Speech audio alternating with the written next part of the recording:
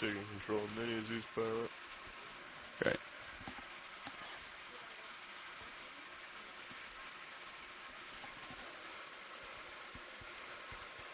I see myself in your Titan camera, continuing to push back underneath Sirius. Headings appear to be lined. Looks like I'm right underneath you. Delta's 18. Come in a little bit on that video, please. I can follow you again. Good. Should be getting close to you. There I am. Yep, I see you. Right. Let's meet at 1.5. I'll get underneath you. You can bring your rotator up to 90. Copy. Coming up. Looks like you could stow my port upper if you wanted. That should snuck out. All right. Let's meet at 15. 1.5. Coming around. Coming to port to 1.5. Great.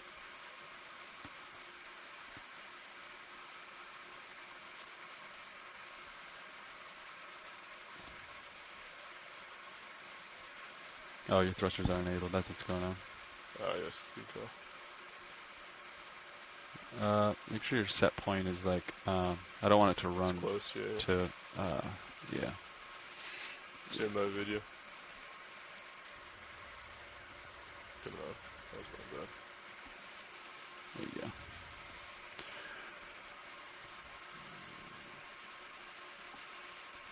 Okay. Spin around. Come around. Much better. Tether looks okay.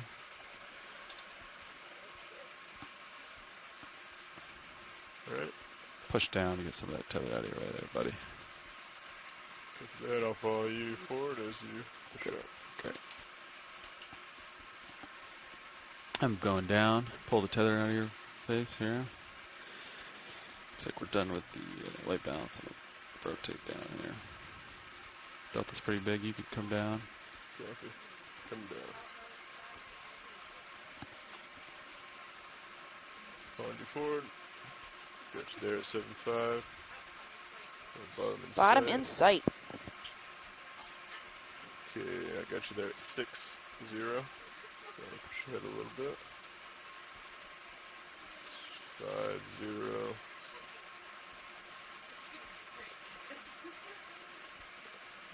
That's 45. And we have bottom in sight I'll here. hold the delta over around 16. 15, Initial 16. look starts to be quite sandy with some Perfect. rubble around. Okay, holding there. We're gonna let Video, the how is that on ROV mini? You want me to drop it down a little bit? come down Or is that usable? and settle in and make sure that they're all ready.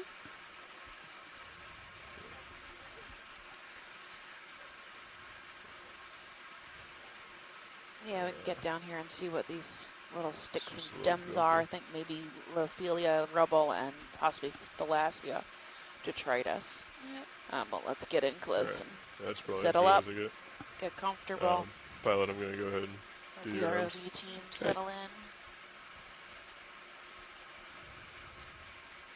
So we actually are on the southern side of this mound, facing north today. We're going to be traveling on the south side, up over this mound, and then transecting mid-water That to the starboard second lower mound. was still inboard. You should probably Gotcha. bring that Yeah, upward. I gotcha. Try to look a little odd.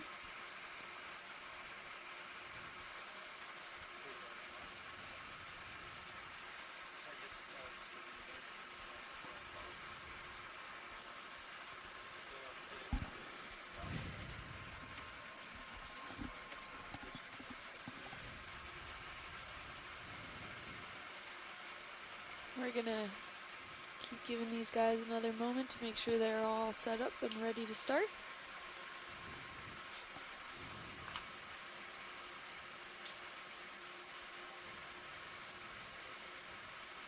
Copy that.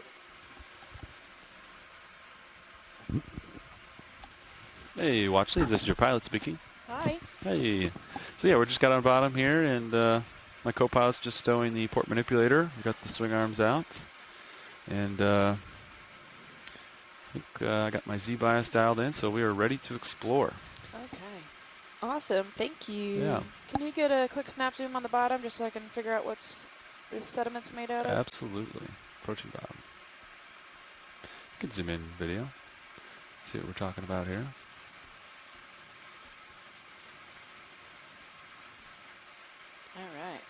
Got some coral rubble, Mm-hmm. some coarse and mixed, possibly some fine-grained material as well. You can zoom in video. You can see what this is made of. Yeah, it looks like Lophelia rubble to me. Same, what is Yeah. it? Manganese encrusted? Yep. Ferromanganese encrusted. Ferromanganese encrusted. I It's- learned something. So it's that iron manganese encrusting that where the exposed carbonates of the coral skeletons mix with the water chemistry. Chuck Messing did point out the other day that it could also be phosphatic encrusting. That is quite common, also seen in the Straits of Florida. I have been going off the literature where a lot of people have called this ferromanganese encrusting, although we need samples and to test for that for absolutely because they look quite similar in the deep ocean. I see a So tiny something to keep in stylaster. mind. Oh Yeah, you could snap the yeah, with some white ophiuroid coral on there. him. There you go. So we're actually looking at the side of a fan of stylaster. Come in more if you got it. Yeah. So he's actually fan-shaped if we were to turn the camera. And then the ophiuroid, likely Ophiothrix is the genus. This is a type of Copy. brittle star. They're very common out here. I think we've seen more of these than any other species when you get zoom in real close. Yep. From far away you can't see them, but because they're pretty tiny. But when you get this close, they're pretty abundant. I don't see a lot here now. You could probably get a 30-meter move underway. Whenever 1.5. you guys are comfortable, we're ready to start transecting. Yeah, absolutely. And Yeah, it's you just another come great wide. observation to point out that despite seeing what looks like an overall coral graveyard where pretty much everything looks dead, if we zoom in and capture some small elements, there are a lot of that microbiology that lives within the coral rubble and highly relies on it for its overall survival, including a lot of these amphipods, shrimps, anything that kind of sees within. So something that we may not be particularly seeing at the moment doesn't You mean see a that lot it's of not current? there. And we have a little crinoid coming off screen now. Kinda coming out So of it the looks northwest. overall pretty dense with that coral rubble blanketed on top. And Upward service. ooh, what is that little guy swimming right in the middle of the Could camera snap there? it. Hatchet fish, maybe? You could zoom in video. Yeah, it looks like a hat. Whatever it is, it's putting in a lot of effort. Ooh. Ooh. We probably blinded the poor thing. He's gone. As quick as it came, it left. All right, so as I was saying, and just to make another observation about this coral rubble, we're seeing that it's highly degraded. You don't see any more of that framework structure being kept there in that in the entire system there. So it's more like a lot of broken down coral rubble pieces with a blanket of sediments in it and between it and maybe slightly over it. And a lot of these sediments are composed of various skeletal materials known as Oh, snap the foraminifera, hatchet. pteropods, mollusks, fragment shells. Oh, there he is again. Aw. We'll let him go. I think I may have seen something relatively larger swim in by Sirius. I just caught it in my Titan cam real quick, but keep an eye And on we it. have our first sponge that we're seeing also with what looks maybe like some live Lophelia. Yeah, a little tiny bit of live Lophelia. Maybe. Gotta get close. May just be new dead as opposed to old dead. Yeah, it looks like it might be some new Could dead. frame these two up. Or at least recently uncovered out of the sediment. It doesn't have that. for the white crust coral on video. it yet. Yeah, does look like it has that yellowish tint where there Yeah. have been some organisms attached to it and covering it slowly. Rel- Yep. Recent Not seeing fatality. anything alive. We No. do have a nice feather-like hydroid on one of these guys. Oh, that's good. And if you see all along the bottom of the frame there, we have a lot of ophiuroids, which is what Stephanie was just referring to. They're one of the most abundant organisms that we've seen on these dives. And I can barely count them as we're looking. So they're all surrounding some of the dead coral as well as on the live sponge there. We have some more hydroids. And a lot of that fuzzy material Okay. that you're Yeah, seeing you can come in. attached to these coral skeletons, those are actually, some of them are hydroids and maybe some zoanthids little and bit other of dust. material, but a lot Yeah. of that is attributed to foraminifera. Okay. And Thanks. these are live foraminifera that have like sticky spicules that get attached everywhere, and they almost look like little tiny fuzzy Pretty fine trees. stuff. If we Yeah. ever find some, when we zoom on other organisms, we're likely to find some attached to them. And they have this center structure right in the middle of them where they precipitate a calcium carbonate skeleton, and that's the same calcium carbonate material that skeletons and everything else that's carbonate base is made out of. Now, the mineralogy can also be different, but usually we still have that same calcium carbonate base, and when the forum actually dies, the shell becomes part of, mixed in with those grain systems, and we're seeing a lot of, we're seeing a lot of the overall sediments here, and they're composed of hundreds of thousands of millions of these little foraminifera skeletal shells, along with some other material. Semi-partial? Yep. We have a swimming crinoid. Yeah, and a small sparsely branched white Gorgonian, which we collected a few days ago.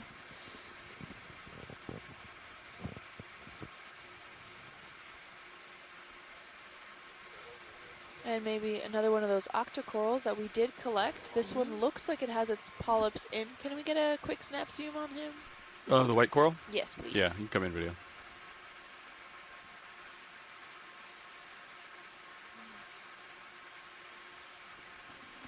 Take more zoom if you got it.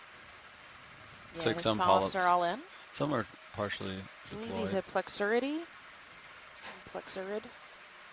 Copy. But we didn't have an official ID of him, so we collected him a few days ago. Maybe new species, maybe... We don't know. Yeah, we're not sure. It looks like the polyps aren't brought all the way in. Some are, some on that, that's coming now in focus. It looks like more of those polyps got bothered or frightened in some way that they're not fully contracted in. But some at the top do. And what is that? Is that like a snail or an amphipod maybe? Yeah, I'm at not the sure. tip? Amphipod on the amphipod, lateral yeah. side. I don't know what's... Oh, it might be a worm at the very top. Maybe an isopod? It could be an isopod. After this Looks profile, buggish. I'll come back to you. Copy that. I'm looking down. 5-5. You got time. All right. Cool. Alright. Yeah, we're good whenever you guys are. Yeah, I Copy should that. have a little bit of swing. All right. Plenty of I'll time. rotate down Oh. for the video. Yeah. Boom. Some small hydroids on the bottom. Yep. Yeah. Some tiny hexactinellid sponges, glass Taking sponges a- in the background. Yep. Along with more of those ophiuroid legs video. poking out in various places. You Some look pteropod serious shell up in on the there. port Yeah. side. Looks like you might have a large push or something. These guys are so Maybe a fragile. They're battery hard to sand really patch. keep intact quite often, especially when you're sieving or taking these samples. So they usually come in broken fragments by the time they make it to the surface and then are washed and analyzed. There's lots of the crinoids, pentametrocrinus. We've seen them a lot in the past couple of days. They're really common. They like to hang out on this sediment. So we've got a slight slope here, it looks like. Maybe 15, 20 degree rise, maybe. May just be a sand patch. Yeah, I'm not seeing anything large. That's further up. Copy. Quite a bit further. Oh, I see what you're talking about. Yeah. On your view now. And as Steph pointed out earlier, those long strands of dark material that seems to be kind of Sand. cascading spontaneously around the seafloor are Looks like these it gets a little Thalassia more seagrasses. rubbly, though, And as you move the forward. seagrass only forms in shallow water. It does, since it is a grass, it is a plant, it does need photosynthesis in order to grow. So they're usually in that tidal zone within the sands and in certain areas, and why they're at the seafloor, we don't really know. Maybe they died and just kind of started to be swept away by the current system, and then they became dense enough to then sink into the deep water, So becoming this one part of has that its polyps detrital out, I might material. go for It was then. also a good observation by The white Scott one. France a few days ago that maybe it was also Hurricane Come in. Dorian, that when he swept through the Bahamas, he ripped up a lot of that seagrass that was there and brought it then into the Gulf Stream to be carried out and then just placed in various areas on the seafloor. So this is that same white Gorgonian we saw That'd earlier, be a except it sponge has at its the bottom. polyps You out. come in Yeah. on that. Yeah. It's a good sign. Right, so Kim described them as snowflake-like. Yep. Because of their pinnules, they all Wow. come to a point where in a lot of the other octocorals that hopefully we'll see also today, their pinnules usually are all the same size, all the way to the tip of these tentacles, but these guys have their pinnules kind of coming down to a point which makes it look more snowflake-esque. Little shrimpies. Yep, you fouled shrimp.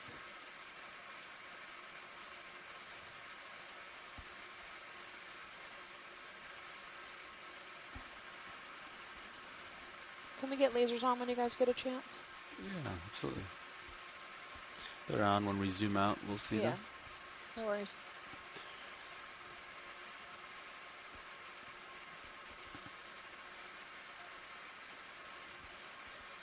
All right. Yeah, we'll try to find lasers video.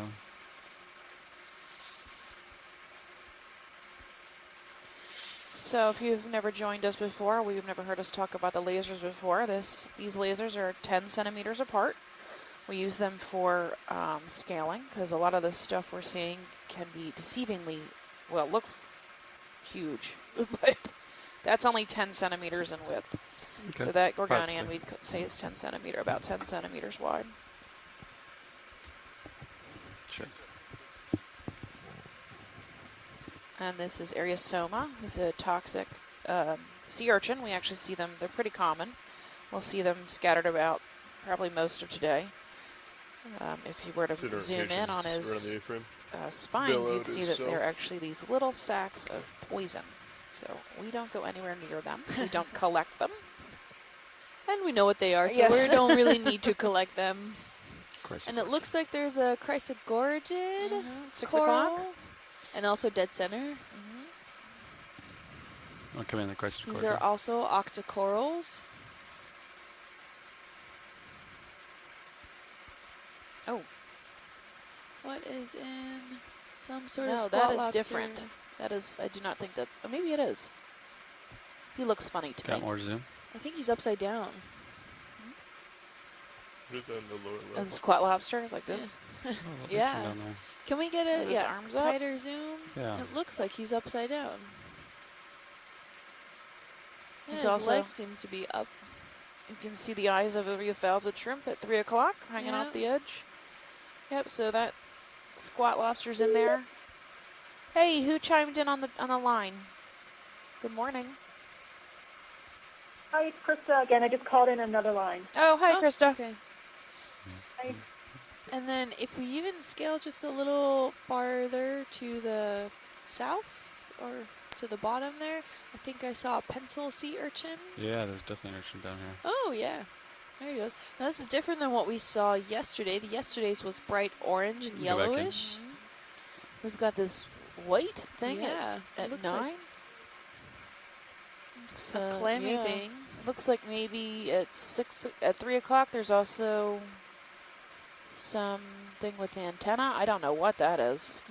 And I do not know what this clammy thing One is. thing. Oh, that's a pteropod shell up on the corner, on the upper left-hand corner.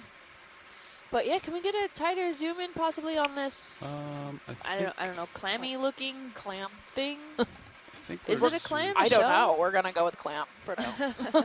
I don't know what else to call it. It's clear, which is really odd. Yeah. It might be a sponge. I don't even know what phylum to put this in. I think what just floated across the camera was alive for it. Really? I can try, yeah.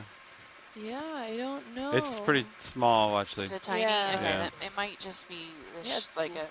less than a centimeter big Yeah, almost. it's tiny. Yeah, there's lasers for Just to give you perspective on how far we can actually zoom in here. Yeah.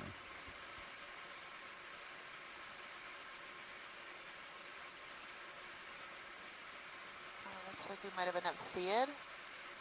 This is soft coral. We have a new sponge too, right? He closed up. Zoom in.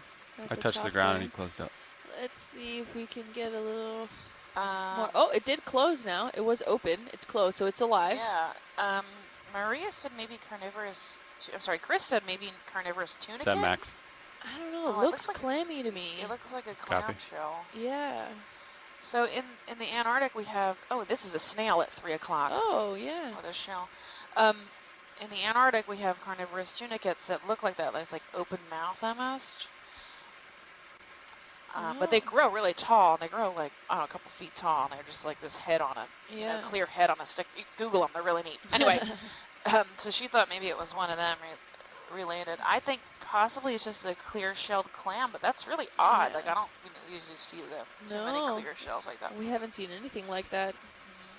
I am enjoying this little snail, though. Yeah, Zoom out in a he second. looks happy. On the right-hand side of the screen there. Oh, it's opening. It's also a really great shot of some sediments that I was referring to earlier. Ever so slightly opening as it gets comfortable with us. Oh, yeah. Like when I touch the ground is when it closed. Oh, so, okay.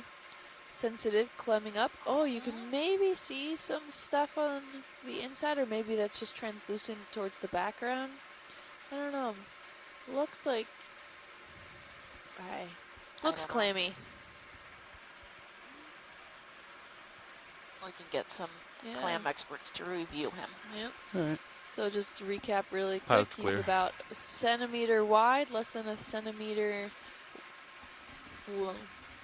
tall, I guess you can probably say.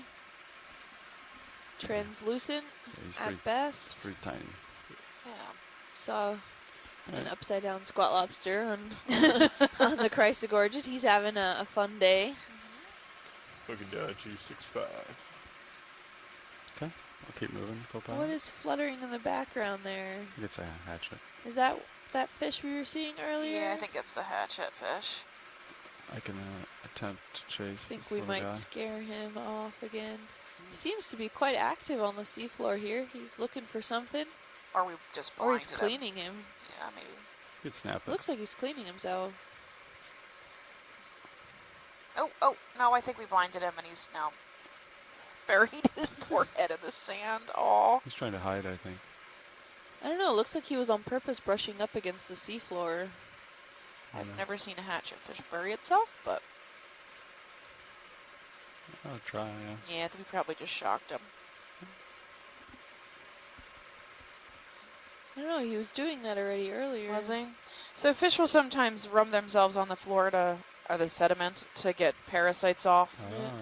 That's not uncommon. I don't know how common it is for hatchet fish. He's upside down now. Wow. Aw. I think we're freaking him out.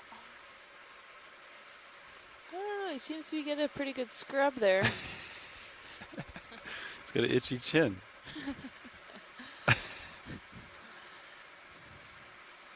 All right, we'll let him go. He's a little guy. Uh, He has this really cool kind of black stripe at the top with some orange-ish. I don't know if that's more of a reflection of the color, but definitely looks really interesting. This little guy. I do see an additional fish here. Acting a little more normal. You can come in. Yep, it looks like A rat Exumia. tail, maybe? Yeah, rat tail. Hey, you just chimed in. And you just chimed in.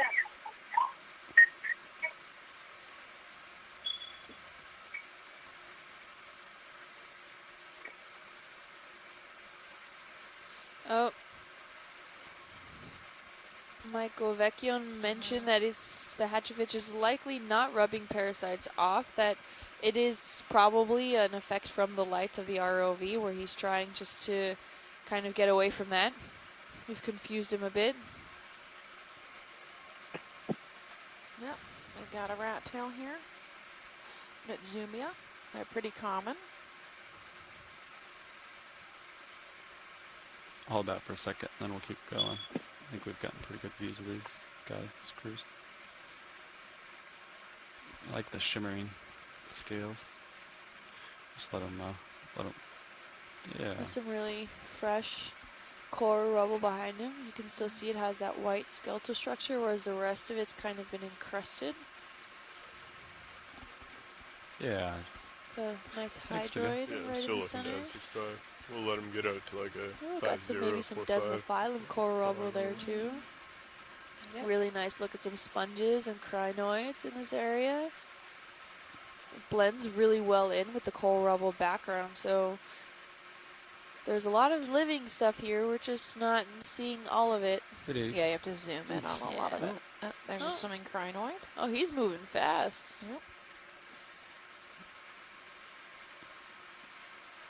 It was mesmerizing how they're... Oh, you can come back in on the Seems purple to and see if there's just any like interest on that this. spot right there. Yeah. Pentametricrinus. Oh, this guy's it? interesting. Purple Gorgonian. Yeah. I do not know what kind. Take more zoom if you got Looks it. like a small crab at the foot of him. Oh, yeah, there's hiding. And a ring anemone midway up that stalk. Yeah, with all retracted. Oh. Yep, sorry about that. My left toe kind of... Oh, that crab is moving further in. Really interesting polyp structure here. These polyps look broader than that white octocoral that we were looking at earlier. They're coming out more, but they're still... I can't tell if the pinnules are coming down to a point like the other one. They are, but not nearly as dramatic. Yeah. The other one's much more fine at the tip. Yeah. Like the little pinnules are way shorter, like almost non-existent. come out. Whereas this, Well, look, we're seeing They're another kinda one of those stray. little clam thingies off to the left-hand side there. Although we've been informed that Chris says it's not a clam, but I'm not entirely sure what it is, so maybe someone out there can let us know. We said 9:30. Ready for bingo? 3 minutes. it looks like we maybe have some macro sponges ahead That's good. at noon or 11. Copy. White circular. Another fish there, likely another rat tail Yeah, you at want the to center. snap the rat tail video and then we'll keep moving? Yeah. Confirmed. Hello. And a crinoid, swimming crinoid. Well, a crinoid on the bottom. It's not actually swimming. We can probably start another move. It just can swim. Yeah, sounds Try good. to Sort Well, of. those are more Or sponges 20. or more of that Can let this go other video. organism that Keep we've been moving. looking at. Thanks. The clam Yeah. that's not a clam. Yeah, I think those are probably hexactinellids or Probably a 20-meter move, I think. For now. And then we can... or looks like we're starting to get into some... tunicates. more Colonial Oh, tunicates is that is a- another possibility. Is it Geodia? This looks like Hylanema possibly. This yellowy sponge that's at the center of the screen. Do you want to look at the two? with Sure, the- we can look whatever you want. We're good. I am happy doing anything. Copy. We can totally look at those two sponges at that are now at 6 o'clock. Yeah. And then I'll go Looks up like to the- Graysagorgia to the left. come in on the sponges. So Or these the- are, I guess I've been push calling them Heterotella. Shirley admonished me, said maybe Euplectella. And then we decided to move up to Euplectellidae, which is the family which encompasses both of those species. So Euplectellidae, and it's, but Venus's flower basket is the common name.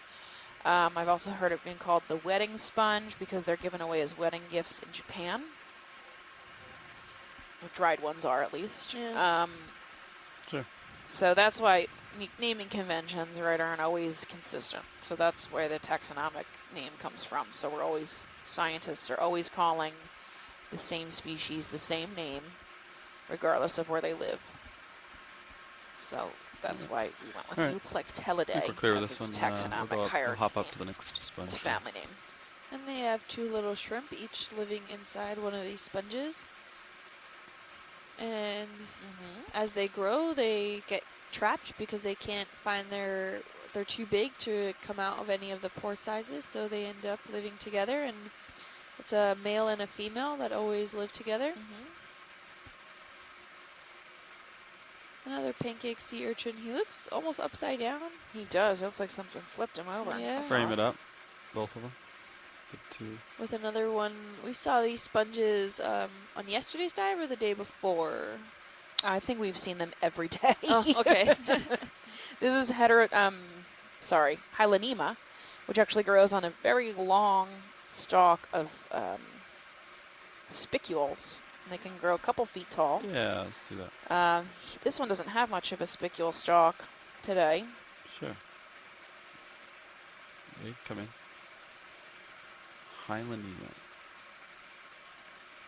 And then it looks like this blue sponge is probably Hymodesmia. Oh, yeah, so we can kind of see his spicule stalk underneath Yeah, him. super short. So he'll grow, that spicule stalk will likely get a lot longer over time, and he'll sit on top of it. So it looks like a ball of cotton candy on a stick. I don't think it tastes as good, though. No, I would imagine it doesn't. I would imagine the spicules would probably stick right inside your cheeks. Very unpleasant. Probably get a full specimen. Not that with anyone should lasers. try it.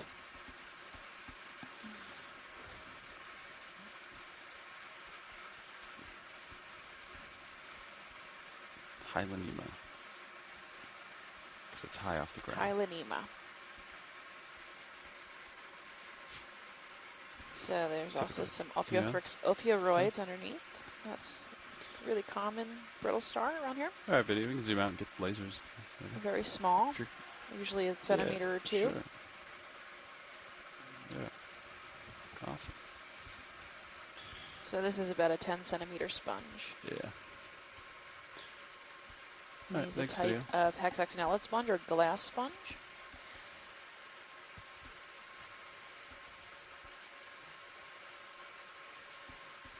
Oh, we have a stalked crinoid, Oh, I see that. dead center screen.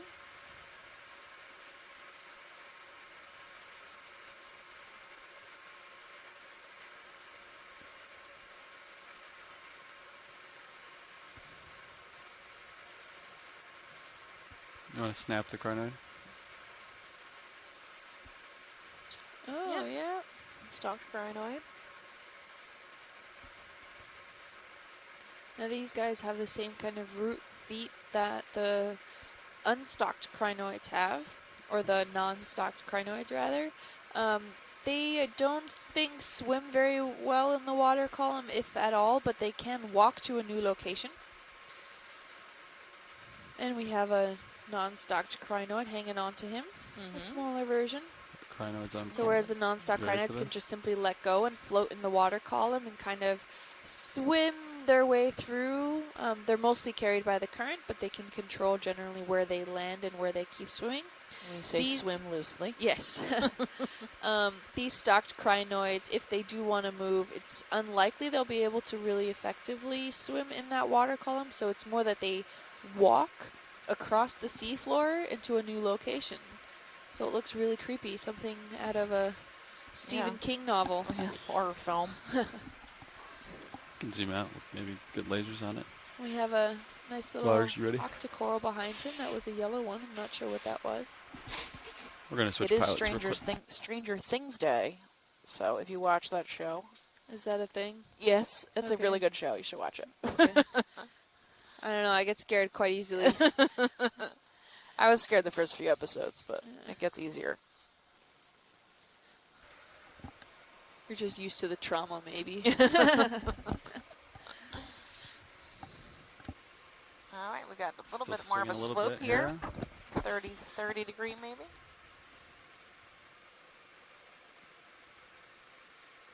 So Chris was saying those clammy-looking organisms could be a carnivorous tunicate. Can you select the top And of the she mound? says she's now? not sure if they've ever been reported in the tropical western Atlantic. So You can if just we do select it, see yeah. some, we'll consider taking a sample, No, but yeah. we have to double check on that. Oh, we have some more of those octocorals in the background and those single-stalked crinoids. Well, the stalked crinoids. They don't come multi-stalked. Looks like we've got a little more depth in the or structure to the Lophelia rubble. You can see a lot of that trapping of the sediments that's happening a lot within the structure itself. The structure gives it more of that lumpy texture, but being slightly more in the water columns makes them susceptible to a lot of that sediment that's being transported also in the water column that gets then trampled and baffled within their framework system. And if the corals don't get degraded until they're really like flat along the water column, this is one of the main things that helps the development overall of these cold water coral mounds, given that this is a cold water coral mound. Oh, look. Hi, fishy. Do I do a snap on that video?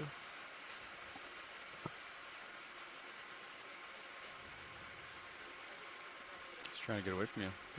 Yeah. What are we looking at? So we saw him yesterday, but I don't know Yeah. what it is. Yeah, not sure what he is. Sorry, video. Thought he was getting dirt bed the other way.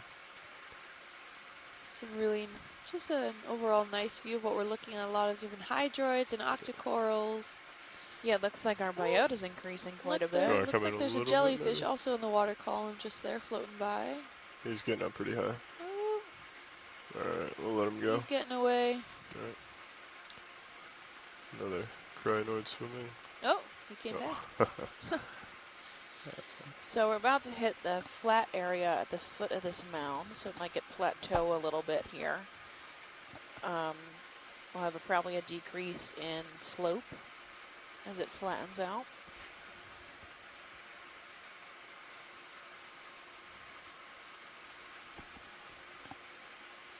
We're seeing some of different species of octocorals all around here. Yep, and an increase in biota. So we are on that southern end of this mound, going upslope. Yeah, we have more of these white Gorgonians we collected yesterday. The small, sparsely branched. Most of them have their polyps in, it looks like. Oh, maybe not. Some From this far away, can't really tell. chrysogorgids. Yep, the small pink ones are, look, the pink bush, the small pink bush is Chrysogorgia. Oh, we have that blue encrusting sponge that we saw yesterday. And that would be Hymodesmia, likely. The white Eupactylidae. The Venus's flower basket, or the wedding sponge. We've got a cool sponge here at noon. It looks meshy. If we Okay. can get a snap zoom on that. Yeah, we It's can go coming ahead. in dead center right now. Understood. Little fan.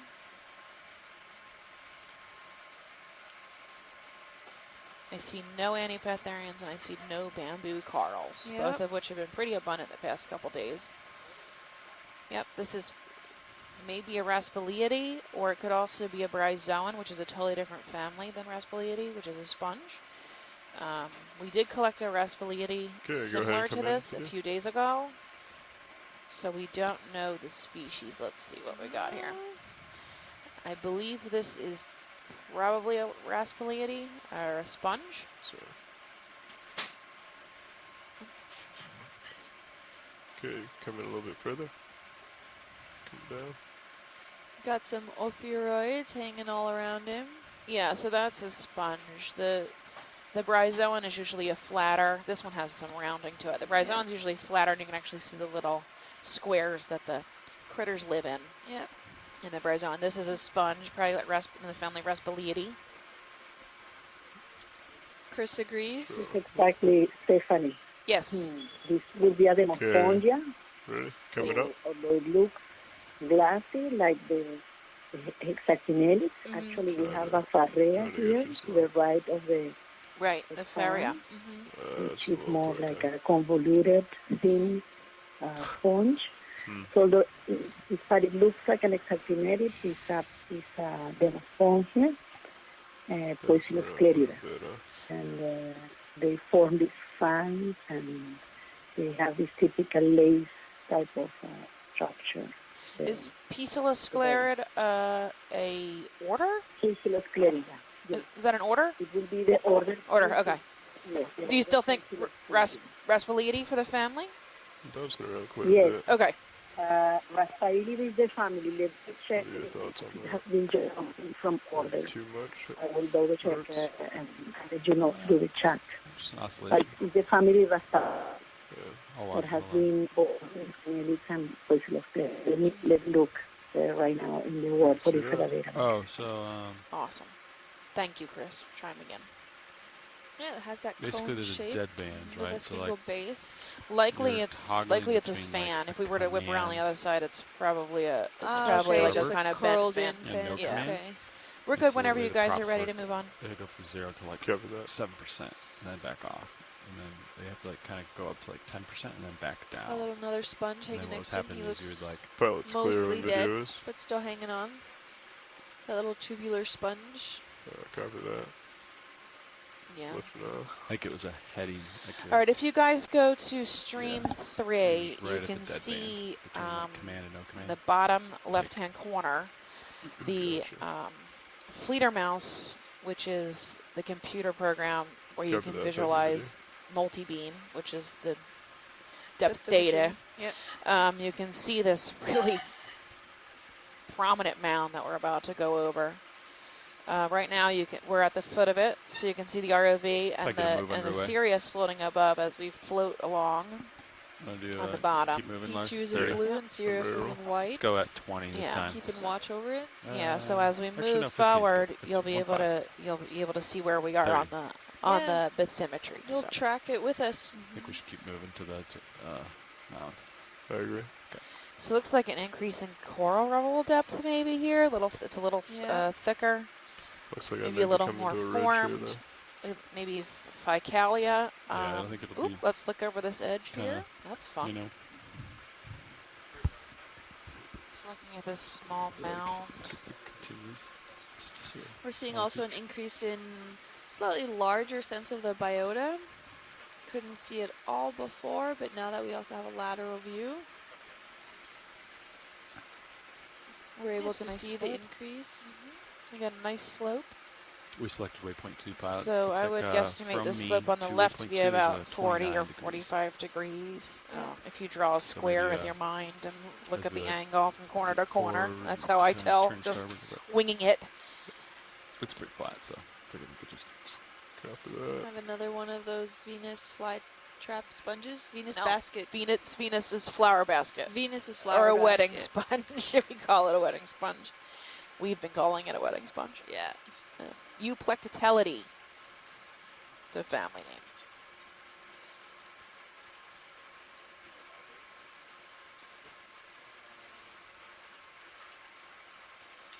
I'm seeing really nice frameworks that are still intact from the coral system that once lived here, or at least around this area, maybe further upslope. We're not seeing it as degraded as we did at the base of this mound. So we're coming up over a slight hump at the southern end of this mound. We haven't really started the overall ascent slope onto the major portion of this mound yet here.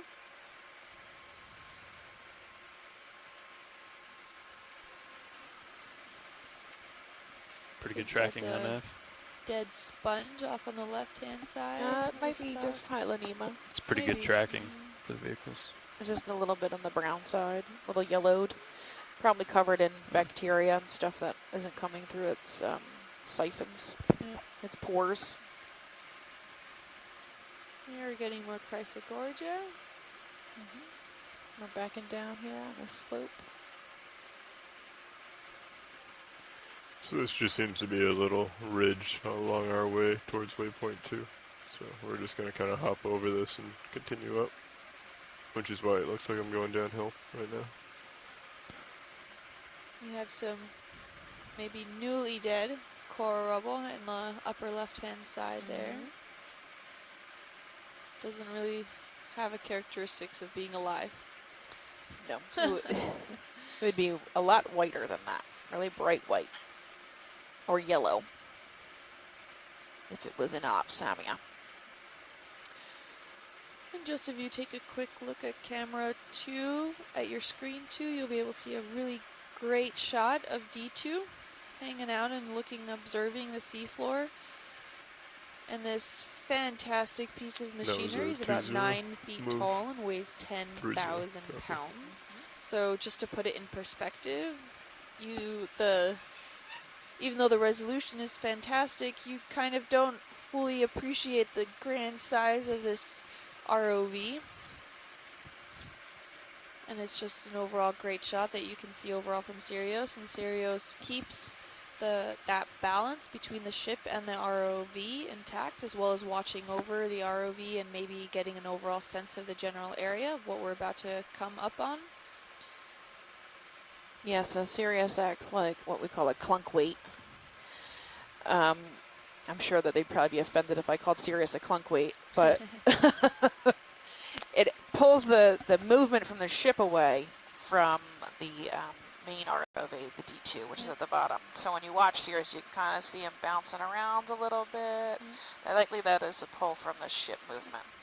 Can we get a quick zoom on that left-hand coral? It's like right next to that white coral that's standing up. It's towards the left side of it. It almost looks dead. It's kind of blending into the background really nice.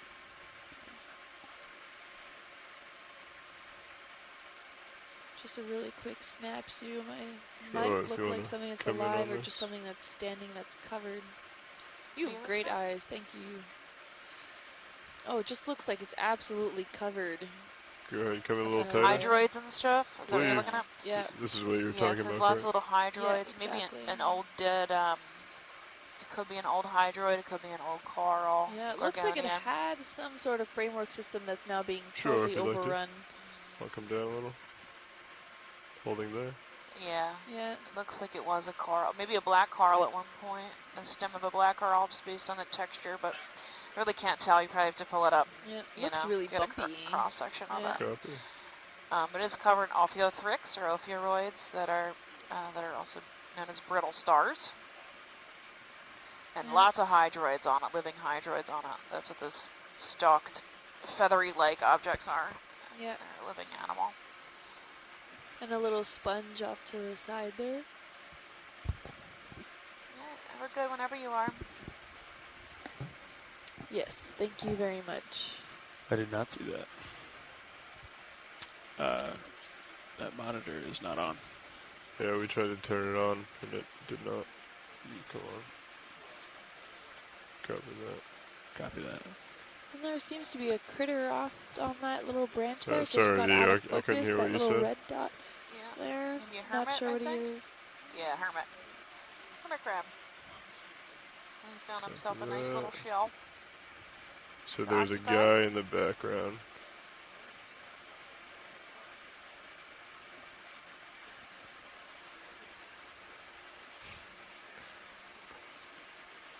I apologize. I've gotten so used to taking still shots.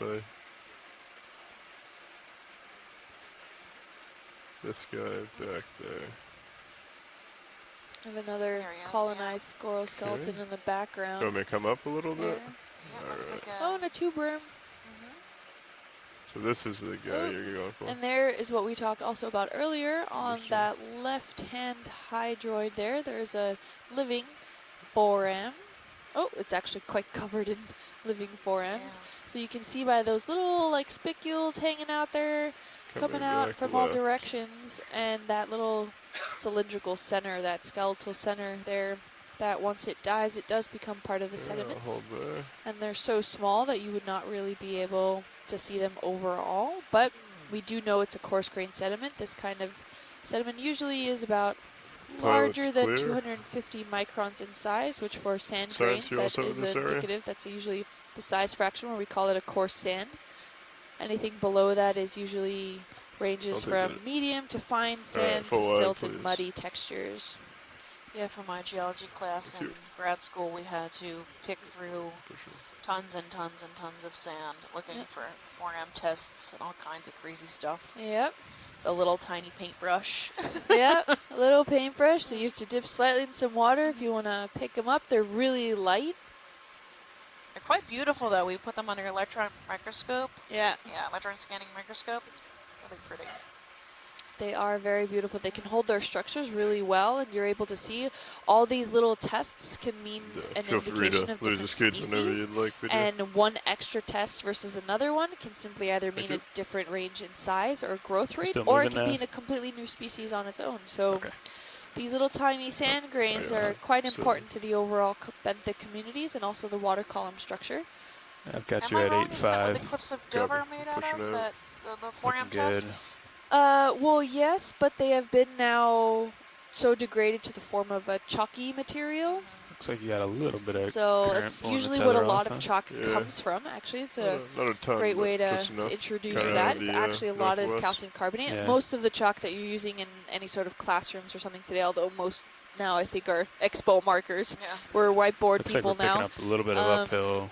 any off sort to of the chalk that was made before port. was made Yeah, usually I was think there's a mined out of ridge these to areas our with these northwest that we're highly kind of on, degraded but kind of not. carbonates, and it Like comes we're on so the very edge fine of and it. just overall you Yeah, cannot tell that makes now sense. anymore what the actual original just come carbonate around. was, but it's just so I fine mean, we ground could and climb to the altered top of that it that has and then that follow light the chalky ridge up. material. Although for the You know, as when it chalk bends became very, around, very popular, that's of they started interest, producing or a we synthetic can just stay kind down this of little it. So gully it wasn't until we get like always that. I think that mined might be until smart. we Maybe come invented in, the expo marker. But let's see what it definitely is for if I a lined while up. it was one of those main Maybe things that came out of due there. north or something. Yeah, what do you think about that, Neff?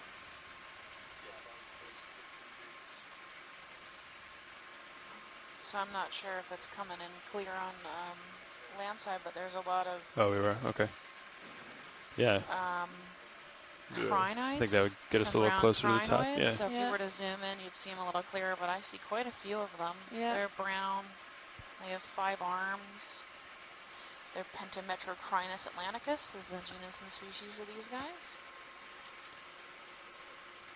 And they're pretty abundant. They're just difficult to make Yeah, out you in the swing your ground with head, the I'll brown background. come center Yeah. myself. Copy that. And we're seeing some I'm of this at coral north now. framework. We're seeing a mix between more of that degraded, broken down framework system and a few small patches of maybe some better intact frameworks along this Yeah. slope here. I like We're now 000, reaching the top of that Yeah. first little hump but if you look at the wind, it says to get to 3.6. the main summit.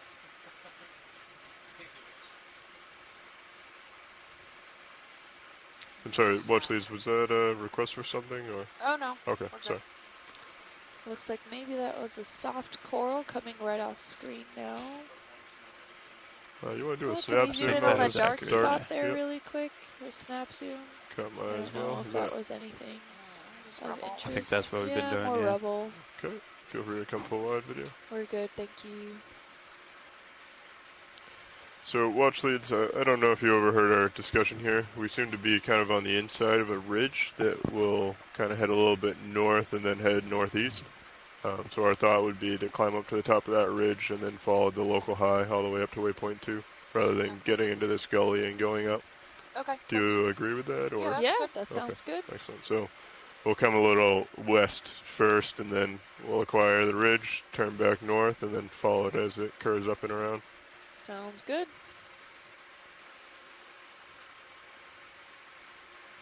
Just seeing if I can get some more detail on that. I think that's about as good as we're going to get. Yeah, we started off on it, I think, and then kind of dipped down. Mm-hmm. Oh, just directly on the way to waypoint 2. Well, we yeah. have a single stocked something. Is that of interest? Sure. A quick snap zoom, Okay. Video? just to get an idea of Quick what snap. kind of what it is. Crinoid. Stock crinoid with a Oh, yeah. bunch of hydroids attached to it, maybe. And a little Yeah, some kind hermit of crab or yep. snail or something. Mhm. Not sure. Sure. You gonna zoom in on that clam real quick, or Yeah, whatever he we'll is, zoom in. Gastropod? See if I can see if he's got legs or up. Yep, think it's a snail. Yep, it's a gastropod. Yeah. I want to say Olavulidae, but I know that that's the other one. So theirs are nice and smooth. Their shells are nice and smooth. A lot of the times their mantle, which is the soft part of their tissue, will actually come up over the shell, which keeps it clean. You can see his foot attached. He could be eating these zoanthids that are attached to this crinoid. You can see his little eye and his proboscis. So those two antennae are sensing Gonna smelling and come up on the sensing rotator a little bit chemicals in there. the water column, and then Video. you can see his proboscis coming out. Looks kind of like a little elephant coming out, and his eye spot. So you might go ahead and eat some of these if you can get a good look at them. Slow moving. There's some currents pulling it over.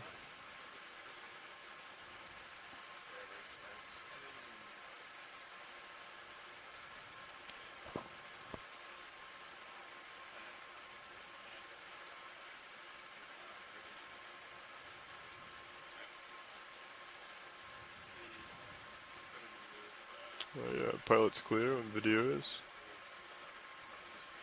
Sure.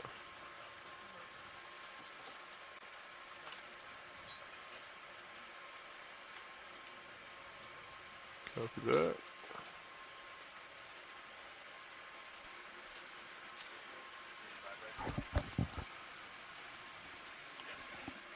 So, great shot there. Thanks, guys. Okay, pushing forward. Some See if we possible can some find the crescent top of this gorget ridge. off to the left-hand side there with. Oh, is that another crinoid behind it? I think. Yep. I almost got too excited for a black coral. Nope. Yeah. At least not yet. Maybe up on top we'll see some.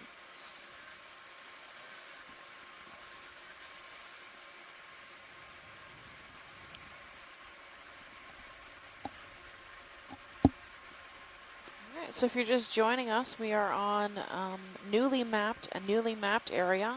We're going to be traveling across two large mounds that are about 60 meters tall. Yeah, so Copilot, I don't know. The foot of the They mound is at told you we're trying to 840 meters. reacquire the ridge, take the ridge top all the way up. The shallowest point is Okay. 780 meters, so we have a 60 meter rise. We are right now at the foot of Mound 1 on the south side of Mound 1, on the southern mound. If you go to feed 3, you can actually see that the multi-beam in 3 dimensions has a, what, 3 times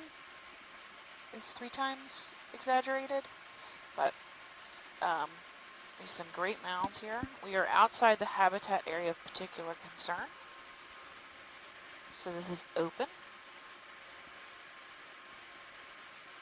We're traveling up this southern slope. We're seeing a lot of Lophelia rubble and some glass sponges and Gorgonians. So there's a Hylanema, that glass sponge we saw earlier, but this one's up on its stalk at 9 Maybe o'clock. spin a little bit What's the number more of that monitor, Chris? to stub. Got a nice That's slope number 9. here. It died earlier. I don't think we wrote it down. You want to do a snap zoom Looks here, like maybe video? 20-degree slope. So There's just a small sponge. hexaxonellid sponge.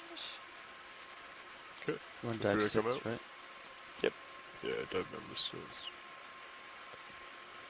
So Copilot, it looks like if I was to go forward here, I'd get up onto the ridge. Let me turn with you. Yeah, if you don't mind. Just until we acquire this. Now and we've then got a lot more coral rubble. Looks like there's a lot more standing dead, maybe. Yeah. so we can push to the top of this, get up, and then follow. Quite a dense patch. It's getting more and more dense as we're going upslope. And I think, is that a scleractinian we see off in the distance, or a bamboo coral that's kind of bent over there You got it back, Chris. Where are you looking? on the left upper side of that screen? Yeah. That little white patch there. Probably Lophelia. Might be old, new dead.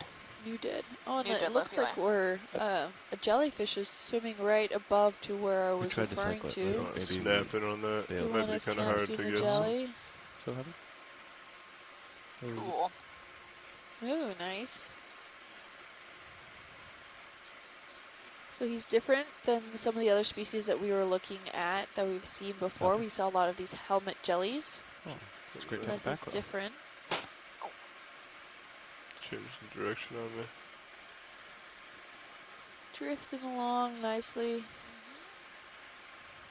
Just keeping off the seafloor so he doesn't get stuck or tangled in any of that rubble. This one's totally clear. He's got really neat attachments where his tentacles are. Okay, 10 more It's like a seconds flower video. almost. He hasn't eaten in a while either. He's totally clear. Yep. And we'll let You him can see just his drift off. mouth opening. That little hole in the middle. He's looking for food. Alright. I think they're always looking Full for up, please. food. Yep, doesn't come Thank as in abundance down here. So yes, here's some dead standing coral on this edge. Some stalked crinoids, and yeah, I think if I'm not mistaken that I almost saw some bands around that coral that we were about to get a zoom in on that left-hand side. And it looks like it was a bamboo coral. If you want to steer me to it, I can. Oh, it just got off frame off Oh, to the sorry. left-hand side. Keep going a little more. There. Just came This into guy? view. Yeah. Straight ahead? Yes. Or, okay, if you want to come in. A little to the left-hand A side little there. to the left. No, that's a crinoid, yeah. Keep going up. There. Upper Oh, back, the upper one left, laying on? Yeah. Okay. Yeah, it Am I looks still like moving? dead Let's see. I Lophelia. believe Oh, we're yeah? stationary. Okay. The polyps confused me for banding. Okay. Had some crinoids around him. Alright. He's starting to be taken over by some of the microorganisms. Oh, Full look, we wide have view. a sponge garden ahead of us nice. here. Really, they're small. Some are more bulbous Yeah, than the other I think ones, this but is the top of the we're ridge starting here. to see Go this follow it, I'll start coming little back to the north. octocoral and sponge garden in this area.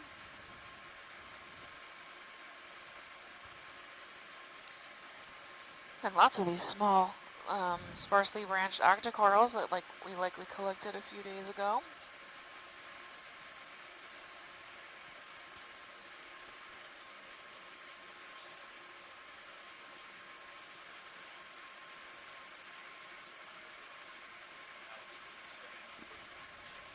I think we put it back in when we got a new version of iPad. Yeah.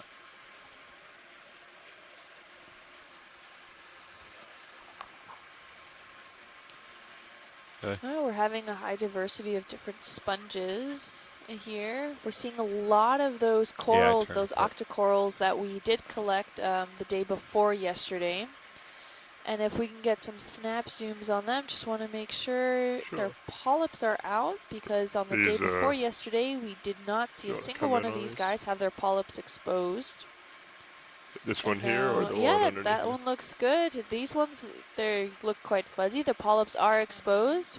And we have a soft coral also on the left-hand side of that frame there too, but this guy seems to be quite happy for the most part. Some of his polyps are in, but we Okay. are seeing quite a bit of his polyp exposure here, so the Copy water that. column must be good. Something in the Sounds water like- chemistry they're probably liking, looking for We've had food. quite a bit of these. We can come over to the soft coral maybe on the left. Another gonna sponge there in the distance. Another one of Scoot out those over here. looking like a clear encrusting I sponge think right there. it's There. Yep, nymphthiid. This is a Really true nice soft coral. He's got most of his polyps sort of retracted, so they're Yeah. closed but not totally pulled in. Yeah. And then if we can get a background zoom, there seems to be a yellowish of the octocorals that we've been looking at. Yeah, go ahead. Yellowish tint to them rather than just the white one. Yeah, Yes. Yeah, there's There he tiny. is. come up a little. Not sure what this white thing is off screen either. All There's these hydroids. polyps are inside. I don't Here, really see I'll any come in, get a toe exposed. down. Should be good, a little more stable. I should be And fine then here. Ophiothrix, the Ophiuroid. Oh yeah, that little white guy. I don't know what he is. And if we pan up a little bit, there's a pencil urchin just off screen. And there he is. Right, keep Okay. going up. Oh, you see the tips there? There Oh, he there goes. he is. So Stylus sideris likely. Come in on the urchin.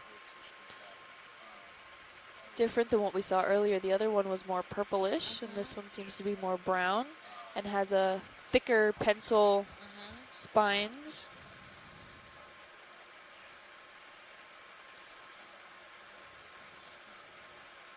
Really nice to see. Are they predators of corals and sponges? Or? Yes, they usually can eat polyps and all kinds of stuff. I don't know about this particular species, but yep, we've caught them, videotaped them. That's like Videotaped a them. significant salt layer as Wow, well. I dated myself. Recorded them. Right. Um, Pilot's clear. eating. We're Yeah. doing science stuff. It's got a whole bunch of ophiuroids around, and there's Ooh. some nice sponges in the back. And a bamboo Ooh, coral. a bamboo coral, the first one that we've seen on this dive today. He's really small and fragile.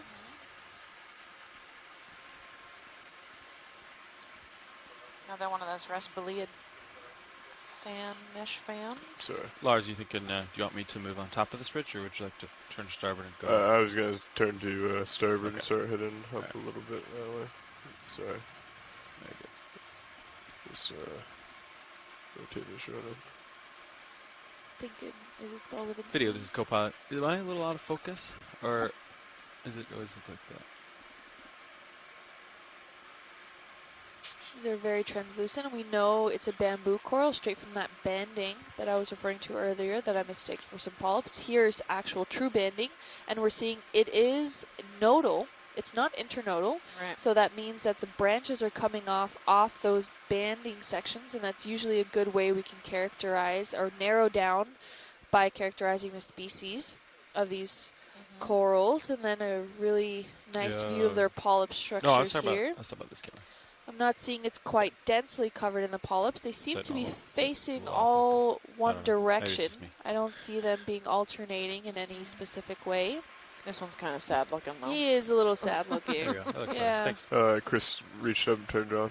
Maybe he was growing and that little piece of coral rubble he was growing on couldn't hold his weight anymore. He seems to be tilted towards the back Could be end the there, power which button. we've just focused in on It's now. weird or something. Toppled over. I'm not gonna say which Chris, but Chris turned it back on. So we're good if you guys are. All right, pilot's clear. My video is. Oh, that might be a Eucidaris, now that we've backed up and I've Okay. seen how thick his For what? pencil spines are. It's like a Oh, the latching style. sea button. urchin. You know what I yeah. mean? Like it stays Oh, in. and that sponge in the background there Yeah, seems to I have was a right here. I I think Interesting. it looks the Button. same weird as that. shape. Yeah, that so I think the button's failing. Usually. big snout Oh. sponge we saw a few days But ago. yeah, I'm at Oh, 38. yeah. I'm just gonna reach out to this sponge here, Shirley pilot, gave me a and then name I'll on it start and I heading cannot north. remember for the life of me. If that's all right with you. I think I have enough room.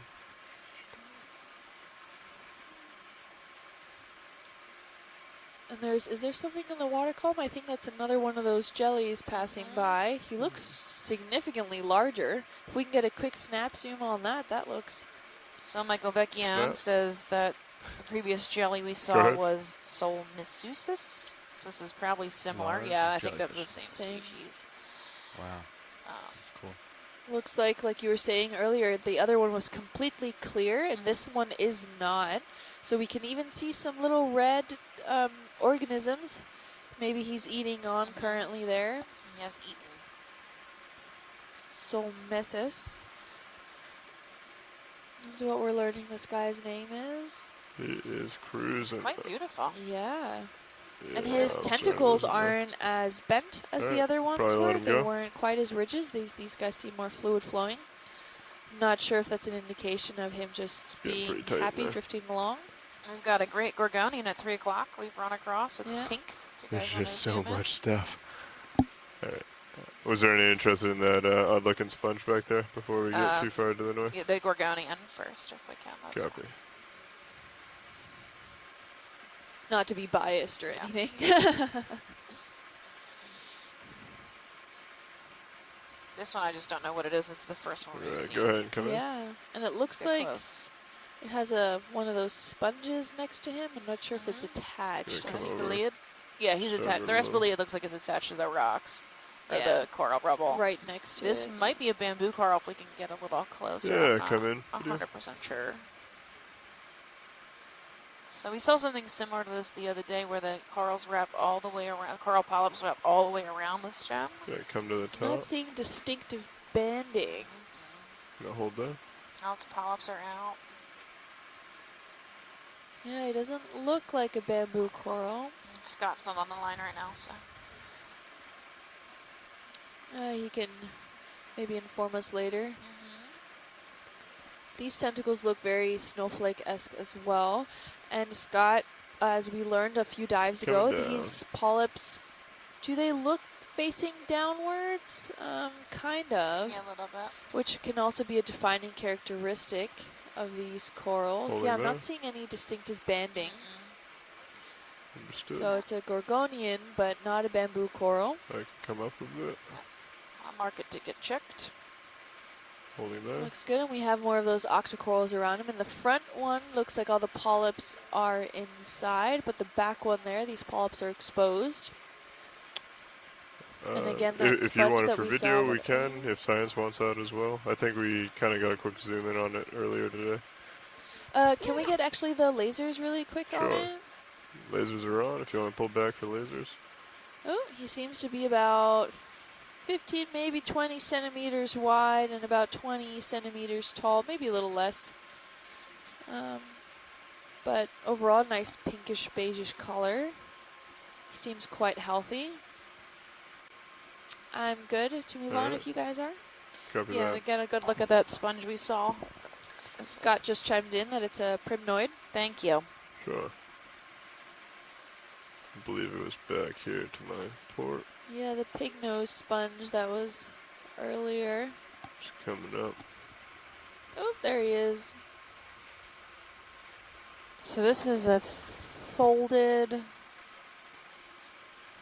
looking white, porous. Blubby. Yep.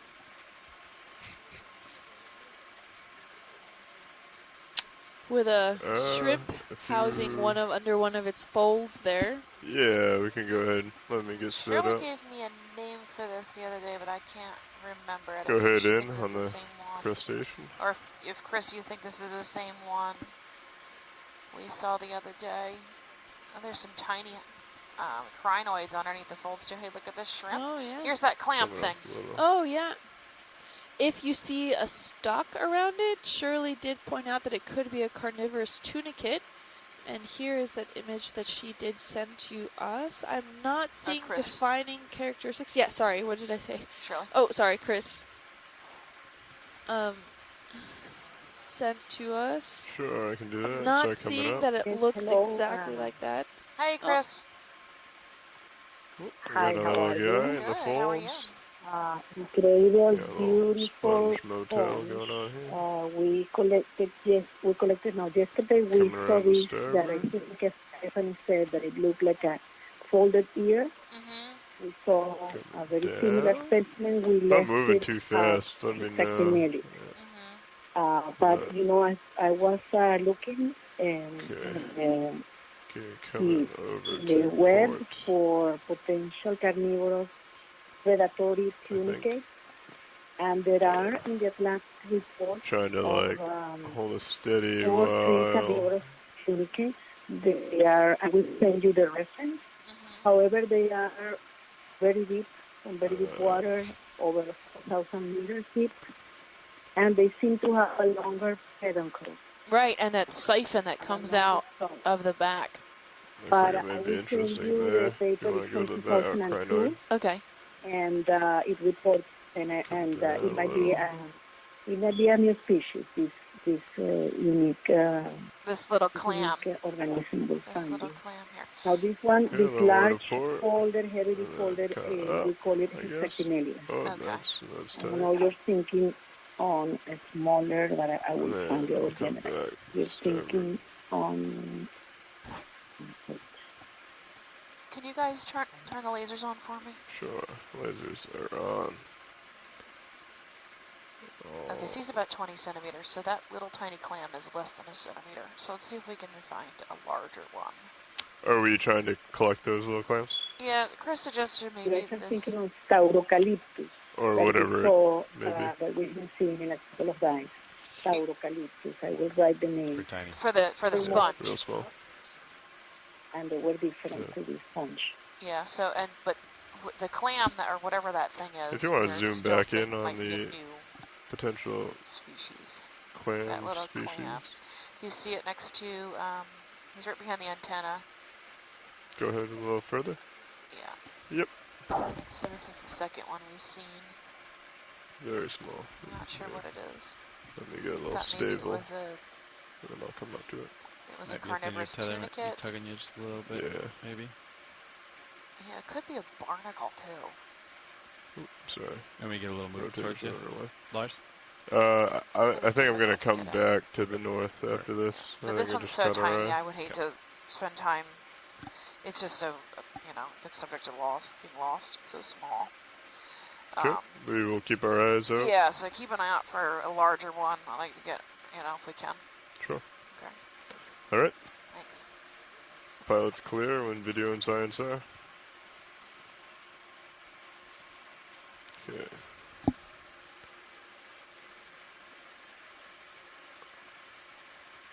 Coming around. Copy. Looks like we're on the top of this ridge here. I'll swing around and start heading a little more So we're north. about midway up this flat area on the way to the top of Mound 1.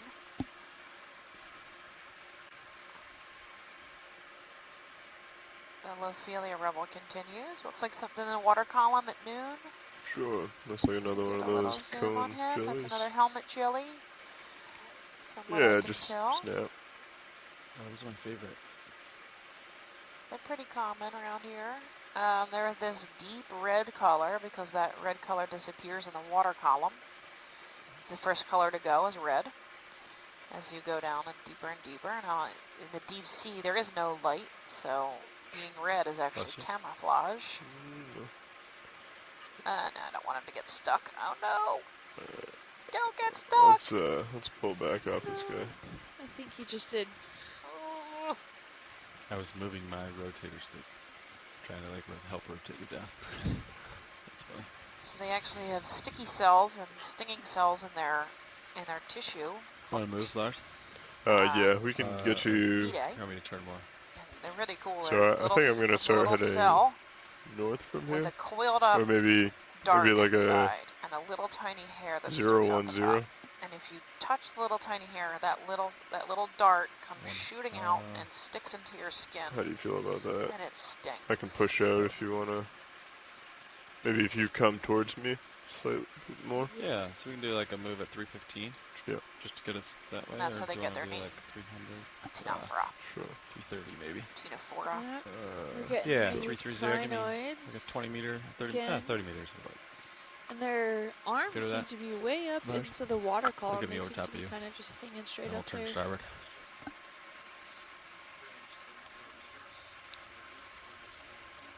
And we're seeing, oh look, there's a little yellow highlighter sponge that's right to the right bottom of our screen-ish. Is No, it he's not off looking so screen or is it? highlighter. No, he's right in the now, right at 6 o'clock. Okay. If you Get want a to quick come in snap on that zoom. video. Tiny sponge. Yeah. Looks yellowish, but I don't know if it's that same highlighter yellow. Oh, another swimming crinoid coming off screen now. Video, can we get a snap on this little yellow sponge, please? Okay, I'll get set up for them. Looking around.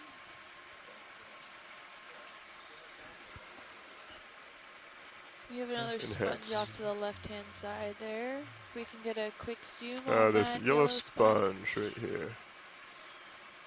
Come down a So it little. doesn't seem to be the same highlighter yellow color of what we've seen before. I would call I'm that at closer max to the zoom. Desmia, like that blue Oh, sponge. sorry, we max see. tilt. I can back We've up if been we want seeing better. Before. But yellow version of it. What's your max down, huh? Yeah, But who 39 knows? I think a decimal lot of mark. these sponges look exactly the same, Ooh, and then Crinoid. the same species can look swimming. totally different in different circumstances. Looks like something out of a delicacy. A Sorry, lot of 1, these 2, 3, 4, species, 5. we can get, I a think good it's idea what they are from pictures, but you pattern really font. have to See the pick them jellyfish? up Can and you look float at by? them in hand There's a lot of and jellyfish floating by. figure out exactly the Sorry, species say that they again? are. The jellyfish? Jelly. Floating by? On the Copy. webcams? If you want to come And out a a little hydroid bit, at 9 Let o'clock. them go. we got It's a just potential jelly. Oh, Crinoid's Ooh. descending. After each If you jelly. want You to guys come seeing stuff in full the out, water column? yeah, Go ahead and look at it if you want. we'll come up to it. So we have many cameras on this Potential. ROV, No? and while we're not broadcasting all the cameras, we can see all the cameras here in the ROV room. There you go. Double shot. So Oh, in their manipulator camera, they picked this up, Get in. so we can swing D2's camera Are up you to gonna get have a good shot of it, Easy. and then put two that on, ships passing in on the our night. feed, so you guys can see it too.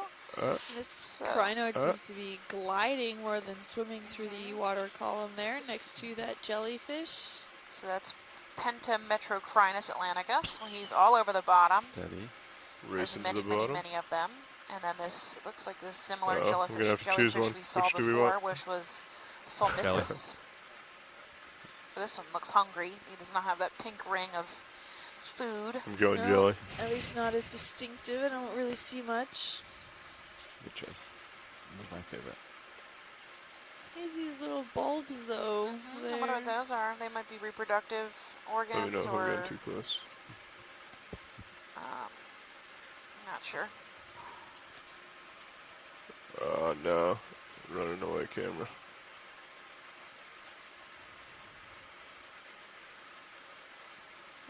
nice to see.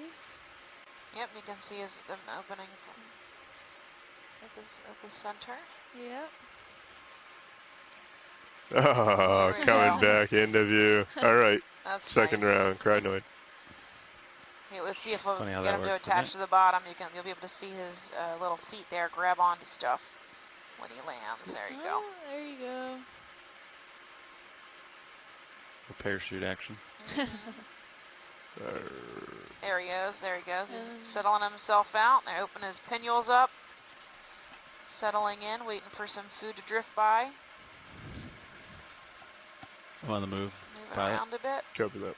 So that's a sea Yeah, lily. I'm all set when Type you are. of sea lily. They're related to starfish and basket stars and Looks like we got a ophiuroids and big wedding cut. holothurians, or I can remember the scientific name. But when you ask me to remember sea cucumber, I blank. Just want to do a snap on this white fork-looking object. Oh, look, a fork. Aha. Looks like So- a plastic fork. Yeah.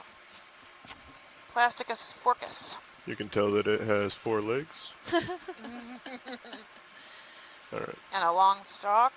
that's good enough. Some ophiuroids on him. They're commonly used to On it. feed yourself. Please recycle. And keep your trash where your trash is supposed to be. Which is not off the side of your boat.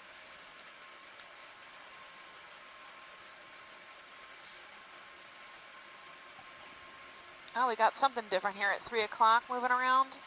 Looks 3 like a hermit o'clock, crab, moving maybe. around. Copy. Hermit crab. Video. Snap. Looking down at you. Cute. 86. Still got a little ways to move. All right. Yeah, he looks look like at- a he's mover. on the move. I'll get set up. Really neat looking hermit crab there. So he goes and he takes other a little bit of time. abandoned shells Copy. home. He kind of, All right, video. if he molts and he gets bigger, All he has set. to look for a new one. So this size gastropod shell, I'm not sure where he found it, but glad that he did. Probably on the prowl, looking for some food. He has some fuzzy stuff attached to his shell, some microorganisms. Maybe some forams, I'm not sure Copy. if I see that, but this is a great view of all of his antennae and his eyes. He's probably tasting the water column to see if there's anything he can go after. He's chasing Okay. the wind a little bit.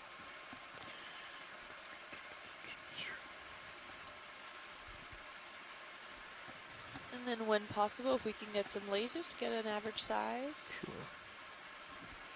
Have lasers on if you can want to see come out video so we can try the and. antenna look very feather-like. Oh, he's quite large, actually. Probably about 5 to 6 centimeters in length. Got you in tight in case you slip off here, but Copy. All right, pilot's clear. Very orange. Lasers looking. off. Push it forward. He just hung out there a moment for his still shot there. Now he's on the move again. And even though we're seeing a slight denser form of this coral rubble around here, I'm not seeing again a lot of that framework structure, that intact framework structure that we were looking for. Here in bits and pieces we're seeing some coral rubble that seems to have some structure intact, but seems for the most part seems pretty Snap on degraded. this dark object. Yeah, let's see what that is. Oh, it looks Seaweed. like some Thalassia seagrass or something that's just decayed. It's now really black. Understood. Some Feel free to pull out hydroids. video. That's still a pretty good framework structure system there. Ooh, can we get a quick zoom in on this fan sponge here? Sure. I'll try and get you a side view rather than the forward view. Another swimming crinoid. They seem to be quite active here today.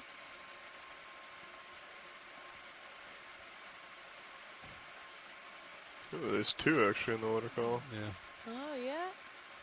he's gonna get stuck in your rock box. And I think this is the front-facing view of the sponge, just given how it's shaped and kind of curled slightly into the current. And it has a lot of these like veiny structures. I don't know if Chris is on the line, if she wants to chime in a little bit about this. This looks very interesting to what we've seen before. It has a very complex interior structure. Yes, it's a beautiful specimen. And although there is a lot of cells on the face that we are watching, it doesn't have the clear branching like ribs that we saw in Fakelia connexia. Yeah, we can do a tight view and then head down to the base. And then, there's... I'm sorry, can you repeat that? On its surface.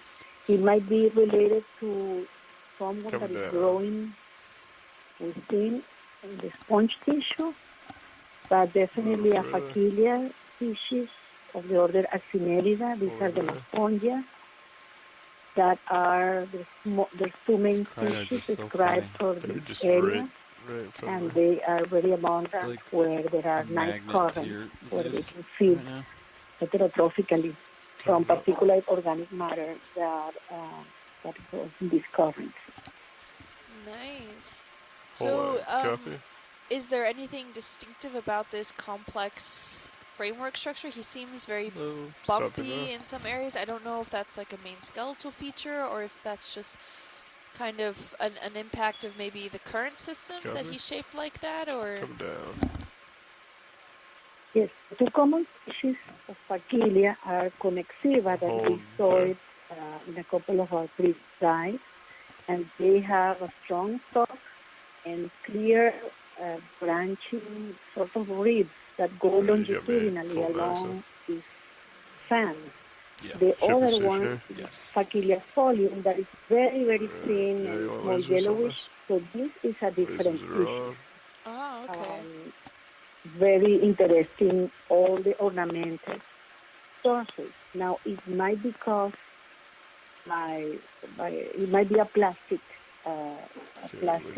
phenomena, or it might be a different species.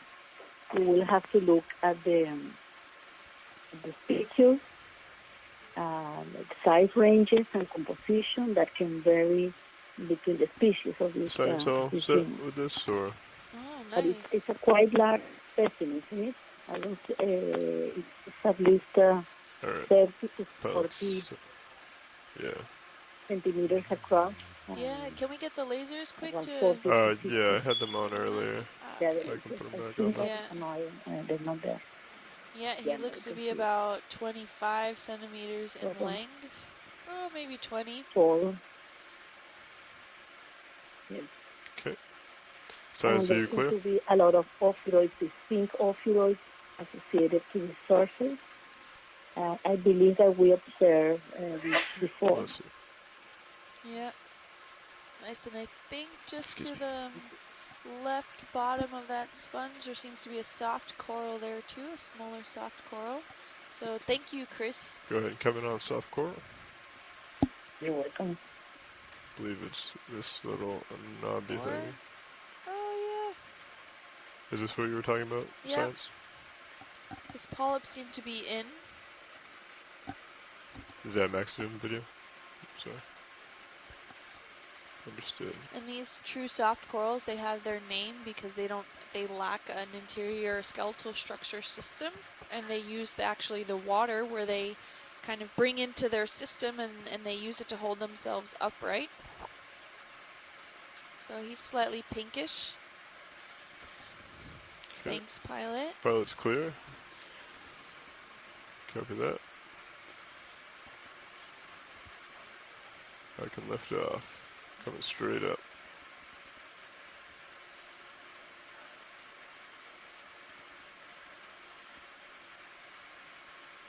Pilot, I'm thinking we push forward. Turn to 45, but we'll see what your sonar looks like. 45, copy.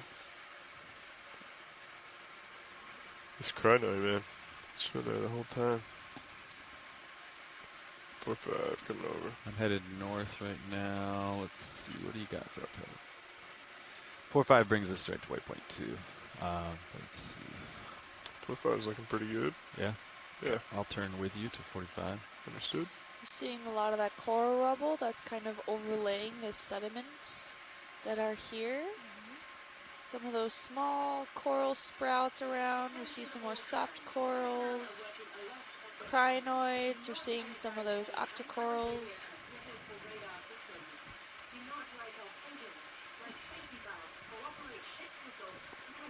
Come up and try to see if I get the tether to behave. You're gonna come up and copy. Yeah, just the tether. Understood. Just gonna kind of wag There's my a cool tail. sponge at like Upper 10 left. o'clock. Copy. A white one. You go I'm check gonna it guess that out. narrows it down to all the sponges down here pretty much. White. Except They're for the white. little purple ones and the yellow. Oh, we haven't seen yet. You're right. How about This might be Ficalia, it might be a hexactinellid. Saw a little yellow White one fan. here.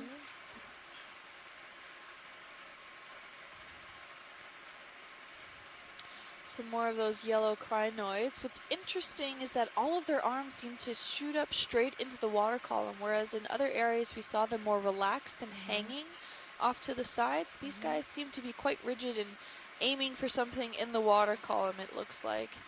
We see more soft corals off to the right bottom hand side of this. Ooh, what is that up there? Then we want to take a look after the sponge. The Crinoid white. or something. A single I got you branched at, Yeah, go ahead and come in. 50. Copy. Yeah, so this is similar to the sponges we've been seeing. Like a white amphitheater. Likely a hexactinellid. Chris, if I'm wrong, feel free to chime in. I have some Yes, ophiuroids. Stephanie, how are you? Definitely an exactinelli that we collected yesterday. Very thin sand. You can see there might be less 5 millimeters in thickness and highly porous sources. And we've seen it. This is the third site where we've seen them, and they seem to be quite abundant when they start appearing. Yeah, they do. Associated to either soft corals or cranium. Yeah, and if we could scale further a little down to the bottom of this, I think we see a sea spider. Coming down a little. And then off to the port Left. side, the left. Coming to the left. Now, Oh, too far. Too far. Is it on the sponge? Yes, Okay. he's, He's you can right see his legs right there, yeah. It's all fuzzy. Yeah. Yeah. The body Why is he has fuzzy? fuzz on it. Go ahead and come in. is he dying? He's exactly at 9. Left at edge of the screen. Yep. It's off screen. Left edge of the screen. Yeah, 9 o'clock. Fuzzy body. There's his legs. Tiny, tiny legs. Oh, I don't know what's happening. of course I saw that. I don't know if he's got sponge attached to him or what. Go ahead and come I in. think he's dead. He has a beard. Yeah, it seems to be. Is that full He's keeping zoom up with video? trends. Yeah. He's a hipster. Although- Hipster picnicated. Although he might be dead. Can we get an even closer zoom if that's possible? Is that full zoom video? He's trying to join our ROV team. Okay, There you if you want to come full wide, I can get closer. I don't know. Oh. He seemed to have quite a Is it significant fauna, right? abdomen, Is that what these so I are, don't guys? think Is that he's Huh? an actual Anyway. sea spider. Let's get Nope. closer. I don't It really is. get to a good chance. The sap chain, maybe? Kind of rubber. To get a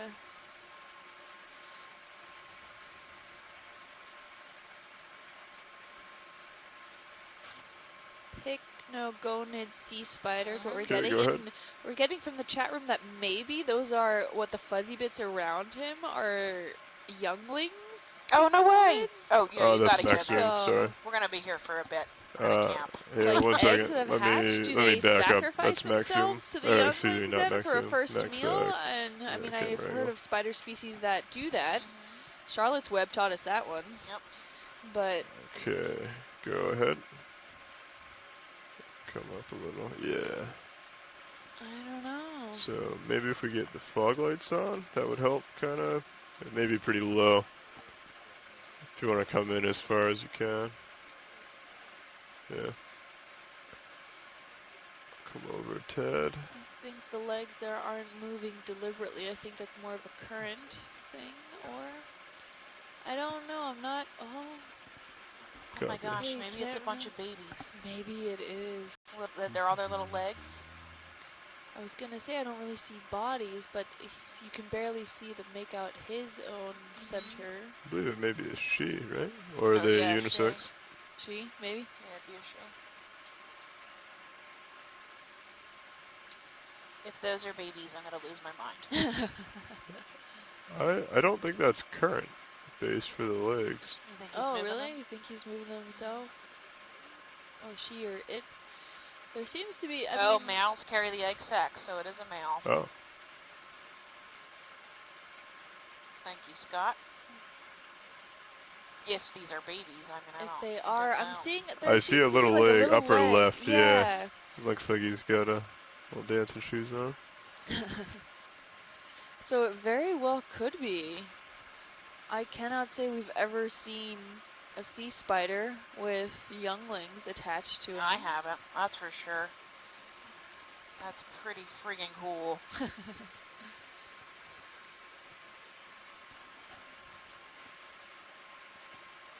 Oh, Oh. Oh, they follow? are babies. They Oh are my babies. It God. just one just floated Oh, off. sorry. Oh my My bad. god! Oh, how cool! Yeah. Off that- into the world you go. That's a pretty brutal way to descend into the world. I don't know if there's any footage of this that exists on the planet. All If right. there's not, we're the first ones to film it, I'm so holding there. hang out here for a few minutes. Really cool. Maybe see another one flutter off. So that was the one that we were talking about with the legs. So I'm Yeah. thinking the lower left-hand side Yeah, or here's lower one. right-hand side is There's kind of another dancing. one leg that seems to be sprouting out there. All Maybe right. it's So just about video. time. If one does let off, do you want to try and chase it, or do you think it's going to be so small?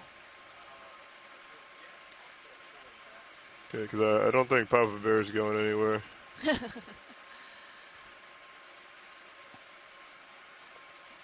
So I'm How are we wondering with the ship? if it is a way, if they're just hatching and waiting to float off in the currents, if they're actually maybe feeding on the spider itself as a first meal to get some energy before they leave. I have no idea. I'm not sure. I know very little about picnogonids. So what is upper left by the leg that's attached to the green? It looks like there's a little one up there. Does anyone else see that, or is that just Oh me? yeah, no, I see that too. On right at noon on the Oh, top here? of the screen, Yeah. there seems to be just Yeah. a little tiny speck of the spider. I mean, we're full zoom, right? So it's not gonna do much, but Stephanie, does this I think that's a little spider baby. has a sponge crawling over it? No, we think it might be Sorry, babies. bouncing all around on you. One down. of them popped off, so we think it's his babies. So all those little, that's what I thought too, that he had gotten a big piece of hexactinella stuck to him, right? Yeah, because that But- little guy's moving up But there. when we zoomed in, Yeah. we had one popped off Yeah, and swam off. So I think these little things, these little spicules that I would call them, right? Sponge spicules are not sponge spicules, they're actually baby legs. nice. Oh, how cool! And you can see as Yeah. the pilots were pointing out at just about noon on your screen, on the hydroid, that's kind of the little hydroid branch that's bending in the current system. Right at the tip there seems to be one of those baby sea spiders hanging out there. There's also this guy, which is actually a type of Oh, type there of he is. You parasitic. see him just float? He's Yeah, floating in the. that's actually Oh, a okay. worm. I Yeah, no, gotcha. it's a parasitic arthropod. I forget the name Oh of it. no, is he eating the baby spider No, now? I Did don't he think catch so. him? I don't think That's so. a true. That's a hardcore living right there. Come into the world just to be eaten. Wiped out. That's horrible. Wow, so cool. I'm trying to wait. Maybe another one will pop off and flutter away. Those definitely look like legs. Yep. That's an They do. odd That looking top fish one, I'm looking swimming. at Thanks, that top one. Mike. It's a caprilid amphipod. Is Oh, this it's guy? the- Yeah, this long guy at noon is an amphipod. I think if you pan up a tiny bit, I thought maybe there was another one on the tip. No, we want to watch the spider. Okay.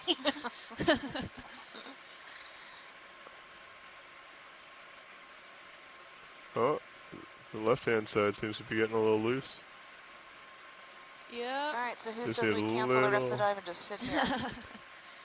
Well, no, we might have some reefs up at the top. This is what we've been waiting for, but really cool highlight to see this here. Yeah, you can see the legs moving around. Yeah. I'm Maybe they'll gonna pop off put him on next. the Let's see. Wait, wait. starboard side of the Watch the screen. one on the right. See On the his leg bottom real there. long? Just gonna come over a little.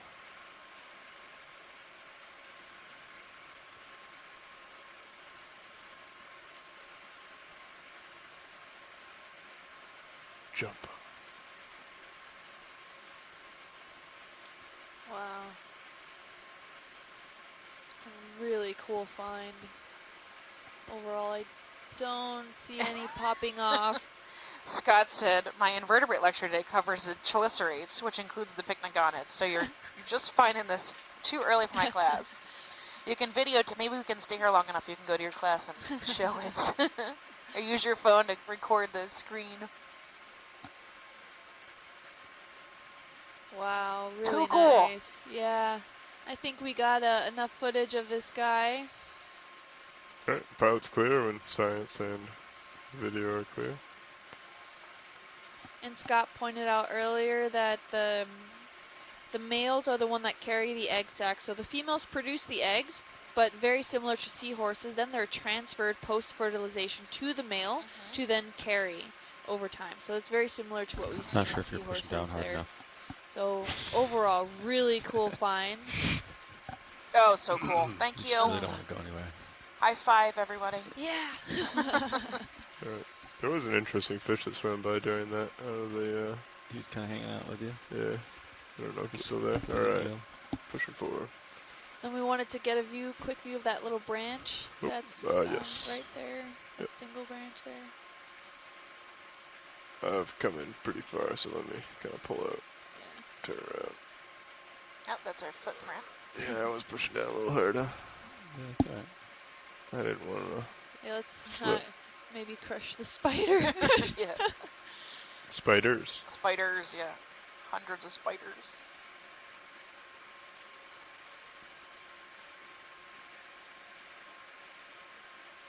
Okay. Go ahead and start coming in. There's that bright yellow one up there. Oh yeah, This the is highlighted probably a- ones. This right here ahead of us. Yes. Plumarella, the snowy possibly? Christmas tree. Yeah, it's a small Gorgonian. Is that full? Yep, Okay. Sure. really tiny. His polyps seem to be alternating on the branches. Crinoid. And they're kind of Yeah, they're out. crowning upwards. Copy. You can see there the little tiny Come to the clear top. polyps. You might be able to get a The little tentacles bit are dark out. Just a behind it. little. You got that Uh, zigzagging at the Hold top. up. Yep. Holding there.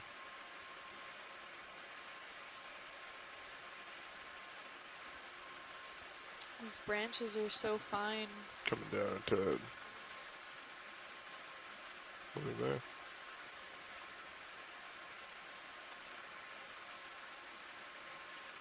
Crinoid. So this is a Gorgonian.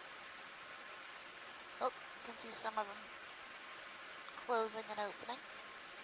Coming down. All right, we're good whenever you guys Do you are. want to get a move Yep. in, Lars? Or did you want to? Yeah, we can get a move. Alright. Holding.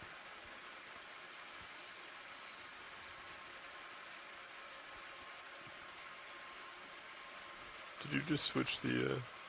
Yeah, I'm playing with it. Okay, Thought I saw something in one of the jars, but I think it was just a piece of the filter. gotcha. You know what I mean? Yeah. Coming up. Just doing some inspection. Holding there. Let's go 4-5, yeah. Could I do Gotcha. 30? You good with that, Lars? 30-meter move at 4.5. Yeah. Yeah, sounds good. That's my... Sure.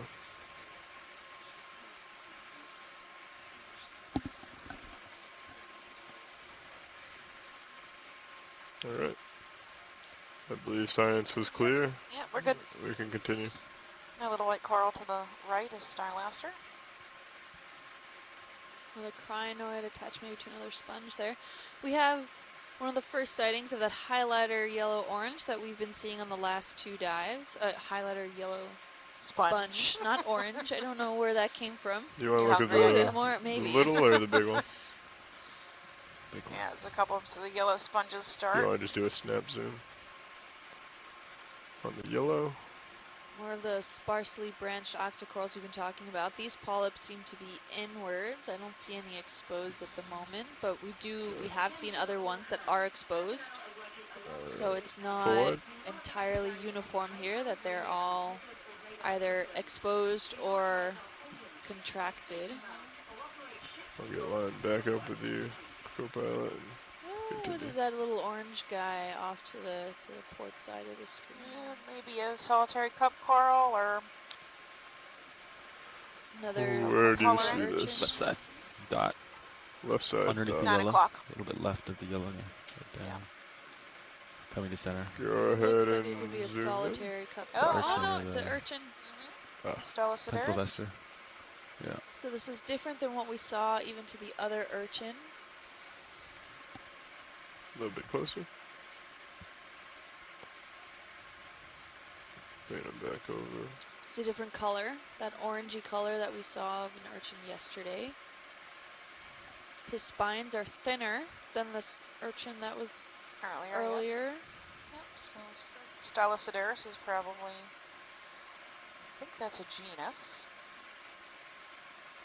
Yes, it should be the genus. Those little dark specks on it. The little dots. Yeah.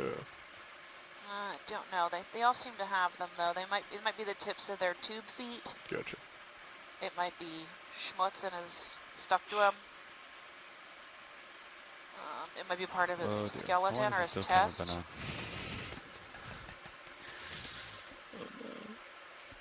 Okay. Sorry, Dan. Pilot's clear when video is. Science fuel set? Yeah, we're good. All good. Alright.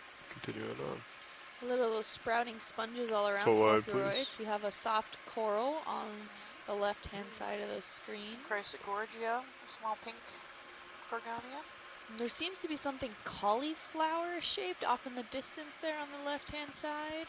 Off in the distance, white- left-hand side. The white fan. Where are you looking? Yeah, that The white white fan Yeah, thingy. over the horizon. It looks like a cauliflower from You this just on my distance. starboard side, be advised. Yeah. Would you like me to Could try to just- stay with it you? could be Or one of kind of those blue. elephant ear So we got another sponges. pink crinoid. Oh yeah, pink crinoid right in the middle there. We're having a large diversity of sponges in this area, and a sponge garden, if you will, with some octocoral sprouts. I haven't seen a lot of these sparsely branched octocorals grow very so large. I don't know if that's a limitation on the species looks like itself, a or Ridge. if they simply just can't grow more for the water column. Maybe they're not getting that much food. We don't know. Can we look at that sponge you're just passing? Sorry, yep. This one here? That one, Yeah, yeah. it might be dying. But we are seeing a dense framework system now. Ooh, on this ooh, end. ooh. Oh. Octopus. Did he just, Yes, he inked. Don't talk about it. It's embarrassing. Yeah, I'll get set up for it. If What you is want to that? look We at the get close to octopus this first. point Yeah, if you wanna that start we coming in. see that I know we have that fish here. The hexact, do you think it's Might be hexactinellid? a different Uh, species. Oh, beautiful. I'll wait. Yeah, we're going to come back to the sponge after we look at the octopus who's might take off. So I'll get back to you on that real quick. Look at him. I don't want to come over I love too much further. octopods. I got that sponge I want to Octopuses look or in. octopi, I turned to depends starboard on who large. you ask. Understood? Copy. Can we get the lasers after? Sure. Try not to blind him. Lasers are on. Oh, those eyes seem to be closed. If you want to come out It's enough too for lasers. bright. Maybe he was swimming around, got caught in the light, and he's trying to hide. It's pretty small. He is really small, maybe about 5 centimeters wide, without the tentacles. He's a little guy. Okay, lasers off. You can come back in if you'd like, video. Looks like he's starting to turn a little bit. He's got 2 rows of tentacles on each foot. He's some white spotting on the top, but Would you like me just to continue to turn as I move? Yeah, and then that's fine. we'll just swing back to 45 when we're done with Yeah, this. it looks like Yeah. he's just That sound holding good? still in case we're So a predator 45 looks like it's Yeah, you going make to yourself go look like a I rock. think, or right a up and over this sponge or ridge. something not desirable. yeah, See how all of his tentacles are kinda- curled in kinda tight to odd. his body? You can see he's got a little Yeah, I'm clear like when. knobs on top of his eye, whereas like I guess I'd call his eyebrows, right? Yeah. Copy that, Even though thank he you. doesn't have eyebrows, but that like eyebrow And area. the ridge there. Yeah. Alright, so we can And go then- ahead and take a look at this sponge. Yeah, we want to look at this sponge before we take off. All right, Chris, back to you. You think this could be Raspiliad, or you think it's yeah, a this brown hexactinellid? one. That's exactly what I wanted to see. If it's actually a sponge or if it's a different species. Okay. It might be both things. We might have a Raspiliad with a, Go ahead, with a come in. dying part. So, Yeah, he looks similar to the Raspiliad, but maybe he's dead. He's like a brown, Coming on. crunchy, 3, you 2, know, like 1. he's dying. He's got that same Raspiliad Yeah, texture. actually. Oh, there we go. Delay on that. Yeah, it is a Raspiliad. It might be a different species from the one we saw before because it's much thicker. The sand, the one that we saw previously is less than 5 millimeters, and this seems thicker than that. So there could be a different species. Very interesting, and it's not dead. It's perfectly alive, and look at all those spheroids hanging on the sponge. Neat. Pretty cool. So maybe a different species than the one we saw earlier. We got nice Ophiothrix. Brittle stars hanging out. alright, coming down. Whoa. A little more. I'm getting pretty close to so that's my max down. I can come up. Any now. idea about those little stars? Have you seen them before? Stopping there. Maybe a little worm there at Yeah. noon. Now, where this is potentially different, is this a collection or I I don't think so. think so. copy that? Chris, are you interested in collecting this? You think it's new species?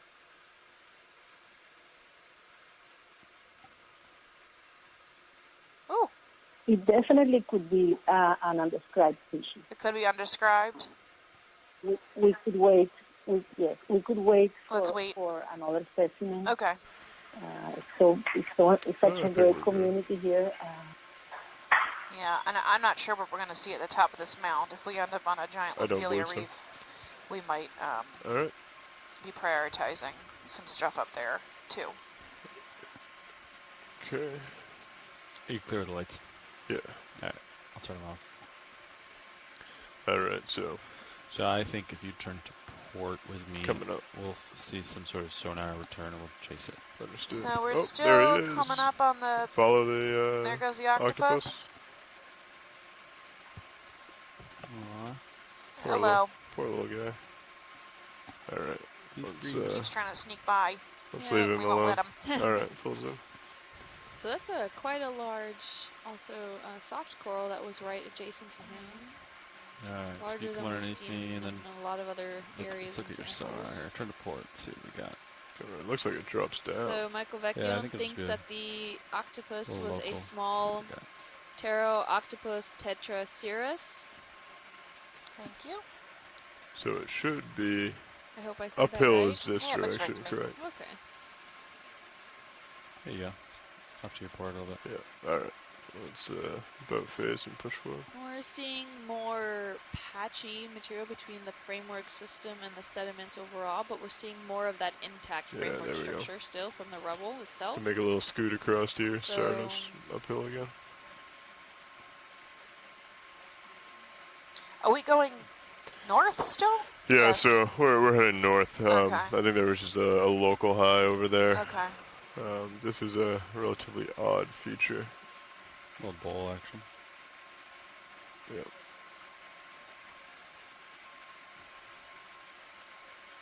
All right, we're approaching the foot of this mound. You got an open mic? Did you? No worries.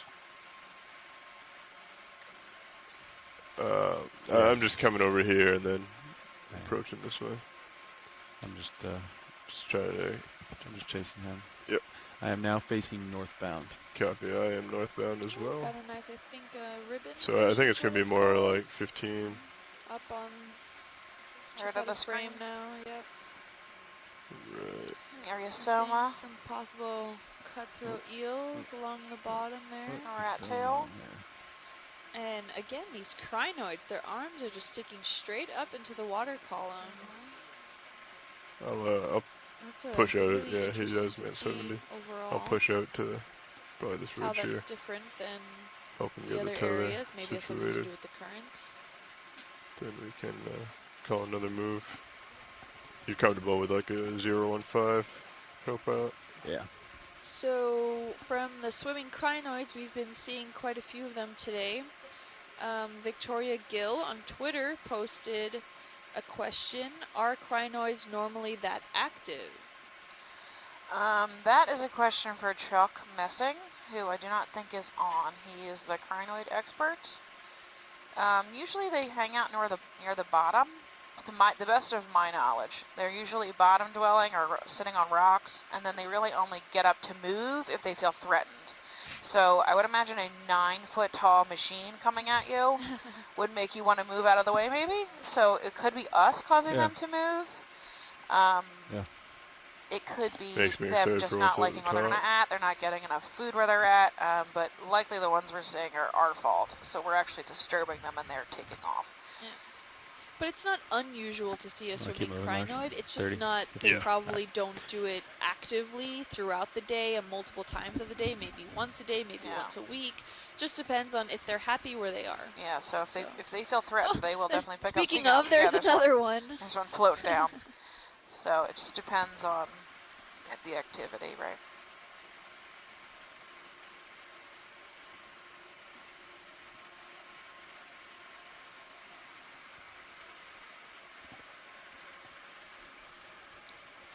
So a lot of this stuff doesn't move a lot anyway because it needs to conserve. They need to conserve their own energy because food is so scarce.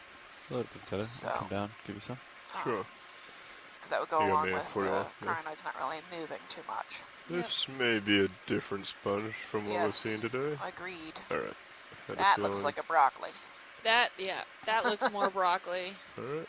How low can you go? That's about as low as I can go. Interesting tidbit on the side. Broccoli is not Copy.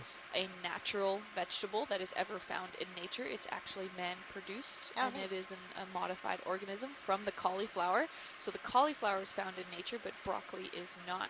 What they crossbreed it with, do you know? I have no To get it idea. to turn That green was like the that? extent of my factoid. Oh, I think this might be a didhexictinellid. Probably Aphroclistes, Clistes. yeah. But he's dead, so Go ahead and we'll come get a in. better look at him, but I think likely that's the case. Oh, Here we go, swimming crinoid. Bye. Hello. Yep. continue. Goodbye. Yes, that is a dead Aphroclistes. Oh, with a little And- soft coral next to him and another crinoid to the crinoid. other side. And that mucusy schmutz I around its base. don't think so. So that was really common on the first Maybe. day, and we haven't really seen much of it since, so there's a lot less of that Isn't it amazing? I picked the wrong minute camera, I guess. Schmutziness. schmutz, yeah, not as much. We weren't sure if it was a bacterial matting or some kind of abandoned Alright. Pilot's clear. feeding pouch from a worm, an infaunal worm. Yep. So it's hard to say. We did collect a small piece of it. It came up on a different sample, I think on day 1. I So feel we like if we saved wanted a it, it's gonna go Crinoid to the sample, we Smithsonian, could just fly with and the bio hopefully boxes someone will out. look Yeah, at it's it. like literally attached to your Yeah. box right now. You know what you think about it? Like, that would be a terrible place to live for Yes, 4 hours. definitely a ugly, bad-looking Isn't that great? apocalyptic. It's just holding on.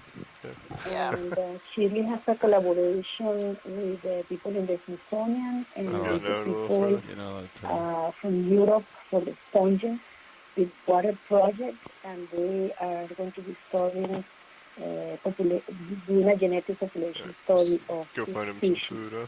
all across the Atlantic. So if we see another life form, it will be good to collect another specimen, you and got it. maybe every day to collect 1 or 2 specimens.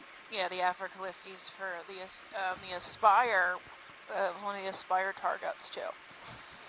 So she gave me a list of specific sites. D2 is now the foster Would have been home good. I'll for have to go back and look at lost it. crinoids. You can tell me that too. Wait, is that a third one? Okay. No, Yep. where? It just like flew underneath it. Let's see. Oh, if you look ahead straight up, we're seeing more of those octocorals that we sampled before, but this one seems more branched than the other ones that I've seen. So if we can go take a quick peek at him. I think I'm getting a little far on my tether. Oh, So okay. we're waiting No for worries. the ship to catch up. No problem there.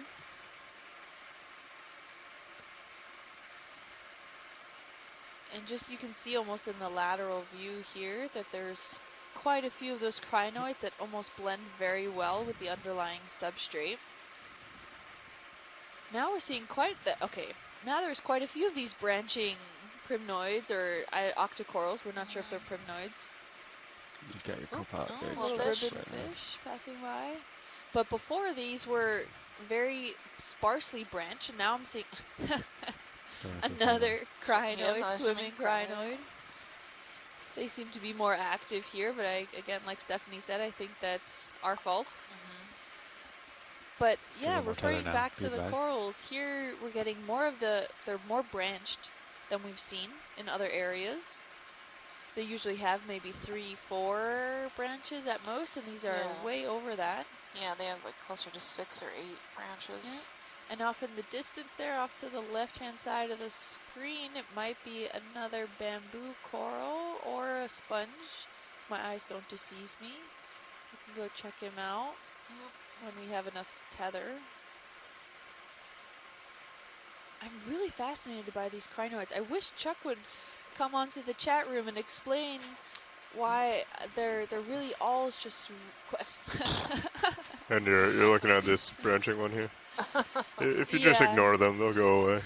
They're just looking for attention. I don't want to ignore them. Oh man. Maybe attention seeking, that Yeah. could be. This branching white coral Yeah. here. If we could get just a quick snap zoom, I'm just seeing them Sure. that they're more branched in this area, and the more branched they are, they don't seem as tall. I don't know if that's just me or if Yeah, go ahead and others come are in. seeing the similar observations. So these polyps look all contracted. Yes, they do. Scott, I think this is the same one we've been seeing the last couple days that we collected the other day. I think so. Now it looks like it has a ring anemone attached to it. Or Or something. I don't know maybe what not. that is. Gastropod, maybe? With some Could be zoanthids? it could be a worm with stuff growing on its back. I honestly don't know. Copy.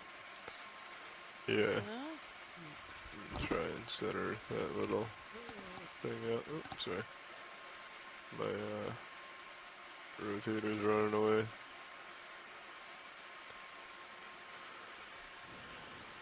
Alright. Alright, I we're have a good little if- bit of tether. You can Yeah. continue on. Video, you clear with this? Sure. Hydroid coming out the bat, those feathery hydroids. Yep.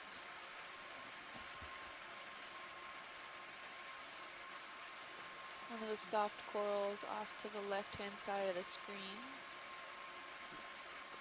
Oh, another swimming crinoid.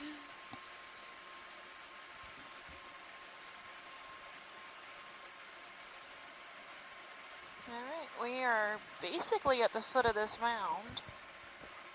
So we should start coming up soon in depth, getting shallower. Hopefully we'll see a steep ridge coming up. Oh, yep, something white above us. White above us? Yeah, I'm sorry, white at, yep, something white over there in the distance. Oh, on the ground. Gotcha. Sorry, I thought you meant water column. Yeah, no, sorry. Could be some sediment. You talking about the sponge or the? I was oh, talking yeah, about the background. Gotcha. Yeah, Yeah, the we distance can there. take a peek at the sponge on Sure. the flyby. Do you want to do a snap as we come over this? This guy's cool. Same kind of like folded plate hexactinellid maybe. This one's more formed. Just Yep. kind of gonna go right past him. Video. Nice. Looks Whoop. good. Oh, jeez. I think he's stuck in your lens right now. I agree. And we Alright, see we right can to let the it go. bottom of this guy there was a pink coral. Do you want to go back and look at that? Maybe just a quick snap zoom if we can Sure. see it really quick. Pink coral. All right, this Looked like crinoid's something- getting a little out of control here. Needy here. Yeah, right. Yeah. Pink coral, come on. Yeah, in. right by the Yep. base of that sponge. Go ahead and come in, video. And Yeah, a little pink coral. boom. Oh, no, I think that's an Antipatharian.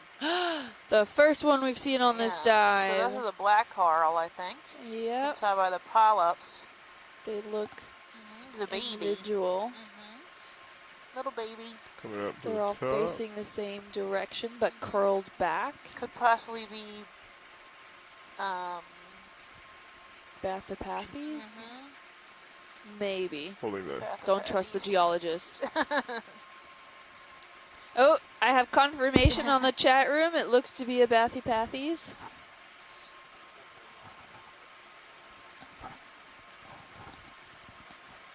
Seems about right. If we can get the laser on, if we zoom out, just to Oh, get yeah. on average how tiny this guy Yeah, is. he's very Lasers small. are on.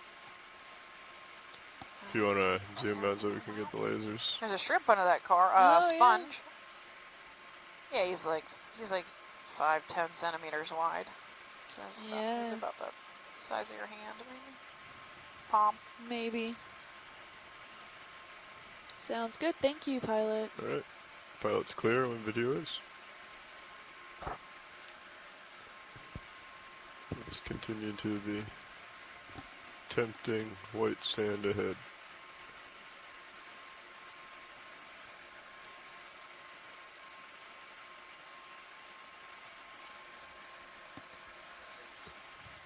Thanks. Yeah, so the foot of this mound here. We see some lightning of color on the bottom ahead of us. Maybe some exposed sediment. If you need a reference to what I'm talking about, you can actually turn to stream 3. I'm looking in the lower transcribe left-hand it a little corner. bit, You Live? can see I think so. I can see think like a HiPAC, 5-0 is which going is to be what towards the waypoint 2, right? ROV team is using to like navigate. it. And Let's the try redder that. the color, the higher, I'll just do a snap over here on this the white shallower the area. So you can see Left. you're at the foot of this mound here. Oh, Stylaster. Never yeah. mind. No, I think it's one of those octocorals. Full wide. Nope, that's Stylaster. If you get really close to it, there won't be any polyps. Polyps. Okay. It's just going to be this hard skeletal structure with teeny tiny hairs still a little poking ways to out. turn. It just grows the same way, right? So that really 50. similar looking. Yeah. It just It's it more didn't have robust. that main stem Yeah, column coming out. Yeah. So definitely a different species than we've seen before. yeah. Oh, we got some standing dead coral right in the sandy patch. Good structural framework, and this could have been that either it grew here and died here, or it maybe fell off from the peak of these mounds or off the flank side of it. Okay. All right, buddy. This is getting old. We have some sponges here with some soft corals actually on the sponge itself, colonizing the sponge. I don't know if this is the same guy or if there's different ones, but these crinoids, So I think what happens is when I push forward, he kind of gets stuck into our, like where our jars are, or in our drawer. And then when I stop, he starts swimming out. Oh, okay. And then when I go to okay. push forward again, the Is he- water kind of pushes him forward. He's trying to collect himself. So you'll notice that he's kind of tucked away in there. Uh-oh. That's alright. oh, don't see him now. Maybe he finally left us. Yes, you can see we're coming up, right? Now we're at the foot of this mound, and we're starting to look upslope. Yep.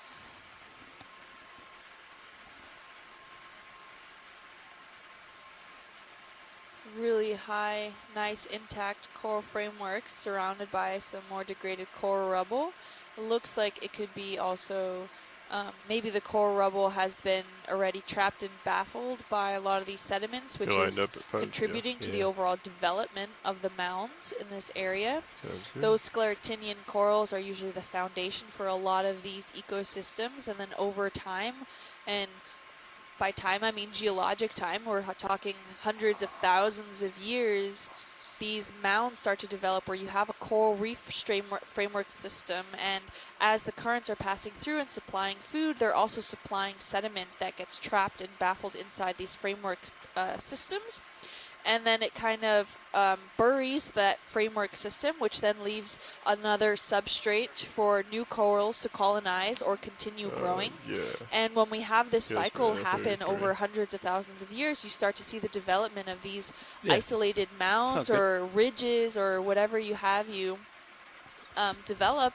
And it's really interesting to see over time. And we can, some of these mounds that have been previously known have been cored, so we extract some gravity cores that come through them. Ooh, I think we have our first sea star here. Yeah. So if we want to get a quick zoom, I'm seeing only Sure. 4 legs, but two might be stuck together. Or one has gotten cut off. Or buried. yeah, or maybe eaten Yeah, off. go ahead and come We in. don't know. Your cores. How old are your cores? So the cores, part of my PhD is looking at some of these cores that were extracted by, he is only 4 arms, that have been extracted by these mounds. They're done by gravity cores where we take, a ship hangs off some of these piston cores that come right over the ocean, and we try to push them through the water column, and then there's a release mechanism which then drives the metal core sheared straight into the mound, and then hopefully we're able, by the reverse suction, been able to keep a good section of this cores, and we can see how, depending on how deep the core goes, we can estimate the average size of the mounds and how long it's taken to develop over the years by age dating the coral fragments that come up within, estimating the overall sedimentation that occurs around the coral fragments themselves, and we run a whole bunch of analyses like stable isotopes, that's carbon and oxygen isotopes, as well as geochronometry, which means that we're simply age dating these corals through various means. And based off how old they are, it's just a different methodology that's used and different elements that are used in order to accurately age date these coral systems. This is a really weird starfish. It doesn't look like even one of his legs has been chopped off. It just looks like it's 4-legged. Yeah. Unless that 5th one at the top is bent backwards and hiding over some coral rubble. Oh, but maybe. I am not entirely sure what that looks like there. But overall, we can age date these mounds and find the overall aggradation rate, and that aggradation rate is simply terms of the overall development of these mounds. So technically, since the mound itself isn't alive, we don't like to use the word growing because we don't actively know if it's growing or not. So we use the term aggradate in order just for sediments and coral rubble accumulations of these mounds. So it can be anywhere from hundreds of thousands of years. Some of the mounds that I have are fairly young, and we only go back into the Pleistocene area of the geologic time. So we are currently in the Holocene, so we're only going back one climate cycle, or one period of time back into the Pleistocene. I'm just going to hold here and see if that's actually him. Some of the mounds that I've dated go all the way back to at least 600 to 700,000 years. And that we only got about 7 meters of that mound that was over 110 meters tall. So we're estimating for it to be well over 1 million years old when we actually can maybe penetrate all the way through one of these mounds and get some of those age dates. So it's really interesting to see how overall these mounds take to develop and grow over all this time. And this coral grows at the length of your pinky nail a year. Yep. Give you an idea. Did someone just jump on the line? This is Chris Ma. Hey, Chris Ma, how are you? If you want to come back in on the starfish. I don't know if you remember me from last time, but I recognize your sea stars, and I can help you out with them if you wish. All right, go for it. Great. What is this 4-legged guy? So the yellow one that we're looking at is Henricia. That is something which is probably feeding on all of the epizoics or the film that's on all of this rubble that you were just eloquently discussing. I hesitate to take a species identification off of an image like this, but there's a good chance this is Henricia antillarum. But Henricia is a very nondescript animal that is very difficult to identify even when you have a Come down specimen. to the, but their little life feet. modes and, Earfuls in there, right? reproductive habits are fairly, they're studied heavily, and they're considered quite important in a sort of secondary way. So, but they're always present in a lot of these habitats, and they're, like many sea stars, they're sort of maybe not keystone, but they're important members of the ecosystem. The other thing I might point out is in the background, there's another white sea star just a little bit farther back. If you could pull out, and there's, I think, a white star-shaped thing that is only a few feet away. So before we move on to that one, I have a question. Is this four-legged or is it five-legged? And we're just not seeing that fifth leg. Sorry, this is over the top. The five. They're typically five-rayed, and once in a while you either have either a developmental. So it's on the right side on that sort of raised bank to the right side of the crinoid. So the four-rayed is probably a developmental abnormality because typically when you see them with damage, there's sometimes like the remnants or what's called only partial what's it called? You can see Like the damage to the arm. Right. This one looks like it's completely fine. So I'm guessing that it probably just developed that way abnormally. It happens. You know, like variation in humans. Yeah. Sea stars also see some variation. This looks like a I believe that is either Peribolaster or Remaster. That's a weird little sea star that is related to pterasterids, and it is also probably feeding on all of the delicious goop that is living on these sort of. I apologize. I just walked in through the door a few minutes ago. Are these Lophelia or are these rubble? Yeah, it's likely Lophelia rubble. Yeah. Yeah. So sea stars love eating epizoic film and kind of gooey stuff like this. So I think during the last Okeanos survey of this area, we saw these species in some abundance relative to sort of other places because they're found frequently sort of just devouring the food, the fine flocculents or the sort of whatever goo is happening to live on these substrates. So they're especially this area for some reason has a unusual richness of sea stars, and so when I found out that you guys were surveying this area, I was really overjoyed, but unfortunately I was actually in Florida for the last several days traveling for a research visit to the Florida Museum, and so have been preoccupied with other starfishy things.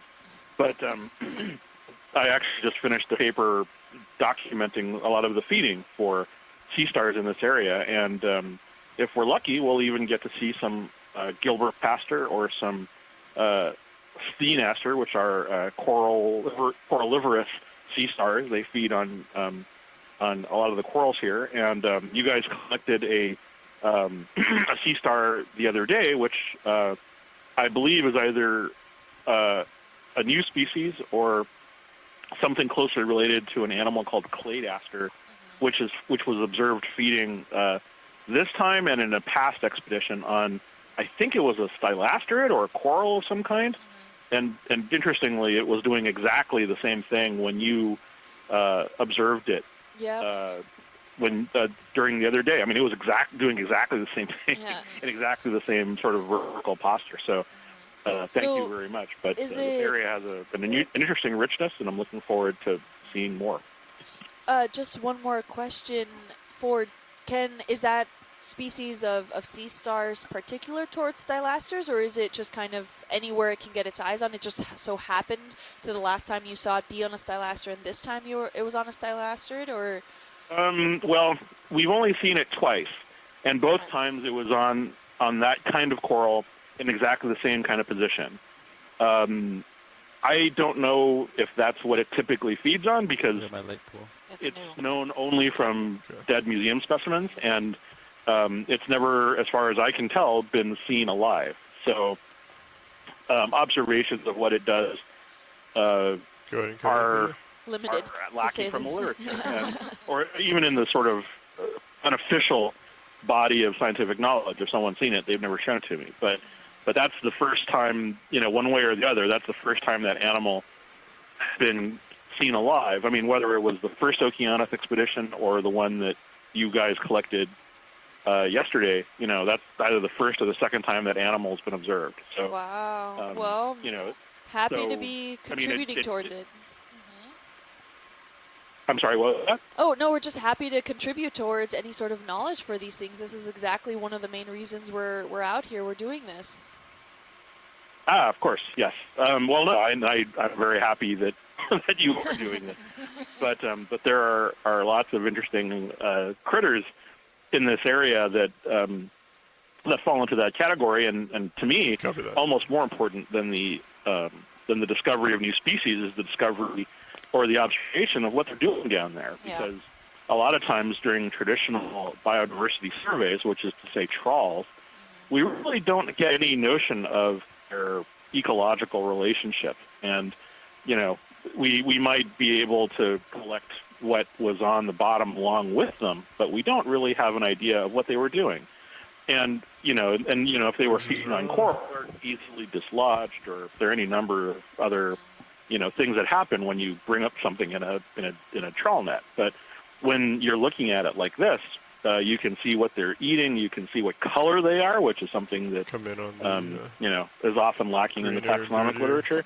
But you're really seeing them in their in situ, in their life mode, and that is really important. And for me, there are times when I'm seeing these animals for the first time, even though I've been familiar with them for decades. And that is really, to me, almost more important than simply discovering new species, although that's important too.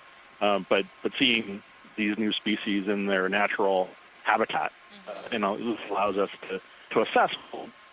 It's the whole picture. It's not just part of it's not just a specimen with any context.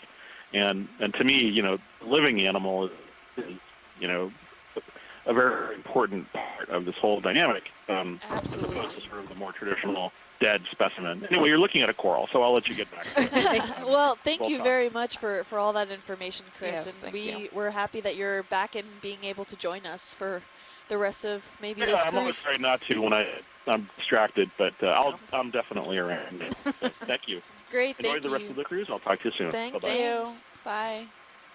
If you can still hear me, at the end of yesterday, we actually got footage of a sea star actively eating, so you can probably check that out when the videos get dropped. But now we have in front of us a lovely Lophelia coral. As you saw at the zoom-in areas, the coral polyps are exposed, which means it's pretty happy, and it has that soft coral hanging out on it.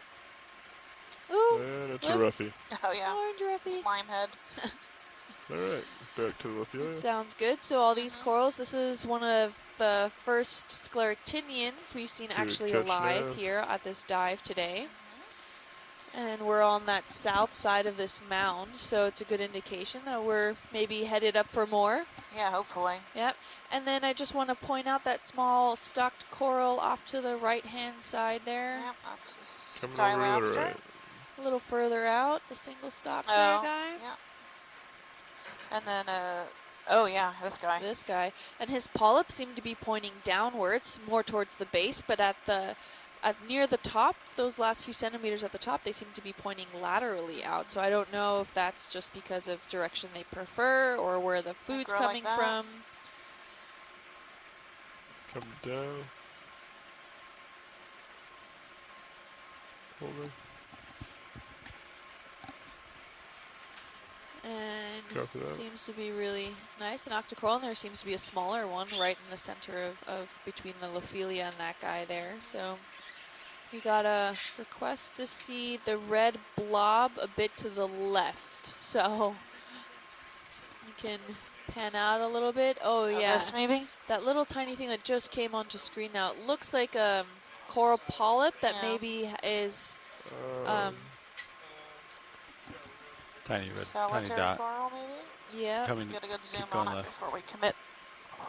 It's upper left. And Tina on the chat room is suggesting that the fish is not an orange Got it, roughy, that's- but it looks yeah. more like Yeah. Thanks. Alfonsino. I don't know Looks if like it has that's 3 different. little That's a polyps that are species retracted. name, yeah. How's Oh, Benny, this man? doesn't look like a Oh, cup coral. It looks maybe like a soft coral with its polyps inside. yeah. Doesn't look spongy to me. So Possibly an anthomastus or a strawberry coral. yep. Tina and Scott are saying it looks like a young anthomastus, so that was a good call there. And right next to it looks like a cup coral, actually. Yeah. The ones with the tentacles exposed there. So that was good. Thank you, pilot. Alright, We're feel ready free to move come if you out guys when are. you're ready. What's our Oh, estimated time to the a top little of this crab in mound? there. I believe Ooh, Nav's doing crab. Hi, crab. a handoff Coming right out. now. But, Hello. alright. Get off my yard. Yeah, you can come out. We can continue. We're doing a shift change. Hang on 1 second. Hey Nav, can you tell me the length of time between now and the top of the mound roughly? I bet we've been averaging like 0.1 or less. Right. Yeah, number 2. Alligators, 0.1.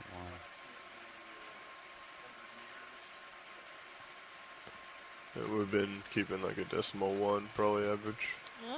You wanna We're seeing calculate really dense coral rubble here in this area. That We've been framework moving at like a structure is decimal 1 really average. kept well Yeah. intact in this area. That's giving that good So- hard substrate for a lot of the Yeah, exactly. If you do decimal 1 and 100, calculate the time for 'em. other biota to settle upon. I'm sorry, I missed that. How long?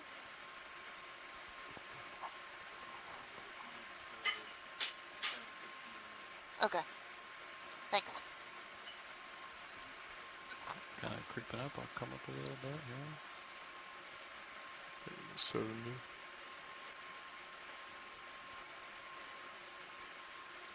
We're seeing a few of those octocorals around, more crinoids. Chrysogorgids, yeah. So basically the similar species, if not the same species.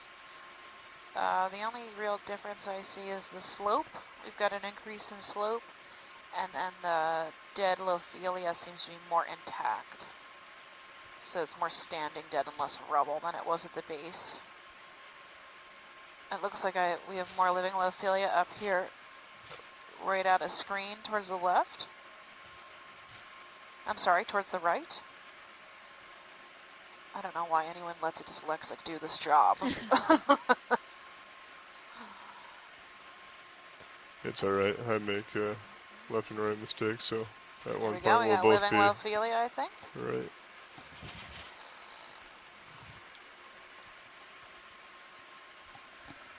Quite a bit of it, actually.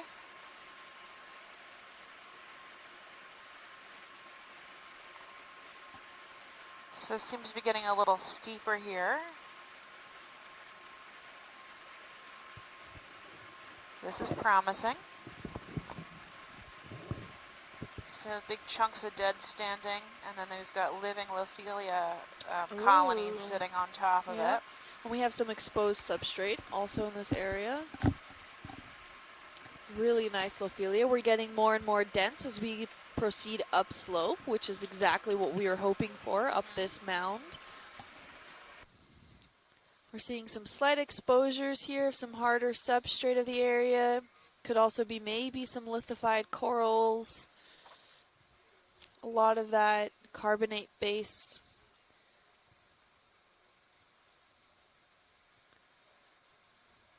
Can barely get any glimpses of the underlying sediment, which means it's really dense frameworks here. It's packed tight.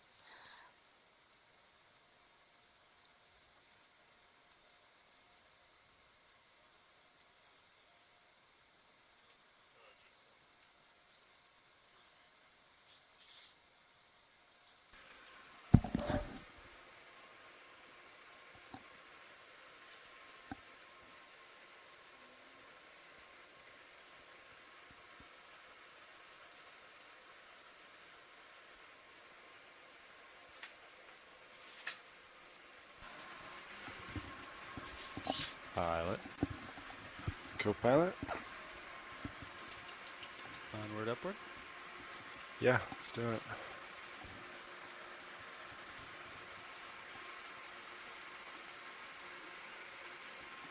Sean Kennison, sitting pilot.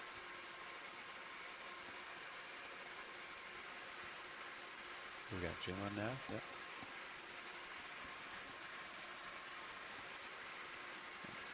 See if I can get your tail cam to come back. Look at to this us, yeah? slope. We're at Oh man, that's great.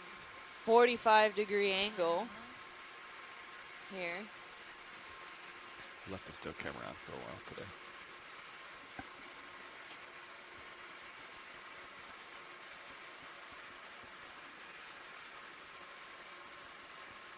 Oh, another one of those highlighter yellow sponges. Maybe another one of those sponge Afrocalistes. Yep. Off to the left-hand side there. Yeah, watch it. Let me know if you want zooms on anything specific. Yeah. Oh. That's fine.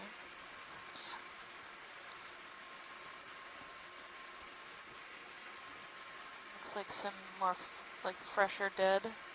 Maybe Lophelia. There's a Yep. white patching. It's not as covered in that brown crust.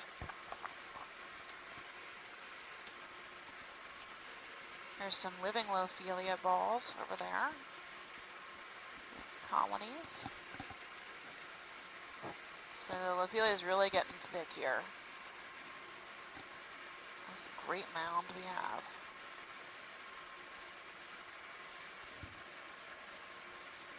So we're about a third of the way up this slope. You want to get a It's 20 quite meter move in? steep, How's that sound? as we can That- get a good look. We're seeing a lot of various types of crinoids here. Some Sounds good. stalked, some not stalked. We're seeing a lot of Yeah, those sounds good to me. octocorals, those little sprouts here and there.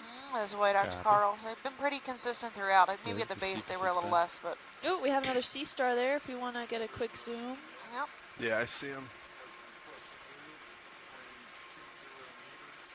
Don't tell me this one has 6 legs now.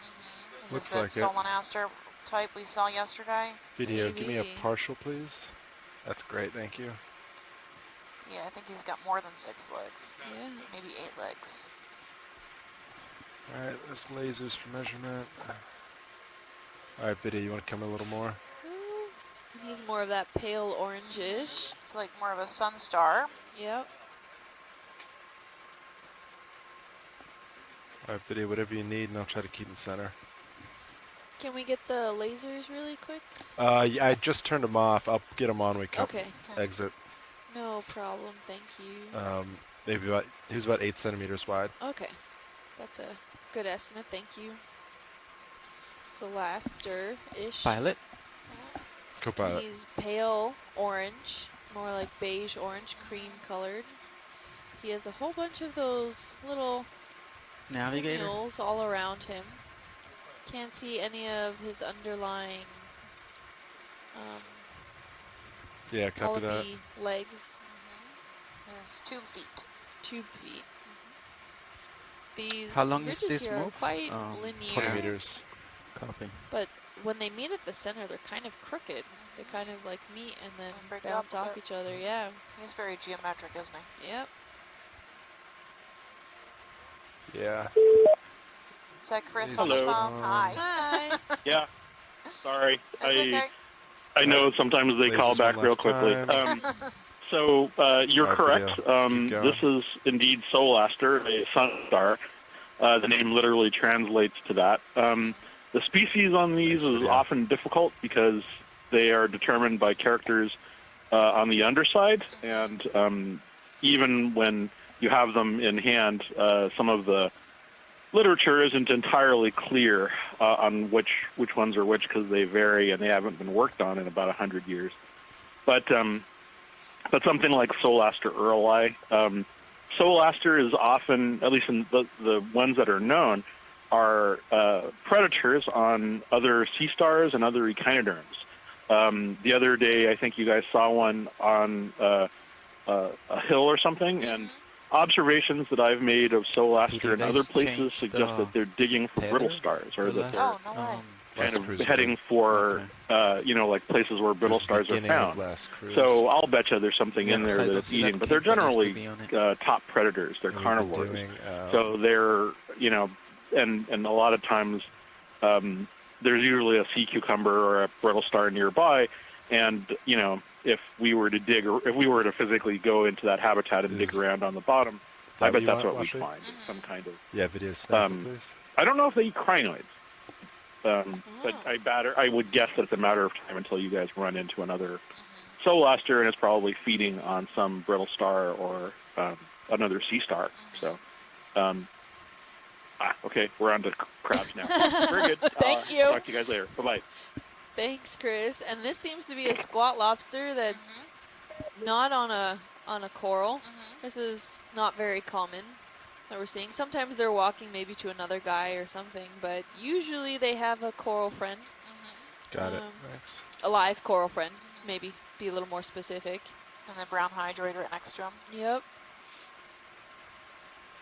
Not sure as to what species or he is of the squat lobster, but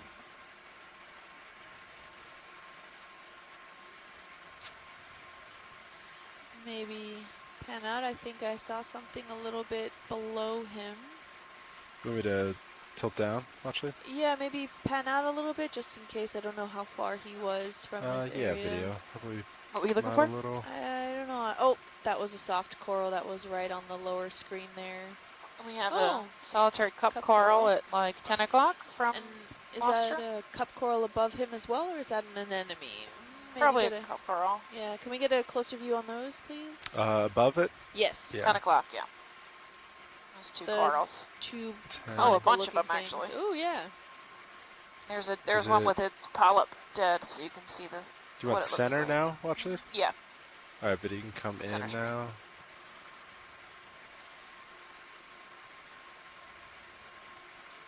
Is that what you're looking for? Yeah, so there's a couple of cup corals here. And you can see, here's one right here. The one with the tissue is in the right center screen, but if you look up at 1 o'clock, it looks like probably the same species, but without the tissue in it, so you can see the cup that it creates. Yeah. So there's the two. It might have the tissue, but it's pulled in, maybe. Looks alive to me. And then that other one right center, his tentacles all out.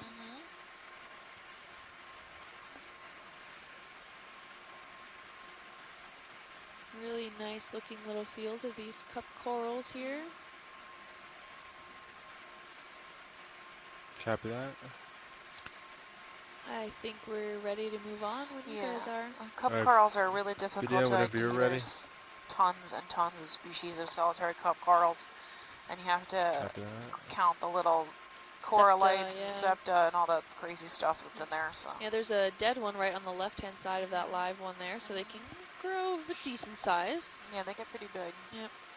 And Chris was mentioning that there's a lot of hexactinellid sponges around that little coral bunch there. You've got that schmutz again, bacterial or whatever it is, matting. Maybe some mucus of another organism. We're getting some new dead coral, or just turned up by some of the current systems. They were not directly exposed for a long time with the seawater chemistry, so they didn't get maybe that dark gray color that we've been seeing around here. And that could be due to biodegradation, where it just gets turned up all over. We're seeing a few of these patches of white coral scaling up this slope, and it is quite a steep slope, about 45 degrees. We're seeing a few more of those octocorals sprouting all about. We see more crinoids. Yeah, this is a nice feature here. Let's see, we're about halfway up this mound.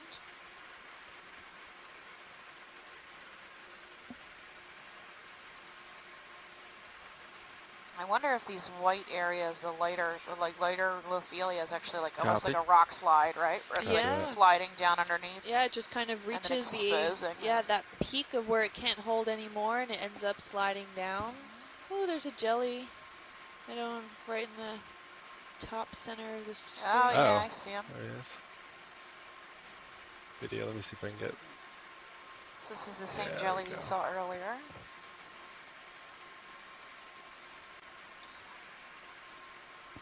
You're good. Copy.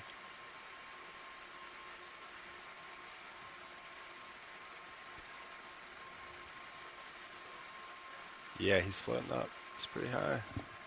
Yeah, I think that's my max there video. Really nice.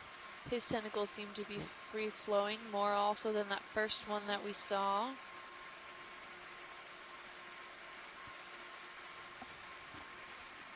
Yeah, he's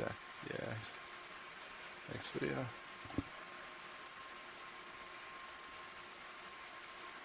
Bye-bye. Drifting off with that current, and all those particles that you're seeing in the water column there is referred to as marine snow. It's a lot of detrital material that's been picked up by the ocean currents, either from the surface or from other decaying things that are in the water column, as well as some small sediment particles. And this is what a lot of these corals and How do you stationary guys feel about organisms rely another on 20 meters? Yeah. for their Yeah. food supply, as That's well good. as it's heavily relied on the mounds, the overall development of these mound structures. The sediments that are carried in the current are as important as the food supply for these corals. So as the corals feed, they're also trapping and baffling these sediments, contributing to the development over these mounds over geologic time. We're seeing a few sprouts, maybe some stylasters, if I'm not mistaken. Yeah, I think so. There might be a large Lophelia at 10 o'clock. Just, Out in the distance. yep, Copy that. We scaling around the may not be side able to of reach this it, but mound. I'll see what we Calm can down do. a little bit. Oh, yeah, that's okay. might be far, but let's can- try it. Yeah, let me know when I start Let's to approach see how my far limit we there. can get. Copy. There's a lot of this coral framework structure being kept intact. The dead coral, that is. We're seeing some rubble, some slides, and like Steph pointed out, these white patches that we're seeing along the mound, probably the frameworks couldn't hold up to a certain weight and ended up Pause there, how's sliding that? down. It looks. The Could tether also looks be great. triggered by some biological effect too. Maybe some crab or fish or something was Alright, poking video, around in that do you wanna area zoom and from here caused for me? like that little tiny landslide. Yeah. Avalanche. Coral avalanche. Alright, lasers painted it. Lasers off. You even can get a little bit closer if you want. Really nice. Copy. Lophelia looks quite happy. It looks like maybe an Afrocalistes, hexagonellid sponge in front of it. Yep, part of it's partially dead. You can see the decaying texture. Got it. Nice But the video. Lophelia is in good shape. And there's a little arm of a crab right there at 9 o'clock. Lophelia's got its polyps out.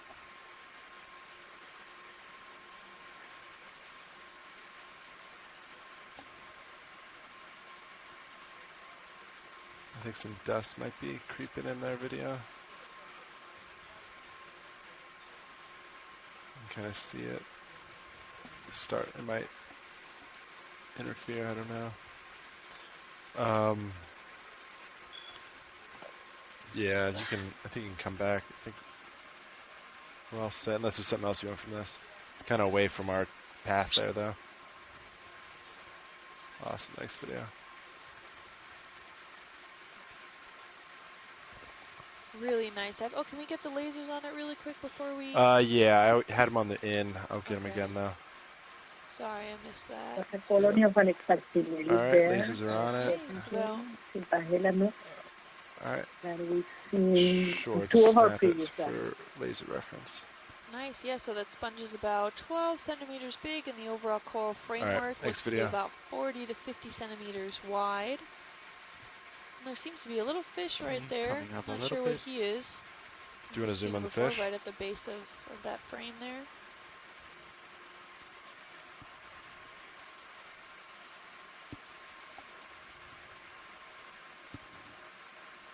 All right, go for it.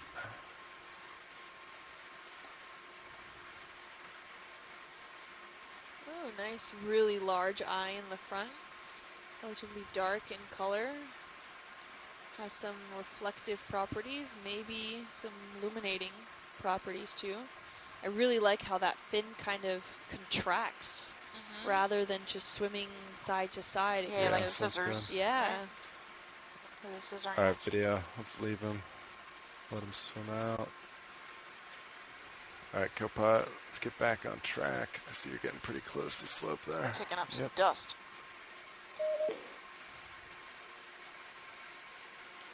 Alright, racing a little bit.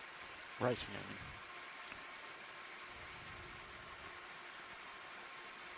Looks like there might be some more living Lophelia over there at right off at the edge of the screen I on the also left. rotated a tad, so I'm gonna go back to 5-0. There you go. That's 5-0, and you're gonna come into view shortly. There you are. Delta 12 again, so I think we're better. Awesome, thanks. Let me rotate down.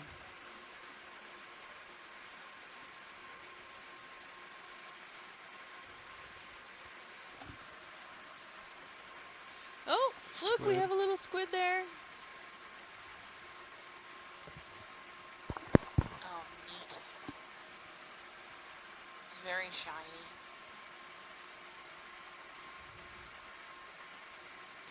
Yeah, video, whatever you want. I'll try to keep it That center. reddish color that we know that just blends straight into the black background if the lights were turned off. So I guess he can be reflective at certain angles only if he wants to be. And I wonder why he's holding his tentacles up there close to his body. Bird squid, thank you, Mike. Down. Ornithoteuthis antillarum, a bird squid. I would assume this is his natural, like behavioral body position, Maybe. but I'm not. Yeah, posture's defensive, so he's afraid of us. He thinks Ah. we're going to attack him, so that's why he's positioned himself like that.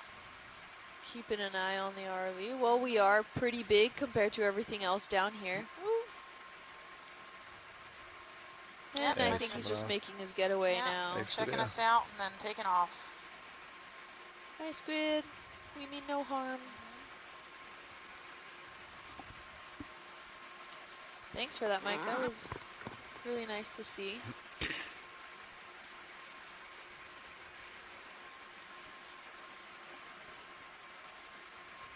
Scaling up this steep slope, about 45 degrees. Someone chime in there.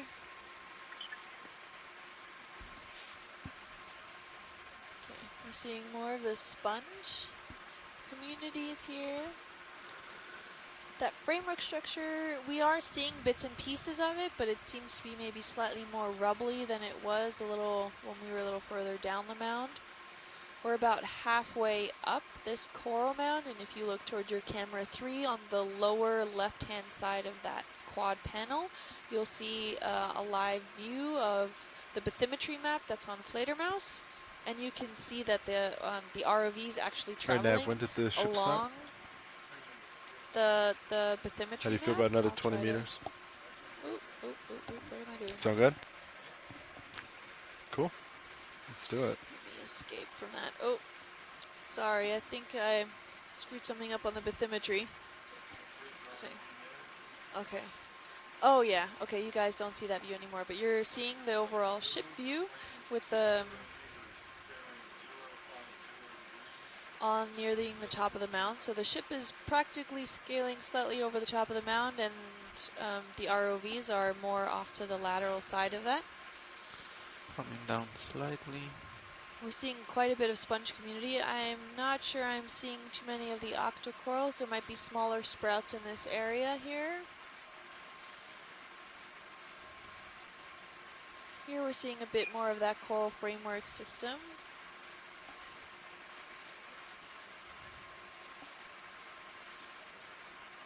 And like we were saying earlier, this white aspects, these white coral rubbles could have been some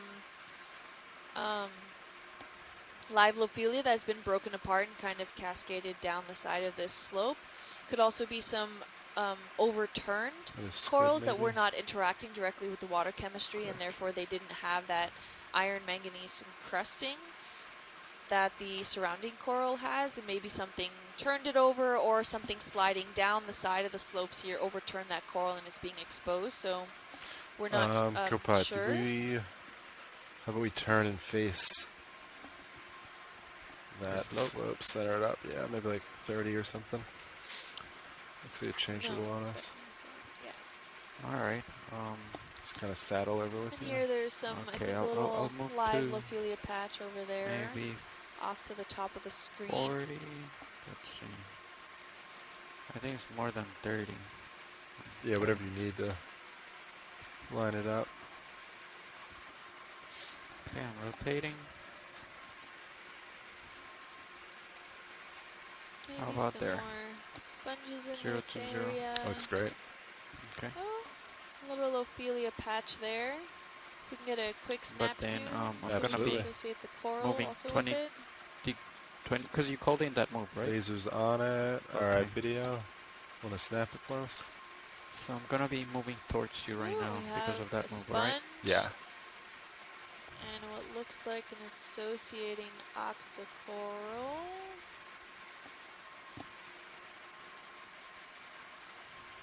Can we get a tighter zoom on that yellow? Yeah, thanks. Got it, video.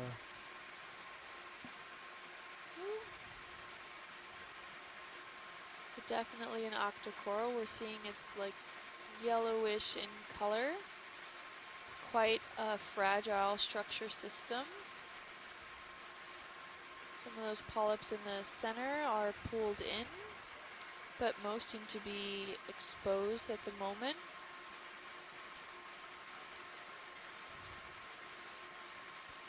Not seeing any banding to indicate any sort of bamboo color, and this doesn't have that same structure as a bamboo coral would. It seems to be more bushy, and the branches seem to be more random and sporadic in growth patterns. The polyps don't seem to be so tightly packed together. They seem to kind of spread out a little bit over the coral skeleton.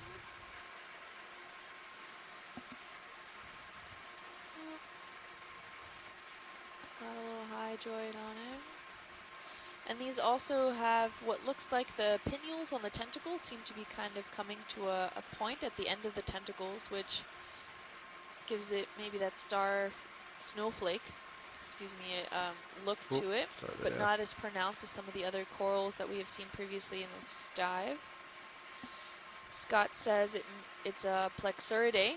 Not sure on the species, but it's what it looks like overall. Thank you, Scott. Watch these. Anything specific? No, I think we're good now. I just really wanted to get a closer look at this guy. All right. Video. Want anything else? All right.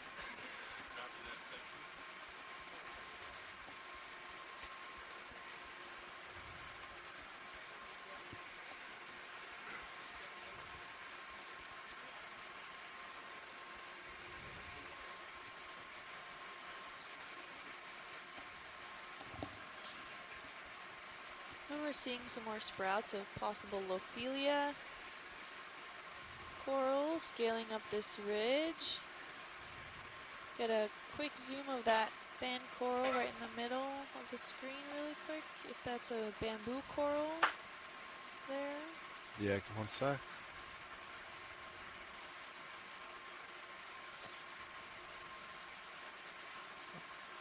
Alright, video come partial. Lasers on, lasers off. Lasers They're on, swapping good, right now. please, yeah. Sorry, say it again, watch No, it. you're good. I got a good measurement. It's Okay. about 12 to 15 centimeters wide. I'll just swap it out. Yep. Just one sec as video swaps, watch it. No problem. We have one of those sponges that we've seen quite a bit on the past few of these dives, that Venus flower basket sponge. I hope I got that right now. Video, whenever you're set, we're going to go for a quick zoom. Awesome, thank you. And you can go all the way if you want. Oh, doesn't look like a bamboo coral. I'm not seeing any banding. If we could get a tighter zoom. These polyps seem to be pointing downwards. Is that all zoom or should I get closer? All right. Ooh, perfect. Yep, so as I was saying, these polyps seem to be pointing down, which could be a characteristic of certain species. So it's what is another form to use to narrow down what kind of species this is overall. Scott says it's a Crinoid coral. And looks really, these polyps, the tentacles look really fine. They're really tiny overall compared to that other coral that's right adjacent to it. As you can see, those tentacles are quite large in comparison. And all of the little polyps seem to be out and quite happy. Scott says to note that the polyps look a little scaly, Copy and that seems to be quite a characteristic for Crinoids. Video, anything specific you want from Crinoids, this? sorry. All right. And Watch these all set? yeah, all good, thank you. All right.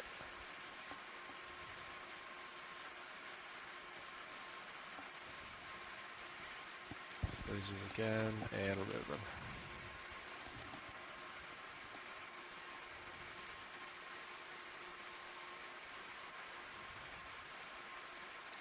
We're seeing some more Lophelia, little thickets as we scale, starting to scale upslope. We're seeing more of a variety of sponges from Aphrocalistes to that Venus basket, flower basket. The framework system in this area seems to be quite well intact. We're seeing quite a lot of the structure kept from the corals when they were alive. Little thickets here and there. I'm starting to notice less and less of those octocorals that were at the base. We're still seeing a few sprouts, but they're not as predominant as they were further down the slope. This is quite a steep slope we're going at here, about 45-degree angles. Wide variety of the sponge community.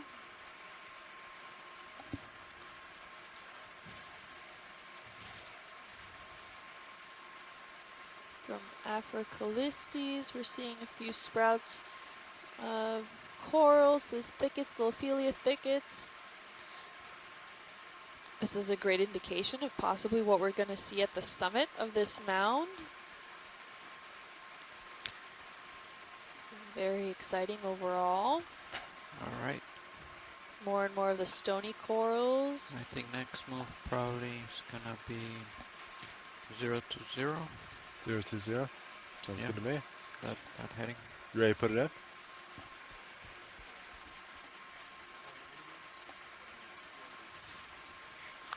Uh, 20 sounds good, I think. yeah, it's still fine.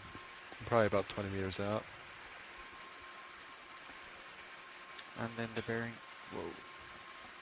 Then the bearing would be 0 to 0. Looking over 0 to 0. Copy. all these sprouts areas. We're getting maybe some sediment exposure here. Ooh, what's that red thing? I think that's a squat lobster with his, just holding out his arms. Yeah, okay, I see him. Give me a sec.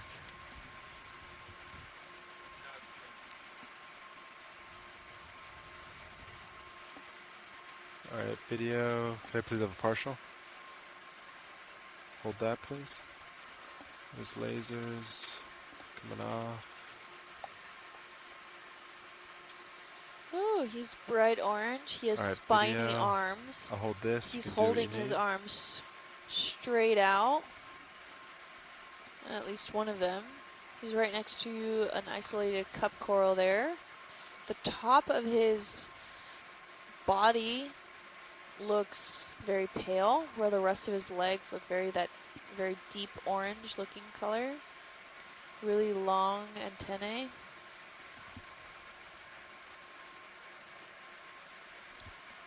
And just walking along, probably looking for another coral to find that suits his Yeah, needs. whatever you need, video, let me know.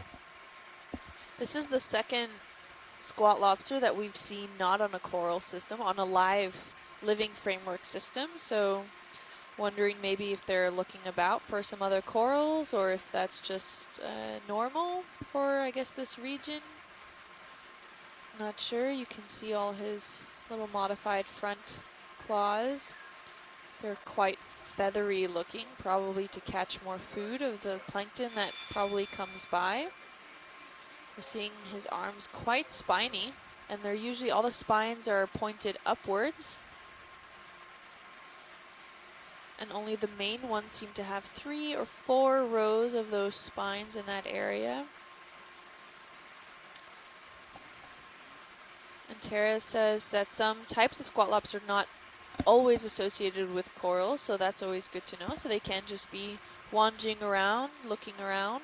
I guess if it's a good spot to still reach some of that current that passes through so they can feed, always a good thing, or any sort of microbial material that they want to feed on. I think we're good here, pilots, if we want to move on. Sounds good. His eyes Video, seem you want to anything be a else? greenish bluish color. All right. Whenever you're set, feel free to come out.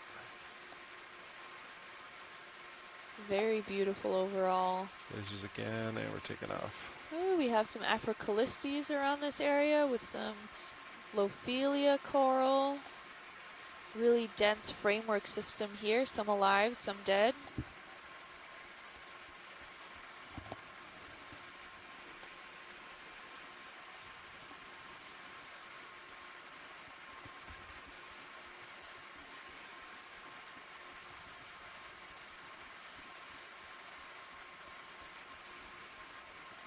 We're scaling over this mound area here.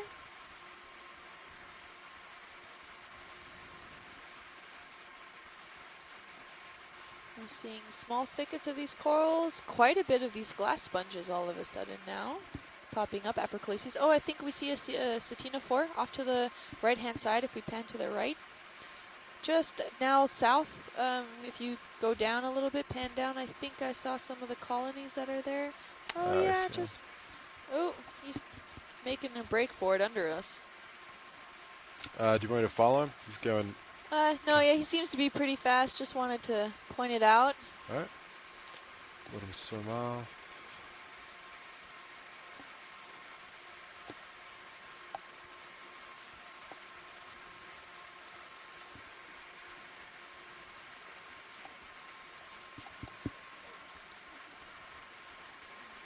That was nice to see. It's another sea star.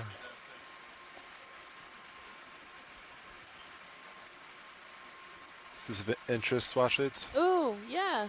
Why don't we get a close-up on him? We have another sea star here.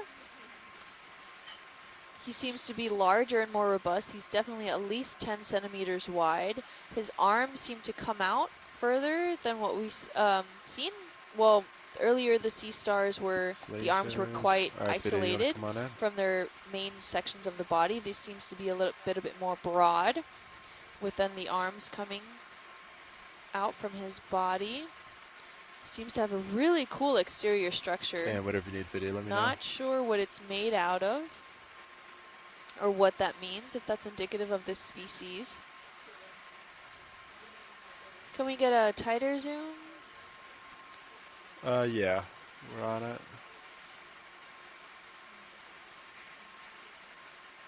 Yeah, video, whatever.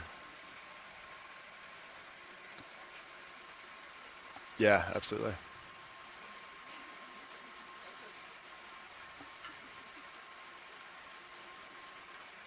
We also have some adjacent cup corals around him. Rotator at 75. You still have time. It looks. It's different. I'm not sure if that's part of the actual body of the sea star, or if those are little rotator at amphipods or 75, so you still have time. Awesome. something along its body. Right? They don't seem to Copy. be in any All right, particular so you should be okay. fashion or Wonderful. pattern. Thank you. Maybe they're just hanging out for the ride. Hey, this is Chris Maw. Hi, Chris. Can you give us a better description You're looking here? at... Yeah, you're right to actually comment. So the first thing is that this is a sea star, a Gorgonian asteroid called Gilbert Taster Caribia. And you'll notice that it's actually sitting right above several of these coral polyps. The depths? This is a corallivore, which reference, is or? related to the Hipposteria that are observed in other parts of the ocean. The second part of your question is, all of these little sort of strange structures on the surface, these are part of the animal. They're called pedicelaria. And your observation is actually well taken, because part of me says when that was a pedicelaria mistake. were I first accidentally observed misspoke back right in like the 1800s there. by early naturalists Check if you and can find biologists, 2.4. they thought that they were actually other animals living on the surface Chris, of is he now? sea stars. And Call him and ask. the name pedicelaria was actually the genus for these funny little things that they thought were sort of epizoics on the sea Oh, star. wait, But in wait. fact, it's turned out over the So years, we- as we've gotten, Yeah, I don't you know, It's we've weird got to there. the 19th going century or rather It goes the later backwards 20th up. century, yeah, that there's they're like two clearly waypoint part of the threes, animal. one waypoint The four right here. it still doesn't maybe really ask explain Chris. what they do. I'm not Unfortunately, sure about that. it's possible that in some sea stars they're Maybe, used to feed, like Brisinghids. Call workshop or something. They're used to feed on crustaceans. But in goniasterids like this one, it's not entirely clear what they're for. It's entirely possible that they're used to help Sounds good. defend themselves against amphipods. One of the interesting things that I was noticing on several of the previous Gilbert-Haster observations Do you have dry lab is right there that, on your RTS? that there are small little purple amphipods which live along the bottom. Okay. If we were to turn this over, it's possible that we might see more of these amphipods living amongst the two-foot RV groups. workshop. This is So if Copilot. Anybody amphipods down there? either harass, annoy, or somehow predate on, like, say, the soft tissue of these sea stars, then maybe the pedicelaria are defensive. I've seen pedicelaria on other sea stars which feed on coral, so it's not entirely clear to me if it's perhaps a defensive structure against predators while they're feeding, or if somehow they actually are involved with feeding on the coral in some way. But you'll see now very clearly, that there are coral over to the right, all of those single coral polyps, Yep. which I'm not familiar with, but they kind of have a, Balanophylla-like look to them. I don't think that's the right genus. Copilot. That's Anybody the out first there? name of the cup coral that rings to mind. But I'm positive. Yeah, so you can see that sort of half-eaten or that dead cup right underneath it. Yep. I put a steak dinner on the fact that that is probably the result of that sea star having fed upon it, and it's likely moving up onto it as we speak. So if we left a time-lapse video camera on the bottom and watched this, I bet over the course of anywhere from hours to days, we would watch this sea star slowly proceed to devour all of these corals by extending its pyloric stomach, which is, again, out of sight because it's on the underside, onto the tentacles and to the tissue of these corals and devour them one by one. So you could play the Jaws theme in a very slow way as we're watching predation occur right in front of us. Eating right now, yeah. And there's Gilbert nothing these corals can Haskell do. Page across the bridge. I'm sorry? No, there's nothing these corals can do. There's still They're time you can isolated, wait, I so guess. Yeah. if a sea star... Well, I mean, presumably there's just this natural Yeah. Oh, good art. back and forth between predator and prey. So All right. presumably the corals is have coming something In about Yep. 20 you know, minutes anyway. that- So. that permits survivorship. The other thing I would just quickly point out is over to the right. You saw a little feathery thing that almost looked like a stalked crinoid Yep. when we were zoomed up 17 close deltas next up, to it. 10 Yeah. was up. I don't know if Chuck has called in, but Yeah. that's I think it's called a pentacrinid stage of a feather star. And not everybody knows this, but so feather stars begin with what's called this pentacrinid stage, which is like a crinoid. Yeah. And they, I'm going to interrupt you, Chris. I'm sorry. oh, sure. It looks like we have a possible Coral living- garden. or living Lophelia reef. That was awesome. Thank you for chiming in and giving us all that info. But Yeah, that was great. Sure. yeah. Well, you'll be seeing a lot more predators, too, because there's a bunch of sideroids among the coral as well, and those are known to feed on Lophelia. Awesome. Anyway, Have fun. Thank Thank you. Okay, so this is what a living Lophelia reef looks like. We've got lots of standing living Lophelia making up the top of this mound. We also have a lot of standing dead Lophelia. So the standing dead structure is natural. That happens over time. It's very common. We see it a lot with the living Lophelia. But there's some nice Lophelia pinnacles here. We're basically, is this the top of the mound? Is that what I'm saying? This like Not point? yet. Okay. We're Almost there? Okay. almost. So there's a Kinda nice see pinnacle both here sides, so I think it's just with head. a living Lophelia reef. So this is what I was really hoping for this morning. And we found it, which makes me very happy. Woo! So yay. So this is actually outside the habitat area of particular concern. So this is open. We're seeing a lot of associates with the Lophelia reef here. Are the lasers on? They are. Yes. So we're seeing these guys are several tens, if not meters long.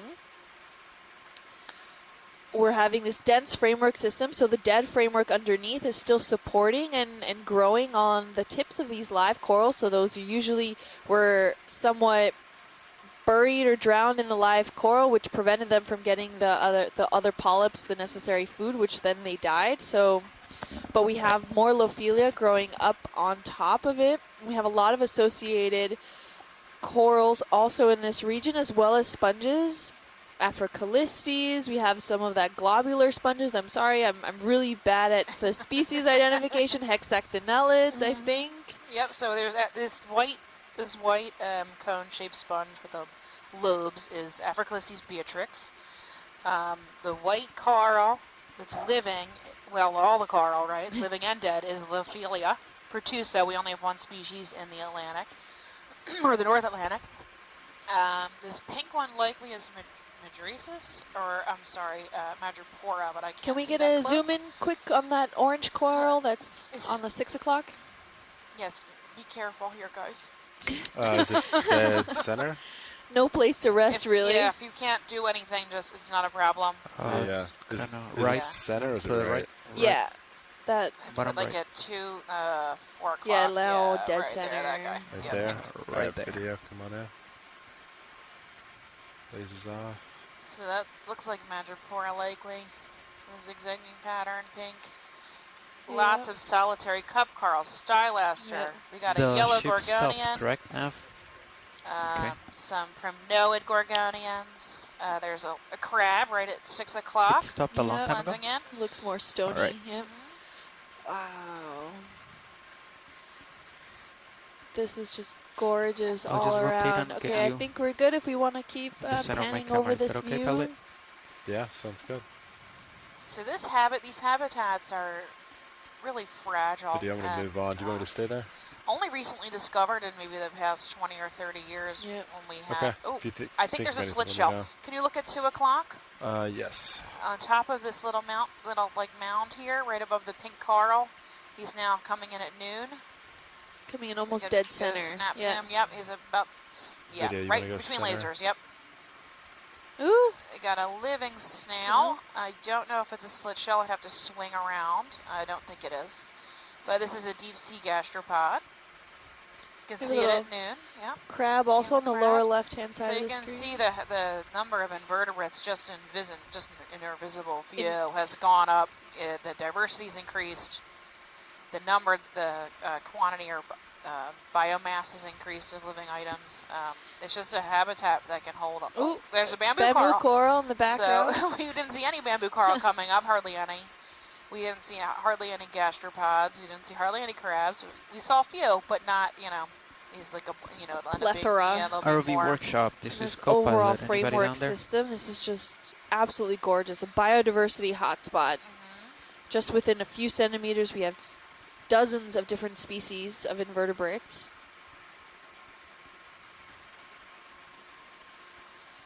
Can we get a quick zoom in at that bamboo coral that's now dead center? Sure. Video, you want to go on in?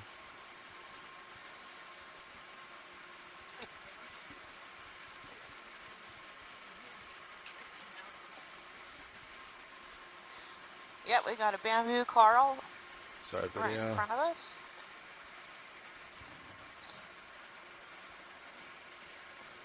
lots of solitary cup coral, so we're swinging back and forth a little bit, but that's because our ROV pilots can't settle down onto the ground without crushing anything. Yes, So, correct. but you guys are doing great. I'm happy.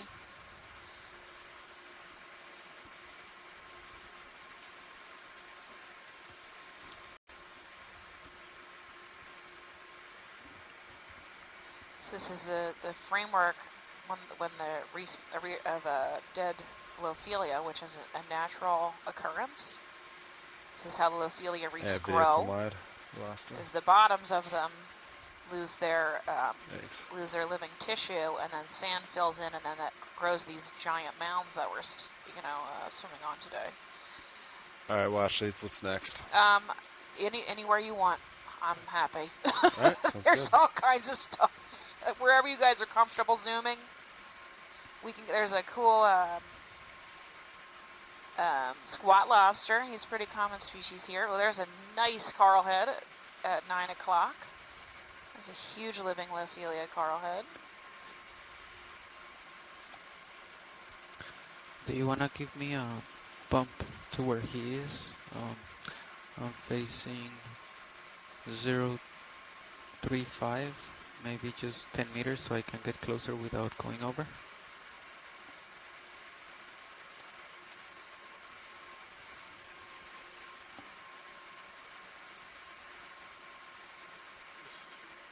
Alright, there's a ton of stuff here. So Africalis increased in quantities. There's at least like 10 or 12 of them Okay, right I'm in gonna the view. come down, You pilot. can see down this slope.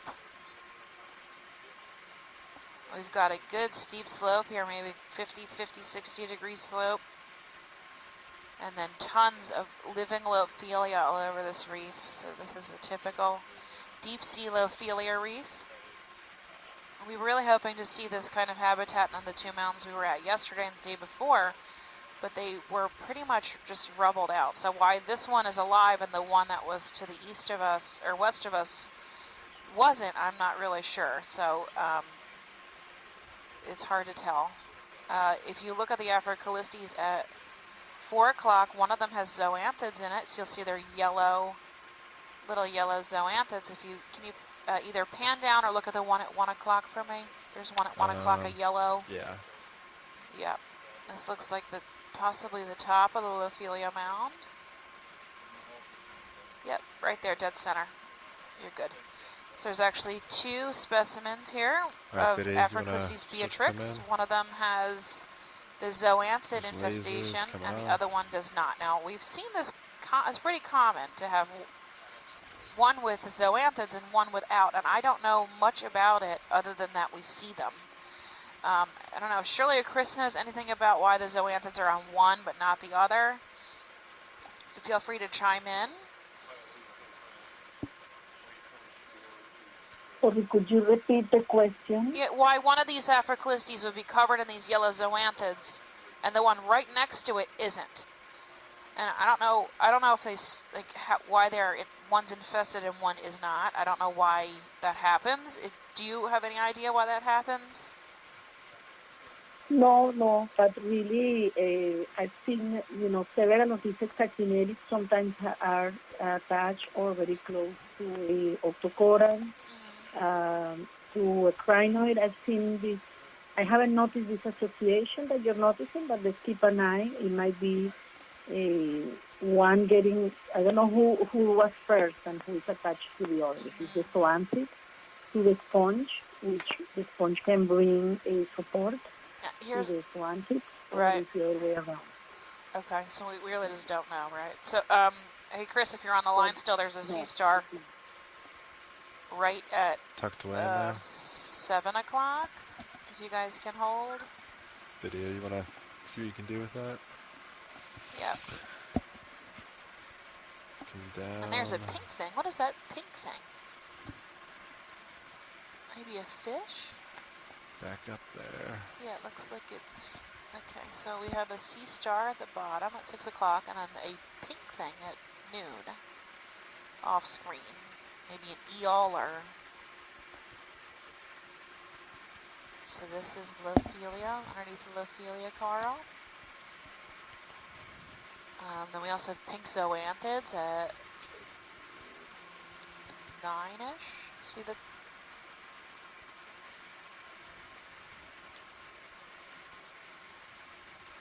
Alright, Gorgonians, and these feathery... these feathers are hydroids. Yeah, Chris, did you just chime in? That's me. Hi. Any ideas? That is another Gilbertaster. Gilbert. Also feeding on presumably coral or something. One of the many species of possible food in this area. Yeah, all right, whatever you... I'll try to keep it center. Although it looks like Whatever it's sort of at an odd angle, so hard to say which one is which. But you'll notice that there's a bare Lophelia right above it. Yeah. And everything else is covered. Yeah. So hold off correlation is not causation, but I also don't believe in coincidence all the time either. So. Yeah. Maybe he ate it. Yep. Yeah, he is. That Lophelia looks like it's making you work fresh. for it. You don't see any live polyps on it, so maybe it's fresh. Yeah, dead. I mean it's possible it's just a coincidence, but I mean there's a lot of Lophelia there that is bare. So, and I know these die. They have something else going on with them where they die and grow on themselves, right? Yeah. So, but that's but yeah, you'll likely see this species occurs only in this sort of general area. So every time we see one, that's probably a new record. So I'm really happy that we're observing them alive because I don't think. There's not a lot. So we're getting to the top of the jumping. Is that correct? Yeah, there's not a lot known about them, and so when we're seeing them alive like this, it's a. I mean, they've been known, like the specimens have been known since the top right 1899, something thereabouts, and we only started seeing them alive a year ago when Okeanos began doing this area. The specimens aren't that rare, but the video of what they're doing and by extension, what some of the structures might be for is very important to understanding this whole ecosystem, I think, because you have predators in addition to all of the coral. So. Yeah, awesome. But keep in mind also, I hope you'll keep your eyes open also for some urchins, because I think we saw some coming on the way in, and I suspect there are some feeding on the coral. Oh, is that another?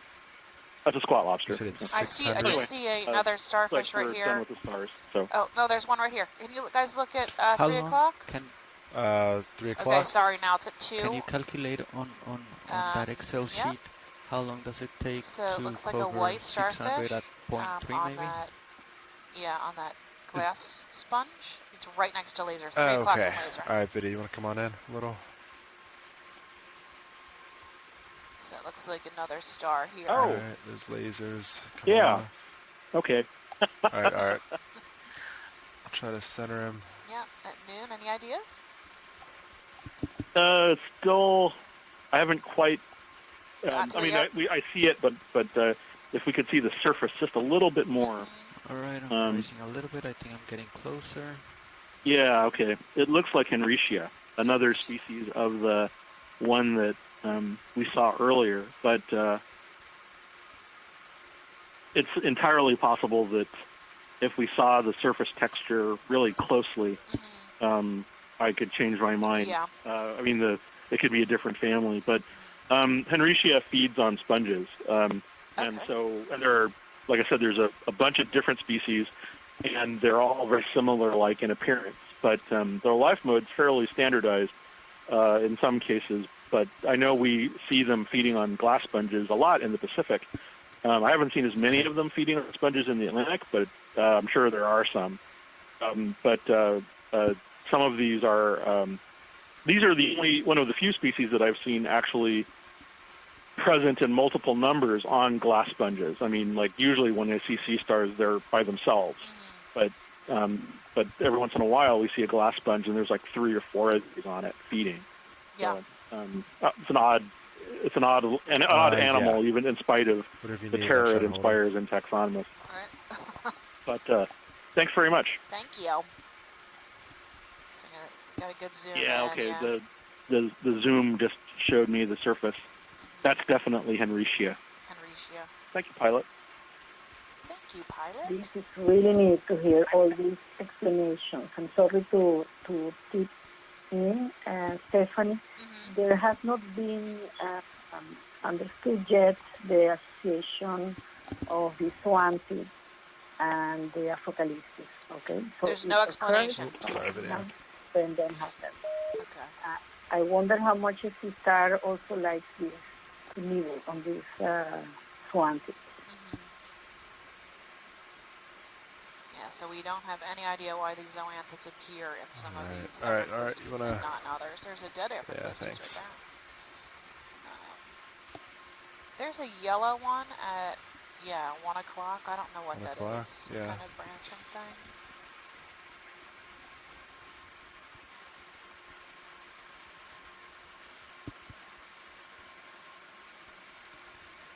All right. You want to start to come in?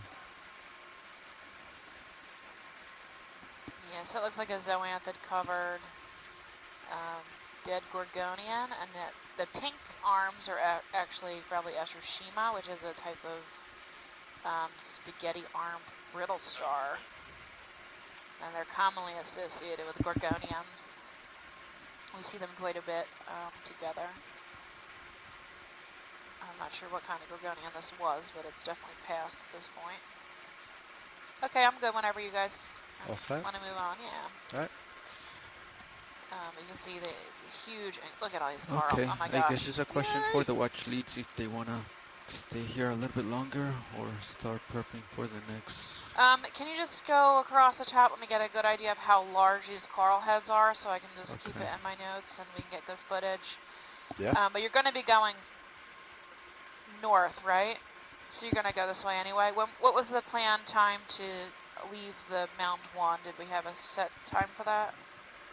I'm not sure if we had a set time or not. Okay. And how long do you think we'll be transversing in the water column? Like an hour?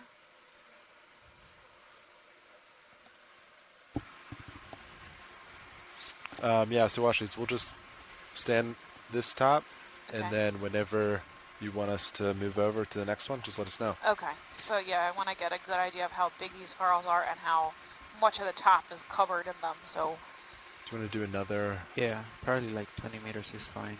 Yeah. yeah, Not wherever you 0, guys 4, want to go. 5. Yeah, I think that sounds good. And then he was saying he was going to take 73 minutes at 0.3, so I think that's a little bit too long.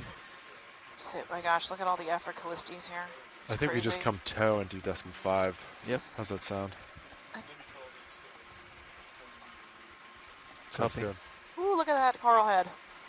Can I get lasers on real quick so I can get an estimate of this? Yeah, lasers are on. Do you want me Okay. to point?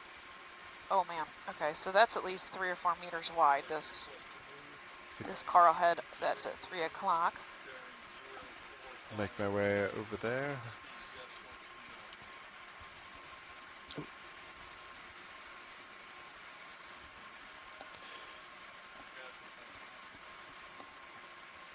Okay, you have tether pilot. Copy that. We have a different Gorgonian at 4. It's yellow. We also have the same Gorgonian at 9-ish, 10-ish. It's a yellow fan. Definitely. Yeah, go for it.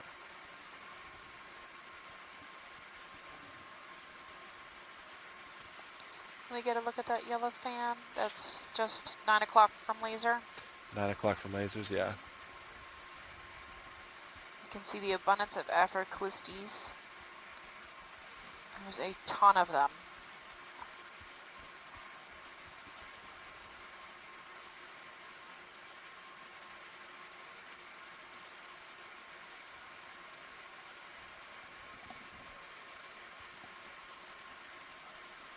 Alright, you want to start to come in? Okay, sir. Nice. These lasers coming off.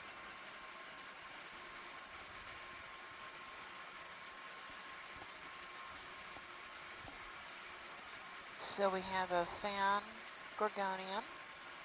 It's planar. It's a very distinct branching. If we can get zoom in on the polyps. Yep, one sec. I think.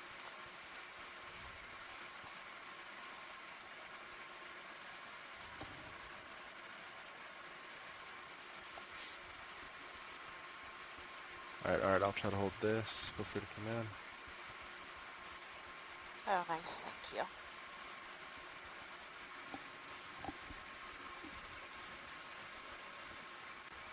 Click Surid, maybe?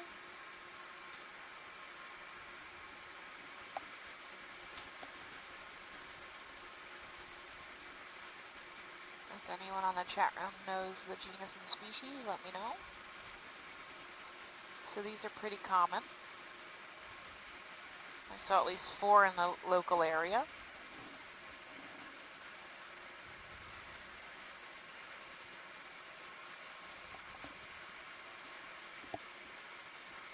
Okay, we're good.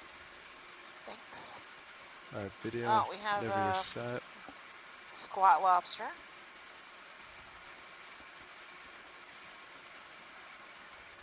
Daisy's back on it. Chrysogorgia.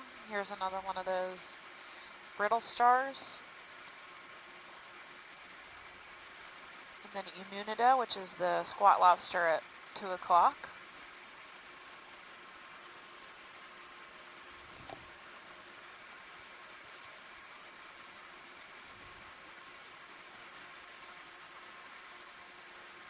And then we got a sideroid sea urchin.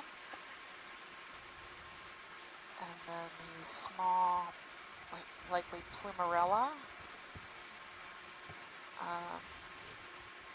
Maybe bamboo corals, so Iciidae over here on the left, right, at 2. There's so much stuff. There's so much, and there's a sea urchin off to the bottom. Anywhere you look. Yeah, they're everywhere. There's stuff everywhere. This is super cool. Alright, so this is what a deep sea Lophelia reef looks like. They're different from our shallow water. They're shallow water cousins. And that their shallow water cousins photosynthesize. So the next waypoint is 0.4 or up there? It's all the way north. Okay, copy. What's labeled waypoint 4? Copy.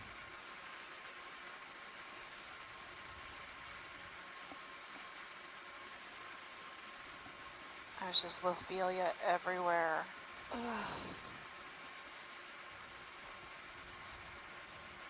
Just want to take it all in.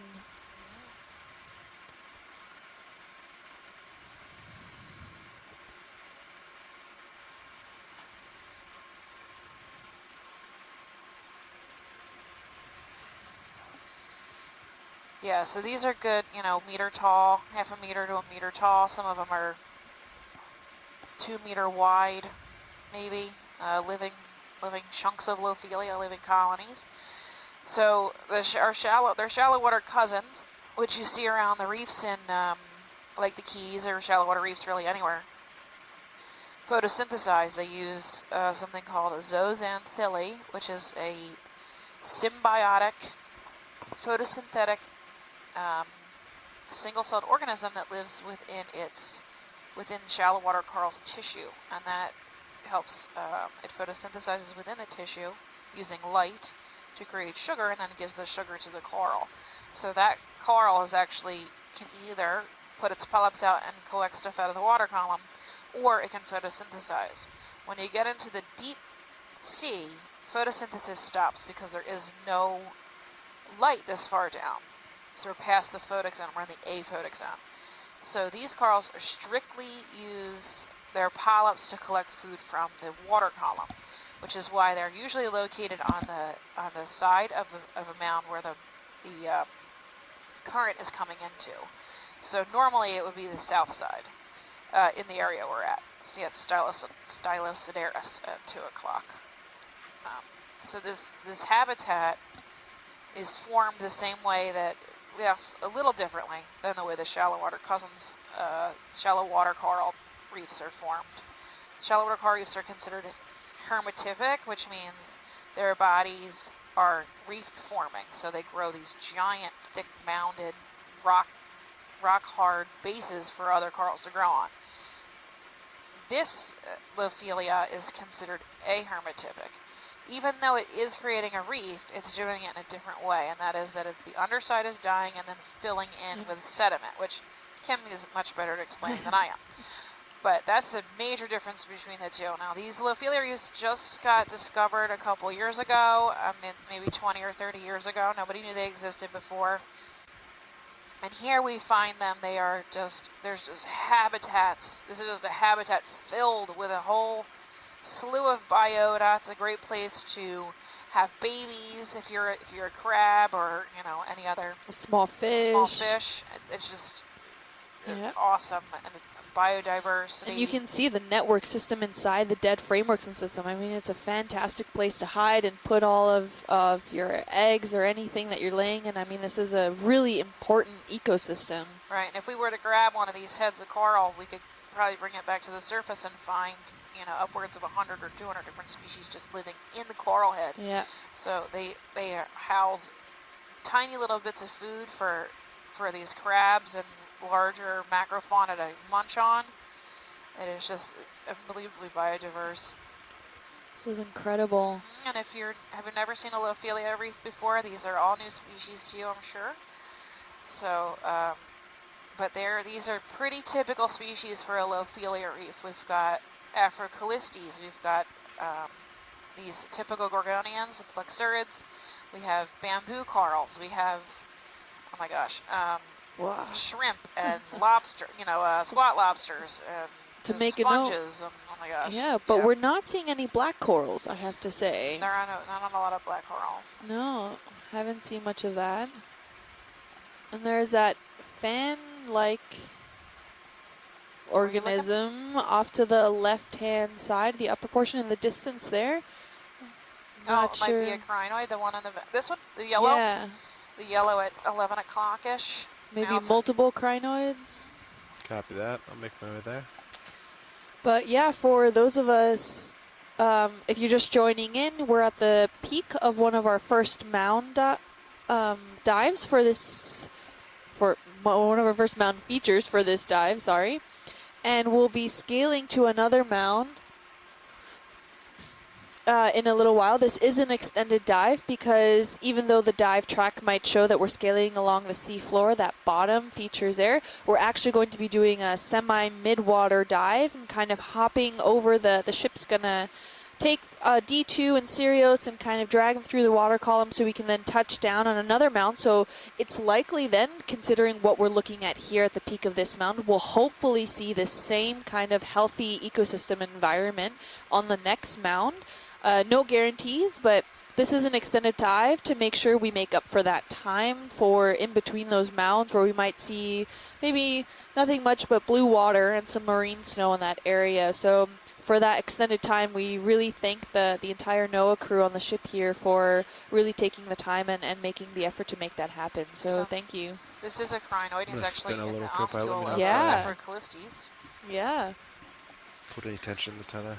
Copy. I'm like 17 meters off the It's a bottom. really Maybe interesting can looking drop a little bit, Afrocalistes. but He has a bunch Yeah, of can't really zoanthids drop on much. him, and the ones all around him Don't them worry do about it. Just let me too. know if I'll hold that. Copy.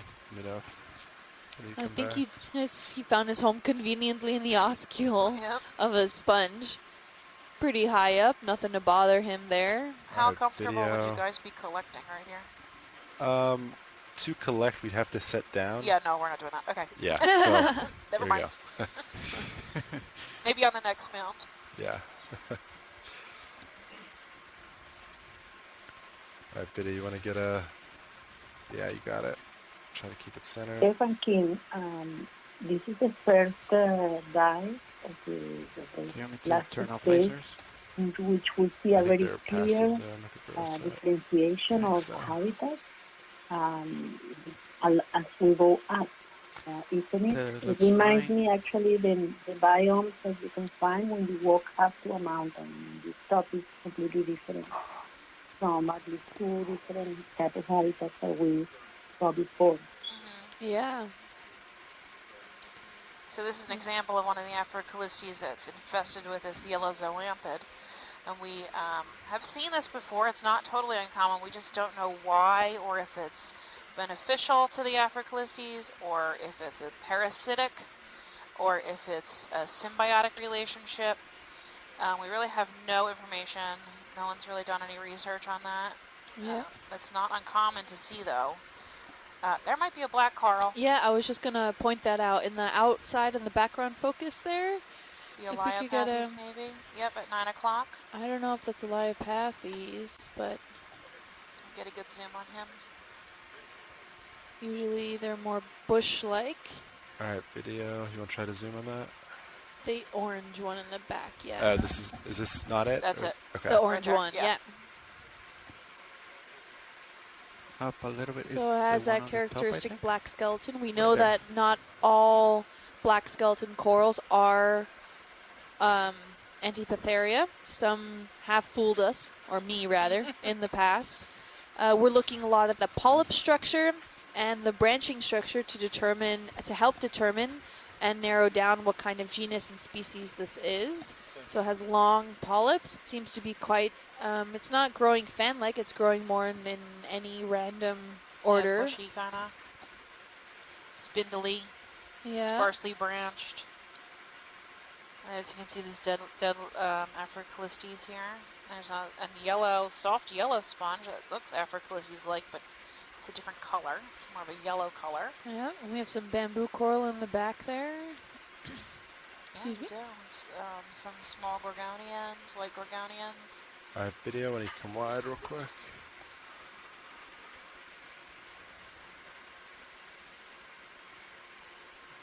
And then Stylosideris, the sideroid urchins.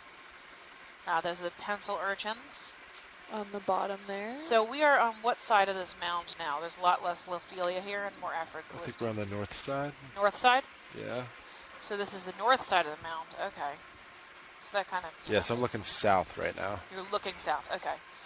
So that makes a little more sense, right? Where the living Lophelia is more towards the south side. Yep. So we're looking south of the north side of the mound. Okay. I got it. Some more squat lobsters.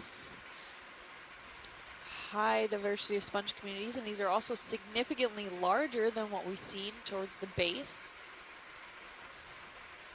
Do you want to get a little I just move can't in? get over it. It looks so beautiful. Just to help pilot out? Sure. Sorry, say again? Do you want us to get a little move in, just so you're not You think what turning is around that and little facing the other organism way? floating in the water there, cascading down? He's too far now. Don't worry. Okay. Wow, and this is So- quite a steep slope that Yeah. we're looking at now. Yeah, so that's looking to the east. Ooh, squid. Hello. Yeah. Hello.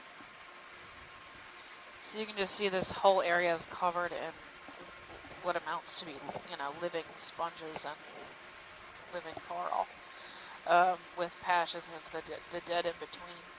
That's to the making the north. framework for the Yep. living organisms to live on. Alright, There's a watch. shrimp. Yeah. So watch this. We kind of did a perimeter of the top of this. Okay, great. Do you want us to keep going, or do you want us to set up to move to the next spot? Whatever you guys deem best. I am not sure how much time you need to move on to the... are we talking like to the next mound? Yes, to the next mound. Okay. If you think that's an appropriate time to keep moving, we can kind of get one good over pan view of this area and then head over. Okay. It's ultimately up to you. If We would there's items here, we can keep going, or... We would definitely like to eventually get to that mound, so we don't want to stay here so long that we can't make it. Okay. Yeah, if it's a priority, then we yeah. can just set up and head our way there. Okay. Let's get a good view, let a good panning over here. So again, our lasers, which are dead center screen, our two red dots are 10 centimeters apart, so to give you an idea of how large these coral heads are and how big this mound is just left and right? Yeah. And it could very well... That's fine with me. I don't know what it looks like off the top of my head, but Okay. Yeah. Chris is shaking his head, yeah, so... That'd be It fine. could very Sounds well good. be that this mound is a few 100,000 years old. We've been scaling upwards of 60 meters from the base to the peak of this mound. And okay. if you're just tuning in, I talked a little earlier about...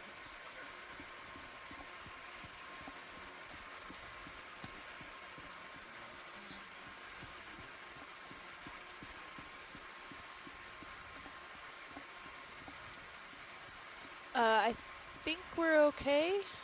I'm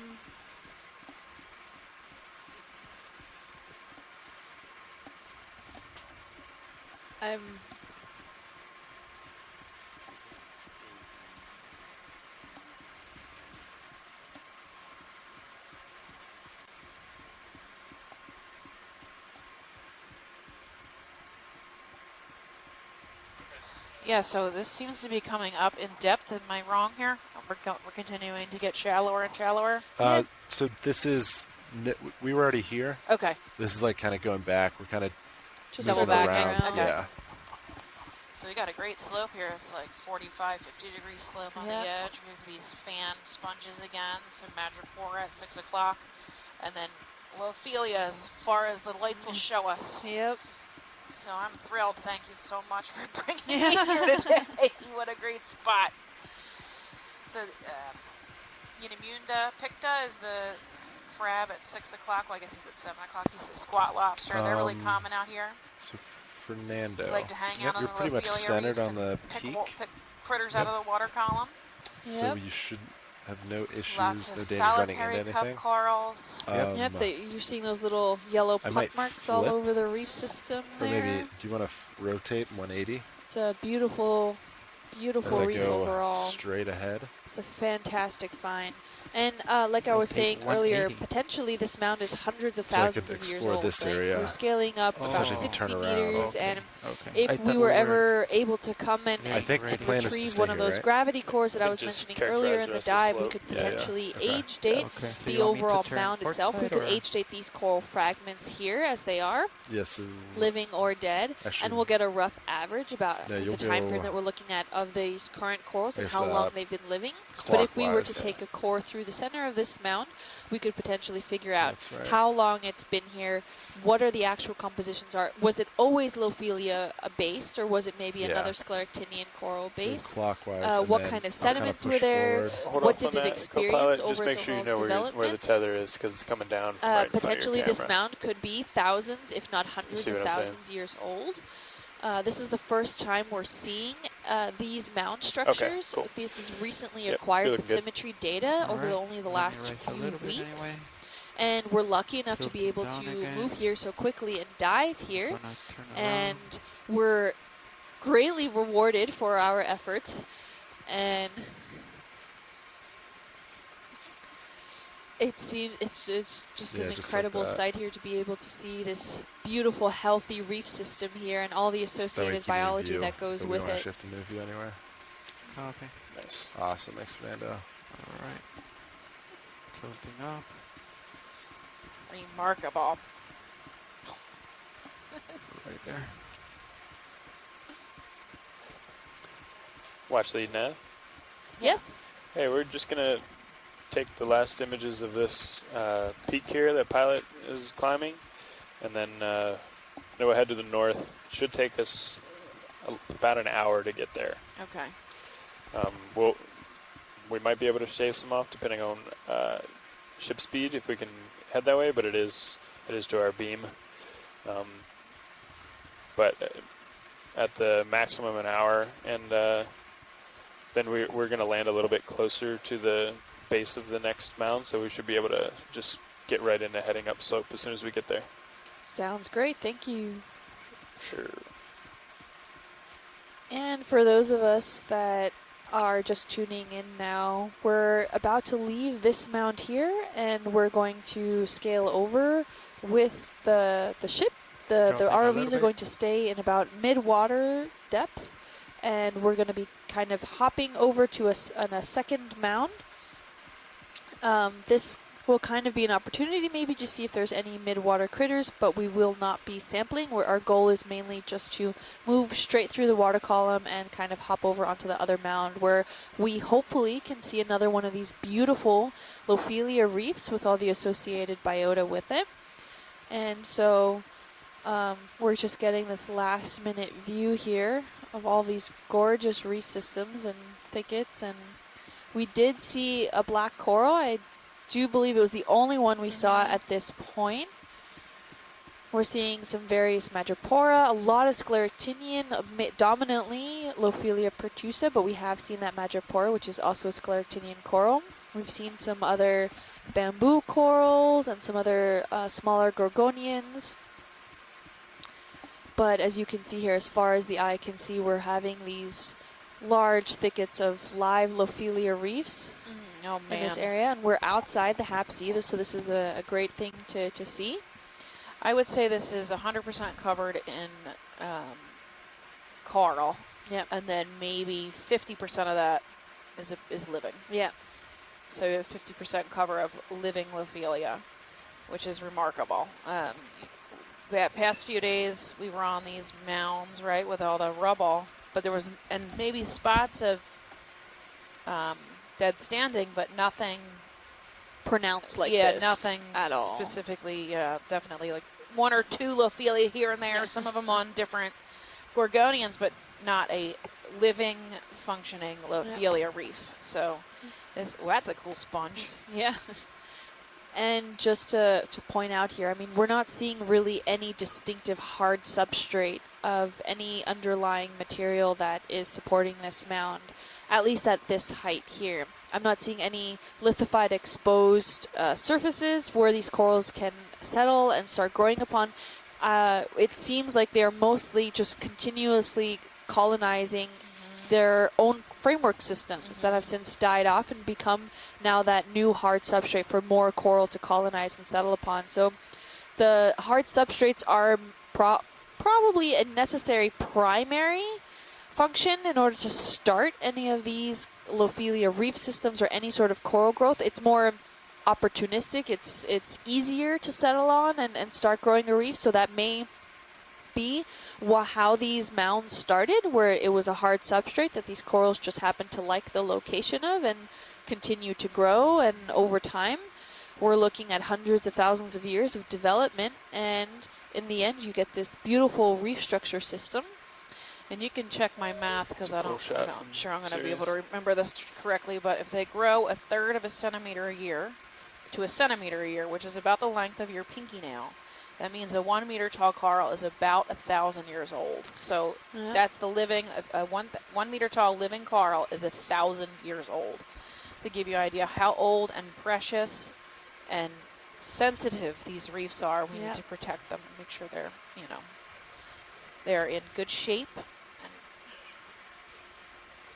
An overall good standing. And just to again say that this mound is over 60 meters tall, so if you're looking at just the reef, a meter long reef structure here is about 1,000 years old. Imagine what 60 meters of mound and sediment means in the overall development of these mounds and how long it takes to actually form. And this is a great example of how the biology can really influence the seafloor, because these would, without the reef structures here, we would not be having any of this. It would just probably be a whole cascading area of sand and mud or whatever portions of geology that we're seeing, maybe some fault zones, something. But these systems, given enough time, can shape and form this, the seafloor morphology, and can impact then also then current systems and how we're seeing things. And they're a great way, these corals are a great way to be able to study the reef system and the overall ocean chemistry of the ocean that occurred over millions of years. These corals are recording what they're experiencing in the water column overall. So with any of these newer corals or even the dead corals, what their skeletal composition is as far as their isotopes can really reveal what they've experienced when they were alive and growing. And that's a great way where we can tap into the history of the overall development of these mounds and the coral systems as well.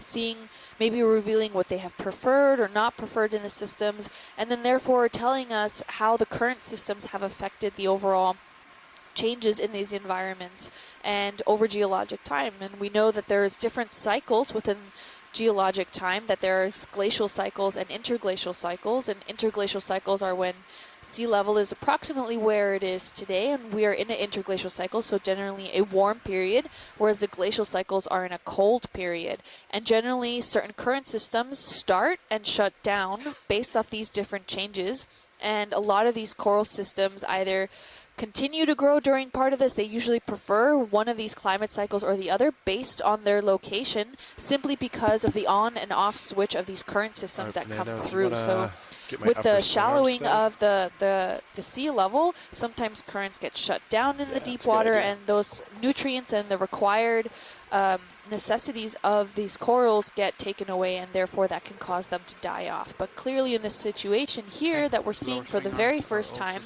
these large Lophelia living reefs are loving this area here. Hopefully maybe in the future we can come and take samples and maybe some cores and be able to determine really the overall growth and development of this mound.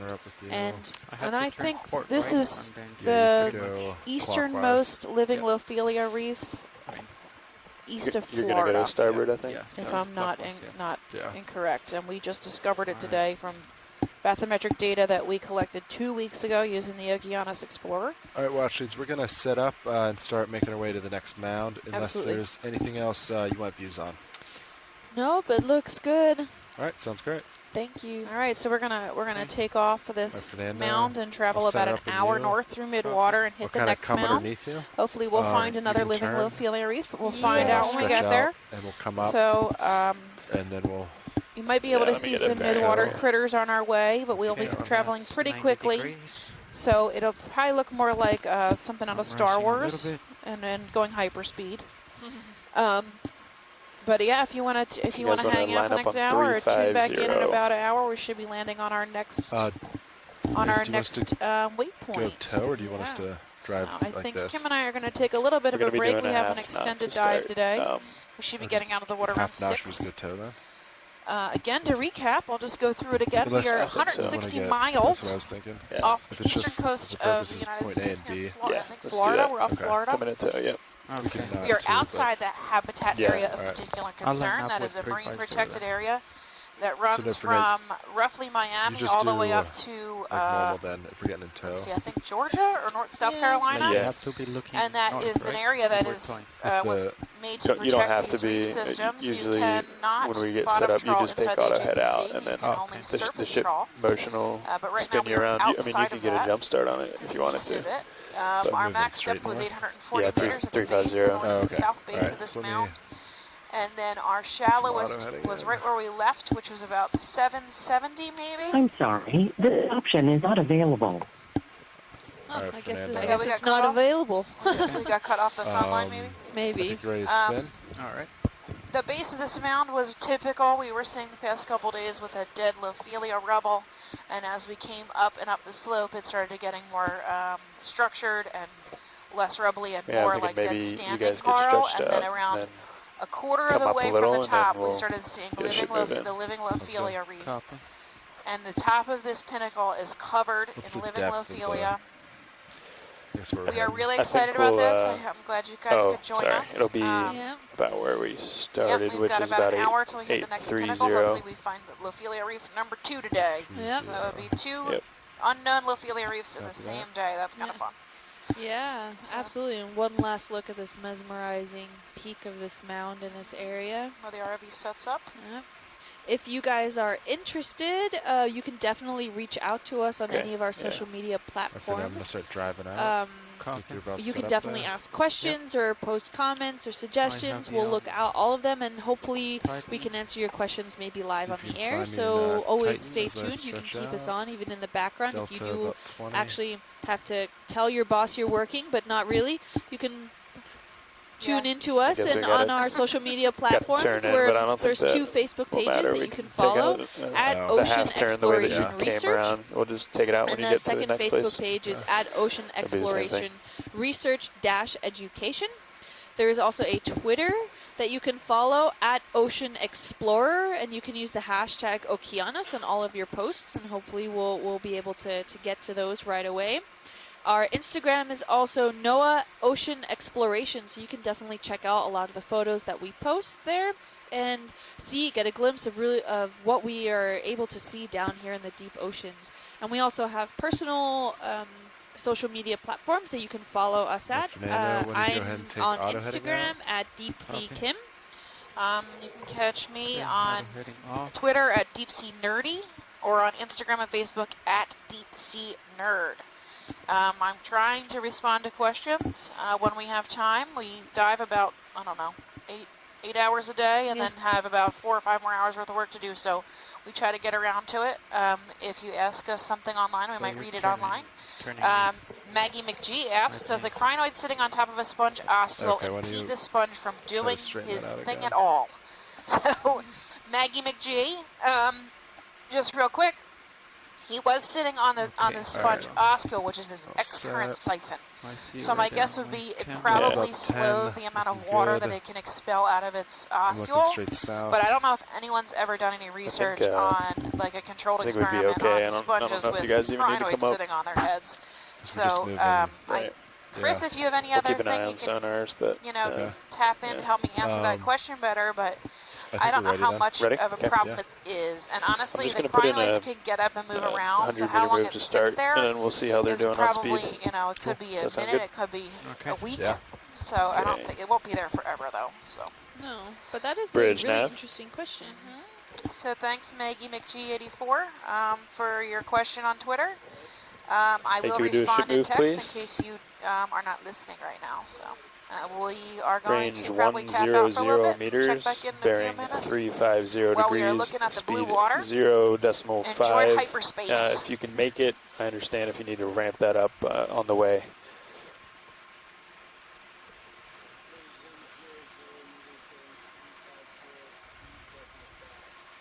Good copy. Okay, thanks, Bridge. And this is the portion where we'll be in the water column here. And we did come into tow configuration, so we're not in flying configuration, just to let you know. Thanks.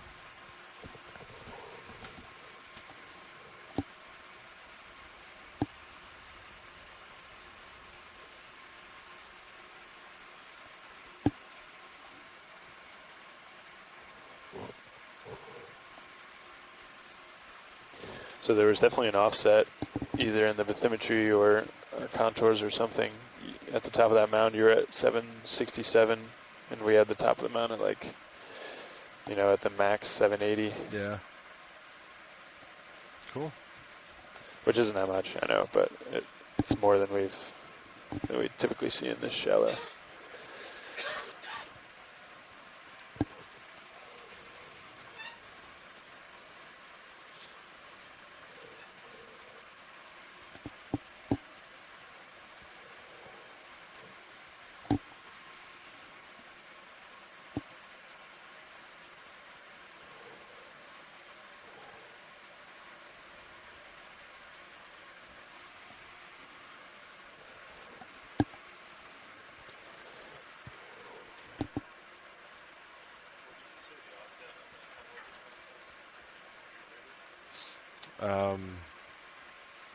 So high voltage, it's probably set at like 75 or 80. And it was reading like 97, I think.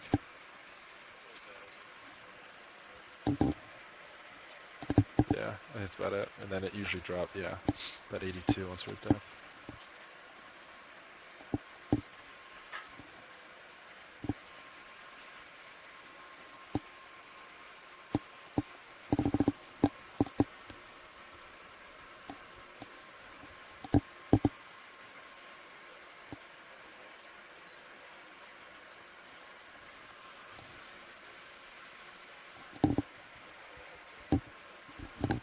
Is it mine? I think it's just a beard. No way. Touches it. I don't know. No, it doesn't just jiggle a little bit and touches it. No. Maybe. It's not mine for sure.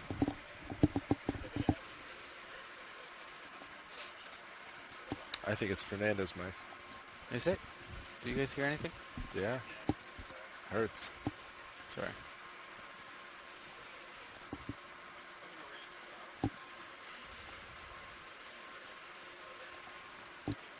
Copy.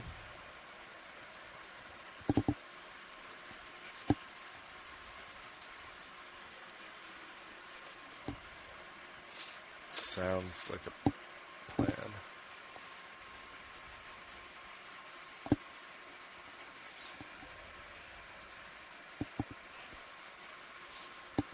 Or Fernando, do you want to fly at all? Sure. I can't put in joy lock and auto def, so it has to be quick. That's fine. I mean, sitting right there is not that much I'll fun see what anyway. happens when I. So you do or don't want to sit? I mean, right now, it doesn't matter. Wow. Alright, how about you let me know when you want to switch? We'll switch.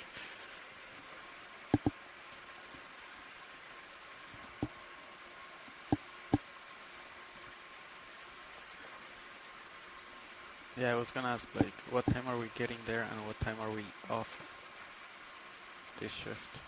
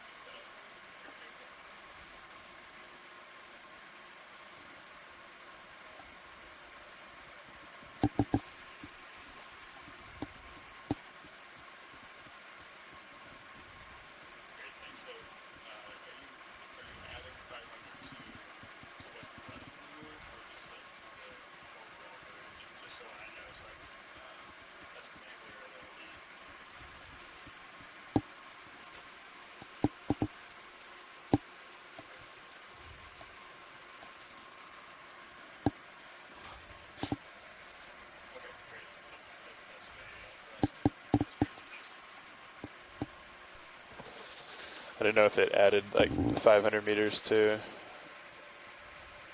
So for like from 54 where we are meters now. in, and you had Yeah. 500, you get like Right. 554, 600,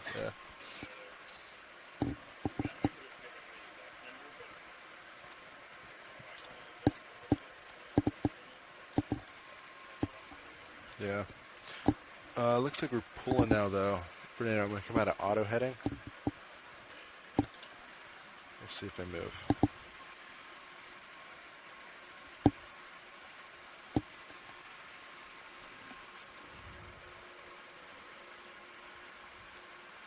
Looking good.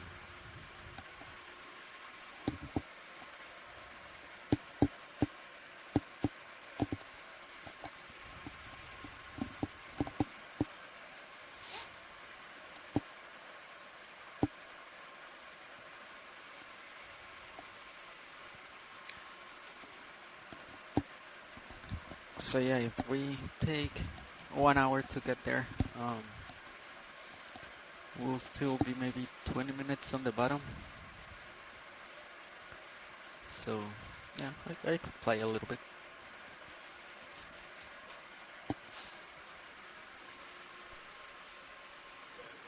Alright, easing off forward way.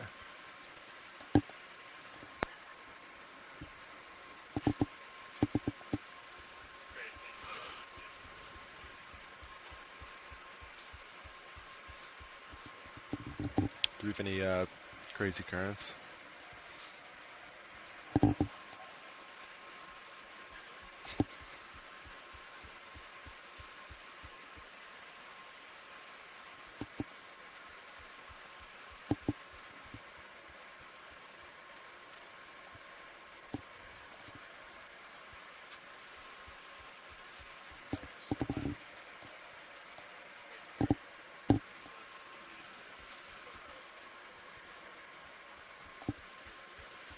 Sounds good.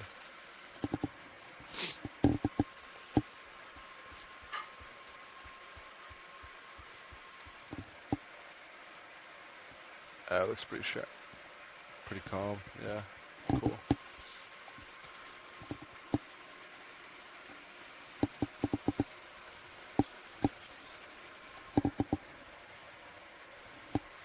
Yeah.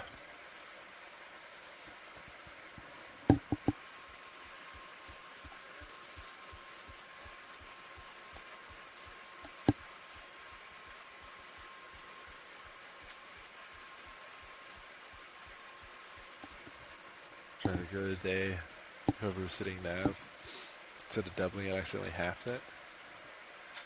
Said, yeah, it was maybe 0.2 knots, but it was really like a knot. Because just the math conversion was wrong.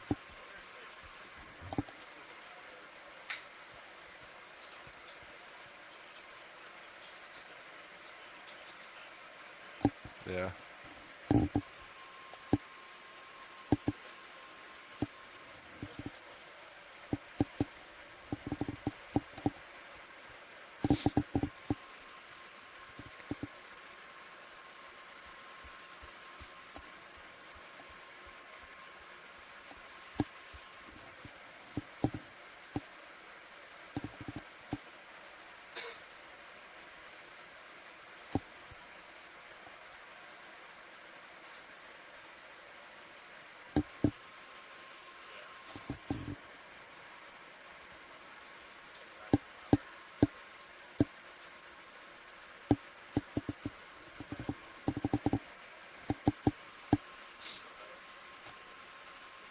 Some bonus time.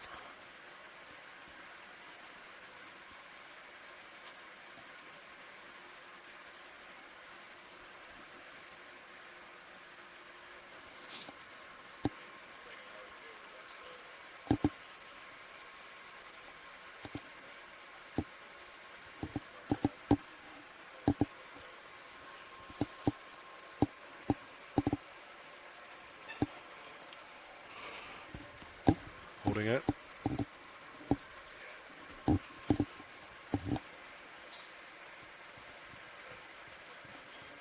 Nice.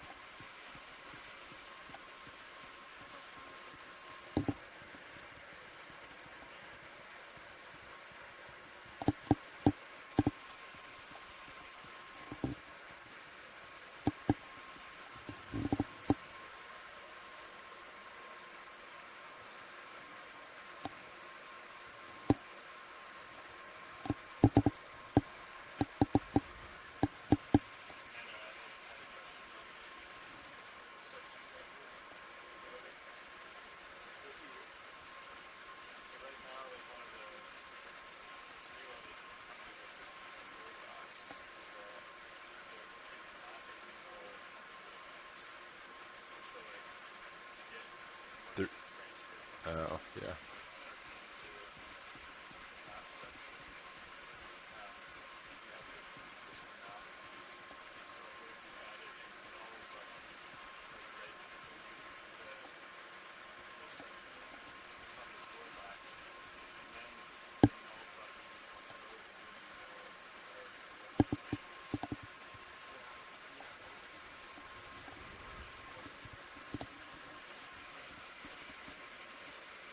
Yeah.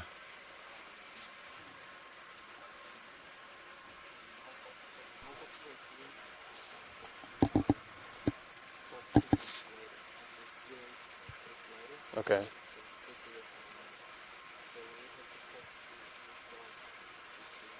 So I don't. But right. Right.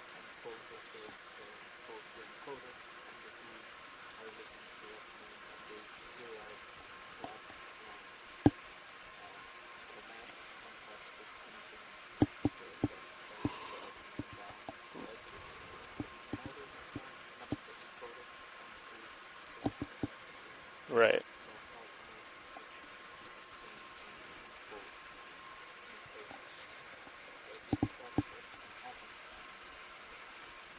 Right. So I don't mind, like, if you just hold it in, it disables it, which is like, that's like gnawing it to me. Oh no, I think there is a difference.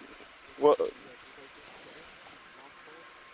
It, like, yeah, it zeroes it. that nulls it, but that's different than disable and enable, right? I think it also disables it, doesn't it? You turn it on, it enables it, and then you disable.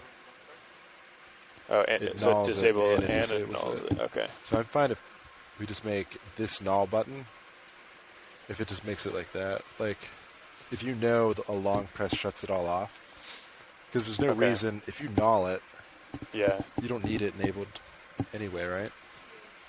Well, not necessarily. Like if you wanted to go to 0, but still So keep for it folks enabled. watching the live and then stream go to, on like- shore, this is Mike White and with then- NOAA OER Expedition Coordinator. But Right then now, go to we are the just opposite of towing the section. vehicles. Yeah, but then it's just all you between do these is small mounds, which click it are again, and then newly you mapped Right, mounds from right. data from the cruise earlier in this So long expedition. press. So I guess there We is just click came it, off the then there top of is a one of these null mounds in to the the south. joy box. Some great shots. It's like a of comp. the It's a null Celia disable. reef, It's a Or the null and a disable joy. button of nulls other it, corals and sponges which I and think other makes sense. organisms If you living on disable it, top you of it. And set right it to now, 0 too. we are towing the vehicles For through sure. the Enable water doesn't, column, like, and we're going to land on a if your mound max to the RPM north and in you order re-enable to it try and get some Um, characterization Yeah. data and some baseline observation data from the mound to the north. So the blue screen you're seeing right now is totally intentional. We're just towing the vehicles through the water. We anticipate being on that mound within the next 45 minutes or so.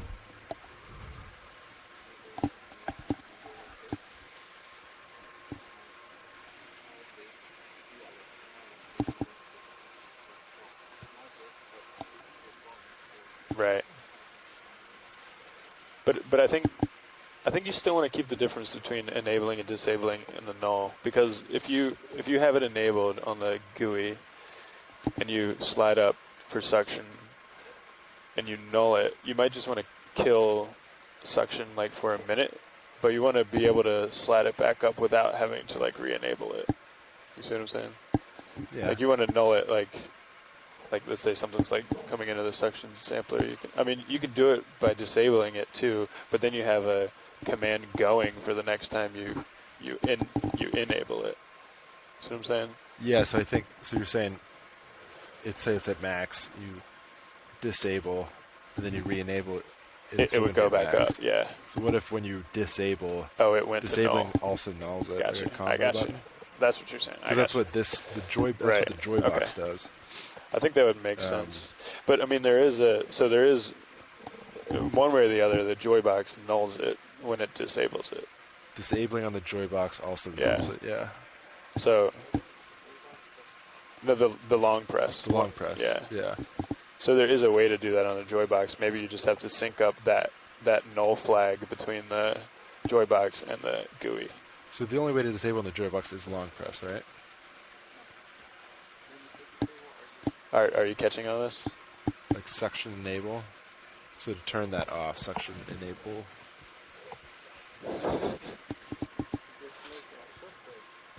Oh, short press. Okay. But it doesn't null it. Right. I gotcha. Okay. Yeah.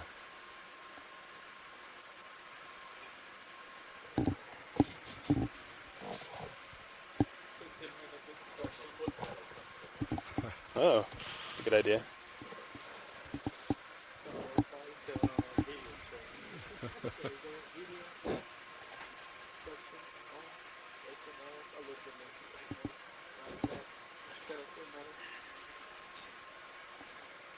All right, we've got about 550 meters left in that move. Vehicle's holding 750 meters depth. So where do you want to plant us? So we moved the waypoint 3, be advised, pilots, Yeah. from the base here, which was going to land at about 840, Yeah. and come up. This is about 100 meters, so we moved it closer to the base of this next mound. And then what's the next waypoint 3? Stand by 1. It is the next waypoint 3.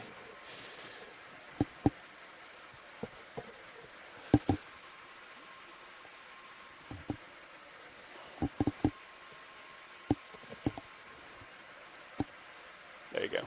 Nice. Next one's now waypoint 4, be advised. Yeah. Cool. I heard someone, maybe Lars brought it up. He said there was talk of adding a football to the tether. I mentioned that in passing. Is that So my reasoning for that. Sorry, go ahead and say what. I was just curious what the reason was. I think we do have. Ooh, there you go. I think we do have one or two in the container. So I was just thinking on why we're seeing consistent tether degradation. And I think probably the main culprit is stretching tight on D2, you know, or creating awkward angles for the tether, for the BSRs. Yeah. But I also think there's a fair amount of that is added by the. It seems like the motion of the BSR on Sirius is like way more than it should be for the heave that it's getting, and I think it's because there's that long stretch between Sirius and the next football. Yeah. So like when we're set up in flying configuration, when we get to this next site, look at I took a video of it the other day. Look at the Sirius BSR, and you'll see even on small heaves from the ship, you'll see it like right there. That right there is a lot of motion for not a lot of heaving on the ship. Yeah. And you see that like snapping, like whipping motion. That's just not great for fibers or conductors in there. And I'm trying to think of a way to, mitigate that motion from there to the next football. I don't know if there's a good answer for it, honestly. Yeah. Could we get a stiffer BSR? I know BSRs are kind of... Yeah, I think that should go into, the discussion.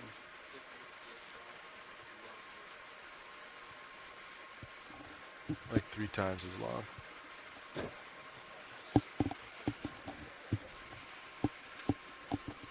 Yeah. Maybe not that one. Yeah. That makes sense. The only thought I had against, so you would add a football I at honestly, the Sirius end. I don't know. Potentially, yeah. Maybe even like just like 10 feet down. So you'd add it just so that it separates that long length of snapping, and it would still snap and it would still have a lot of motion, but hopefully it would sort of act like a bungee and like a spring mass damper kind of thing. And we could add one for a dive, see what it does. Yeah. We'd have to think about where that would be on deck, though, too. Oh, because it'd be kind of in the figure 8. Well, I think it would be right. It would be right over the transom. I mean, like when D2's still in the water, and Sirius is on deck. Yeah. Which would be fine, but we also don't want it to like hang off the transom and create like this weird angle because it's heavier. I don't know. Just something to think about. It's like, okay. They're pretty light. I don't think it would. Yeah. Just any way to break up that snap,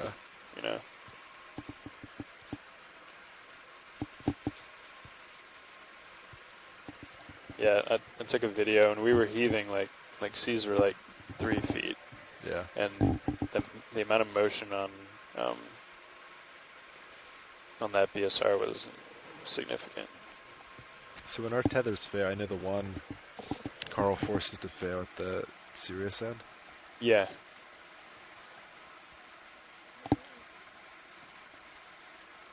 Yeah. Should we start testing of failed tethers where they fail at? Yeah, we could. I mean, we need to make more, right, this off season, so we could like dedicate one of these to. Because I don't think we've never really, like, once the tether fails and we swap it, we don't really look where it's like bad at. I know that's another thing. Yeah, I think that'd be valuable. Because if they all fail at the Sirius end, then it's pretty obvious. Right. Yeah, we do need to have a tether party. I know. I was just that's on my list to make sure we order the machine parts that we need to. And do you remember the expiration on that latest Socket Fest? It's probably done by now because we did it a year ago, right? I can ask Todd. Sure. I'll ask Todd. I think they use Yeah, I think they come with a pretty short expiration date. Right. And we throw a lot away just because it expires. Yeah.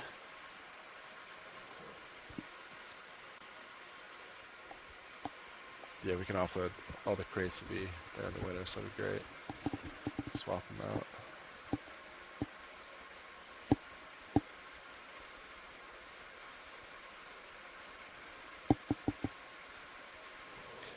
Maybe if I can get a hold of Todd later, maybe I'll ask him about our football idea to break that up. Yeah. So I think there's two times where it really adds motion to toe. Like right now when it's snapping, which could be descent or ascent or toe or whatever. But even when D2 is out in front and flying, I think it would help because it would just be a little bit more of a damper, or of a buffer between D2 pulling directly on that.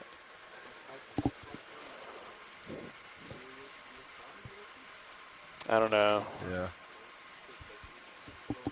Yeah, I guess it wouldn't be 10 feet, maybe like 15 or 20. I forgot. One thing that comes to mind if it was too buoyant. Remember the one time when the tether actually came? Yeah. They got stuck on top of Seagrass? Yeah, that's definitely something to think about, yeah. But we can compensate by... never mind. It's a stupid idea. Adding lead. That's not what I was going to say. But yes, adding lead. Yeah, I don't know. But to test for a dive, like...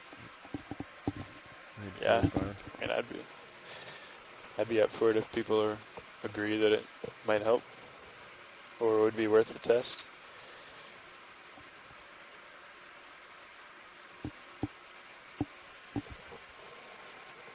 Yeah, we have to decide if we want to go with that same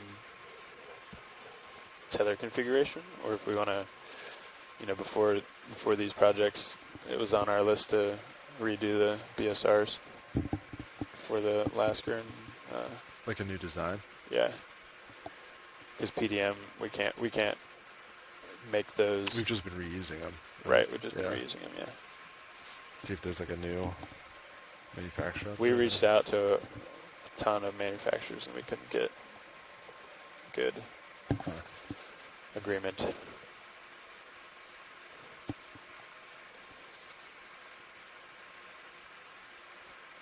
But we know we could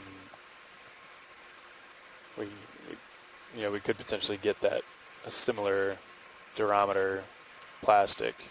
What if we inserted, remember the old ones had the plastic in it? Yeah.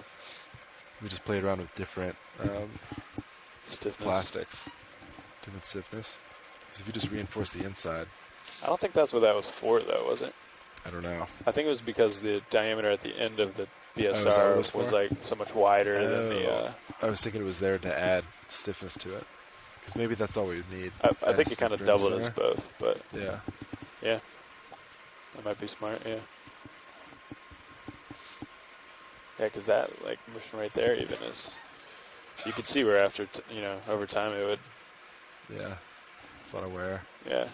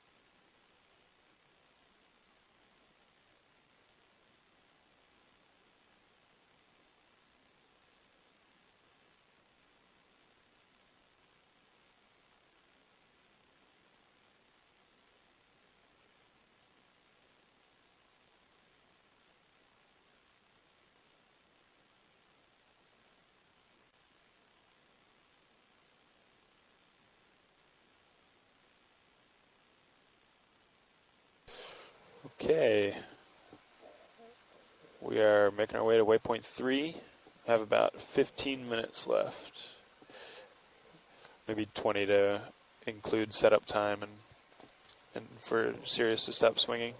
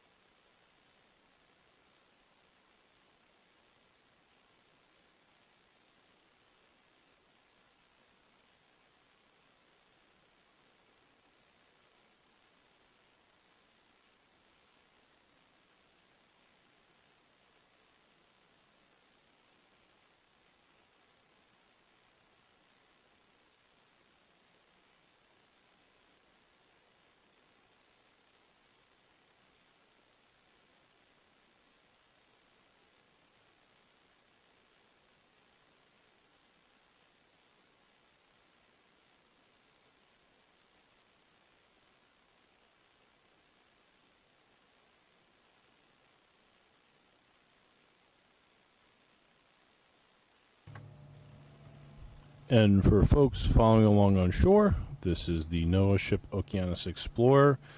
We're right now in the middle of dive 6. This morning we targeted a mounding feature. Turned out to be a really beautiful Lophelia reef mound with some other corals and sponges on top. Right now we are just towing the vehicles to our next mound feature target, which is just to the north of where we were. We should be landing in the next about 15 to 20 minutes or so. So for folks on shore seeing blue screen, that's okay. That is totally normal. Your telepresence is totally functioning. Just bear with us. Today's dive is an extended dive. We anticipate our off-bottom time around 1800 local ship's time, so it's 1800 Eastern time. So we'll have another phenomenal 4 hours of bottom time with us, potentially.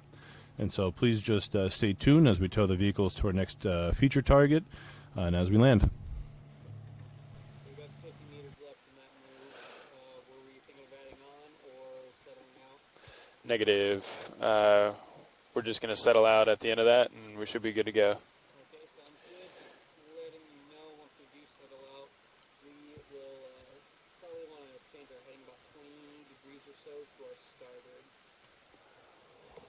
Okay, understood. Thanks, Bridge. Did it work? Yeah. Look at that.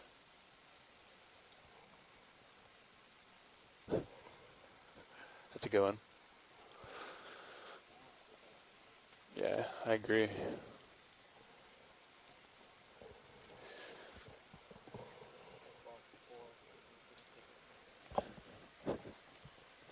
I think something used to be there, right? Maybe.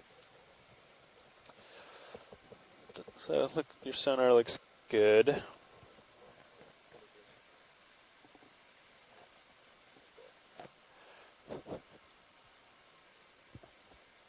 Yeah, it's just doing a calibration. Classic calibration move. Ship's just about there. You've been tracking along pretty well there, co-pilot, so I don't really expect too much swing.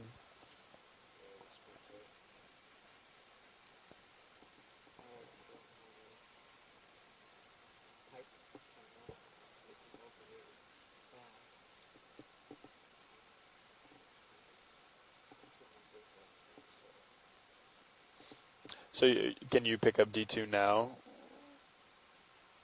Since D2 is like 7 meters below you? Oh yeah, there you go.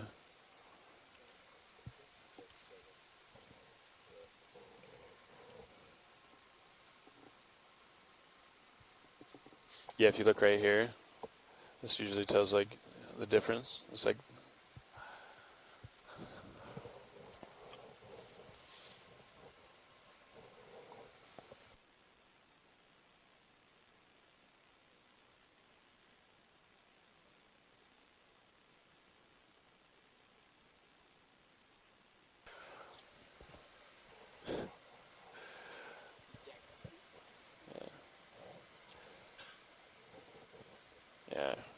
settling up. You want me to zoom in?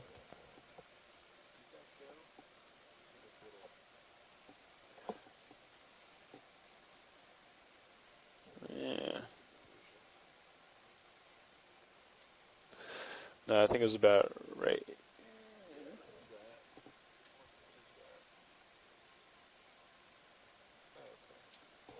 Yeah.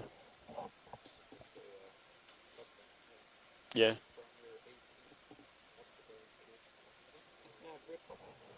Go ahead, Bridge. Okay, we're settling on that move now. We still have 7 meters to go, but I just slowed us down to 0.2 knots. Okay, great. Thanks, Bridge.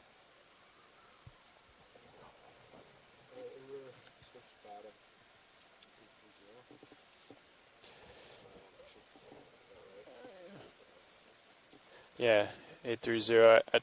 I checked on to see if our contours were potentially off because where we landed, but they are not. Just because at the top it was definitely an offset of like it should have had 2 more contours, but yeah, looks good. And are you guys okay with a heading change to starboard once they're done with that move on the ship?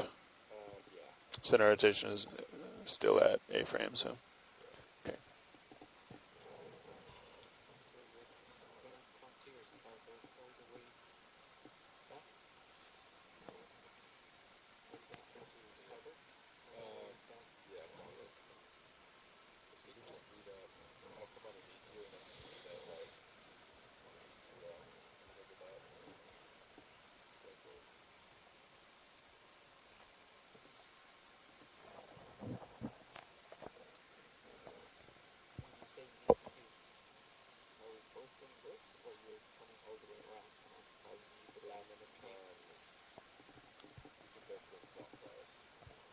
Bridge nav.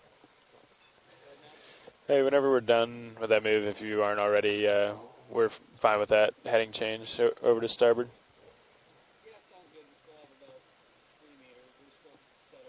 Okay. All right, thanks.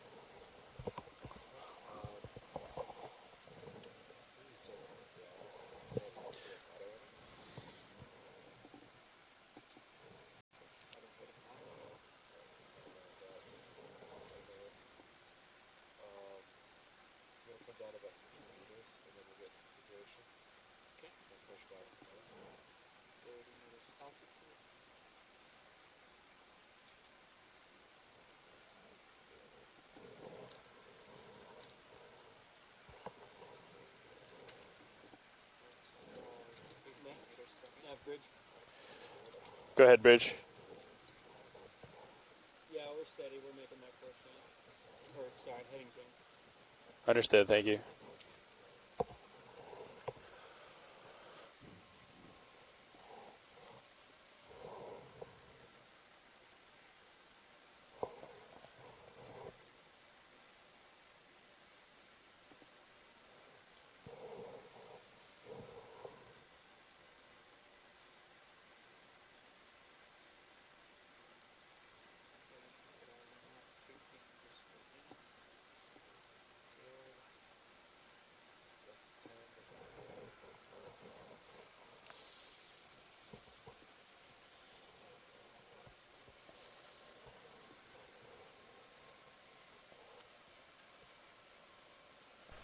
Zoom in for you guys.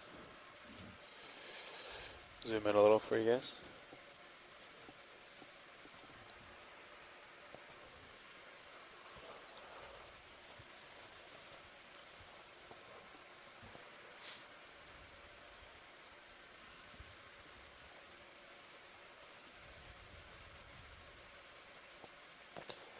Did you leave it on jar 1 purpose, Fernando? It's on jar 1. Okay. Yeah. We don't have any samples, right? No, I think Or typically though we try to keep it on 6. Copy. Just so that it doesn't open the hose to that jar, so nothing swims up there. Copy. I actually, since we installed that suction sampler, I haven't done that many shifts as a co-pilot, so... Oh yeah? Yeah, like, now that I think about it, this is the first cruise that I even did anything with the suctions. Oh really? Yep, so... That's cool. Just don't know exactly what we do, usually.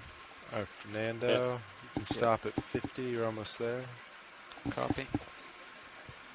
Not 30, but 50.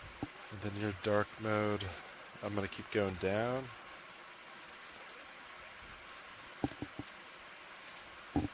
Yeah, so how do you feel with this screen dark? It's different, but I mean, that is nice to see that. Okay. Alright, I'm going to slowly start to back while going down a little more. So we got nice slack in the tether. Alright, I'm holding at 50. Good. My main camera, even though I don't see anything, it's completely Alright, we've delta about Deflected. 17. I'm just gonna turn on one bank to see what's the difference. Yeah, go for it. Go ahead. Even one kind of.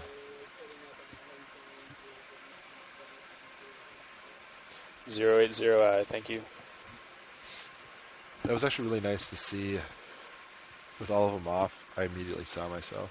Yeah. Which is kind of And nice. the tether. Yeah. Yeah. All right. So we can, as soon as you stop moving, then Yeah, so I'll the come co-pilot. right underneath you, and then we'll both rotate clockwise, and we'll meet up at like 3-0 kind of. Yeah. What slip might be? 0. Nice, coming to view now. 040. Yeah. 040. Yeah. And in fisheye too, with that light out, it's really nice. Yeah. All right, Fernando, you ready to spin to 040? Yep. All right, starting to rotate. When you match my heading, I'll just keep going with you. Yeah, sounds like a plan. Tether's looking good. Not caught anywhere.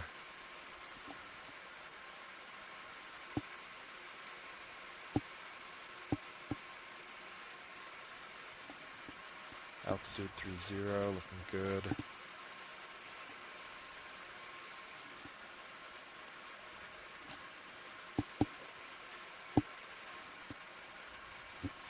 Delta's still 17. Looks great. All right. What was the heading again? 040. Copy. Yeah. 040. I'll select this. I'm moving with you.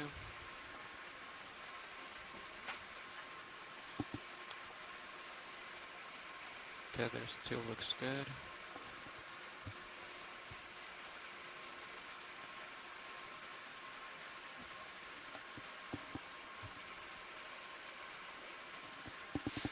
Looks like you might be picking up bottom pilot in high pack. Slant range to it at least. Yeah, copy that. So pretty much at 040, looks good. Turning the other banks. All right, I'll center myself on your screen, and then we'll start going down. Copy.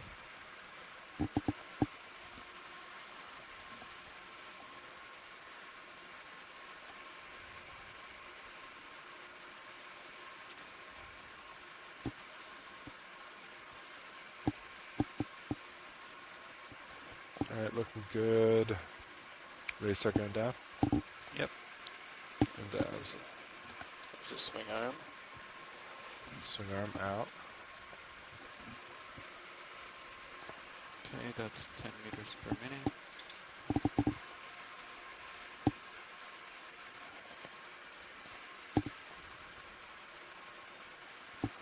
Oh yeah, there's a nice one. Yeah. Yep. There's two pretty consistent returns in between there, though. These two? Yeah. I don't know what that is, yeah. One either. It could be a reflection. Bottom's coming into view. At altitude 20 meters. Yeah, so this might be a lot more relief than we think. Yeah. I still don't know what that is, though. I don't either.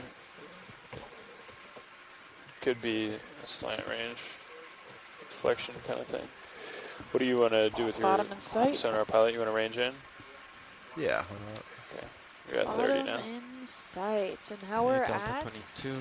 the Alpha roughly 35. Yeah, I don't know. base for a of second. I the don't know what that is. second mound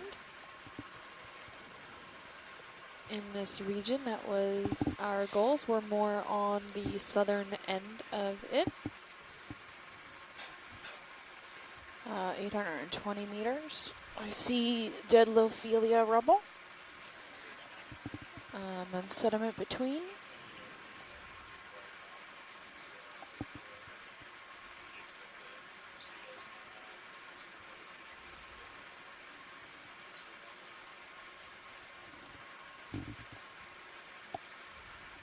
So this is the base of Mound 2. Okay,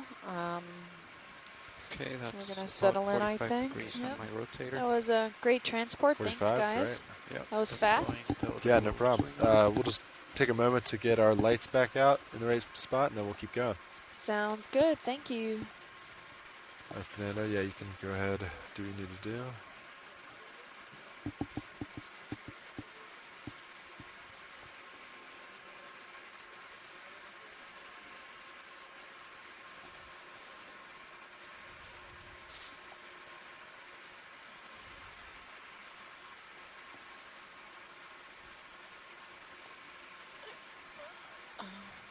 Before you guys take off, I see a few things I want to peek at before you Copy that. go running. We'll stay here.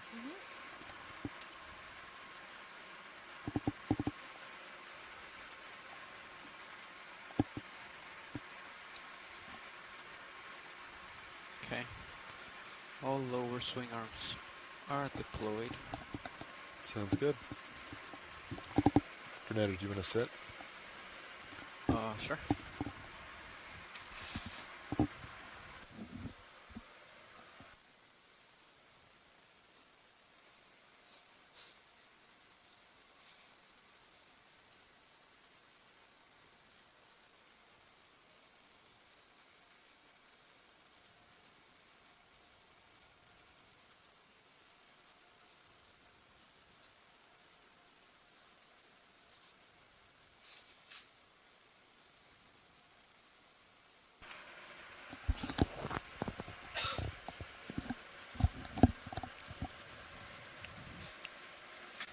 Okay, Copilot, do you hear me? Yeah, loud and clear. Copy. Alright, disengaging auto XY. Disengaging auto altitude. No auto heading. Okay, coming down. Video, do you copy? Okay, perfect. And then watch leads. This is pilot. I think we're ready. Okay. Let me good. know if you want any zooms right Sure. here. So if you swing right, I think I saw a basket star Right. on our way in. Now I may miss it now at this point, but on our way in I saw it. Yeah, keep going. It might be behind us a little bit. Okay. Not quite sure. Let me just rotate down a little. Do you think it was Oh, down? it might have been that, which is the coral. I think that's what I was looking at. So yeah, if you look at 1 o'clock, 1 o'clock of laser. Yep. Now noon. No. Oh, let me Right go off up. screen. Yep. I thought it was a basket star from a distance, but I think it's Madrepora. Yep. Can we get a quick snap zoom on that? Is it this subject right Yeah, here? yeah. Okay. Hold And then on. we're gonna want Do to you look want me at to be that your laser sponge. guy? Sure, yeah. Got it. Then let's come in partial video. Hold right there. It's painted. Laser's coming off. Okay, I'm gonna try Or to dead Lophelia, maybe. get closer. Oh no, it's dead Madrepora, I think. It's only pink because all the Ophiuroids on it. Yep. Tricky. Sneaky. Okay, no need to fuss over that. If you want to move on, I'm good. There are Okay. more of those octocorals right to the Let's coming come out off video. screen now, but they seem to be I don't think light, there's much bright, interest here. taking off their, well, Laser's taking off, back exposing their polyps. There seems to be a different kind of urchin there also. I don't know if that's Yep. a pancake one. It looks a different color. Yep, and that sponge right above laser right now, I know Chris is going to want to take a look at. Copy. Let's try to do the urchin first video. Let's come in partially. Right there, hold. Yeah, so yeah, I think that's still a pancake urchin. It's just a different, it's different color. Or looks a little funny. Maybe he's a juvenile. He Oh, looks yeah. relatively smaller Yeah, it's than. pretty small. Okay, video. 10 centimeters. There you go. Yeah, so you can Laser's see his off. the poison tip spines. Yeah, those flat edges at the tips of his spicules of some of them. So that's a toxic pouch. of All right. Ariosoma. Do you wanna stay here, video, or okay? So you can see the little pouches of Little toxic bubble. Ooh, he's pulling in his tube feet at the bottom. Pretty cool.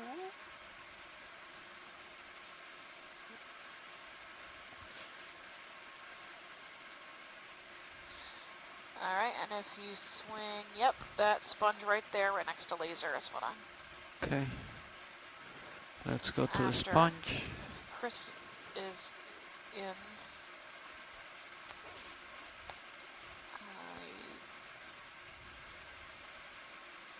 It's this one, right? Or is yeah, the one? the white one, yeah. Okay. The white finger sponge. Yep.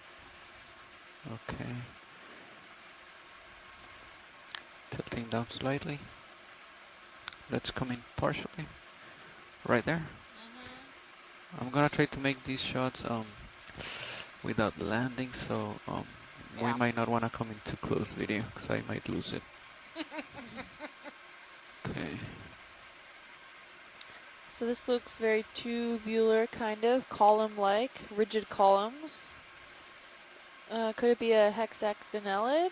I think it's definitely a demo sponge. I'm going to guess Pachystrellidae, but I defer to Chris and You can Shirley. come in a little bit more. Or Chris and There you John. go. I don't know if Shirley's online or not. He's different from anything we've seen so far this cruise. Yeah. And he was about 12 to 15 centimeters wide. Which will probably make those columnar tubes about 3 centimeters each.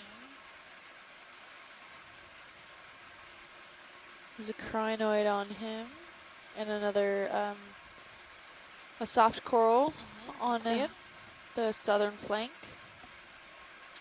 Is that the same? Doesn't look the same. This guy? No. Yeah, that 6 guy. o'clock? Yeah. The 6 o'clock and the 9 o'clock? The 6 o'clock one I think is just a lot younger. Oh, okay. I mean, it's definitely a soft coral. It might be a different species. Alright. Oh. Yeah, we're good. We're good. Is this good? Okay. And then off to that right-hand side, we see an Whenever you're isolated good, cup video. coral. There you go. Black coral. And then you said At 6. at 6. Oh, yeah, we're good. You can go. Yeah, you can keep going. Okay. We're just, rambling. Pointing out as much as we can. The framework structure here is well kept. It's very much intact in this area. We're right at not quite at the base, just off the base of this second mound that we hightailed it over to. What would you think for move, co-pilot? Something like where? I think kind of what I'm seeing is pretty good. Okay. Like 3.5. There's lots of maybe? small gorgonians. 0.35, These white yeah. gorgonians are repeating. You guys want to There get might one in be now? See, Lophelia at 6 o'clock little going far off out there? screen. That sounds We've good. got the Yeah. nice Is it okay with you, crinoid pilot? up here. We have some Okay. stalk 30 stuff meters? on the Copy. left. 30 Sounds good to meters. I think this crinoid might be different than anything we've looked at. Yeah.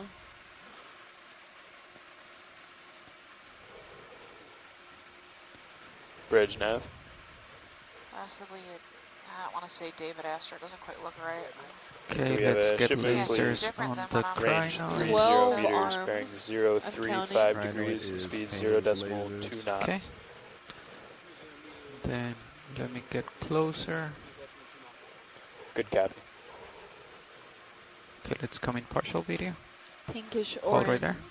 Oh, he's got a really distinct central disc. Yeah. Not stalked. You can get a good zoom on his pinnules, the little hairs on his legs. Those pinnules seem Let's to be come going in. straight to the center on the base. Hold right there. And they seem to kind of grow on the outside, too.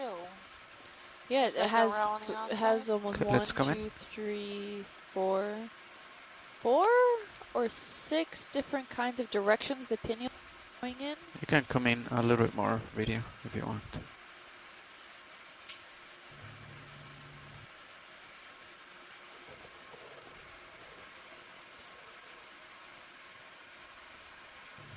Yeah, and then I don't know if that's max zoom, but This is really interesting. Hello. I think I count 6. Hi.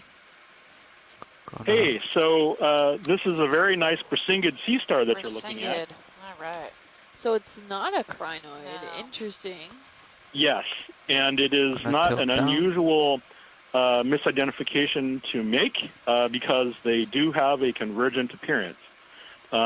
but brachingids, if you'll notice, they have all of their oral bits facing downward, and all of the projections that you're seeing coming off of the sides of video, the what do you arms, want me to do? those are actually not annuals, but spines. And all of those spines do are you covered wanna in go a to very any fine arms, or- sock that is embedded with, I think I'd mentioned this word earlier, pedicelaria. Copy And for this pedicelaria in this group Right, just let are me know when. actually small claw-like structures that look like bear traps. And so what these animals do is they hold their arms up into the water, and when small crustaceans come swimming by in the current, they're caught by the pedicelaria on the spine, Tilting up. and the tube feet move them down to the mouth. This is a very effective strategy for small crustaceans, but there are some very large brachingids that we've seen rotate to in the prior right. dives, which have actually caught fish doing this. And we've seen them just sort of get slammed into the spine, and the pedicelaria will just attach to them, and these little bristle mouths will just get stuck on them, and they don't escape. So in spite of the fact that they look like sort of passive current feeders, they're actually highly modified predators. And so, I think on my cruise, I used to refer to these as the Velcro of death. And we'll see these again probably in places where there are currents and so forth. They often occur in places where crinoids All right, like video, to live, because they take advantage of the same kinds Copy. of current flows. And so you see lots of different feeding animals living, or suspended feeding animals in place. If I could also be permitted an additional indulgence to point out that stalked crinoid that we saw on the upper right-hand side. All right, whenever you're good. That one is interesting because it has a number of small hydroids living on the stalk. Yeah. Yep. And we've seen that before Is there any on interest other on these stalked sponges? crinoids. Apparently, I've seen a couple of these on this dive already, so apparently pretty common. But I think the first time I saw it, I was taken back by it. But apparently, just for whatever reason, they grow on the stalk of the animal itself, and the cup is relatively unaffected. So that's interesting. I always thought that was. Yeah. I think stalked crinoids are fascinating. Yes, they are. Anyway, They are. Anyway, I'll let you get back to it. Thank you. Great Lophelia today. So Yeah. Oh, for sure. yeah. Thanks so much for the information. I'm glad I was not the first one to make that error. Oh, you won't be the last. Don't worry about it. Thank you very much. Thank you.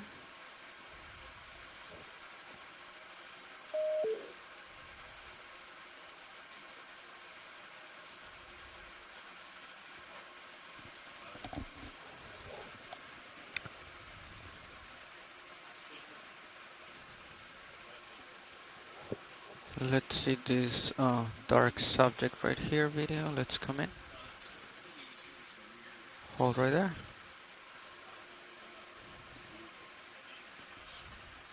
And this is a soft coral we're looking at over here?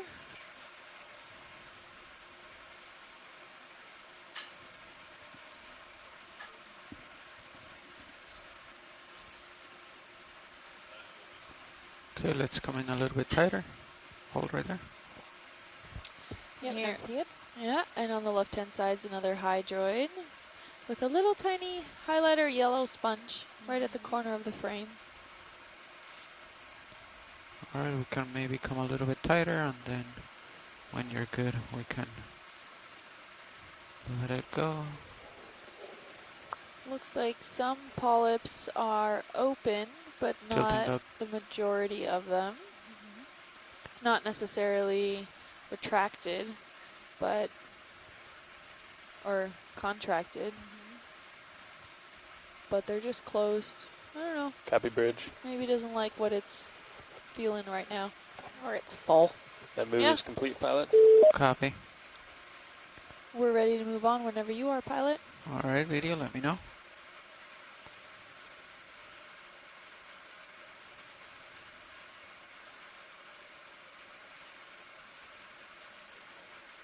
Copy. Lifting off. There was a cup coral right on the base of that. We're starting to see some sporadic coral blossoms here. Some little thickets.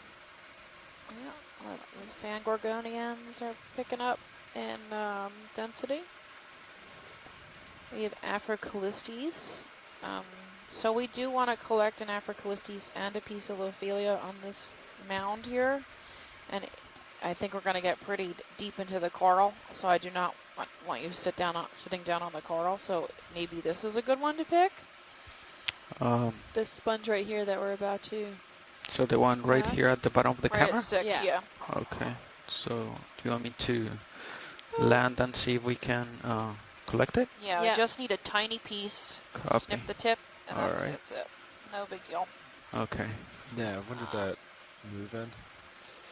About a The minute other ago. option is we can keep looking around for a piece of How Lophelia do you and feel, a piece co-pilot? of You want me to move Africalistes you that are back a little? next to each other. Yeah, maybe But I think This we is might get fine. back too 10 meters. yeah, some dense framework. yeah, I don't want to chance it. I don't want to sit down to the framework. Just need a tiny piece. Okay. This is going to be very fragile. It's just going to crumble right in your hand. You might be better off just using the suction and just, going at it with your suction hose, All right. taking a small chunk.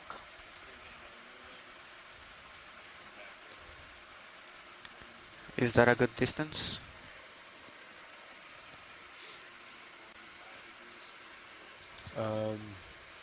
For the hose, for the suction?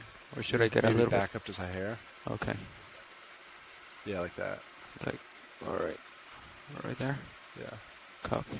All right. So this is going to be sample 1 on this dive. Yep. So that's D06. 01. B. Okay. I think I'm still moving. Yeah, I think it was ever so slightly drifting back. Yep.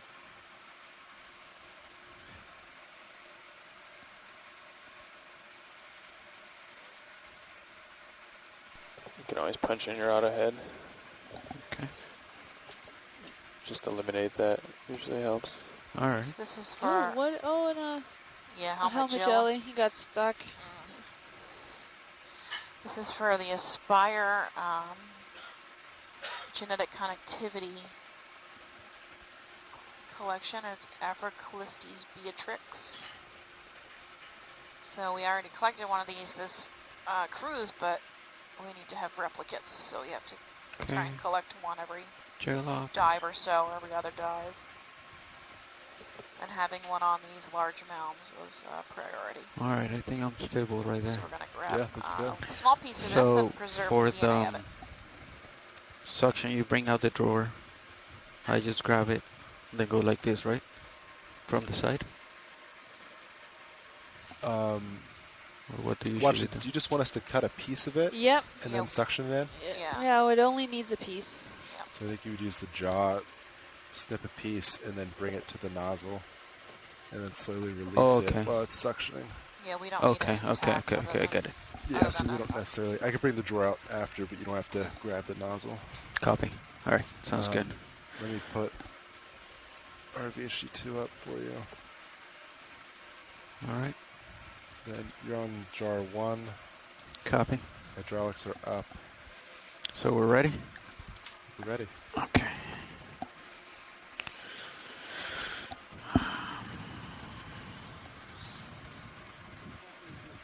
Okay, so I engage it and Take a then bridge. I check the grip force here, right? Yeah. Copy. Okay, coming alive. There you go. I have Arms pressure. on. Good force 3, which is probably good for this. It gives you good control. All right, sounds good. So let's come out.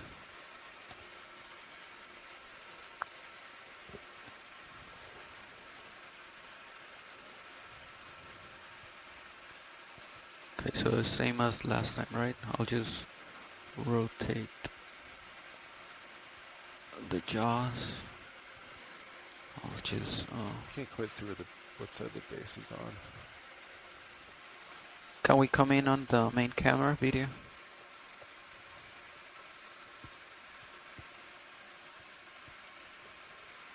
Right there, that's good.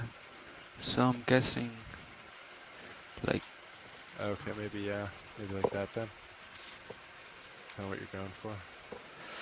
maybe a little bit up. Maybe right there, let me see. Okay, let's come out a little bit video. Do you want me to center up your mini Zeus? Sure. Yeah, he's going to be really fragile. And if you need to grab the whole thing, that's fine. He's awful small. Okay. I'm afraid of, like, if I go all the way horizontal, I might hit the ground when I try to line up to get it. So let me know, co-pilot, if you think I'm hitting the ground. If I don't notice, okay? Yeah, yeah. Like the wrist base? Yeah. Yeah.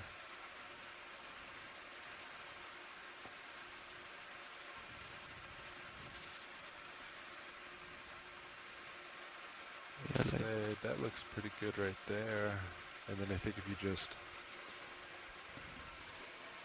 Yeah, wrist. wrist, I a guess little bit down? right. Okay. Yeah. Alright, sounds good. Yeah, down or right. Yep. Depending Yeah, how there you go. see it, yeah.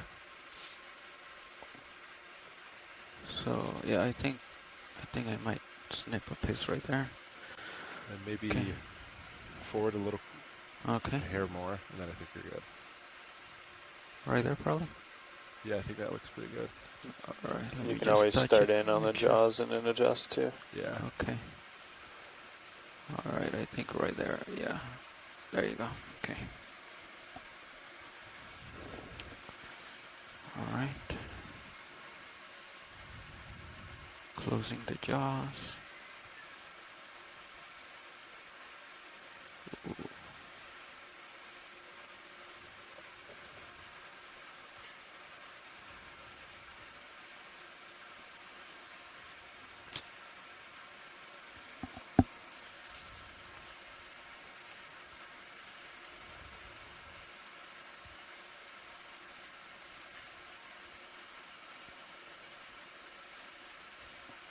You could, yeah, get a little lower.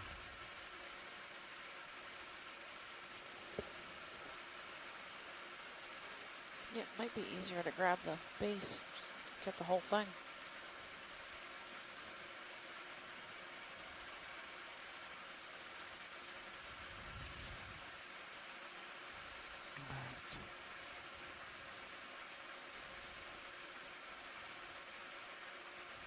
These jaws don't want to close. I gotta push all the way in. It's weird. Yeah, like I'm Was the trigger depressed before you turn the arm on? I'm not sure, but the trigger is You could try a larger completely grip in. for us. Okay. Let me just let it go out. So is this supposed to be on or not? No, take that out. Okay. There you go. Yeah, try it now. You give it a little test before you go on. Yeah, there you go. All right. Sorry for that.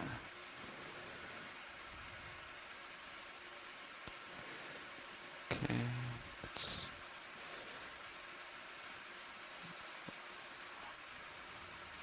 All right.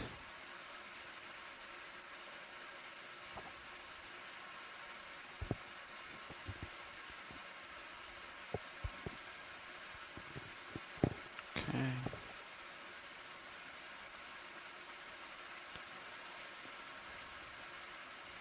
You can see that brittle, Alright, that alright. crinoid just let go. He did not want to die today. That's like.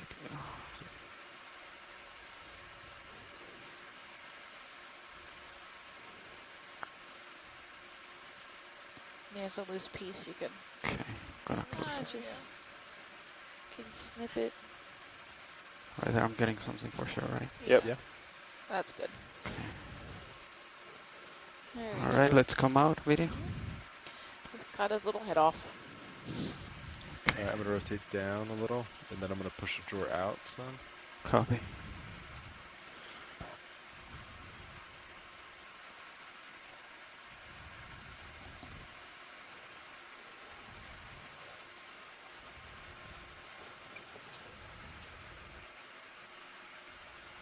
Alright, that's pretty good. Alright. So yeah, we get it close. When you're close, I'll start siphoning in. Copy. And then just slowly release. Get it right, yeah, just like that, as close as you can to the nozzle. Yep.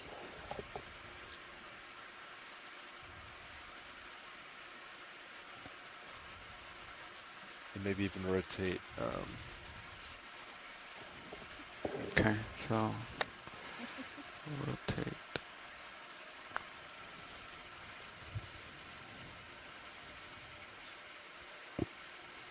So which one do I have to rotate in order to go out? Trying to think the best way. That's not really a function we have right there. Yeah, you want to index that if you're going to take. Okay.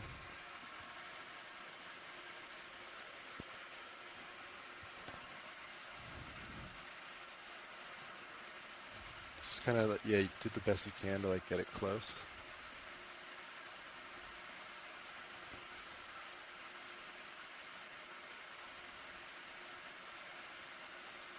Yeah, kind of like that. And then I'm going to tilt down on the HD2 real quick. Copy. So the blades don't. Yeah, smart. Yeah. Alright. Alright, I'm going to start suctioning in. Copy. Going in. And then this is a good angle too. And then whenever you feel comfortable, you can release. Alright, I think I'm a little bit lower than the actual mouth. There you go. So. Alright, suction's on. We're enabled. Got a tiny piece. Maybe raise it just a hair, yeah.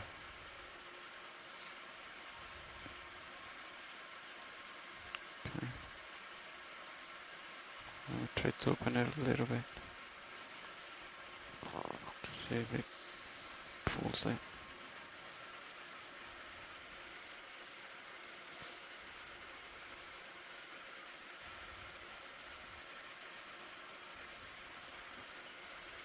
All right. Okay.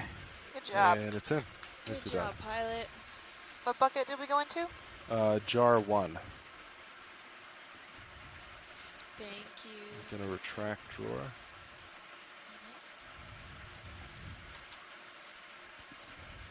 I'll tilt up HD2.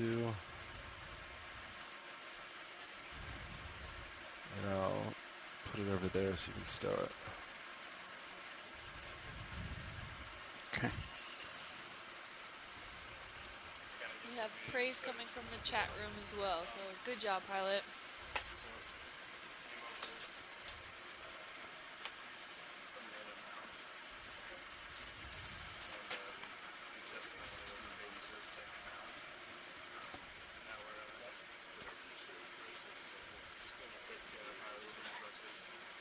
No problem. Copy.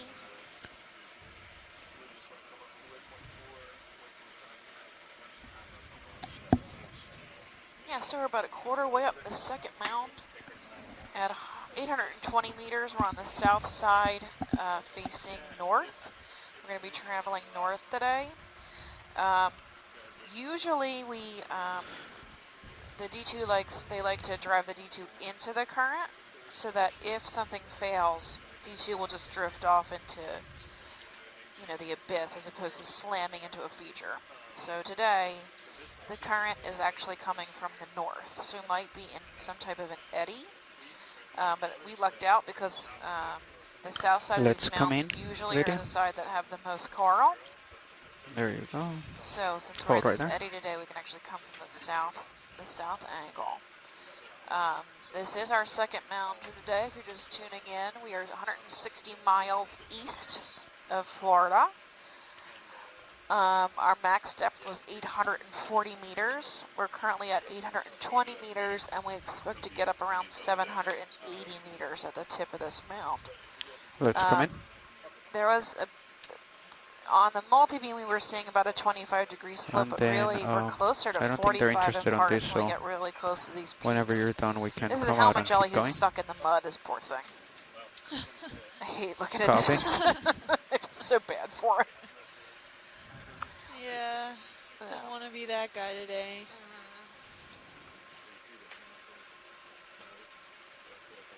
I think this is the 4th or 5th one we've Thanks. seen driven itself into the sediment and getting stuck.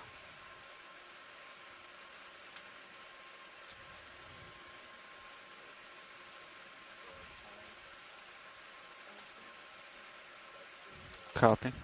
Anyway, most of these Lifting off. these two mounds have been, the base of them are covered in 100% dead coral, with sparse patches of sand here and there. When we get about halfway to 3/4 of the way to the top, the rubble changes to standing dead coral. And then a few meters after that, we started seeing living thickets of Lophelia that were up to about a meter tall, maybe a meter wide in parts. Yep. Living thickets of coral, and then of course the abundance of every other species increases. This looks like a crinoid at 6. Looks similar to the one we collected the other day. What is that Let's- bulbous looking thing right below it? Is that a Come in. crinoid? What is that tan thing? Oh, Hold this? right Yeah, there. I think that's a crinoid too. He's looks- fuzzy. Yeah, he looks like the one we collected the other day. Hold on Who was one stalked second. and stuck under the video. rock. Yeah. He was Come in a little bit tighter. Endocrinus or something. Going for Is he the stopped? subject at the bottom. Endocrinus. Hold right there. He doesn't look stalked. Or maybe a little stalk? I don't know. I can't tell. I think he is stalked. See this? Just, you can yeah, see I the see hairs. his feet. Yeah. And you can, yeah. I think Tilting that's up. a stalked crinoid. Oh. Maybe looks like he's 20 arms almost. Pretty hefty. Hold right there. Hold right there. Tilting up. Must be. Yeah, he looks like he's buried his stalk underneath his sediment. There you go. Go in. That's a pretty cool crinoid. He's got lots of very fuzzy pinnules, right? Yeah. He looks like a koosh ball. Is that Max? I mean, he has quite a few arms. All right. If you want to go in or you want to keep it there, it's fine with me. I can't count. Is it more I than lose 10? it, yeah. There's more than 10. It's probably 20. A 20 arm guy. Is that normal? I guess. I've never seen him before, but that doesn't mean anything. I hope Chuck will come around later, at least maybe tell us more about this crinoid at some point. Can we get a pan out and get some lasers on him so we can get a size characteristic?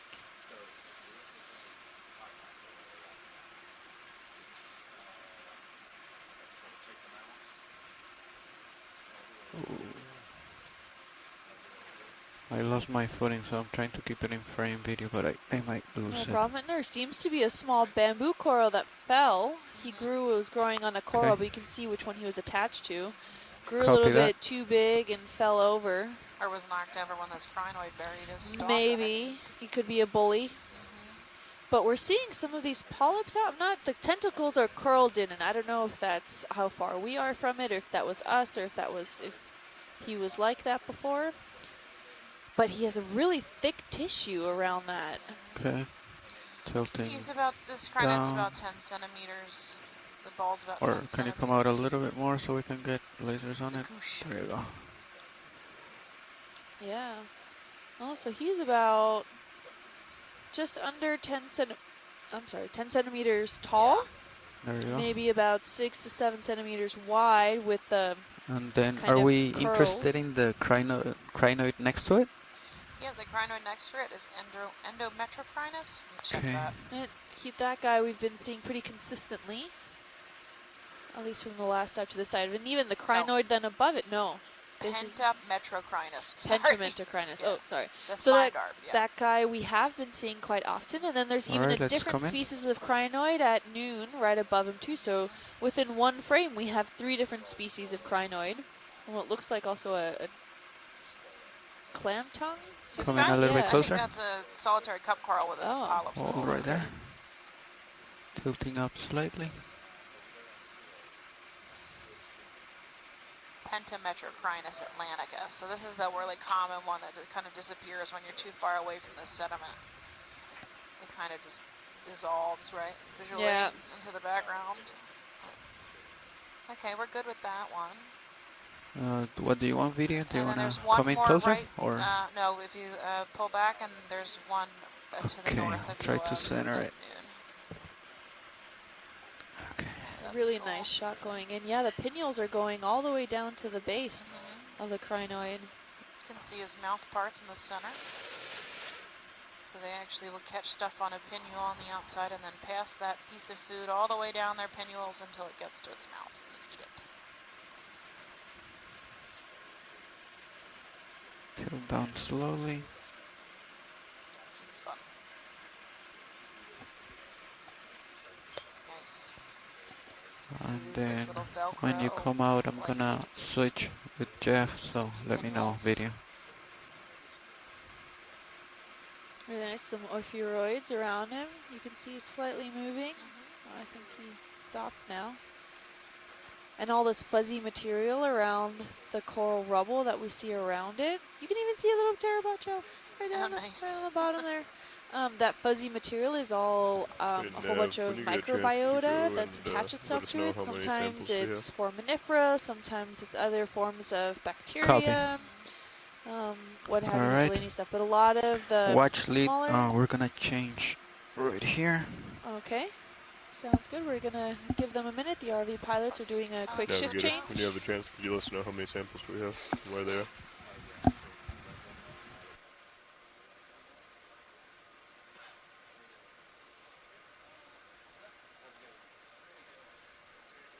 Okay, and that's the only one that we've gotten so far? Okay, perfect. Thank you.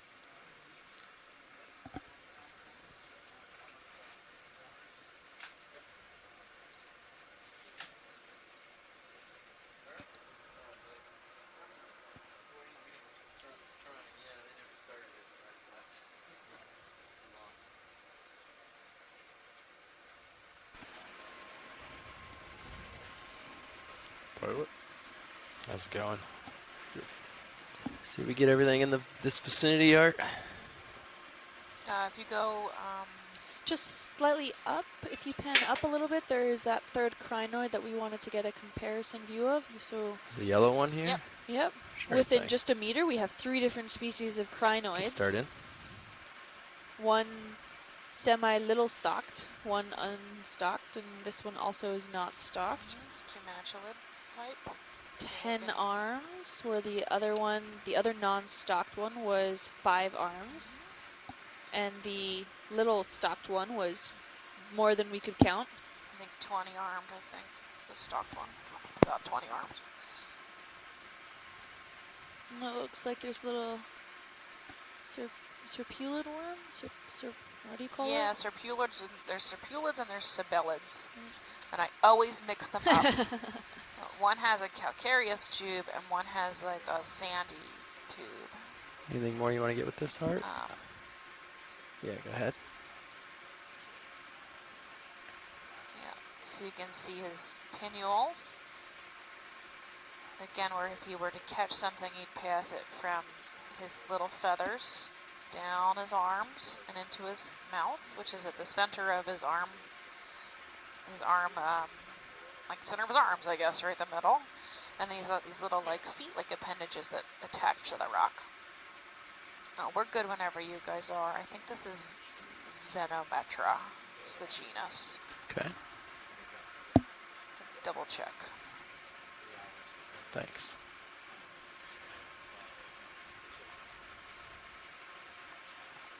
Yeah, Xenometra columnaris. I'm looking down to 50. I'm at a heading of a 030. Direction of travel, heading northeast up this mound. Northeast up the mound, okay.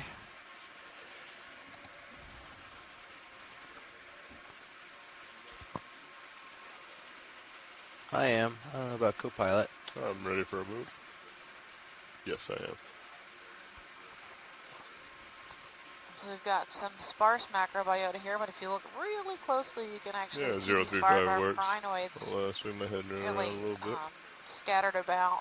They're difficult to see until they're like almost Let's right go in front of by the 30 screen. meters. Yeah, they camouflage really well into the background, which is maybe one of their purposes. All right. Is there anything like the other We're mound seeing I some would really expect? dense framework in this Some area. large As stuff you to be can see, coming up here there's relatively slight shortly. accumulations in some We areas of started more seeing like dense these larger banks framework of and rubble, more and then intact all of a sudden framework it was like, than boom, in the surrounding areas. live lobelia. This is a Hylanema sponge at Okay, 10 get or there at 11 4 or 5. o'clock.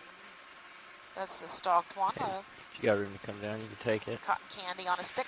Room to come down.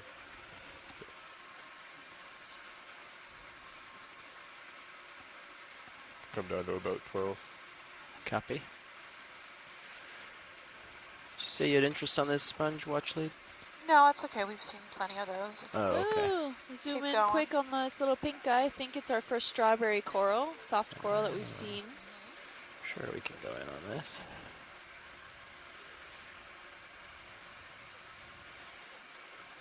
Okay, Art. Whenever you're ready, I'll just try to keep it centered up here. Yep, sure is. It's Anthomastus. Looking pretty happy. Yeah, that's kind of cool. It's a good shot of one. So they have a bunch of polyps on this like Get in a little mushroom closer. cap. Alright, it's this type of soft coral. Thanks. You can see very distinctly all of the different pinnules.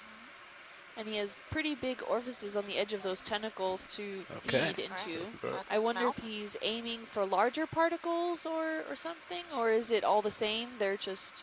I'm not sure if anyone's done experiments on their food size preference, but I would imagine they can probably pick up bigger stuff than, say, the other smaller tentacled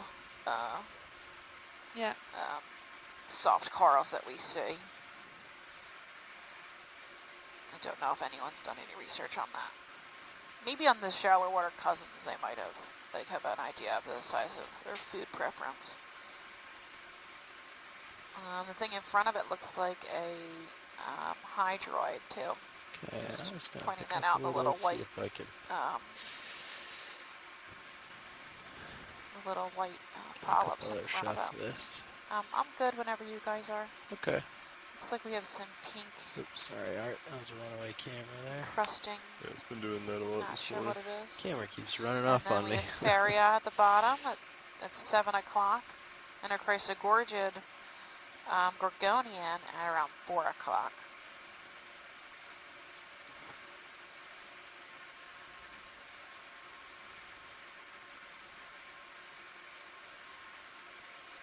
Looks like we're feeling the move. There's a stalked Crinoid at noon. Uphill. Follow you as a push out.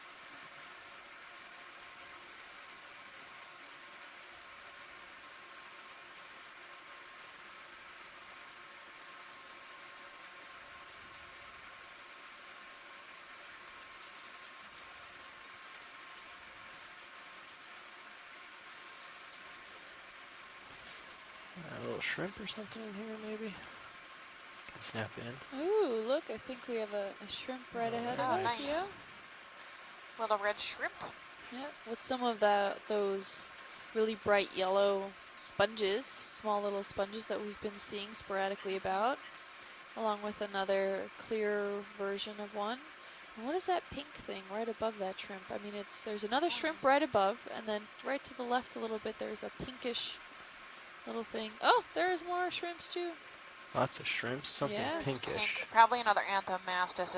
It's a Oh yeah, there's pinker with white polyps. to the right or the You're left. talking about at 3? No, Oh, at noon. okay. Shrimp at noon. Closer to Oh, I up a little higher. 9 o'clock right now. Sorry. Now he's Oh, at I'm like giving 7. 3, noon, and 9. I'm not sure which way to go. Okay. Sorry. To the left bottom. Left bottom corner. Yeah, okay, little that's what I was looking at. I think pink it's one of blob, these yeah. soft corals sucked up, Yeah. but we can try to get a little tighter if you need it. Yeah, so that's probably a soft coral with its polyps pulled in. Now he's off Sorry. screen. Yeah, Yep. bringing it in. Sorry, just hovering here. Um, It's very small. Pick up a few more shrimps, you can have yourself a cocktail. Yeah, we could try to get Yeah, there's a 3 of little them more right here. detail on that guy if we can. Yeah, so that's probably a coral that's got its polyps pulled in. It's going to be my guess. If you actually back out and look to 3 o'clock from here, there should be one with its polyps out. Okay. Yeah, maybe keep the going. same I'll just species. scan Yeah, slow it's not over. far I up know from where here. you're talking. I think I saw it. Keep going 3. There's another one with its polyps pulled in, and there's one with its polyps out. Oh, So you can nice. see what they look like right next to each other when the polyps are in and out. The tentacles are translucent. Yep. So this is probably a different species than the strawberry coral we saw before, but I'm pretty sure it's a type of Anthomastus or a relative of Anthomastus. That's cool to see them both together. Yeah. One You can in, see one what they out. look like when they yank their polyps all the way in. A little tiny one at the top near the screen Yep. right now. Great view. We got this cool yellow sponge too. Yeah. And it looks like a sponge kind of took over this dead coral, also right in the center of the screen there. I got something odd at 6 o'clock. Yeah, right underneath that like yellow kind of sponge. Hiding underneath the yellow sponge there, it looks like almost like a sand dollar. It's like odd irradiating lines. I think this is all the zoom we have. Okay. But, I'm not sure what's going on there. I don't know what that is. Okay. We're happy when you're happy. There's a bamboo coral. It's been chewed eaten up. Yeah. And another Gorgonian right up above it. I'm looking, on 7-0. Yeah. The ship 7-0. is stopped. Okay. Ship time. Great. Hey, Art, if there's anything else you want, we No, can we're go good. for it otherwise. There's Feria, Alright. which is a glass sponge. It's pretty Awesome. common out here. And then, nice Chrysogorgia Yeah. at 2 or 3. We have more of this yellow matting. Let's look at that yellow stuff. Yeah. Swing, 9 o'clock. 9 o'clock a laser. Yep, right in laser now. And then on the left-hand side, we have more of those. Yep. Let's come in Crinoids, partial, different- see if it's all matting different or what species. we have here. Oh, okay. Let's coral go is that a on side? bryozoan? It might be. It's definitely on its side, I Yeah. think. Yep, that looks But like they're all on their side. looks like there's 2 or 3 these yellow bryozoans. And a little shrimp. Interesting. Thanks. Do you guys want a tighter look at this, or? Yeah, if we could. Okay. Thank you. Yeah. Thanks, video.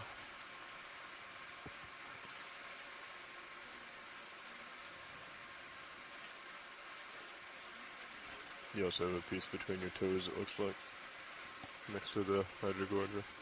Thanks. I don't know if that's good for a tighter view.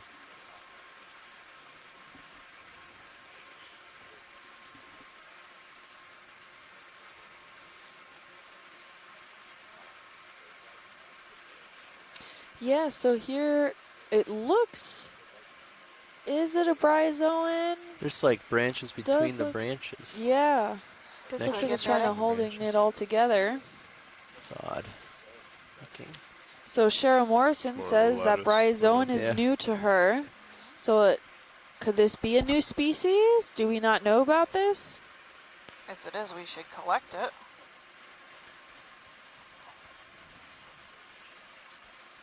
I could try to get tighter and a little bit Go a little look down on it. Yeah. I think All right. that'll be a good view. It's interesting because all 3 of these are flat against the sea You do, floor, partial while when you're the done, adjacent Art. coral right here, the I Gorgonian, can, that's is good. I'm just going to try to sneak upright, in a little so- closer and get it Also down, seems to be a down dead on one view. over here. yeah.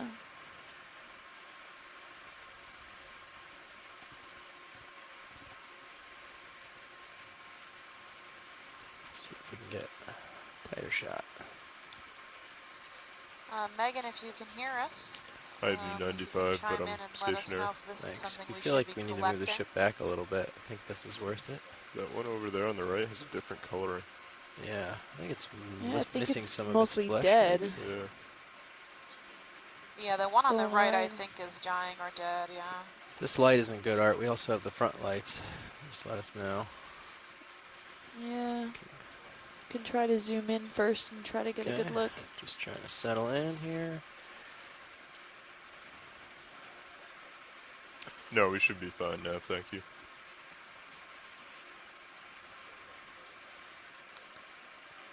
Oh, with a little crabby hanging out under there.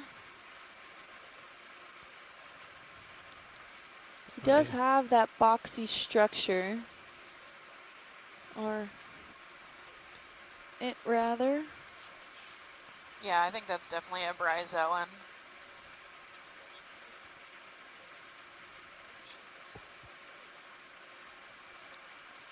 But you can see the little zooids.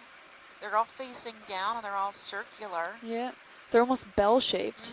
Really fine, invisible. I say if we don't hear from Megan shortly, we should probably just collect this thing. What do you think? It's worth a collection? Notice how the base of this is also kind of white. I always wonder if there's like a strong current or We're something waiting knocked them on, over. and they're John says slowly he hasn't dying. seen it either. I've never seen it. Because the other one was white at the bottom as well, and like, it's working its way up. Maybe we could get,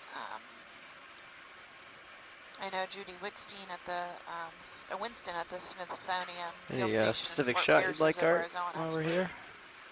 So if she was on the line, we'd be able to get an ID, but... Oh, I can lose my footing. Is that helpful? Yeah, I could see where the max tilt is down on the camera. Actually, it's about 10 centimeters. You know, yeah, I think we could. Yeah, I say we collect this one. Yeah, 39.9. You can collect the half-dead one. Yeah, that is as tight as we get. You want to collect the mostly dead one, you said? I've grabbed the live one. You want the live one? Well, Yeah. we only need the small snippet for DNA, but yeah, the live one I think would give probably more information in the long run. Yeah, if it's a new species, we're going to want a type specimen too. Yeah. So, I would go for Just thought trying maybe to it keep was whole. easier. Yeah. Yeah. Yeah, the dying one. Yeah, here, let me come down a little. And my camera's at the max down, so I gotta drive down a little.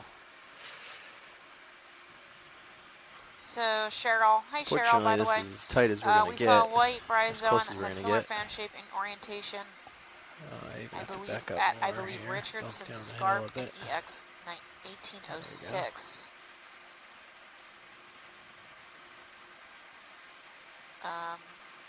So 1806. Do you think it was collected? Oh, it has, a good section of live Yeah, it does. tissue, but That's probably enough. but either way, they're all laying flat on the ground, which is a difficulty with the arms. Okay. It doesn't scoop. Not that we can't get it, but it's for us. It's the same in terms of sampling difficulty. I think. This one's different structure. And was ID'd as membranopora. That's this one? the other one. No, the other one that's was the ID'd? other one. Okay. Yeah, I say we can grab it if you guys are comfortable grabbing it. Sure. Yeah. I think we should go for the living one in the middle. Okay.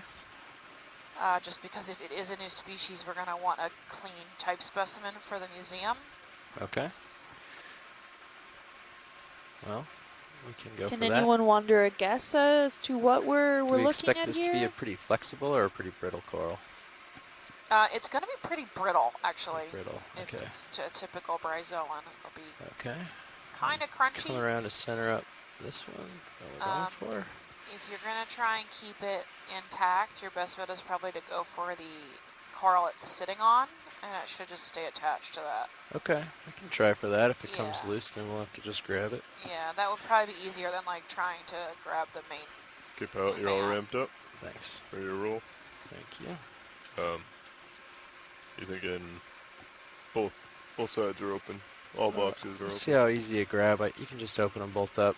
I might have to fly off to fully open the box. So yeah, because we'll be extending into the wall.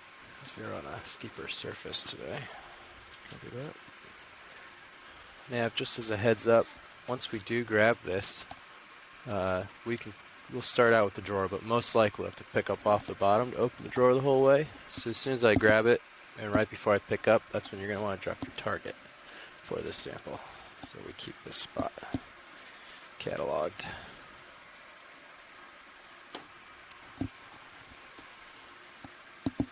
Alright, hydraulics are on.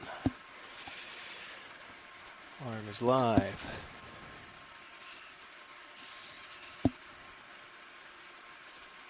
Indexed. That's right down here between my toes.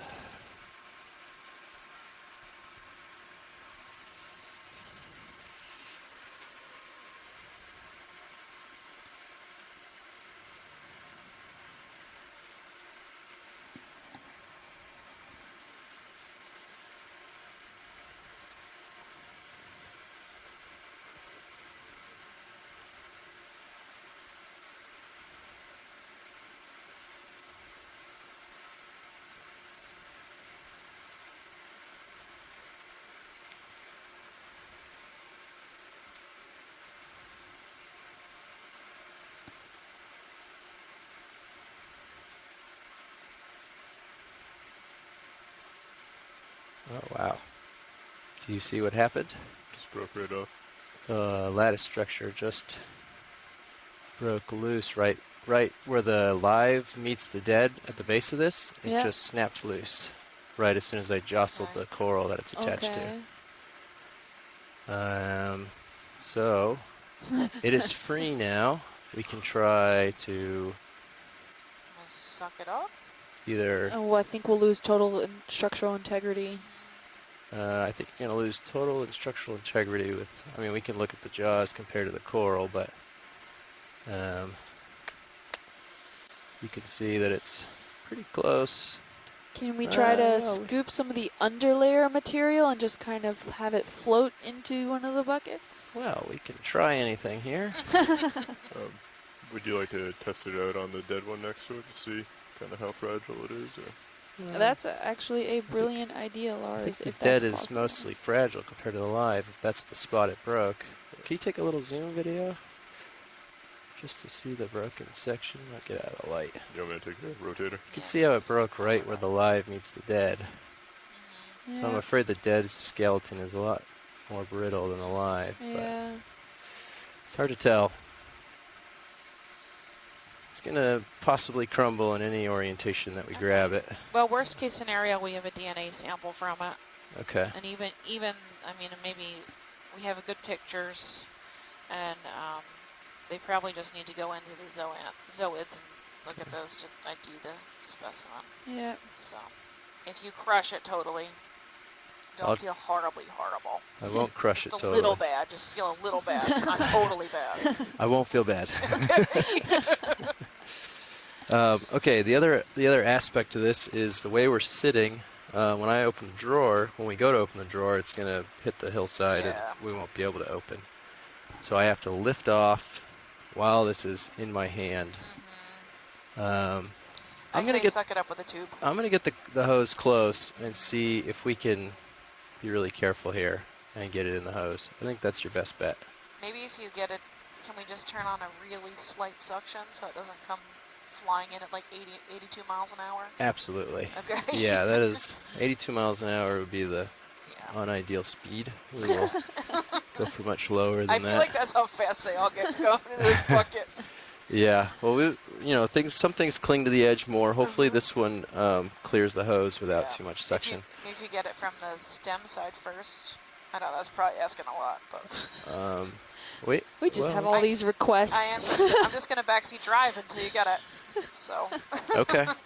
Well. You can always mute me. I'm going to reset where the vehicle is to make my sectioning a little easier. So I'm just going to bring the arm up out of the way real quick. It looks like we have a crinoid in the rock box, on the starboard rock box that collected itself. Yeah. So. Oh, really? Can you zoom out a little bit, Art? I'm just Chuck, gonna if back you're up on listening, the we hill. might have an accidental sample. Okay, thanks. Backing up a smidge. I'm going to turn the heading a little bit so I don't have to make quite as tight. So Megan McCullough from the chat room says that Kanda has those characteristic crossbars between the branches. They're thinking they've seen it maybe before on previous expeditions, but they're not sure if a sample was collected or not.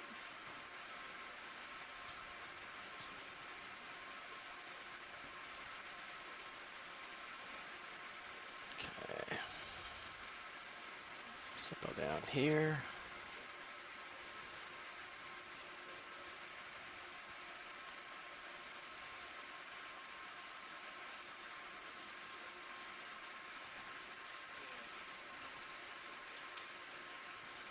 Looks like it'll hold pretty good. Okay, you can dry out a little for me. Got that. Drawer's coming out.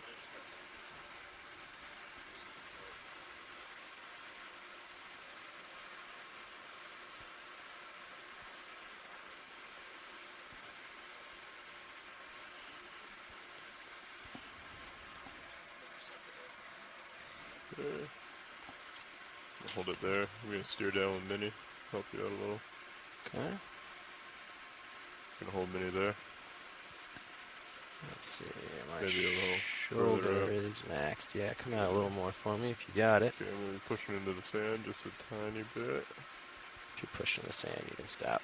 I'll just reach. Yeah. Right about there is about my max, so I can get you. Okay. Get close.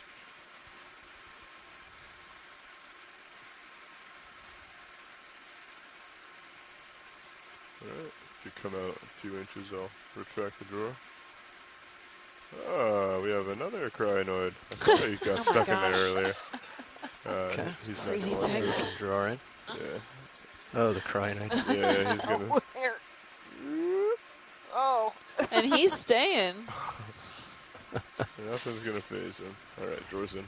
That's a Okay. good ride. I'm gonna take the mini out and Maybe he hung on from the last mound. fine. Maybe you got that whole. He just gave up on that mound altogether. Just go on an adventure. He's got a hitchhiker. Okay.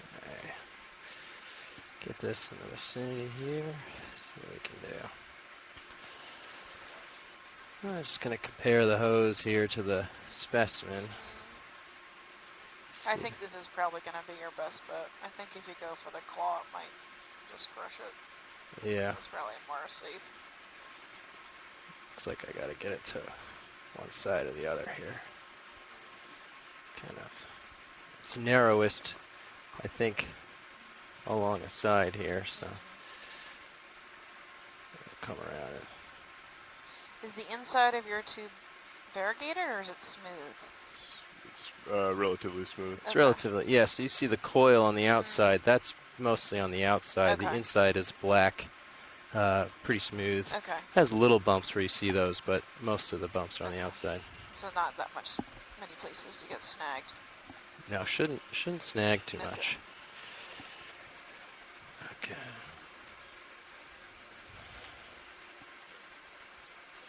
This is probably a good angle.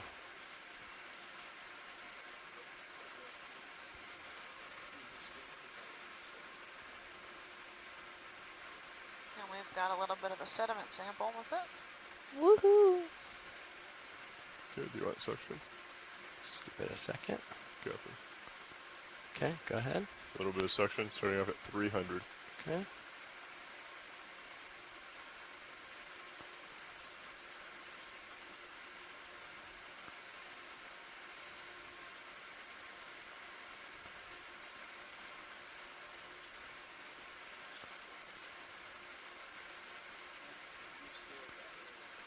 Okay, if you have it in there, do you think we can drop into a bio box? Sure we can. Okay, I'm going to leave the suction at 300. Okay.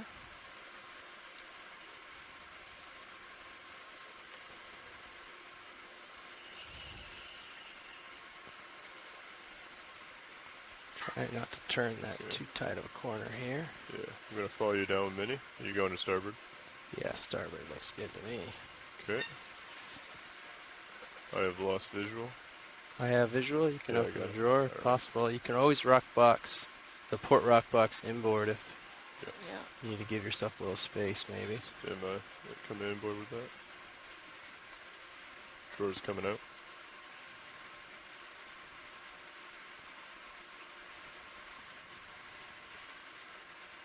Oh, careful. Sorry, too much. The hose Yeah, is. I see that. There's a lot on the hose, it Yeah. appears. That stupid crinoid. I don't know what he's thinking. There you go. Okay. Good job. Get off there. Can reduce No, he's the going to go into suction. the bio box. Reduce again. it. 200. There you go. It's in. Oh, good It's job. in? Good job. And Tracking drawer. intact. Perfect. Awesome collection. Yeah, Thank Yeah, I'm you. gonna extend the drawer just So hold it there. I'm going to retract. I'm going to put the cover on, and then extend it again so we can get it out. Okay. Sorry, Chris, if you're watching. I know that was tight on the hose. If I wrecked it, I'll fix it. I am very sorry. Steady. Hold on. I don't have the arm. It might live. Releasing. Okay. Retract and draw. Thank you. Yes. Yeah. Yeah, we can just we can say that there's rubble in there. Do you want to call the jar 2 that we contaminated a sediment sample, or That sounds do you good want to to mark me. the place it came from at least? Yeah. Yeah. Why don't we? You could drop a second sample for that nav and call it a geo and say just so they have the location of where it came I'm from. going to call that 3G. Yep. Call that sediment sample 3G. Is that the same? It was in the same box? Well, it's in a canister, not in the box. Oh, okay. So, just to confirm, the biology sample was put in starboard inner, correct? That is correct. Yeah, start with dinner. Thank you. All set with the arm? Yeah, I'll set with the arm. Thanks.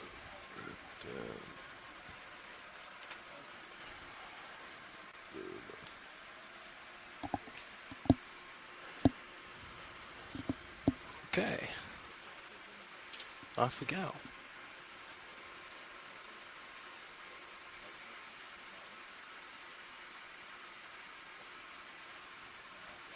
What number was the sample? Canister 2. Okay. Oh, look at this bright coral. Oh, what's going on here? Looks like you have some stars on a bubblegum coral or something. It flipped over. Oh. Could that be a Paragorgia? Could be. I wonder if they have a big event just pushed all these coral over recently. I think Yeah. they're just snagged onto some really loose rubble. Yeah. And they're just flopping over when they get too big. It could be a change in the current, though. Might do it, too. Okay, I'm still looking down, Max, on you. Okay.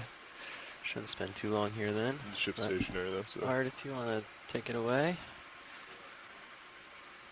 Everything's Yep, so pulled in. Astroshima. On probably a bubblegum coral of some type. There's actually 2 ophiuroids. Wow, he is The well, coral's pretty red. yeah. Does not want to be Yeah, seen is there in a the spot dark. you want to go in on? Those are some really also quite large ophiuroids. This is something we haven't seen on any of the dives. Am I correct there? I don't recall seeing this. Maybe. I don't know about this species, but something similar we saw once or twice, just really minimally. I believe it's Astroshima. You have a John vision, can Art. correct You me. can guide me. He does look recently knocked over, John. Yeah. I agree. Polyps all That's seem all to there be is? Okay. in. I would imagine he's a Let's see. little stressed out being slopped over like that. Do we know what it is for sure? Okay. I don't, but maybe Scott or someone on the I'll chat scan can around chime a in little. and let me know. See if there's a cool shot. It looks like some form of get. Paragorgia. It's got the bubbly ends. Yeah.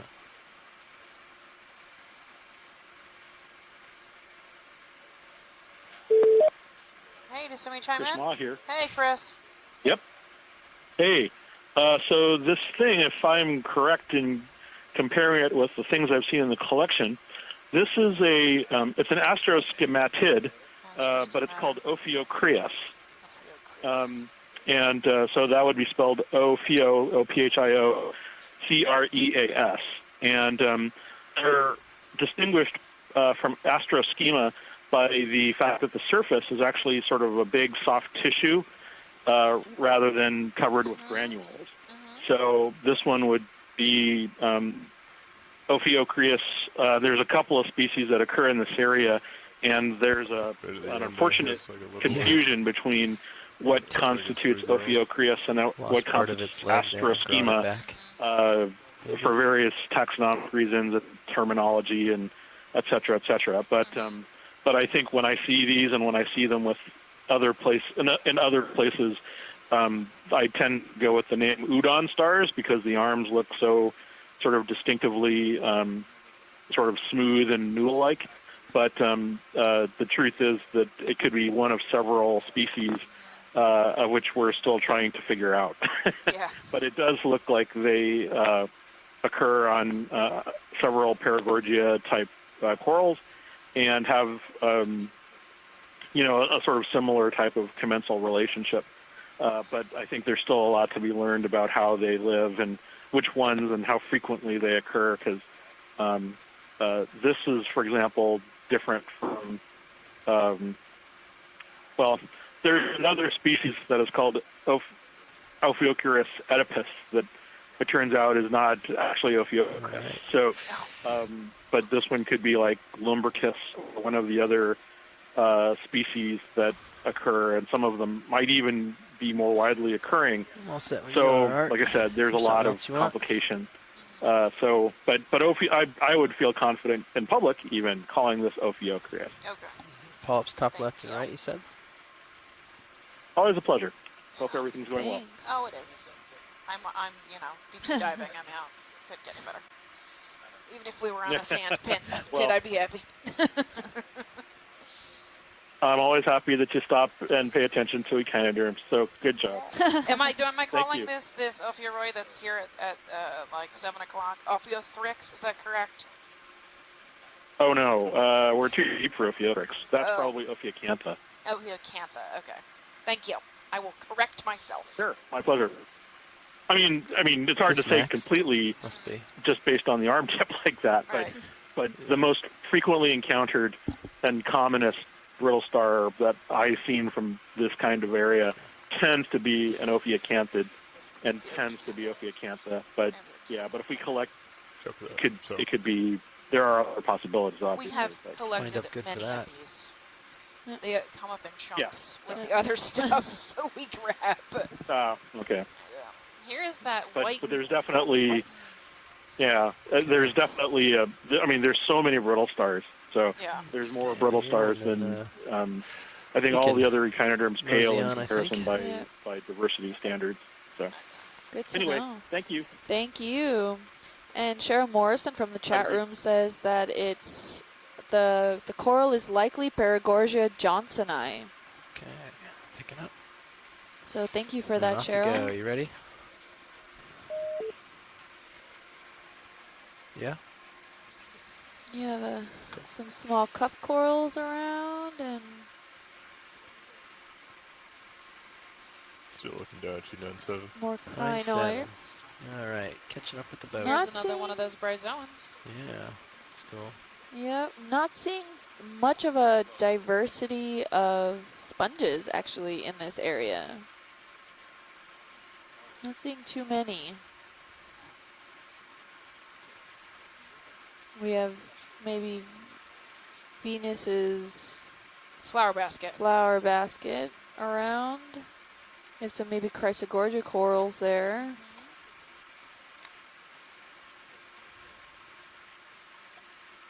Following you up as you push forward.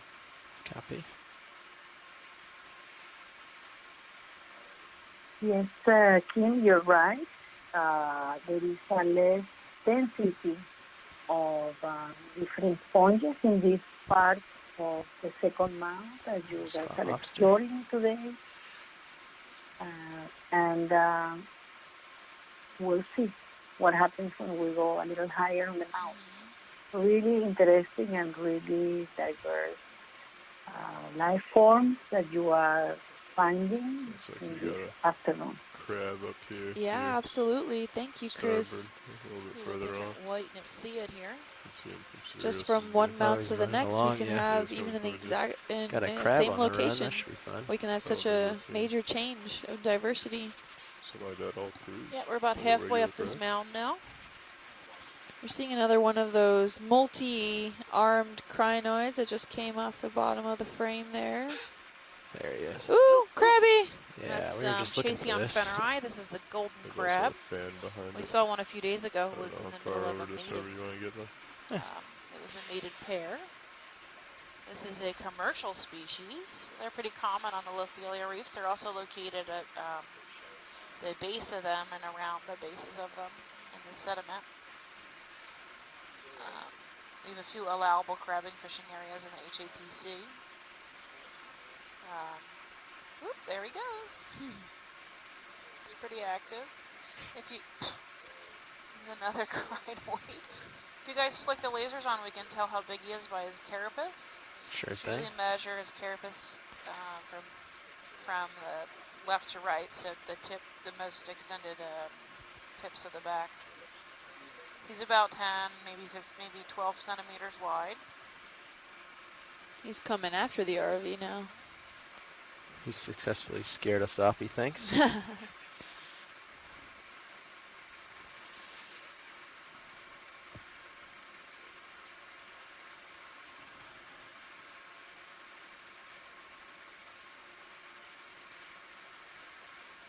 We're still seeing a lot of that dense coral framework here. It's not as intact structures as normally maybe we expect to see near the top, but it's still quite intact in this area.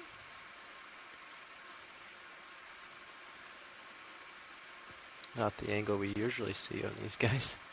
Yeah, so this guy is probably 15 centimeters wide.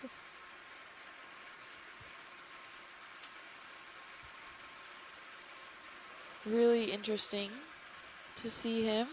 He's this kind of pale yellowish color.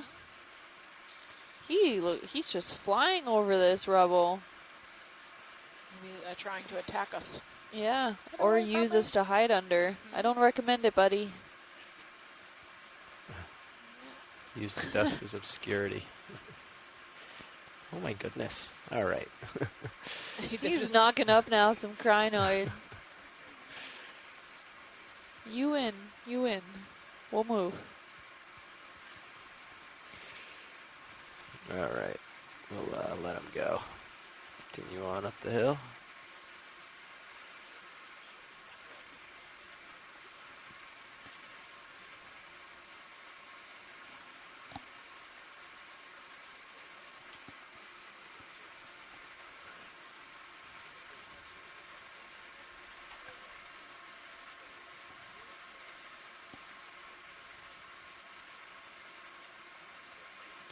A little hole here. Oh, we got some living Lophelia up here.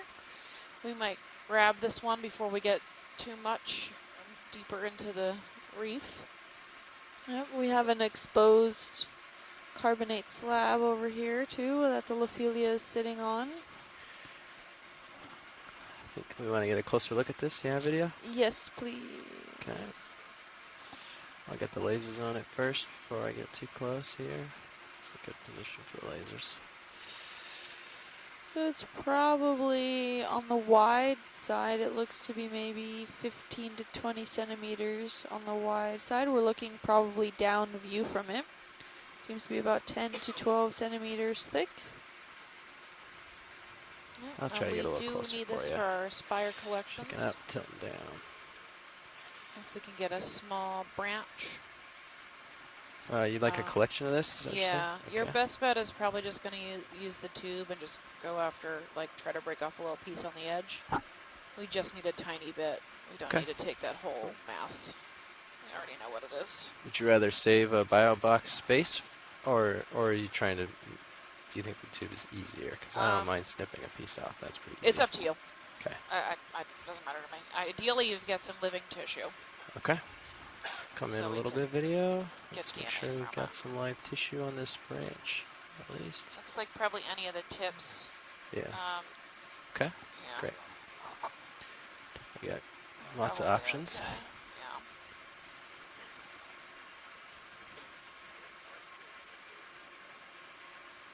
We've got a little shrimp hanging out down there. Be advised, there's a couple squid around me. One of my motors just got inverted, so keep that in mind as you set up.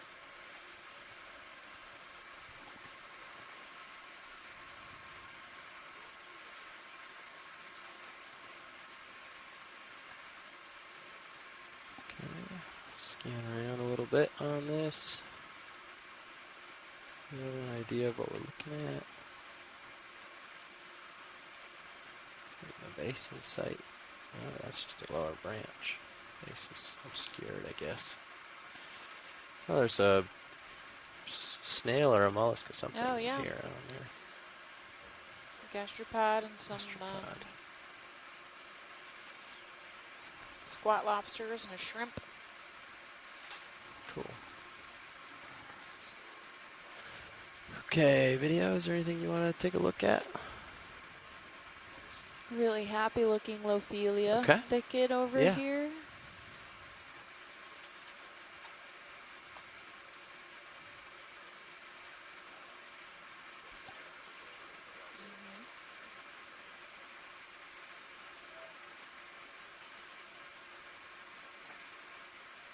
You can see the living polyps on the right, on the left. Scott said if he maybe saw another pycnogonid to the left, another sea spider. So after we're done looking at this, we'll have to look really quick. Okay. Great. I'll scan left, see if I see a pycnogonid here. From this angle, you can see all those coralites of where the individual polyps actually live. Let's see. So polyps are individual organisms. The acres Oh, there there looks might like be a another sea tube. spider there. That orange thing that just had Oh, legs way and out. often up. You want to Right track at the 9 o'clock focus in the back. background there? Oh No. no, that's a serpulid. Or a sabellid, Oh, and I can never remember the difference. I pulling should just the looked it up before I make tentacles myself look over like a fool. there. Let's see. I should know these. Okay. Looking Oh, for a he's sea spider. retracting now. Oh, I don't know. He's going in and out. Yeah, but back to these coralites. So these are actually where the corals live, and we had a really great zoom in of the individual coralite that's there, and those larger kind don't of see a, disc-like features that are coming spider. up and around this area are known as septa, and What was they it? are Bacterial mat really at the great bottom, and was it? indicating. They're great indicators, of Okay. characterizing We'll the set up coral, for a and we use a collection lot here. of these kind of septa and smaller, and the theca, which is the interior portion of it, that to characterize the coral and possibly bring it down to species level identification. So this Here we we're know is into- Lophelia you're looking pertusa for- if you because go this for a is a branch, do you think just Lophelia coral. Suction We can box? clearly Just make like that a branch, distinguish. yeah. It's kind Bring of it the to a suction jar one though, of the rather than poster the children sample. of Let's put it in Scleractinian the corals that we see box, I especially think. in the Atlantic, and Unless they we don't- know that unless only you're trying not Lophelia to use the pertusa box, occurs, is the only type of coral that occurs in the Yeah, Atlantic, right. the Scleractinia of Lophelia. So there are different kinds, species levels of Lophelia, but in the Okay. Atlantic we've Can only we thus count out far a little seen bit video Lophelia for the pertusa. sample for the collection? So it's a really Yeah, that's good. good indication of how we Perfect, can thank do you. that, and those septa are Gonna really break quite some useful out. to the coral and the polyp Arms live, overall. Reaching out. So it was a really great shot I of have that. port side ready for you. Okay. Yeah, Scott just pointed the same thing out in the chat room. Let's see. There's a really nice Stop, yellow that's where I coral stopped. off to the Okay. left of that too. Around this way, see. I think that's max on Mini.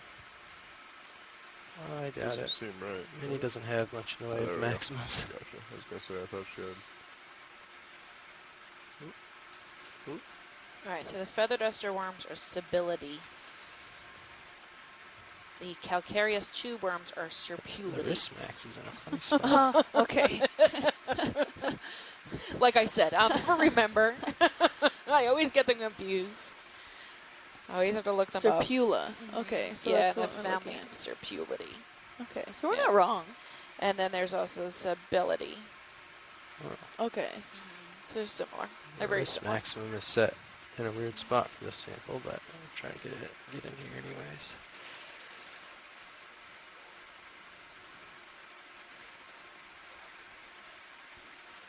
Yeah, see the angle's all off. Yeah.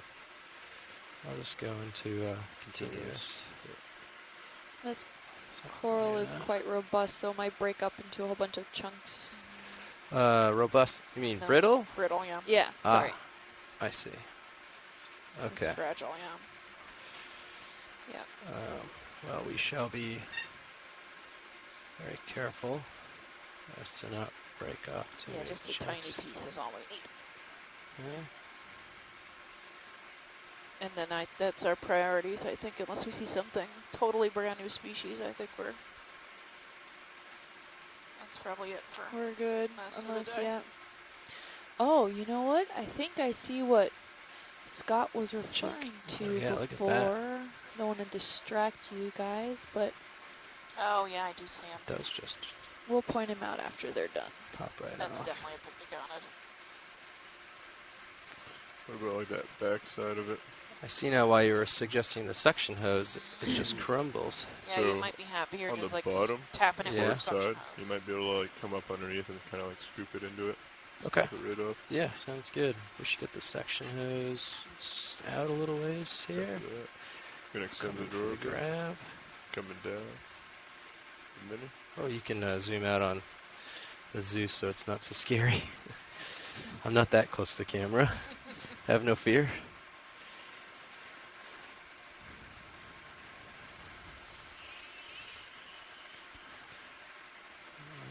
That's probably good, right? Good. Okay, Holding I that. can reach.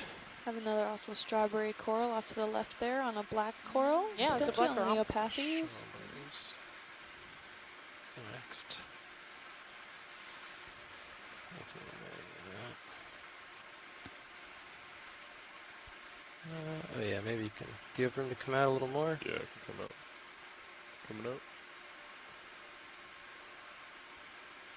That's good. Gonna hold there.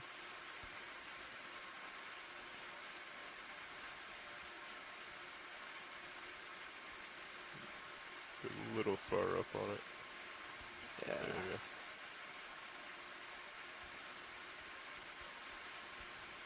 Okay.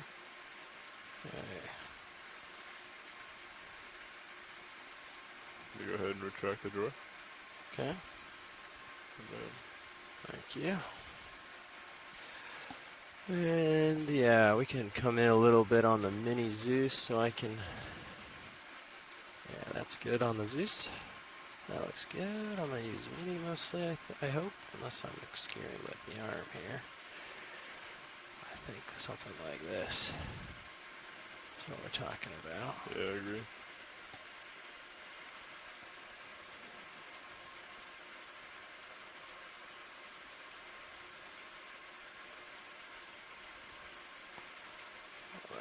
Let me get this out of the way. Okay, a you're little on bit. drawer number 3.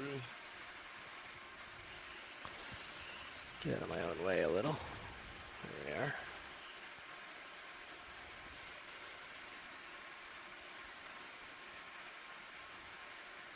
Let me know when you want section. Yeah, let's get a piece in here.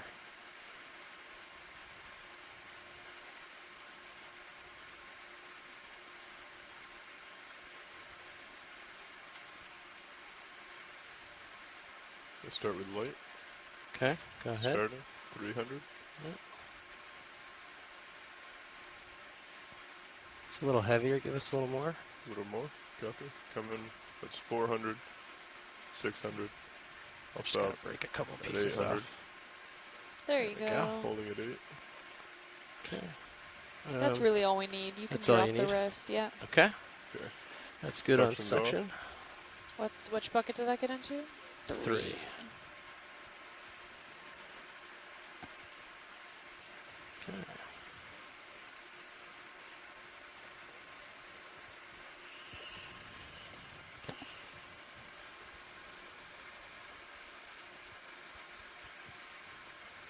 Let me put my camera down a little so I can see the.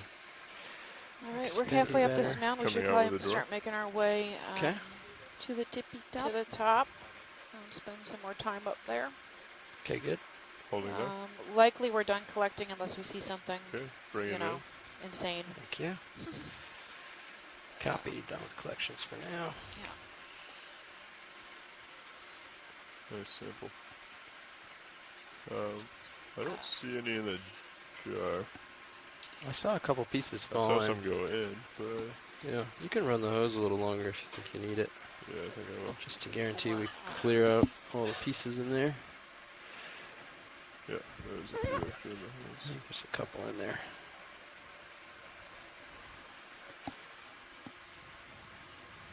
There we go. Okay. Yep. Yeah, All right. now you got some branches. Okay. Yeah, there's some more. Nice. All right. Turn it off. Rotate out of the way. That makes me feel better. But great. Nice work, Lars. Alright, switching. Good job, Nice guys. collection. Thank you. Yep.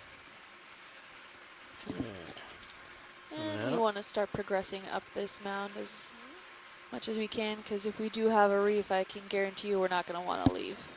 Okay, we will race up and see if we can catch a reef. Minimum zooming, only zooming and collecting very exciting things.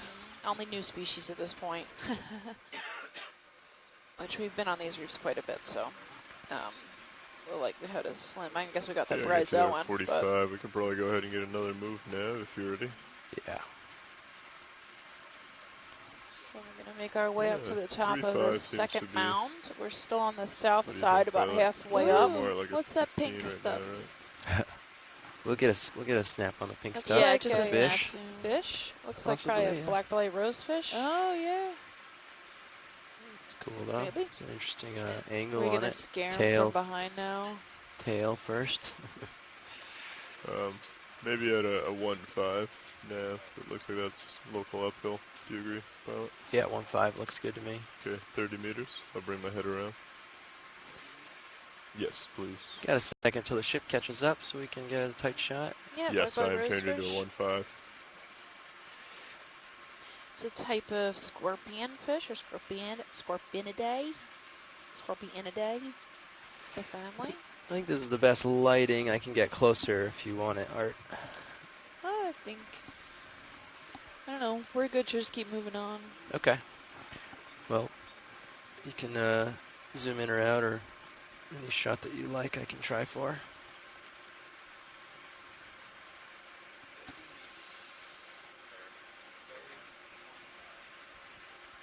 He's got some cool texture on his skin. Little barbels that stick out. Likely, I think he has spines on his back. Scorpion fish, he's probably venomous. Yeah, we can try that. You got a little bit of room. I can also come down a little bit more to give you a few extra. I think I can do it at that zoom. I'll try. Oh, I actually have to come up quite a bit to come around the side.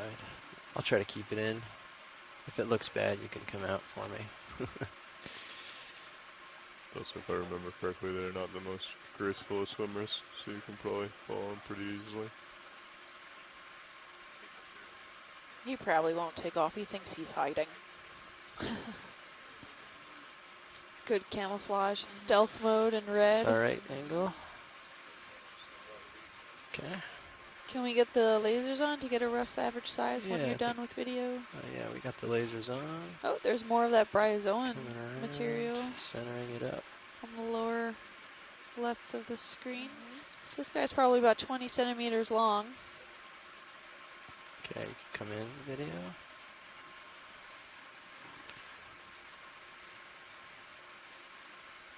Looks pretty content to be there. Yep. Bit of shimmer in the water, huh?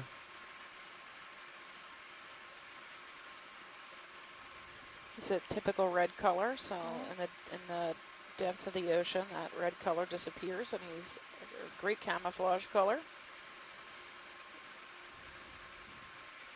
He's also kind of molded, so I bet he looks like he's kind of blending into the background, what little light they can see. Alright, I'll just try to scan a little here for you. It's almost like he has eyelashes. Yeah, right?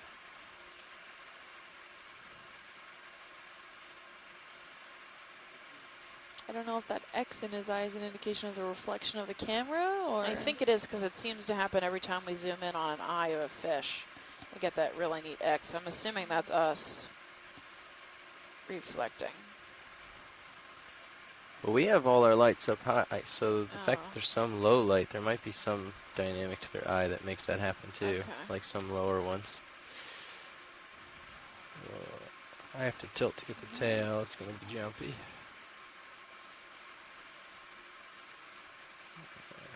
Just a tiny little folded up tail. Really doesn't have to move. He's an ambush predator, so he's going to hang out there until something swims by, and then this guy's going to eat it.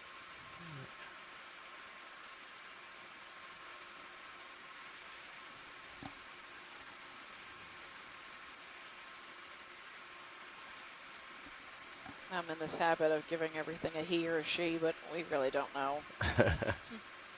It.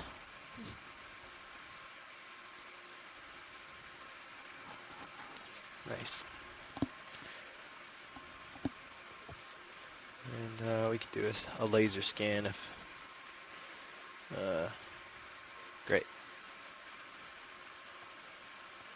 Come down a little. Try not to get him in the eyes. Or it in the eyes. Now I'm doing it. There we go. Yeah, maybe 20.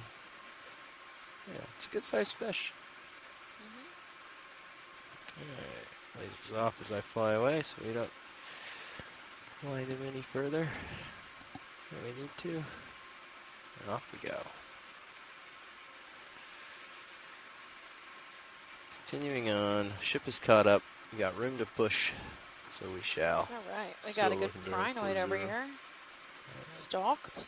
And Africalistes with the zoanthids that we saw earlier in the dive.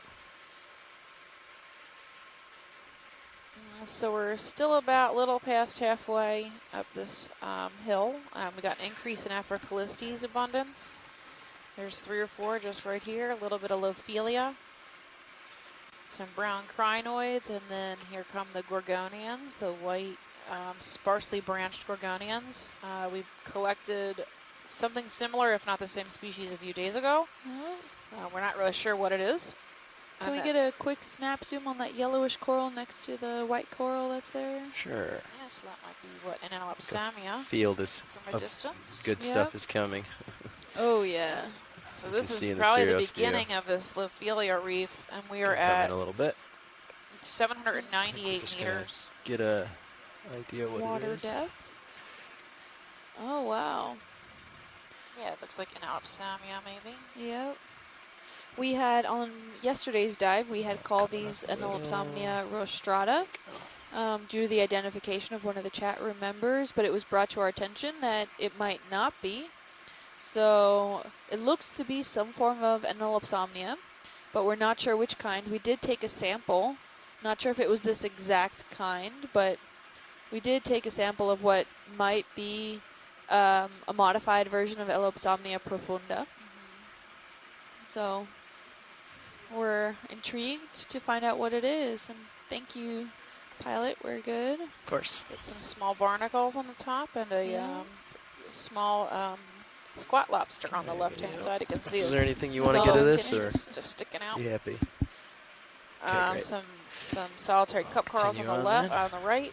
Yeah. There's a nice Lophelia. And here we come. All right, increase of Africalistes. Yep. Increase of overall scleractinian corals that we're seeing. Yeah, nobody wants to hear me sing.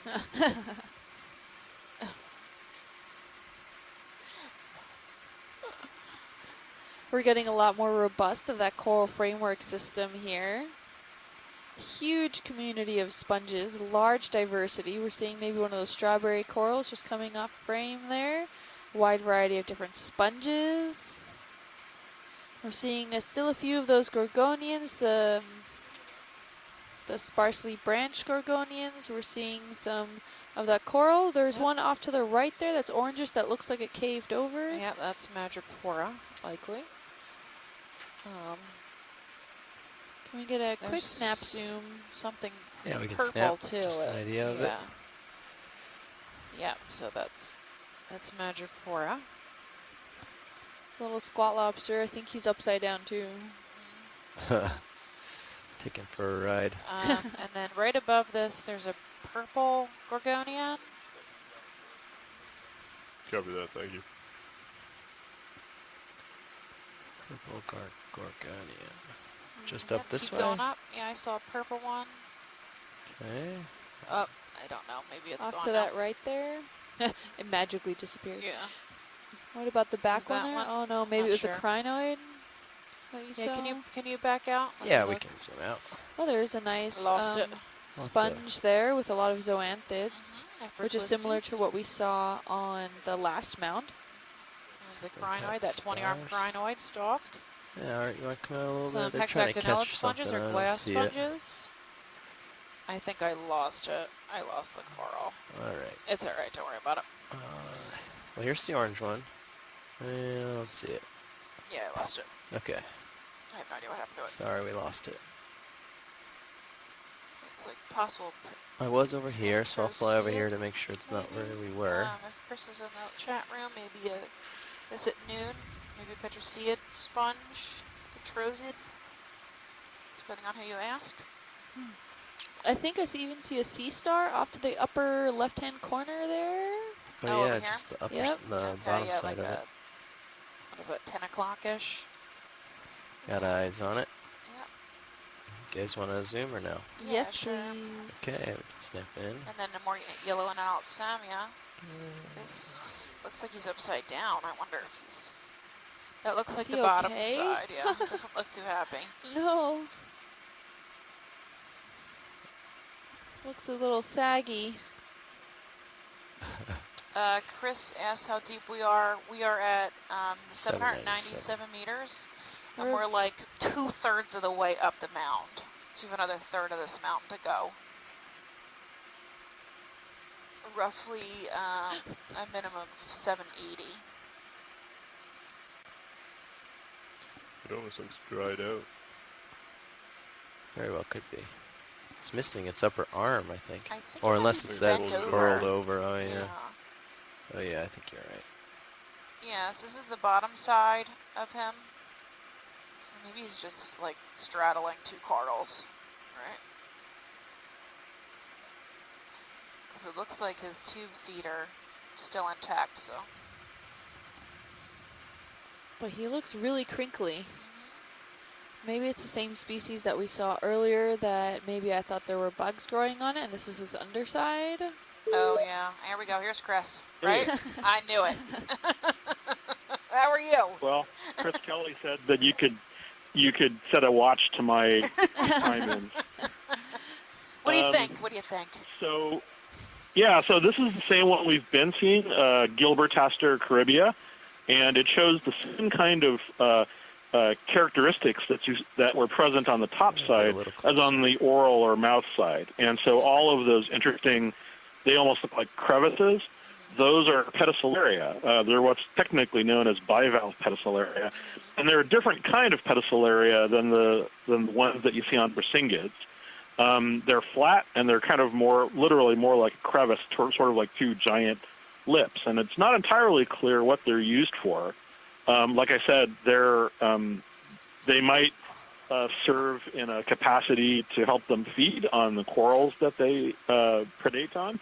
They might also be something that they use that helps protect them against small, sort of annoying predatory crustaceans. Because on at least two of the other observations that I've seen of this species, there are small purple amphipods which live along the ambulacral grooves around the tube feet. And I'm not sure if they're kleptoparasites or taking advantage, so animals that take advantage of the food that the animal eats, or if they are simply, taking refuge as commensals. But there are some odd postures that the animal's been seen doing, sometimes in relation to these little amphipods. This one, I think, is just us incidentally capturing the oral side of this animal.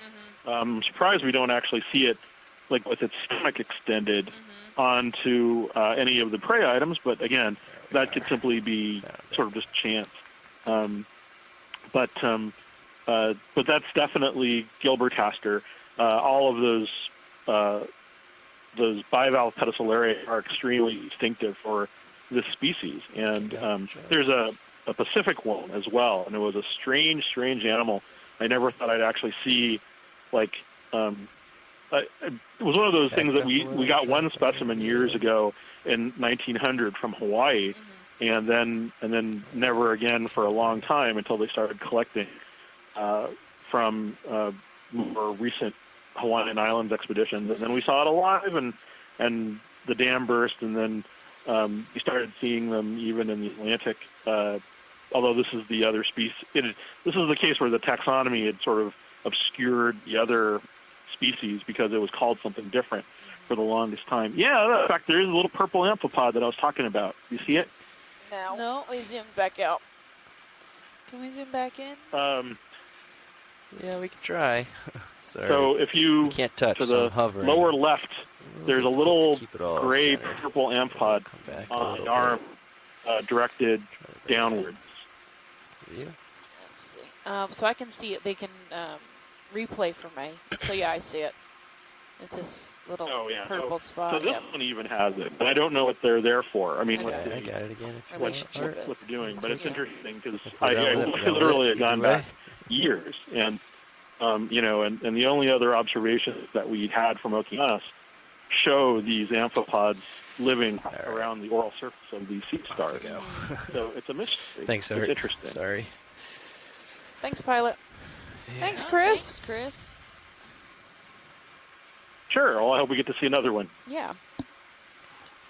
Okay. Gilbert asked her. Alright, if we can, like, can you guys pan up? Can you look in, like, high and, like, above you? Oh, yeah. Is that a thing we can do? Yeah, okay, thank Wow. you. So we're looking uphill now, so you can get an idea how tall this mound is. And we're seeing all these white little marks here. This is a variation between Ophelia coral as well as some sponges. Lots of Ophelia. We're looking uphill. It looks like the top of this mound is maybe 20 or 30 degree slope on the left, and maybe more than that, 45 on the right. It looks like 100% cover of dead coral, and maybe 50% of that is living. This is the entire top of this hill here. Lots of Aphroclistes and living Lophelia. Yep. And Chris is saying that it's really jam-packed with hexadectonelids. And we're seeing various species of these guys, part of them being the Aphroclistes. Oh, look, we have an Antipitherian, a whip coral. This red whip Right coral there. here. I think that's the second black coral we've seen on this mound, besides that Leopathes earlier. And there's two species of Crinoid. There's a yellow one at 2 o'clock, and then there's an orange one at 10 o'clock. Oh, yeah. That orange to the one looks side. cool, huh? I think this is the first whip coral that we've seen on either of these two mounds. Do you need to look They don't closer look look at the too whip common. coral? No, it's okay. Just, we kind of know what it is. It's pretty distinctive. Thank you. Yep. Okay, up at the hill then. If there's anything you guys want to look tighter look at. Wow. There's another one of those pancake sea urchins. I think Climbing we're up heading over the towards coral waypoint rubble. 4 first, and then we'll make our way to 5. Yeah, he's really perched himself Yeah, up there. we're just heading uphill mostly. So we'll, We still have quite a bit of time on bottom, correct? If you guys can swing the ROV to look left, just so I can get an idea of how wide this area is. sure. Well, Sirius is going to give you a good view Okay, of that that's too. better. Okay. We'll tilt up. I'll swing and light it up. But you know, D2 is 8 feet tall and maybe 8 feet long, this is and huge. you can see the field compared to D2 is Yeah. pretty large here. So you have like a 45 degree slope here. Yeah, roughly. Copy that now. Thank you. I can push across it here and see.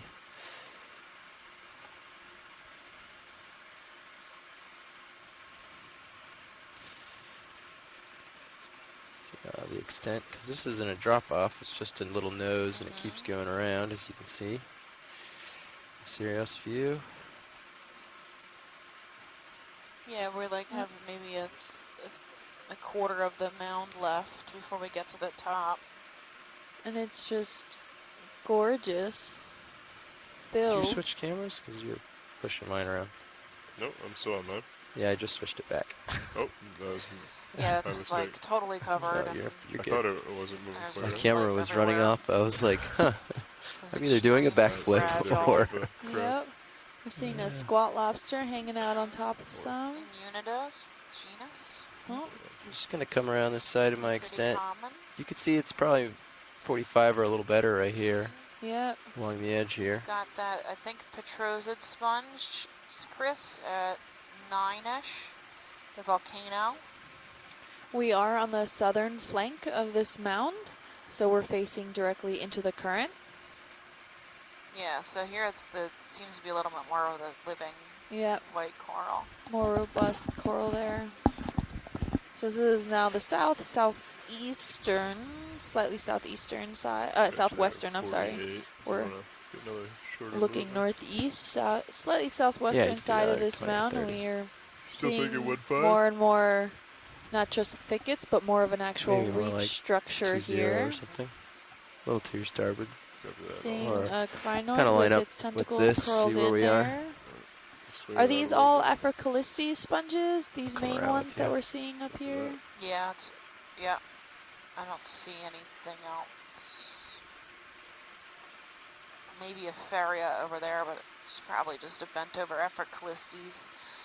There's one with zoanthids. Yeah, they're really, really abundant. I think Yeah. Oh, a few of those yellow sponges, or are those crinoids? No, those are the yellow, sponges. yellow sponges. And then, See, some of his Aphrocalistes are 20 dead. meters. They're gray Looks like and we have a lot brown. to look at. 20 they're meters dead at already. 035, please. There's a different echinoderm. If you look at 9 o'clock, I'm 10 sorry, o'clock. 10 o'clock. You're good. You swing. Yep, he's at the top. Near the top. So, yep, around 11 o'clock from laser. Underneath that Aphrocalistes with the yellow zoanthids on it. Yep. Sponge with zoanthids, you said? Yeah, below Just it next there's to it, the yeah. urchin? Mm-hmm, Yeah, the urchin. So this is a different type of urchin. You can come in a little video. What we're looking at. Yeah, I don't know what kind. Sneak in a little closer. Yeah, little ball urchin. Looks good. I'm flying in, Ooh. picking up as I It's go. pretty cool. Yep, doesn't have those same sacs at the tips carrying that toxic material, so it's not a pancake sea urchin. No, he's much rounder. His spines are a little shorter. Yep. His spines go from orange to white, unless that's just tissue. Maybe it's just tissue. No, I think you're right. Orange to white on the spines. Okay. Their Little spines- stylastrid coming into view now. And there's lots of crinoids. I see like 6 or 7 Yeah. just in this screen. These brown crinoids, they're everywhere. Ranging in size. And there's like 9 or 10 of them. 9 or 10 arms. It should be 10 armed. Yep. Some zoanthids. Yep. A little soft coral there. And the living coral, you can see there's little pink spots inside some of the corallites. Trying to hold for you, Art. Hey. Hey, it's Chris again. Hey. I can give you the name of that urchin. That's Go. Echinus tylodes. Echinus. This guy's in the dark Tylodes? here. Is that what you said? Tylodes. Thank you. Maybe, yeah. Echinus. And I don't think it's published, but the earlier Okeanos expeditions have shown this on on Lophelia reefs gnawing at the surface. So they're probably feeding on them. I think one of the papers called it bioerosion. So there's probably some distinction. Okay. Thank you. I think there's a little sea star too for you at 10 o'clock, tucked in there. I think I see 2 fingers, 2 arms. I don't know. Oh, wow. See it? Yeah. Yeah, okay. It's pteraster, I think. Pterastra, okay. I don't know how you can Yeah, tell it that has from... an osculum. Yeah. It has a little hole. Okay. But beyond that, it's hard to see. Yeah. So, Is this but yeah, always a rich bounty where Lophelia is concerned. That's right. Thank you. Thanks. Thank you. So, Echinus tyloides. All right, we're good whenever you want to move. Okay. We're happy, Trying to get a stable shot for video, but I'm bouncing around a little. No problem. Not sure. And while we're about to pan out and move further up, I just wanted to point out that Ken in the chat room was able to come back with some literature about some of the black encrusting that we've been seeing on more of the coral rubble. Not these guys here. These guys look like they've just been covered more in microbial stuff, although more underneath you're starting to get more darker coral rubble, but towards the base of these mounds we kept discussing about ferromanganese encrusted corals, which do happen. However, more recent literature that I was looking at has determined that some grab samples from this area are more phosphorite encrusting. So it's not ferromanganese encrusting, it's phosphorite encrustings, which is what Chuck had asked yesterday. So something we've seen in the Straits of Florida and now also in the Blake Plateau. So thank you for that correction, Ken. Before you speed off, there's a crazy sponge. Crazy sponge. Yeah, it came off. It came off screen. Okay, on the bottom right. Bottom left. Bottom left. Oh, yeah. I didn't see it. So it's poking out right there. That white. Yep, and he's got a the big long. oscule. Yeah. Oh wow. Yeah, maybe a Petroceidy. I don't know. Chris, Right. I think Chris, this try to is get all this you. one If you're up still high. on the line.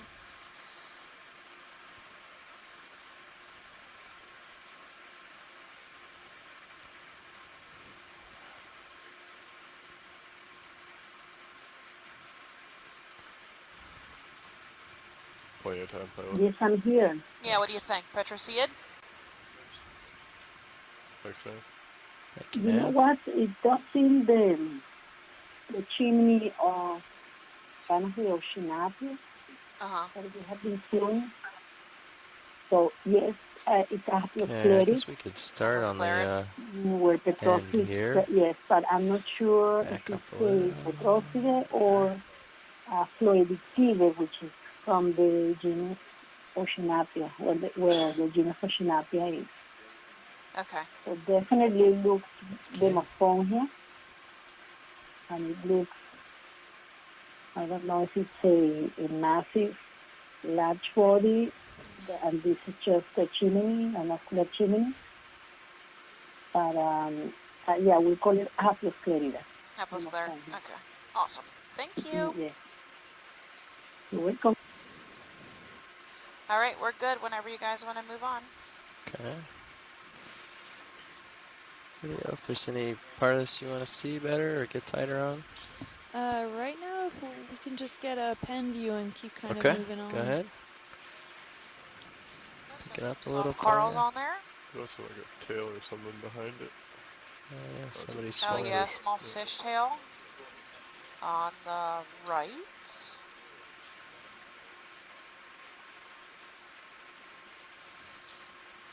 So this is a large oscule, the excurrent siphon of the sponge.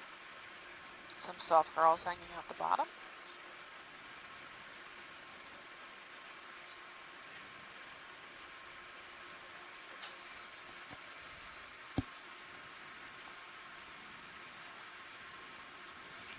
Okay. Next art. Looking down at you, 8.5. 8.5. There's lots of bamboo corals, some skinny bamboo corals. So here comes the Lophelia reef. It looks like it's increasing in thickness in the standing dead and standing living corals. There's a Stylosideris sea urchin. Pencil urchin, And lots of crinoids on this Callistes over here at 3.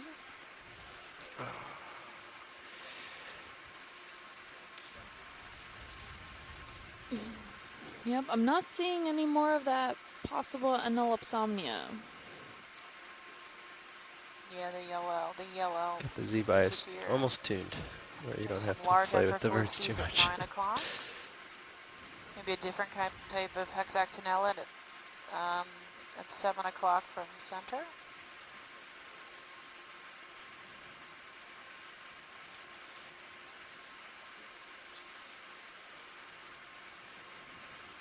Yeah, so we've got some good meter size Lophelia thickets. Can you swing left real quick and look at that big one? Left. Yep, just swing. Yep. There you go. There's a nice large Lophelia thicket.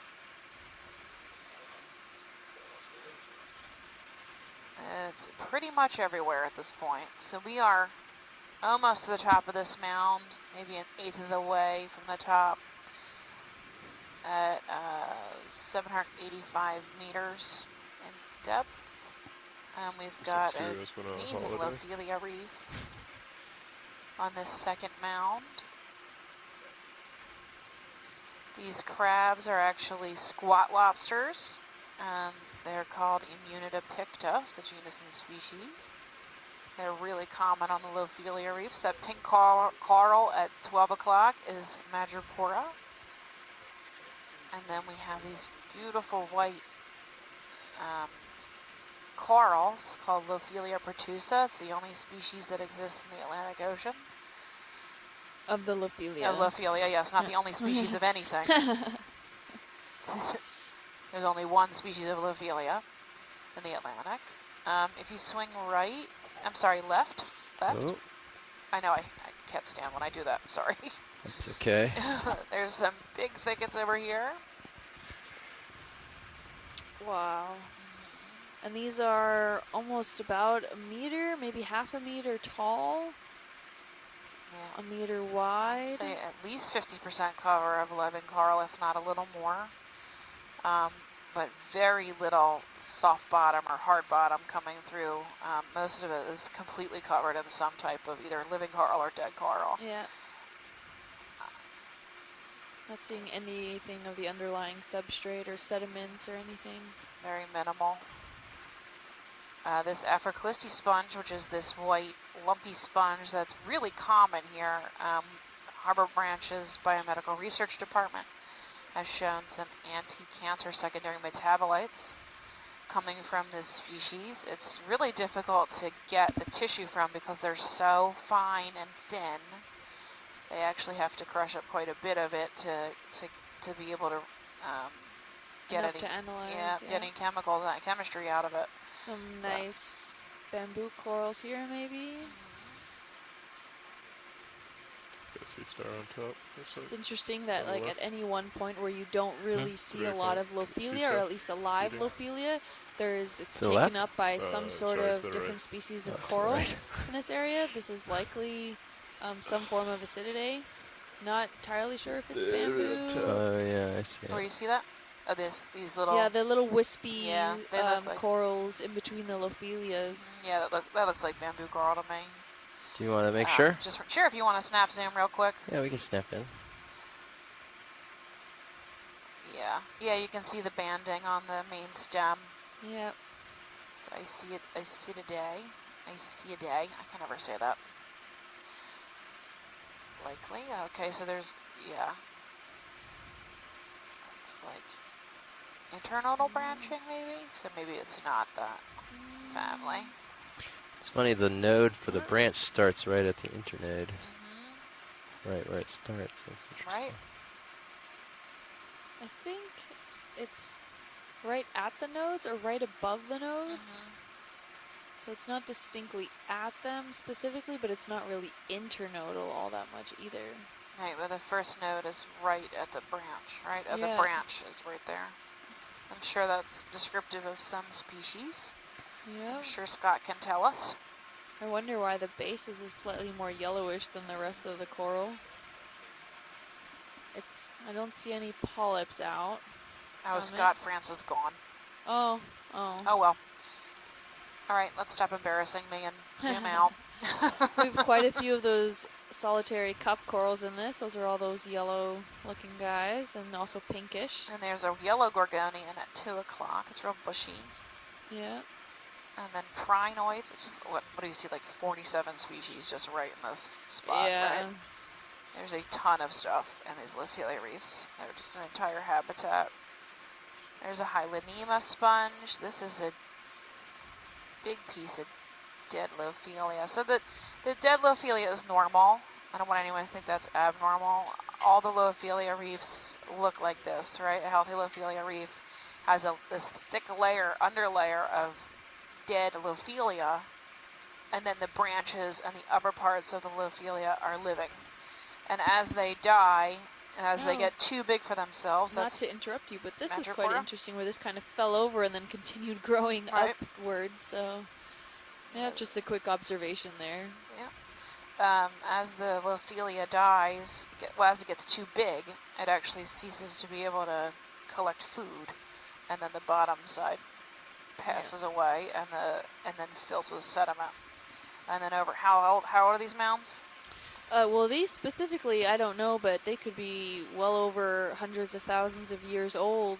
So the bottom coral rubble, considering that these corals, like you stated earlier, the coral itself living can grow as long as about a meter for every 1,000 years. Yeah, so it's the length of a fingernail a year.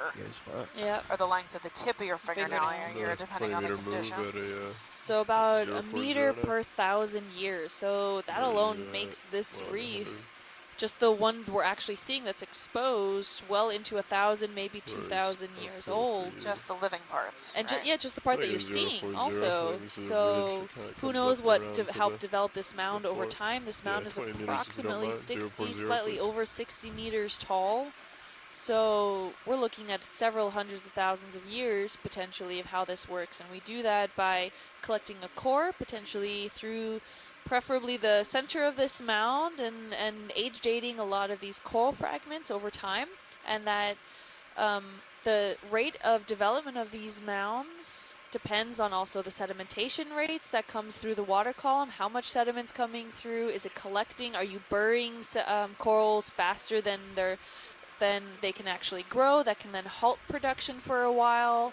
Or are the corals simply growing and proliferating to the point where the sediment's really just kind of catching up, and then that leads to a lot of undercarriage, like degradation of the coral framework. So we're also, when we take these cores, we're able now to CT scan them.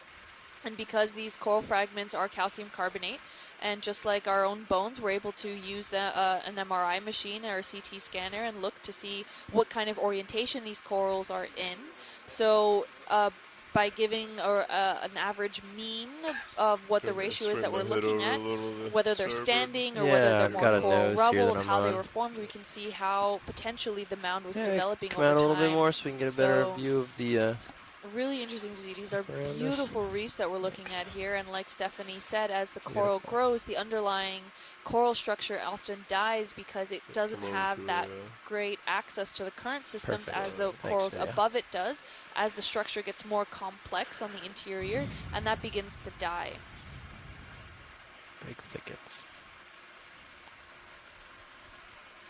Oh, there we go. There's maybe some more fans over there, some yellow Gorgonian. I'm sorry, it's been a long day. Gorgonian corals. This is why they usually cut us off at 4. Probably. Start getting tongue twisted. So they're gonna fly around here. Maybe a Plexurid. Look at these reefs. Yeah, so there's a couple of yellow sea fans. There. What if I came down over here? I'd have more Lophelia as far as the eye can see. We've got I think it's probably a little more than 50% cover. Yeah. Definitely the whole bottom is covered in something. Yep. Mostly standing dead coral, but 50% of that standing dead coral is alive, I think. 50% cover. And that's the whole length of this reefs from, like, when did that start? Maybe like a quarter of the way from the top. Yep.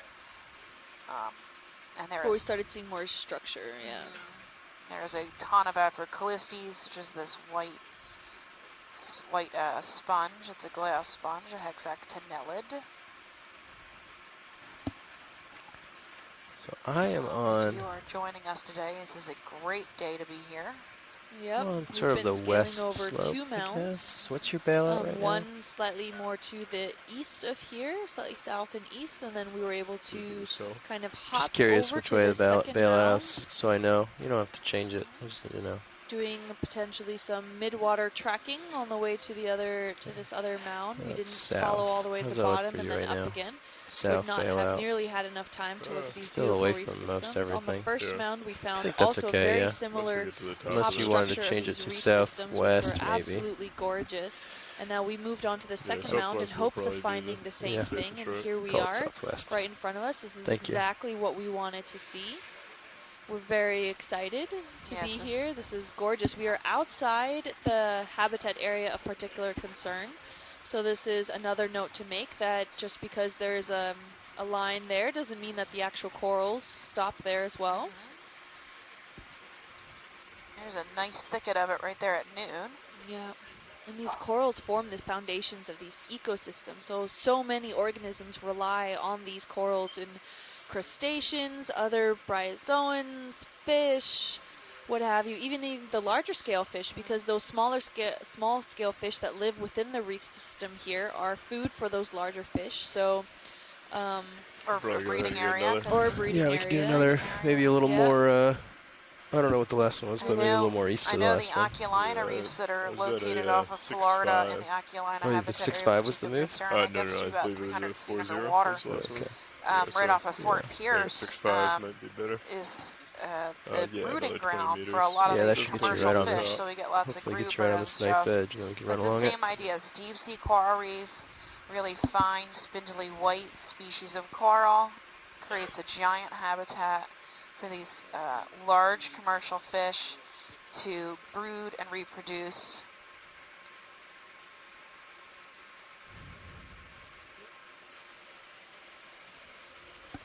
So this is just an excellent spot. It's quite amazing. Very few people get to see this. This is the first time anyone on the planet has laid eyes on this reef.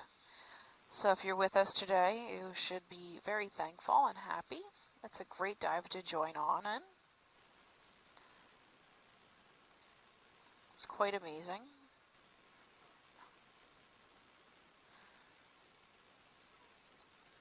We're changing pilots.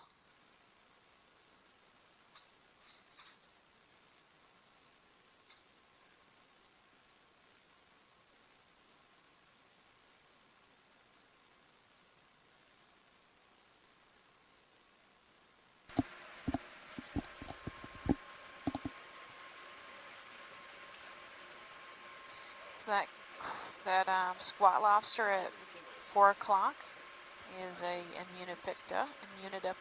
Do you want to just do a Just kind of snap zoom squat on that lobster. They're video? really common out here on the Lophelia reef. Try and bring him over here to you. So there we go. Here's a nice Coming up on the, Afrocalistes beatrix. Vehicle slightly. They usually have a really wide oscule. This one seems to have clammed For the sake himself. of the video, I've brought the heading starboard. Little Coming clam back up shaped. to the 25 and 30 That white here one to is keep you in living, view. and one right But I'm next to moving it at 6'5", is so dead. off So a you little can bit to my see port. the difference between a living and dead one right next to each other. There we go. Here's Immunidipicta, I believe. So that is a squat lobster. They're kind of in between lobsters and Yeah, I'm crabs. going to try and bring you over to him. They use their, what amounts to be their tail, is not sealed underneath their body. So they're, and also not fully stretched out like a lobster. So crab has that totally sealed to the bottom side of their body, held tight. Go ahead and come They in actually as have I their come gills up. there, or their swimmerettes there. And they can open and close that. So that's how these squat lobsters move, right? They open and Come close up a that tail little more. and pop backwards really quickly. Just trying to to make escape. very small movements. They don't seem to be working. There we go. You can see his feeding appendages. Hey, who chimed in? Uh-oh, this guy's missing his arms. That front arm is, both his front arms looks like they've been pulled off. Oh, Got you at 52. Copy. yeah. So he usually has these two front claws he holds out. I know they use those front claws to eat. I hope he can still eat. Neither front claw, I guess. Yeah, huh? both of Jeez. them are gone. Not sure how he's going to feed himself. I wonder how long it takes for those claws to grow back. I believe there was a fork earlier on in the dive, didn't they? assist. There was a fork earlier. Maybe we could use that.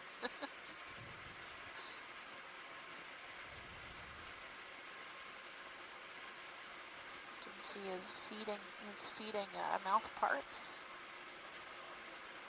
and his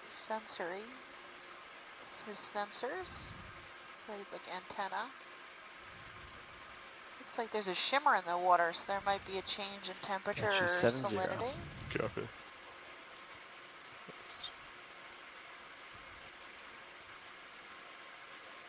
Yes. Nice. Oh, Sorry about that video. Thank you. lots Yeah. of bamboo coral behind here. There's a strawberry coral, the pink coral at 9. Yeah, there's lots of shimmer in the water column, so that could be a change Hatchet in the 80. current. Copy. Push it forward. Some nice Lophelia. You can see how it's like dead at the base, but the tips are alive. That's normal. It's very common. That's how these big mounds grow. There we go, Afrocolistes. Looks like a small white Gorgonian next to it. And some bamboo corals. These really fine, delicate white corals are bamboo corals. They're also very common on these reefs. There's a nice one. Wow. Sweet. That's probably 1.5 meters. Okay, it looks like also looks like we just transitioned between 9 and 9.4 degrees Celsius. That might have been causing the rippling effect Yep. in the water column. We've been only increasing in temperature. I mean, earlier in the day it was about 8.5 degrees. So that makes sense because we're coming up from the bottom, right? Yeah. So I'm kind of like just like a few meters west of the slope right now, I think, or north of the ridge. Do we there want we to go. do Here's one a more Muniter bump? picture. You can see him at I 9 think at if we 9 just o'clock. You can see this guy shoot has ahead. I'm going to hit his the main. So you're on this front little fork claws of still, it. so his If little we shoot white ahead like tipped this, I'm front going to claws hit that this he main uses to pick ridge, food. be able to go up with you. So I'll just I keep keep you in referring view. to them as he's, Come but this I mean, way it could east. easily be female. Is I that don't really come know. east? I'm just Yeah. making a Yeah, general. just looking at my nips. there's for a my fish. minutes. Oh, it just looked like it snagged something. Yeah. Do you want I to don't know. do a snap zoom on the fish Sure video? did. Wiggling around. Okay. Is that a cutthroat? Cutthroat eel, maybe? I don't know. It looks different, actually. Coming down on the rotator. Holding there. Oh, He's eating something or bumping into something. yeah, I think he's Yeah, we bumping could into do, like- something. Our lights may have bothered him. Do 090 on the next move. Okay, we'll let him go into the hole and then Again, we can seeing come a up. lot of those Hopefully thin, this slope wispy sort of bamboo meets corals up with amongst the main ridge. I'll the let him drift Lophelia off, here, the and then main we can head frames north. here. Yeah. Full wide, please. Yeah, I would. Thank you. I would let him get out a little ahead first. He's got to sort of sidle across, uphill, across my screen. Let him get out there. I'm wondering if that black spot is just deceiving me, or if that is some sort of organism off to So the I'm left-hand looking at side. 135 right now, pilot. But the move's gonna be 90. Copy. Snap Maybe zoom on the it's Stark spot. Just a hole Sidling between some Lophelia. Yeah. Okay. But it looks like we have a different kind of bamboo coral here. Still has that characteristic bandings, but slightly more Do you want to come in on the bamboo robust as we and come skeletal over it? forms rather than all those believe wispy it's this one corals here that that we've they're been talking seeing, about. the more fragile ones behind it. Looks like another rat tail fish Small off to the drift. right-hand side, just coming off screen now. He's hiding behind coral now. You see a whole bunch of these isolated cup corals, these yellow guys. They seem to have all of their tentacles, excuse me, Okay. drawn in. Yeah, We're having some dead Afrocolistes around as well. So many crinoids.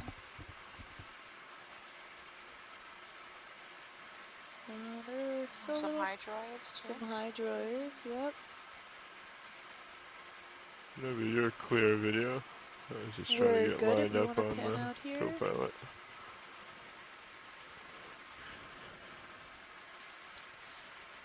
There's another little squat lobster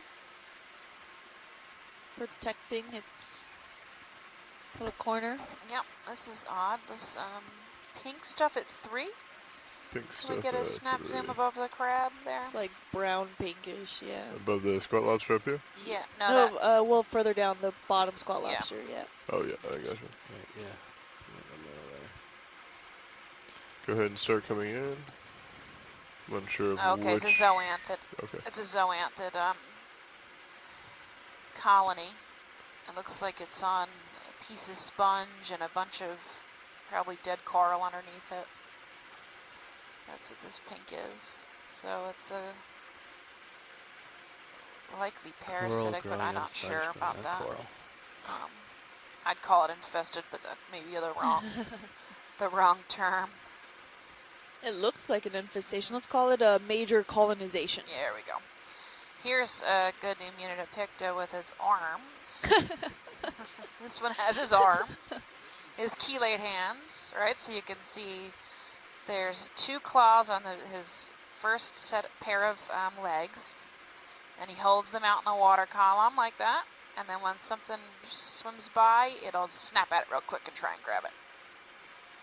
So he's just hanging out there waiting for something to run by, so he can grab onto it real quick.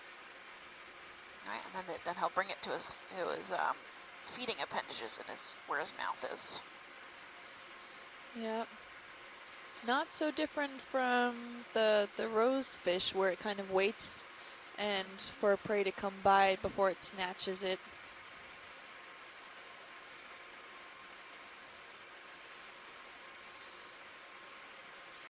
We're good whenever you guys want to keep floating by. There's tons of stuff to look at. Copy that. What do you think? We've got about Video? an hour and a half to hang out here on this reef top. Feel free to come out. Pilot's clear.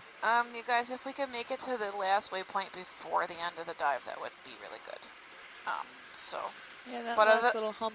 Yeah, but other than that, I'm good. Wherever you guys want to go, I'm happy to hang out. All right. I'm just Nav, along for the if you ride don't here. mind, if you could calculate how much slight distance we ever have sand between exposure there on the 4 base and of the mound, but 5. there's a very small peak 120 meters. completely covered by this 120? coral, Yeah, I think so. all in framework positions. Lots Is and that lots of another coverage. So I'll come up here and then I'll start heading a Africalypsis, little but more. absolutely covered in zoanthids? Yep, the, that one's fully covered in zoanthids. Oh, that's good. We discussed that, this earlier, but on the last mound, but we do not know Trying to determine. if And these video, if you see anything are that looks interesting, a feel free to call it out. parasite I'm gonna look down the or strike, make sure 090 looks good. Yeah, That's what I was sort of estimating. sure. symbiotic relationship. We don't know why they're on one Africalypsis and then right next to it they're Oh, you're not. high on the nose. We really have no idea why they're there. Yeah, Maybe 090 is pretty much Cloning, and they're just hopping onto the next place. I Yeah, think it I could see a be. sea star out in the distance, right on the right-hand side, or it could be At some 3? broken I think fragments. 090 Yeah. is pretty close. So this whole top of this reef. Oh This my is god! the top we're of the at reef. Alright, that was a little tease. We don't have enough tether to get there quite yet, so we'll keep making Can our we way. maybe look at that push up. potential I think I lost sea it. star? It's up further. If you pan upwards Okay. a little more, right at the top now. It looks like broken coral fragment, but it could also be a sea star. Okay, you're gonna have to It's steer me white. there. That's white. Yeah, narrows it Is down. it- Isolated. Is it noon right now? Yeah. Okay, Yeah. I think I see what you see. I'm pretty sure I've been fooled, and it's just some coral rubble. That's alright. If we want to take a snap before It's we... tricky. Yeah, before we end up trucking over there. Yeah, Yeah, yeah. it's lovely. coral. Which we could stay here and look at it. Yeah, too. I'm good too. So, oh look, we have another type of Gorgonian there. Plumarella maybe, or Yeah, Another crab. some soft coral. Nitsumia. There's a rat tail in front of us at noon. Another cute little squat lobster. Some zoanthids at 6. Lots of living Lophelia here. And a lot of cup corals as well. Hypnopthiid in dead center. Ooh, there's another of those Yeah, yellow I think sponges, so. but that looks like a different You're shape saying than we've a ever seen 9-0, it. Yeah, right? this is more like Yeah, a 090. inner sounds ear good to shape. us. Looks like someone's inner ear. Yeah, or a Yeah. budding Like rose folded. almost. Yeah, like yeah. Make sure that's Can we all get the a right quick way. snap zoom on the sponge, please? Which, this one dead Yellow center? dead center. Yeah. Yeah, sure. Video if you want to come in. Yeah. Some small yellow sponges, real Yeah. soft. Lots of, right next to it's nymphthiid, or soft Yeah, corals. Come up a little bit. Some of them have their tentacles pulled all the way Sneaking in, in. so they're actually crushed down. Yeah, into a little ball. And the other one has it partially open. Coming up a You tad. can Very see good, there's thank you. like a sponge. It looks like there's sponge kind of conglomerating some of this dead Lophelia together. When you look Yeah. deep inside, and the matrix is there. I thought I saw a little blue encrusting sponge too that we've seen earlier today. Possibly. Wow, look at these reefs. Can we pan up again a little bit just to get another broad view? Another tease. Yeah, so that's Yeah, there you go. Ah, Sirius is always Yeah. here. this giving you is a good exciting. view. This is something we wanted to What's see. coming? Yeah, and serious. If you look at V2, you can see how the extent of this Coming back down Lophelia with the camera. reef It's in gorgeous. Sirius's view. Keep in mind that D2, which you're seeing in Sirius's view, is 9 feet tall. So give me an idea how big this mound Coming is. back down to the mound. Yep. Quite large. It looks like this is the peak of this mound. So got me in through 3.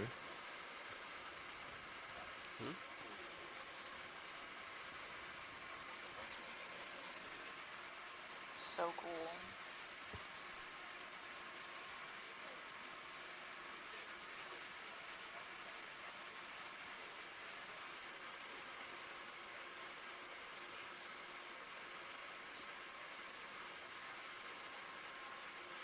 Did you call in that move already?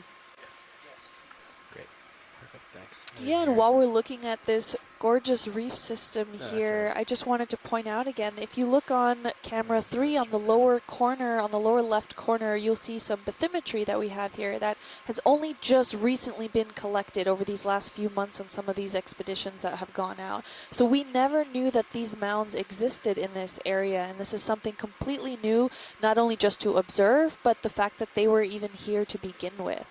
So we're very excited to be here, and this is a zone that is outside the habitat of particular concern, and for the longest time it just looked like the Blake Plateau looked relatively flat and consistent, and we're starting to see that all of these small little pinnacle mounds are coming up, and if you joined us yesterday on the mounds, we were on some slightly different shapes. They didn't come up so shallow, but they're still mounds nonetheless, and we saw a lot of these coral rubble features with some sporadic reefs captivating around them.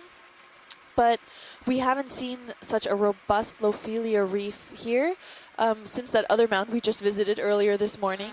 So this is one of those new areas that we have been able to thankfully explore because of new technology, as well as being able to run these expeditions and be part of them. So this is really exciting to be here. No one knew this was here, and we would have never known had we not been fortunate enough to be able to come out and explore. And if you are watching this, please share the stream. This is a great dive to share. Not that they're not all great. Yeah. But this is a super great one. This Yeah. nice hot spot. You can definitely share all of these dives and tune in for the rest of our time here throughout this next month. And you can do so by using all of our social media platforms. We also welcome questions and suggestions or any comments you guys have. We're on Facebook on 2 different pages, at Ocean Exploration Research. And the second Facebook page is at Ocean Exploration Research-Education. We're also on Twitter at Ocean Explorer with the hashtag Okeanos. You can hashtag us on any of these posts. And also Instagram at NOAA Ocean Exploration. So we have a lot of great images going up there. You can also visit the NOAA website. We have great highlight videos that go up on there too. We also have personal social media accounts that you can follow us at and stay tuned. We usually try to keep updates with what's going on on the ship, as well as some Let's see if you behind can the give a scenes. shove and see if you can find So keep the on next ridge. I'm not tuning seeing in if you sonar yet. can, and follow us. I'm Show at forward. Deep Sea I'm gonna Kim on come to Instagram. I forward a don't little have a bit, Twitter. center up, and then Stephanie's I'll wearing me down. push it. I might get one. We'll see by the end of this cruise. I am Kind of cut it. at if you Deep want. Sea Nerd on excuse me, Looks at Deep like Sea there's Nerdy a, on Twitter, or at ridge Deep Sea Nerd on coming Facebook up and for like a local Instagram. high. And the Okeanos website is Right ahead oceanexplorer.noaa.gov/Okeanos. And you can find our exploration that's going on right now. We're EX1907. It's the current exploration that we're in. We do have live video feeds, links there. We also have daily updates, photographs you can share, mission logs, a section for educators if you're a teacher and you want to get your students involved, background information, stuff for the media if you're a member of the media and want to share our awesome feeds and a new discovery today. We'd be happy to talk to you about that. And then you can also meet the explorers, it gives a rundown of everybody who's on the ship, who's involved in the main ROV piloting and the video collection, and our mapping team, and Kim and I. So please share this stream. This is an awesome day. Yep. And if you were lucky enough to watch it live with us, it's a big deal. Yeah. So we're happy to have you. We're glad you're with us. A lot of people.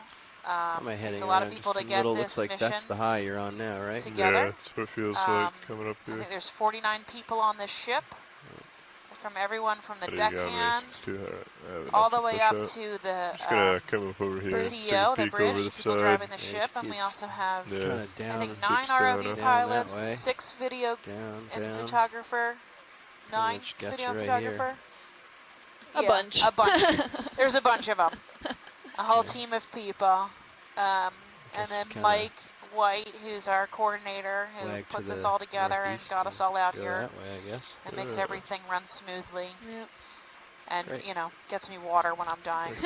Drop a target helps right me here out. on D2. Yeah, and a call big it shout out local to high. everyone that's been part of this expedition, and especially also to the bridge crew and everyone for also letting us extend this dive and being able to come to the Really just second wanna, mound and look at all of this. So a peek big over thank you. this There's a side. big Yeah, effort on their part. So a huge shout out to them. We really appreciate this, and I bet you at home, just looking at some of this reef systems, maybe for the first time ever, this is exactly what we wanted to see and exactly what this Swinging extended time was northeast. for. So it's a really big deal, and we're very grateful that we can take the time and do this. And this is just absolutely incredible. I'm completely mesmerized as what we're looking at here. And you can sort of mosey So we that don't way, get see if this you all the can time. follow In the past strike few of this, dives, and we have I'll, not follow seen you such a as you go. robust Copy reef. that. Once We've we seen get a lined lot up. of this coral rubble that's Yeah, you can been see it coming accumulating up. that 040 indicates somewhere that in there there, was a we'll, reef once living there, start and we pushing don't it. know Looks why like it may died dip off down a bit. or even when. But this Yeah, is it's this is definitely gonna something dip down special on we're you. looking at today. Okay. And you Could can be. see the second lump of this mound ahead of us, I think. Is that what I'm looking at? Two blue shots. No, I think that's just a bump in the ridge. The next high is probably not in sight Not in yet. sight, Not in okay. sight. So, So we're we at, just now summited the first local high. It was a little farther north of waypoint 4 than it was marked on the map here. okay. And you And- can already see just the different variations. We just passed that major peak, that summit of that first little bump on that ridge, if you're looking at the bathymetry map. And we can already see there's still quite a Yeah, bit I of these think- Lopelia reefs in this section, but if Yeah, you just Just come right settle kind of this. compare to what we just saw a few Yeah, just moments ago, shoot it on. doesn't Make sure you get the look strike before you leave, as at least. Yeah. robust. Strike's There's gonna not be as much coral about accumulation. 4-0. Maybe we're just giving slightly think. farther 10 point of degrees view. with high pack, I But think, if mostly. maybe we were to look all the High pack way saying on the eastern side of 3.5, this so mound, I'm gonna take it. you can looking start to at see like it gets even probably sparser. These 6.5. thickets start to get even sparser, and that's So, likely get due a better to the sense of current where system. my So these tail corals is. love the current systems because it's their main supplier of So food. fast you can It's see their it. only supplier of food. Maybe And so when the 1.65, currents probably like transport all of that 9.0. detrital material, that marine snow that hangs out in the water Yep. column that you can see from the Sirius view, they trap and their little polyps come out and they grab all the food, and when the current's not there, simply, well, the corals aren't there. So when a large mound like Got this can different fish in grow here, or agridate. left. I just kind of contradicted myself from earlier. We don't It's call good. mounds growing. We Yeah. call corals Is it growing. fish? I think it's fish. But when that's these true. mounds develop over time, we You start wanna to do a see snap zoom maybe here, a specific video? I think growth it's a side urchin, maybe? because these corals Yeah. actually Okay. tend to prefer that being Anemone? on that side Never wherever mind. the dominating current is coming in from to get that food. Just Whereas a on the little- other side, little not different so compared to much. the other We're, ones that we we're saw having earlier. that lag of current, not a lot of that detrital materials making it to the other side of these mounds. Yeah, So pilots after clear a on certain videos. point where the current kind of segues and splits to go out and around these mounds, we're starting back to to see 90, maybe more keep coral trucking. growth on one side or another there's a side. bigger one. Unless, of course, you have a current system where it's tidal. And you have currents changing maybe every 6 hours or maybe once a day, where it comes from either south to north and then north to south or vice versa. And then you can start to see coral growth growing Following throughout you these left. portions. And we actually see a lot of that within the Straits of Florida. On the toe of the slope of the Great Bahama Bank, we actually have that bidirectional current regime in that down area, with and we you. can actually see coral growth growing from the base to the tip at top of these mounds in 4.5. all Yeah, it looks directions like down. we've already in this lost a location. lot of So the, that's also quite Hopefully, a sight to see. So it could be one of the main reasons. Now we're Easy to going race- down slowly race this along here this then. small Yeah, like you little said it ridge before that we're zero, coming that's at here, and you can see the coral gardens and the coral reef here is getting even more sparse 5, 4, 0, somewhere in there. in this area. So that's just another good indication of what we're looking at. Is it's what we're expecting to see when we compare the Yeah, bathymetry yeah, to the get a current little systems to more. the overall reef growth. Yeah, so we've reduced the amount of living coral Let's here to switch probably it out about since we're going downhill. We should get a move going. 20%. Yeah, I agree. Now, But we can we still go ahead? have Probably, 100% what, 30 cover meters of now that this we're dead just kind of Lophelia. trucking? 30 or 40, I would say. Yeah, 40 meters actually. It's good. Yeah, and I've got you at 4-0 right now. We could do 4-0. Yeah, sounds good to me. 040, please. So 40 meters at 040. A lot of fours, a lot of zeros. Okay, if you hang tight and go down to the bottom here, you're like almost 10 meters up or 9 meters up. Yeah. I kind of get my bearings again. You acquire, I can come down a little with you, and then we can mosey along here. Copy that. Yeah, Yeah, this careful all how much looks more you pretty push good. out. Yeah. We're seeing some of those octocorals come back now. The sparsely branched octocorals. When we're in the middle of that reef system, I didn't see any of them. We saw some other Gorgonians, but none of those sparsely branched ones. It's like a small rat tail there. So you can kind of see the shape of this mound if you look at the Sirius feed, which is feed 2. It's really elongated. Yeah. Which is matching the bathymetry we're seeing on the multi-beam that was collected. It's like this elongated 2-humped mound.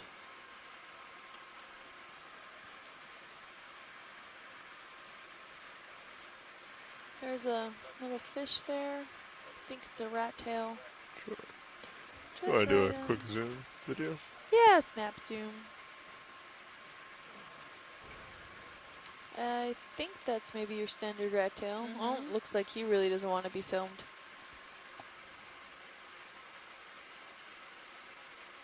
Hiding underneath. Yeah. Go away. Thought I saw a tail of another one.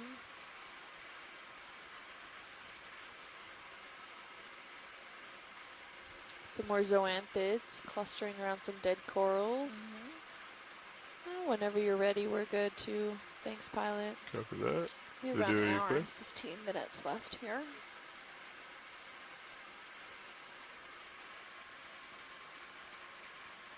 That's nice.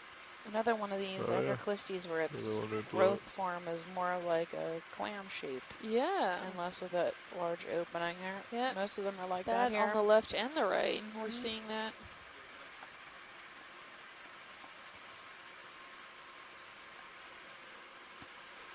I'm starting to feel that move. Yeah. Okay. I'll make my way. You can barely make it out on the camera view here, but we are seeing some of those bamboo corals that are more of those fragile-looking skeletons that are more wispy. They blend in very well with the background, so can't really make them out all too well, but we saw quite a bit in the larger reef section that whenever there was some dead or barren coral, we saw a lot of these wispy bamboo corals taking up that space. So nice. Oh, look, another one of those, the larger highlighter yellow sponges. We're seeing then also another gold coral coming off screen off to the right-hand side. Oh, another sea urchin out on the left-hand side on the bottom there. Stylocedaris or something similar. Yep. Oh, quite a few of them. There's a smaller one right on underneath it.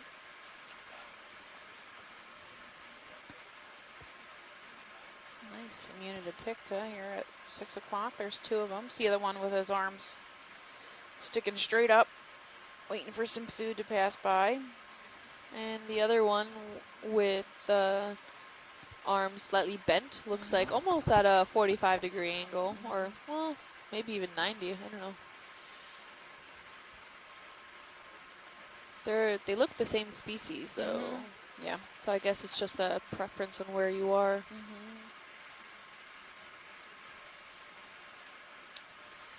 If you look dead center, it's one of those wispy bamboo corals that I was referring to earlier. So you want We to can take get a snap zoom. zoom on him. Yeah, thanks. Yeah. Yeah, it looks like all of the polyps are in. Bring the vehicle up a little bit. Yeah, I'm not seeing too many exposed polyps in this area. But you can see the banding. Yep, you can see the banding, maybe not on the thinner portions, but more on the main stalk. There was a question yesterday about the banding, and the white section of the banding is calcium carbonate, and the brown section is a gorgonid protein. I do not know the details of it past that, so that's the best I can give you. Yeah, if Scott wants to chime in on that, feel free to. But yeah, that was a question yesterday. From yesterday, we didn't get a chance to follow up on because we didn't see any any bamboo corals, so it really wasn't in context. There's a ring anemone in the front. Something's making it move. It's not us. We're too far away. Sorry, video. It looks like it's out of our view. Maybe it was just a shrimp that was coming by, or something bounced it. Or we blinded something and ran into it. We have a tendency to do 70 that. degrees down. Video, is there anything else that There's you would that like? dead I know it kinda Afroclistes, this bounced brown around a lot sponge on right you. in front of us. turning into schmutz. And is that on the bottom left-hand side? That looks like more stylasturids rather than Ophelia. Next to more of that sparsely branched octocorals. Continuing on. Possible Petriciidae at 10. Yeah. Here again, those Afrocalistes have like a large stalk, and there seems to be a wide clam-shaped opening rather than their regular the typical open, wide open oscule. We're also seeing a bit more sand exposure here. So there's still a dense framework system, but it seems to be conglomerated in certain ways where we're actually seeing some sediment exposure, whereas on the other side, there was so much reef overgrowth you couldn't see any part of the actual mound itself. It's probably close to it for the ship move. Just roll right into another one. I'm seeing like a black organism or something, but I'm pretty sure I'm being deceived. It's just the little holes and shadows in the standing dead coral. Yep. Yeah. I'll swing my head around, see if we Here's can get the a mound. reconfirm This looks the fairly strike. reduced the amount of living coral on it. So this is the northern side Go and do a snap of zoom the on first this, bump disc of mound looking 2. thing real quick. Oh, we got Raspiliad maybe or a Bryozoa in there. So that's either a sponge or a rhizome. I think it's probably Raspalia, a sponge. Yep. And then if we panned out, those yellow corals showed up. Oh, well, we have a pencil sea urchin right on the right upper hand side of the screen there.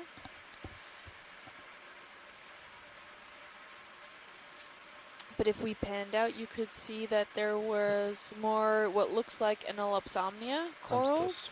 Some small thickets in that area, so we didn't see really any when we saw the really large coral thickets of Lophelia pertusa.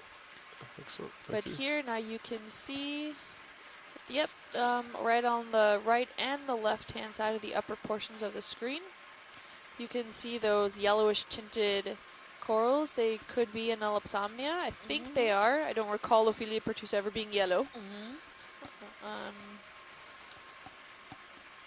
So another good observation to make. Another one of those whip corals, black lace corals. Yeah, the species are a little more sparse. They're kind of, so there's less of them, and then there's less biodiversity, so fewer types of species. Yeah, and they seem to be more spread out, more than coalesced together all in. Well, when we had one single frame that zoomed in at the max, you could still see over a dozen different species within just a few centimeters of each other. So we're still getting Gorgonians, this yellow Anelopsamia. There's a Crinoid. There's a Stylaster. There's an Africalistes sponge. A couple of Crinoids. Yep. Pentametrocrinus is that Crinoid? 92. When video is clear, there's some Crinoids on the Africalistes. I don't know. They have curled legs. There's 3 or 4 of them there. I don't know if I can. All right. Are So you can talking? see the field of do you mind just saying something? Stalked Crinoids. I don't know if I can hear you. Yep. We didn't see any stalked crinoids in the. Oh, you were real quiet. Lophelia reef. Yes, we didn't. But to be fair, I mean, there was a lot to look at. So maybe they were there. Yeah. Or they just don't want to compete with the coral. Reef, yeah. And they're out here in this field. Well, actually, in a gully. So I just want to point out really quick, just from these few meters, we've also dropped by half a degree. So it's pretty fast that we've been changing temperatures in this area. Doesn't look like we scaled all that far more in depth, but definitely the change in temperature has been noted before in this region. Yeah, but that's what I was saying. just still quite interesting that we changed less than 10 meter depth and we're a whole half a degree. Oh, it looks like we have another. For the ships, could that be a black coral? Can we get a zoom in on that purplish brown one at the bottom of the screen there? Let me come down a little bit, Art. A little off the bottom here. And Art, do you mind just saying something? You were very quiet. Oh, perfect. There we go. Oh, that's real loud now. Stylaster too. Thank you. Looks like at 4 o'clock. I didn't know if you just weren't answering me or not. All right. So we've only seen 3 black corals. Yeah, very few. Black corals, we had Liopathes, maybe a Stichopathes. And this might be Bathopathes. If we zoom in on it, I can maybe get a better look. Might be Bathopathes, it might be something else. I'm not used to seeing Bathopathes branched like that, but it could easily still be Bathopathes. Coming in a little. Now mark that one for review.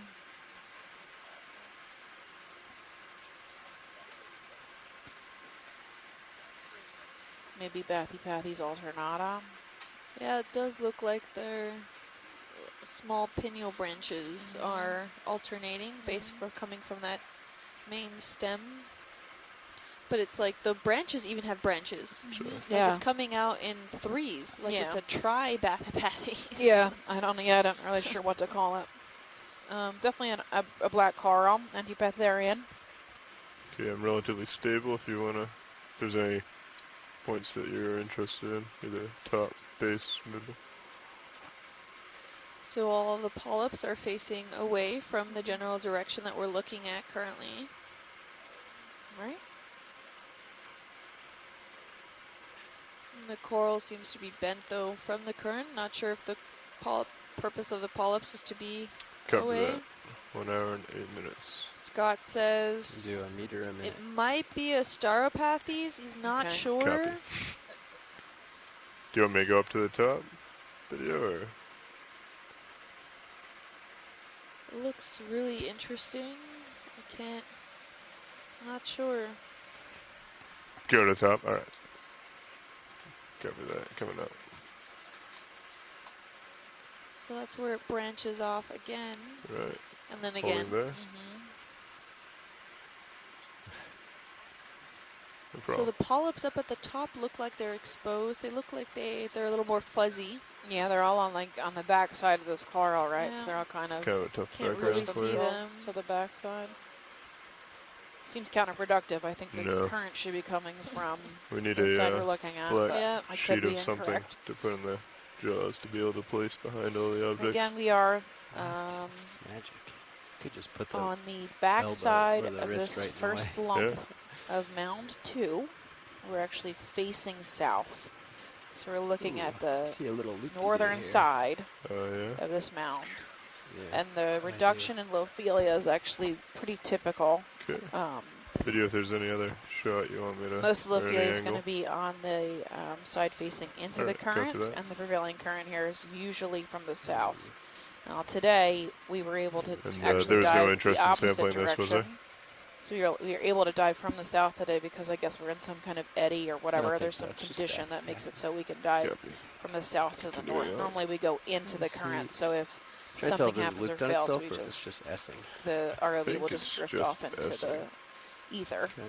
Because the abyss, I and shouldn't not have a bang into turn. anything. Well, you don't have a turn, but it's still cool. But I we're have still to, getting to these get it to loop. stylaster, small stylaster, some a little Gorgonians, zoom on. some Crinoids, some Curious to bring up the Afroclistes. detail here on the tether. Yep. Yeah, I'll hold that steady blue for a encrusting second. sponge is Wasn't there sure again this isn't a loop. on the right-hand side. That would be Might be. Hymodesmia. It looks like also that on the top right-hand Yeah, side, actually, it looks like that now that I test see tube it cleaner, more, it does Chrysogorgia. look- Oh no, it's an S. It's definitely an S. Looks like definitely a loop to me. See how it's rubbing on itself when it It's not moves? rubbing on itself. Yeah, it is. You can see it bouncing. It's doing Really like that. nice to Yeah, see. look at that. That's a loop. 100% a loop. Yeah, you can see it rubbing. Do we want to try and get that out? Yeah, maybe. Let's see. Okay, it looks like in Sirius we're seeing a loop in the umbilical cord coming off of D2, so I think they're going to try and fix that. So it might get a Umbilical cord. I don't think it's a it loop. might get a little crazy here for a 100% minute. a loop. Here, you pull up. So they're gonna If you try want and to just fix pull up this. and see if it, So, gets If tighter you've never or watched pulls the out, Okeanos but before, we're actually I don't think it is. It's not a a question whether or not it's a two-vehicle loop, it's just a system. question whether we want to take that So loop at the out. surface of the so- water is the 1000% ship, a loop. No doubt. and then Do you want me to 800 pull meters over to below the- that The port. is the No. Sirius, which is the Uh, Sirius camera You you have the can see in floats camera on 2. your end, so this is a loop Feed in 2, my you'll end, see the, so I the have to feed turn from, to get it out. Sirius. So Sirius Come up floats a little above to do D2 that. and keeps an eye on D2. We have a pilot or a co-pilot Float, actually float, runs float. the Sirius cameras I on don't the know, Sirius put a negative ROV. turn here. The Sirius is really meant So to I think if you not pull only up keep an eye and on look D2, down but on it, also I take think it's the gonna pull brunt up. I don't of think most it's a of the loop. ship movement. Well, it's So you'll see touching itself Sirius move anyways. around quite a bit, bouncing around, rubbing but that on is to itself, keep so it is touching D2 itself. from getting yanked. So the way we I can get guarantee that. such beautiful pictures is because D2 is Everybody not getting else is pulled around. 1,000, 100, 300%. Okay, Besides there. the Okay, Not an yeah. I see that. Whether it's a loop. All right. Don't say it's Okay. not a loop anymore. Yeah, You're there's wrong. a loop in there. Definitely. There's a Let's loop go in, like our, this. in our umbilical. It will relieve. We the loop. definitely do not want to get that pinched. The Hold umbilical steady. cable is filled with Quick. fiber optic cables, which communicates the Okay, push out a little for us. Yeah. video feed from Just to make sure it D2 doesn't look back to the ship. anymore. And if you were to get a bend, a real bend in that cable, you could sever the connection Slow, between make D2 sure it and the ship. unfolds. So we need to be very careful Okay. I'm not pushing about it how anymore. they manage this. So we're going to take a little bit of a break and let them figure out what's going on and how to sort this out so they don't actually It's damage relaxed the for umbilical now, but cable. it's definitely still. If they do damage Yeah. the umbilical It's a cable, possibility. Coiled. there's a way to actually cut it and then reattach it. There you But that are, might you slow can us see. down, so hopefully we won't. They're not gonna mess it up. Okay, I have full faith in Yeah. these guys. Okay. I'll stay up a little higher. But if you see continue as D2, we are. if you go look at the Sirius Gotta camera, turn which in, is which is feed not 2, ideal, but you can see the let's get loop out in the later. umbilical cable between Sirius and D2. We're a half turn in the tether right now, so the tether doesn't have a turn; it's just a turn of 6/8. So, okie dokie, off we go. You're good? Yeah, we'll just keep an eye on it every once in a while, make sure it looks good. But there's no loop left; it's just a little turn now. Up pretty high. Looks like it's starting to come back uphill again. They even delayed dinner for us. Oh, how nice.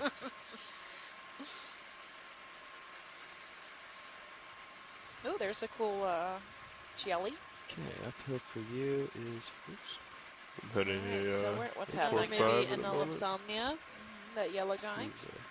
Yellow Carl in front of us. We're now at the base between these two little summits on this Okay. overall very large mound. We've scaled about a little over 60 meters 20, I'm still coming down a little. from Copy the that. base We've to got uphill the peak. 040 still, so I'll just keep coming around So a this little is bit. a section that we're seeing a little less overall biota, the diversity here. Yeah, Still sort of. I wouldn't be on this surprised if side it of the increases slope, a little but bit on the southern okay. side as we go I up. think Absolutely. Zero Yeah, we'll seven. see. Now we're having Zero that pet second or something like that, we're getting current there. system coming. That second peak is more in the We want to direction go of ahead the and get current. that moving. We're having a lot of sediment exposure do a here. Well, 070. a lot is a relative term. Maybe More than where we were at I don't know, the whatever other you peak think here. Mars, 20 or 30. And that's an 30 indication of probably. what, 30 Looks like meters. it's pretty again, clear we're ahead in of me. between these two summits, so there's less current overall. So there is a lot of coral rubble, but Yes, not yes. so much of that living framework system. We're seeing some isolated thickets. But quite a bit still of that coarse material now is being exposed. So that underlying material of what we're looking at, that's composing a lot of this mound, the sediments as well as the coral rubble. This is probably what a lot of the interior of the mound structure looks like. I can't imagine too many things are still alive in there unless they're microbial. And maybe some infaunal worms. Maybe Or further clams. degrading down the system. Looks like some stylaster at 3 o'clock. We have a couple of small white, I believe, Gorgonians at noon. But we've had a major reduction in the amount of fauna here, so not surprised by this. Peak. Make sure we're still good. We are We're gonna in go the off top screen center for a of these second. two Copy. pinnacles. Yeah, that looks great. We've passed quite a few crinoids in this area. A blue sponge, That's perfect. 4 o'clock. Awesome. Give you a little more here, coming down. Tilting back up. Back in view.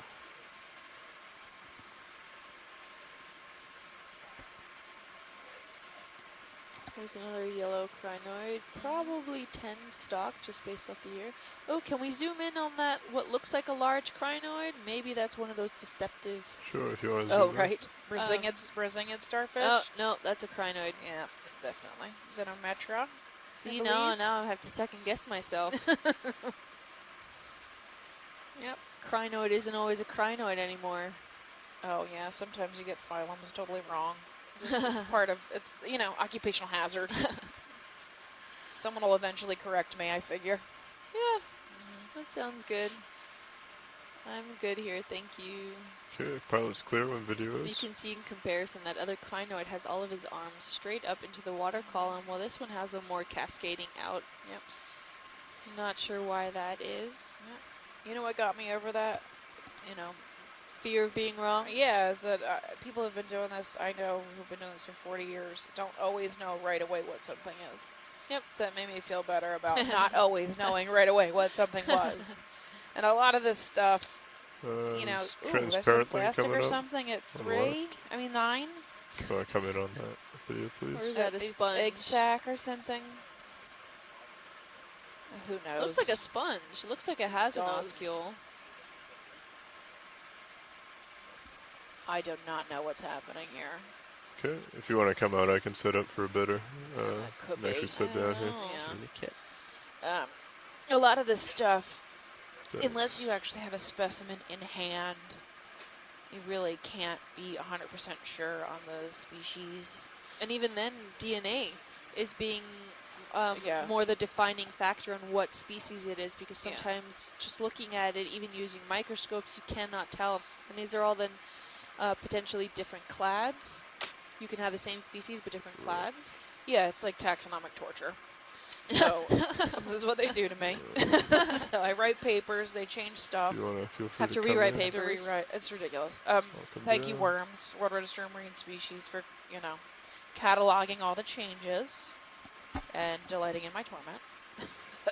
I do not know what this is. It It's looks a little like tube it's closed up. soft. Yeah. It did close up, which maybe Yeah. is a tunicate. I thought maybe at first it might have been some kind of egg sac. I'll come up a tiny bit. Is that little brown Oh, thing, yeah. purple thing in it or outside of This guy, that is a nudibranch sitting on the Sorry. top. Hold that a little. So that's cool. I can get one thing out of this picture. I know what that is. And I know what the foram is sitting above it to the right-hand side But it looks like it has some kind of oscular opening that we're staring at. with a high reactive time. Yeah, it's pretty fast moving. My guess would probably Slowly be opening tunicate based on again. that, but I don't know. Yeah, it's Don't know coming what the back heck this open, is. it looks like. Never know what you're going to find the down orifice here. is slowly opening again. Oh, Oh. now it's closing in for... Oh! Yeah. Just puckered up. I have Makes me no think idea not a what it is. sponge. Yeah. It's not a sponge. It's way too fast. So probably tunicate of some kind. The fact that it looks like it's like, I don't know, rounded and looks Yeah. like thin layer. I don't know. I don't know. Yeah, I'm you said stumped. I'm five. totally stumped. Copy. We'll play Guess the Phylum on Twitter. So guess the phylum, everybody. Hashtag guess the phylum. If we want to do a full I don't even know where to go with this. It almost looks like the shape of, like, not to sound completely nerdy, but a velociraptor egg. Right. So it's kind of like that roundish shape, conical. You're narrating a science dive, so you I'm- are well beyond sounding nerdy. Okay, you got to get over that. Dinosaurs are too cool to be considered nerdy. That's true. Right. Yeah, I have no clue. I'm absolutely stumped. My guess is going to be an ascidian or a tunicate, which are basically the same thing. Can we get the lasers out, actually? Maybe you can get a size for Lasers people are maybe on. watching at home. I will flag him as an unknown. Let someone else take a look at it. Is this a sample? I think it's about 15, maybe 17 centimeters big. I mean, we could sample it. Oh, cool. What's that? Oh, if you want to zoom back in, it looks like it just deflated a little bit. Yeah. I'm absolutely at a loss. Looks gelatinous. I wonder if it was the lasers on it that made it deflate. Maybe, but the orifice is open again. Yeah.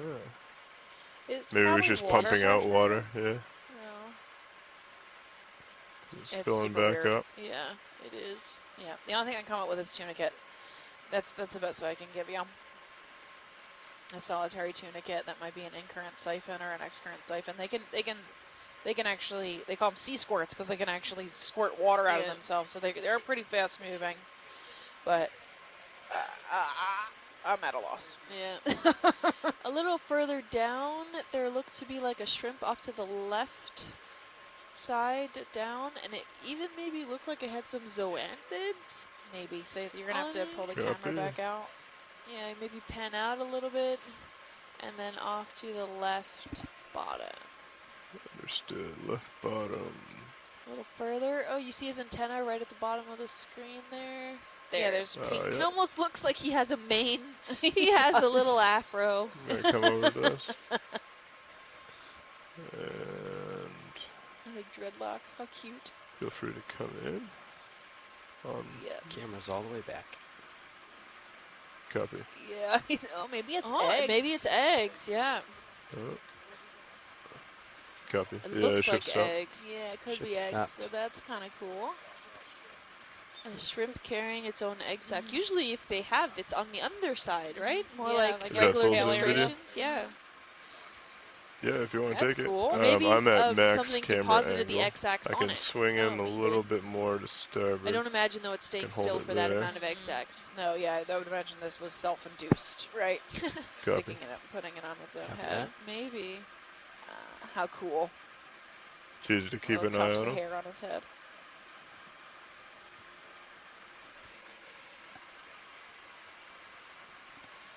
Interesting. Nice, thank you, pilot. We're ready when you are. Alright. Whenever video is clear, if there's any more shots you'd like me to try and get, I can. Yeah, that's about. Look how cool he is. Yeah, we got about 50 minutes left, 5-0. And we're going to make our way to this last waypoint, which is on the second pinnacle of this second mound.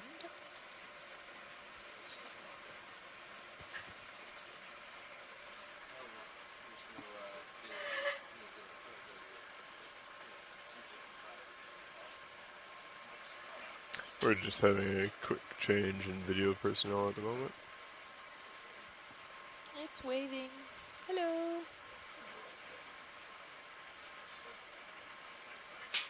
I imagine those egg sacs would weigh the shrimp down. Right? Swam up.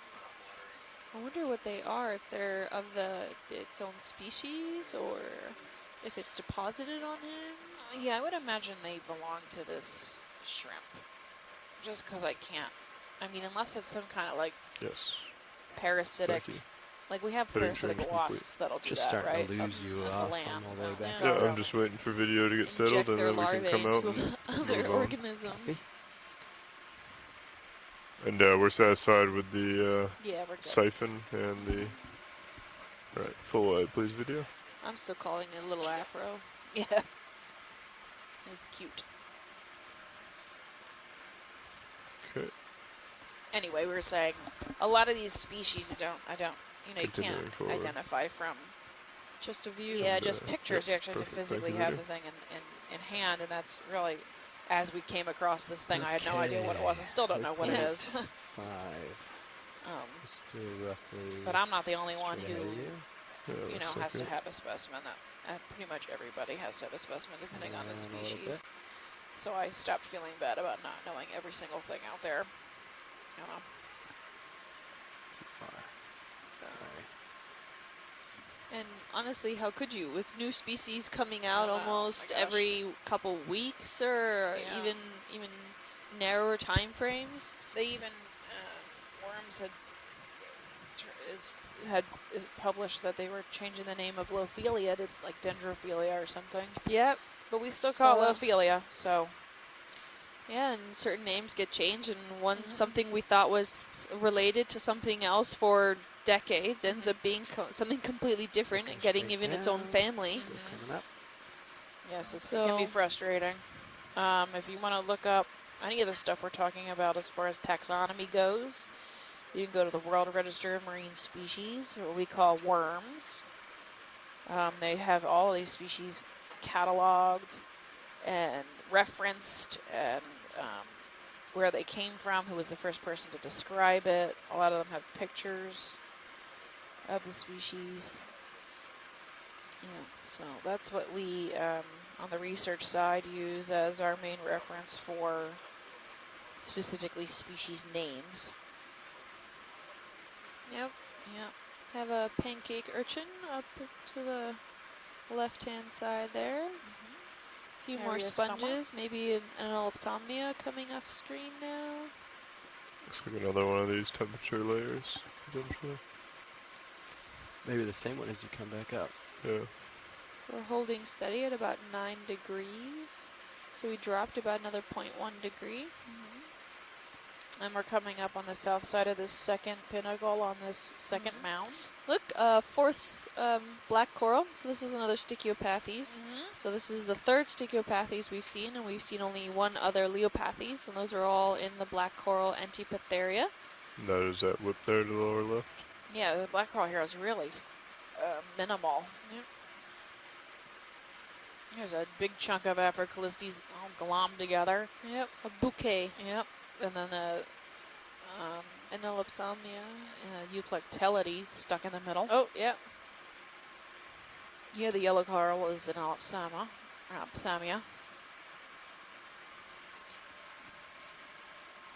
And then we got some white coral on the left. That's Lophelia.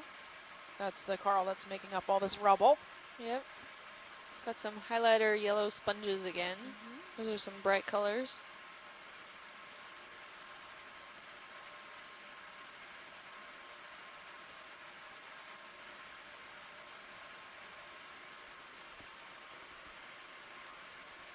We're in about 790 meters below sea level.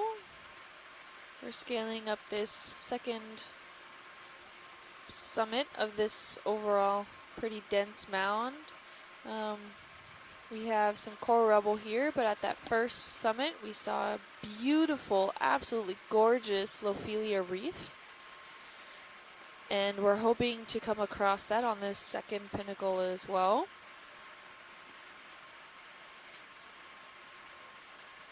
Here are some Lophelia patches. We have seen some small thickets of corals, including again a lot of these sparsely branched Gorgonians that we're still not entirely sure what they are, but we did sample them a few days ago. These polyps, if we could get a quick zoom in on one of those sparsely branched corals, any one that The you white see. ones? Yeah. This one directly ahead that's wiggling. Will that work? I think Or- that's Not dead so- center. Off to the left a little bit. The one that looks just like a little trident, little fork Yep. there. Go ahead and come on it. Yeah, now center. Just want to see if their polyps are out or if they're Sure. in. They look in. Yeah, a little further if you don't mind video. They do look in.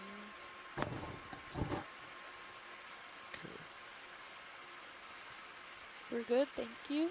Alright. Pilot's clear on video. Oh yeah, well there's one. There's one that's semi out. There's a ring anemone on it.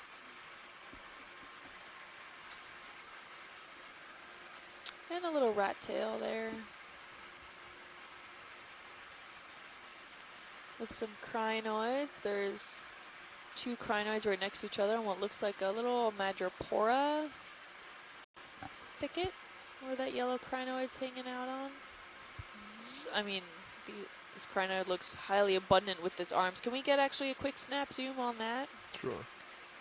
The bright yellow guy.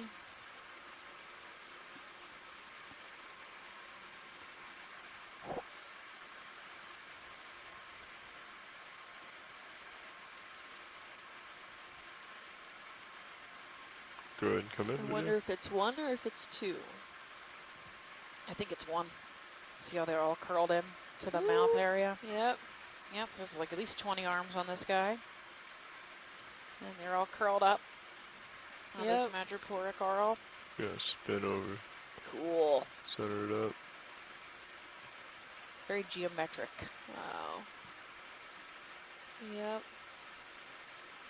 Almost His looks like arms a are all fern. curled in while Gonna come down a the little. crinoid below You get that kind of sack in the middle, it looks seems like. to be just more open, laid out, blanketed. So these are sea lilies is their common name. They're Okay. related to starfish. It's the echinoderms. See the radial symmetry. So their bodies' shapes are laid out in a circle. Sure. This one is not stalked. There are some species that are stalked, which means they have a long stalk that they live at the top of.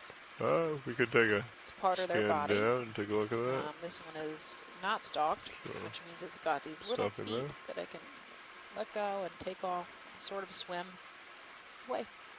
So this is madrepora with its polyps out. So it's actively feeding. And the current, wow, there's lots of polyps out. Wow. Yeah.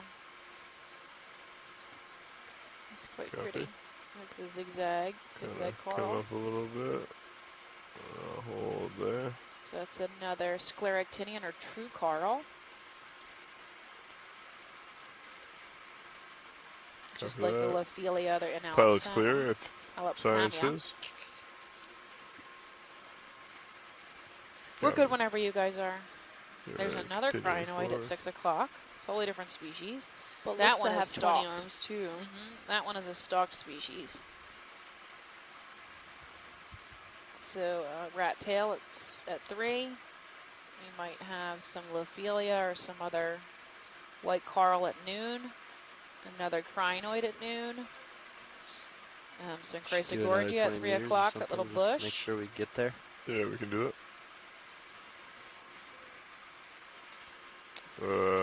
Another one Flat. of those Like Venus pretty much basket due north, flowers right? sponges. And then this yellow bryozoan we actually collected Oh, we earlier got- today. Oh, Maybe just sea east urchin also, of just north. little noon of dead center. That's Pencil urchin. Yep. Maybe 050 Eusideris or or something like that. Stylocyderis. So, what do you think, Pilot? I Starts think at most of our chat serious? room went Yeah. home. A little bit. Yep. 1-5. They They're left all- at 5. 0-5. Packing up for What the did day. you said 0-1-5? I said 050. 050. Yeah. Sure. I mean, that's in the noise, right? There's quite some coral Just a rubble. little We're bit getting east a and little north, more yeah. dense here in some areas. We're actually near the pinnacle of this mound. The second mound? Yep.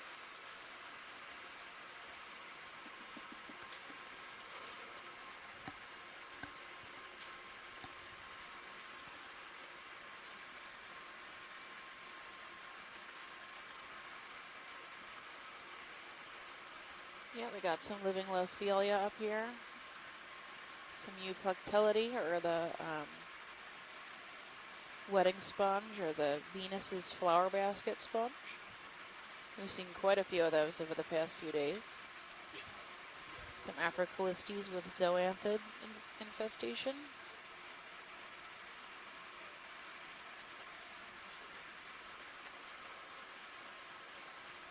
Yep. Pretty much sparser than the main reef. Yep. That we saw on that first summit of this mound. Or of that first mound altogether. Can you pan up, Pilot? Sure. Just let me see what's ahead of us. All right, we're actually facing north. Okay. So, yeah, so there's some living Lophelia, some Africalistes ahead of us. But for the most part, the main reef of this mound is on the southern pinnacle, which we passed over earlier. Yep. This seems to be more of a sponge garden. Yeah. What is flying in the current there? I don't know. You want to try and grab this? Yeah. Pretty small. Look it up. Can't tell if it's a jelly Center right or now. Video. You want to come in? a flying squat lobster. Maybe it's a foraminifera. Yeah, I think it's just close to our camera. Is it too close? Do you see the pink in the middle? I cannot see the pink in the middle. Yeah, it moved its legs. I don't know. You're floating. Yeah, it's moving something. It's real small. Yeah, it's focused. Yeah, it's there we center. go. There we Yeah, go. that Cool. one. Oh, it's a. Oh, Is it a phorium? it could be. It's sparkly. It Oh, look does how have pretty. that center. I don't know. It's almost like looping Sunburst. around. With stuff on it. Okay, yeah, that's my It's extent. gone. But Cover thanks that for guy. trying. That was a cool find. Well, you had him in view for a second, and then you went past it. It's like, yeah. I I'm know how seeing you feel. quite a sparse amount of fish here on this dive.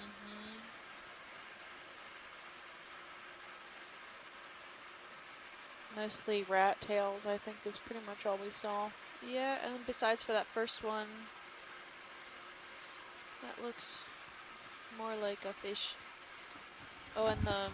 Oh, wait, is that something down there? Yeah, I think that's a fish. Is that a fish? Fishy fish. By the Let's not zoom Gorgonian? on the fish video. There you go, that guy. Yeah. Oh yeah. So he looks different. maybe Lemonema. I'm not quite sure. Codling. Yeah, it looks like he's got got quite a little bit whiskers of a tail there.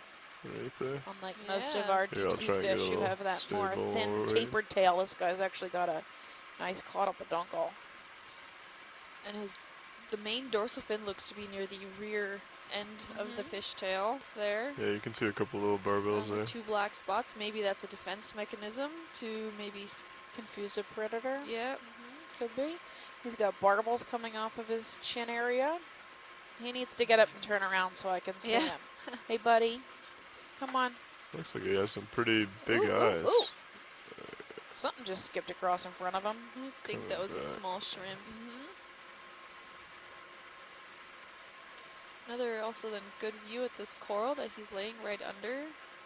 Yeah. Doesn't look to be bamboo, but it also the polyps seem to be They're very long. in. Yeah, Yes, they're thank you, very Dan. long and tucked. Yeah.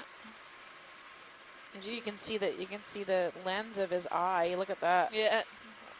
All right. That's pretty cool. Yep, I have no clue. It's a fish. That's the best I can give you. We're happy if you are. Just All right. as you pan out, if you could Whenever video's get the clear. lasers on so you can just get a size. Alright, let's get the lasers and pan him. There. Oh, he's small, maybe 7 centimeters, including that tail. Okay. Maybe. Cup Seems that. to be a little volcanic sponge Oh, there. I'm yeah. not sure what that was.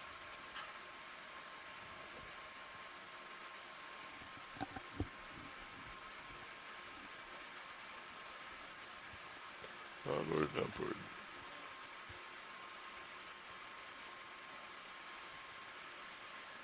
So if we end up at this waypoint before too much longer and we still have a half hour left, can you guys make it back to the first pinnacle, or is that not a thing? If we just dart straight there. Yeah. We could do that. You could try to do that? Yeah, we'd probably come up into the water column and then scoot over there. How long do you think that would take? Ooh. A few minutes? Yeah, we could probably make it over there pretty Okay. quick. I'd say Before that. within 10 minutes. Okay. If we get up there with 30 minutes left, I think Yeah. we could have about 20 minutes over on that other mound. Yeah, I think that would be good. I would love to have that be the finish. Yeah. Or dive. Here's another. What is that? Is that a pencil urchin? Quick It looks a zoom little wonky. Sure is. on the wonky urchin. Wonky urchin. I think he's just standing funny on something. Yep. Yeah. So he's got his... Some spines are What? purple, some are white. Thank you. We're gonna scale this a little bit faster than we were. Yeah, there's not much here if you want to zoom to the end just real quick. Just I say zoom loosely. I know your full speed is like a tenth of a knot, right? Not a very... It's kind of difficult to pick up speed on a 9-foot tall machine. Yeah, she does have a little bit of zip to her, but generally we like to keep it relatively slow so we Yeah. can get the stable shots and stop and start. Like driving a toaster down a highway. Big square A box. very well-maintained, expensive toaster. But, yeah. Are you offended by my terminology? Oh, we're getting a little bit of a framework system here now. This is nice. There's another one of those lumpy comb or columnar sponges. Oh, okay, lot we're of getting a little more. effortlessly. We're getting a little more here. Alright, we're not upset now. Can you pan up a little bit, just so I can see what's ahead of us? I think we're coming to the Yeah, top so here. we've got more of a framework Oh, system here. yeah. Okay, this is okay. All right, so this is And the. we almost left. Yeah, I know. So we're right at the top of this second summit. Yeah. Facing just a little actually on the northern end. There's some nice squat lobsters there. We got more Lophelia. Oh, big jump. Can we get a quick zoom on Turn on to this face due golden north coral right at over ya. here? Copy. Sorry, say that again, watch lead. The golden coral. Can we get a snap zoom? Golden coral at 12? Yes. Yes. Sure. Nice. Possible, I don't know. Maybe Plexurid, Paramurcid. It could be. I do not remember the name of this one. I have seen it many times, but I'm blanking. I'll get my Gorgonian people on the line. Yeah, the polyps don't seem to be pointing in any Copy. particular direction. There's a different kind of Ophiuroid too. This really spiny one. He's all white. Looks like that tip of his arm is actually new. So it probably lost the tip of its arm and it's regrowing. But the bottom of this of his other arm seems to be Yeah, new just too. as new, I don't know. maybe. We gotta get a better view of it. Got in a fight. Looks maybe Plexuridae. Do we want if the I info dare on it? take a gamble guess. Really small. Oh, the other fragile-looking one. The other one. polyps. Okay. Yeah. I don't see them. Looks like I it's think they're pretty just active pointing along straight the, out. Yeah, there's like a horizontally. little ridge here that I think The we might west be able side, to. Not seeing much Like- there. Like Cool. Nice Yeah, yellow it's on color. here. They're not Not all too yellow. bad. Some look more It's better to see the unknown translucent. than go back to what we already know. Yeah, I think Yeah, we're I good. can come Thank up. you. Coming up slow. Gorgeous in color. You can see, even though he's maintained his kind of fan shape, all the branches are growing in random patterns. Sets There's of no pattern. definitive structure there. Besides just remaining a bit planar. Come down a little.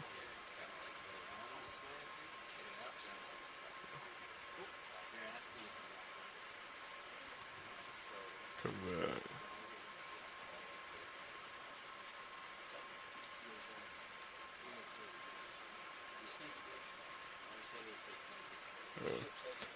Very small. Alright, we can. Sure.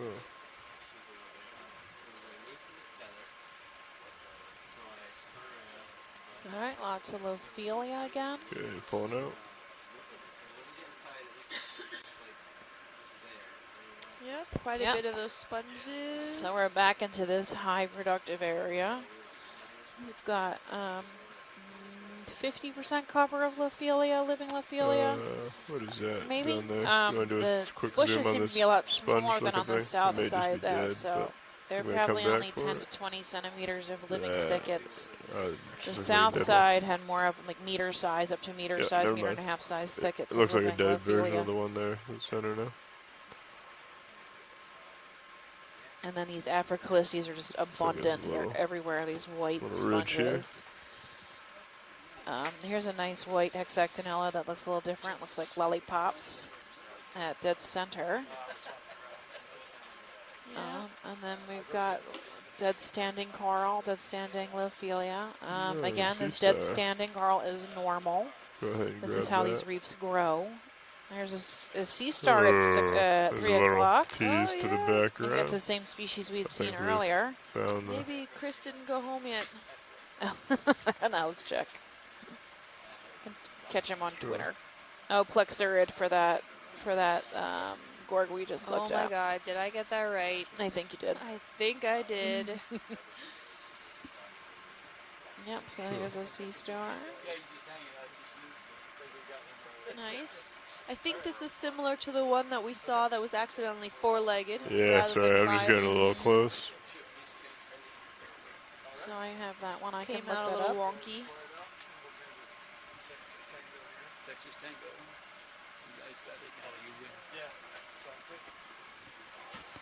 Not sure. Do we know what he was called? I do have written in my notes, but let me find him again. Oh, Henrica? Henricia. Possible antillarium is what Yeah, clear when Chris said about the videos. four-legged one, if he's Feel the free to same. come out. It looks like we've found this ridge for them again. And perfect time for a pilot switch. Yep, so Ooh, a nice little peek here. Mhm. And what is that another sea urchin, that spiky little ball there? Yep. That's maybe similar to what we saw that was on the different mound. Mhm. Some various squat lobsters, those orange dots there. Is that Chris? Hey, Am this is Chris Ma. Did I get it? Did I get it, Henrica? Henrikia? Well, it's close. It's actually something called low faster. Low faster. And it's, Lophaster. And it's related to, it's actually a solasterid. It's a great genus that is related to the sun stars. Mm-hmm. It's in the same family. And they look very similar, and except that the surface of Lophaster is covered with like these sort of brush type structures called paxilla.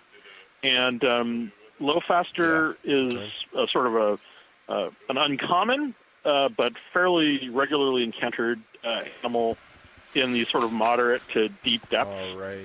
They feed on crinoids, at least as the ones we've seen feed on crinoids. They're predatory, like they're multi-armed cousins. We do a 15-meter move. But I'm trying to dig up the name of whatever this one might be. But we didn't. There's certainly lots of possible prey items in the area, but I think they're fairly omnivorous, so they can probably feed on any number of sort of just sponges or epizoic animals living on the rubble and so forth. There's a lot of good stuff in this area to 15-meter move starfish when they're not. Please. Yeah, exactly. It looks like there's at least 3 or 4 species in this area. Is there anything of interest in the? I'll just probably stick with faster species for now. Watch leads. But the fact that we've seen so many different genera of sea stars in this region really says a lot about. Sorry, hold on one second, because I think you're talking to me, but I can't hear anything. So some of them are feeding directly on the coral, but others feed on the things that grow on the coral. Definitely, a rich ecosystem. Thank you for stopping every time we see one. Yeah, no worries. So it looks like we actually have almost 2 or 3 large mound pinnacles on this backside of this mound here. Okay, they're gonna approach. If you look over at 3 o'clock, it looks like there's some really large Lophelia heads off in the distance, maybe a couple meters wide. No idea if we approach from the left or the right, right? Like, we have no idea. I think this is new. Okay. Oh, there's actually, this is all new. There's quite a large Gorgonian off in the distance there on that little slope. If we can head towards that general direction. Just going straight? Yep. So this Lophelia in front of us is at least a meter. So we've got an increase so of we just called in the size. move. We'll be there in a few minutes once I get a little bit more tether. Sounds good. Alright, video. While we get there, let's zoom in a little bit on this. I guess it's squat lobster. Yeah. Yeah, let's come in. I'm dropping, so don't go too tight, please. It's nice. And then there's also a sea urchin just below him with a Aphroclistes sponge. Again, with more of that clam shape. I wonder what's going on there. Yeah, it might be the way the water was moving over them or something, or they kind of grow that way, get better water movement through them if they're shaped like that. I'm not sure. This is Immunita picta. It's a squat lobster. And then this giant Lophelia head. Yeah. That's nice. You can see the wispy corals behind him. If you kind of tune your eyes to it, you can see they're very thin, fragile-looking corals. These are Gorgonians. I'm gonna try to rotate and keep There's it in also frame. this somewhat shimmer effect that you're seeing in the water column there, and that could be due to a change in temperature. And we did all of a sudden have a spike in temperature change from 9 degrees to 9.3 degrees, which is quite interesting. 0.3 degrees in Celsius is quite a bit, so we've only changed in depth about 2 meters. So that's still quite significant. We do know that this area does have a variety of temperature ranges. but it's definitely interesting to make note of.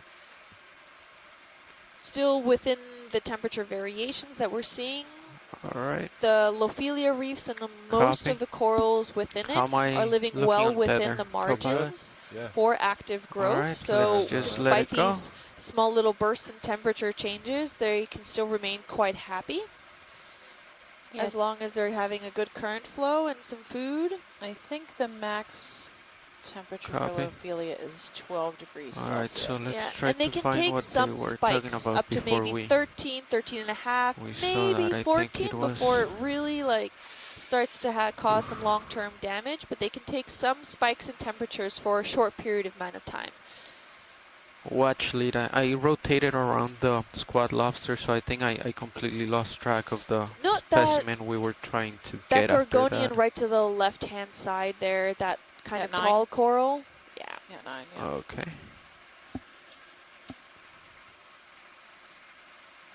That one right there, that's Yes, the dead center now. Okay. Let's approach it from this side.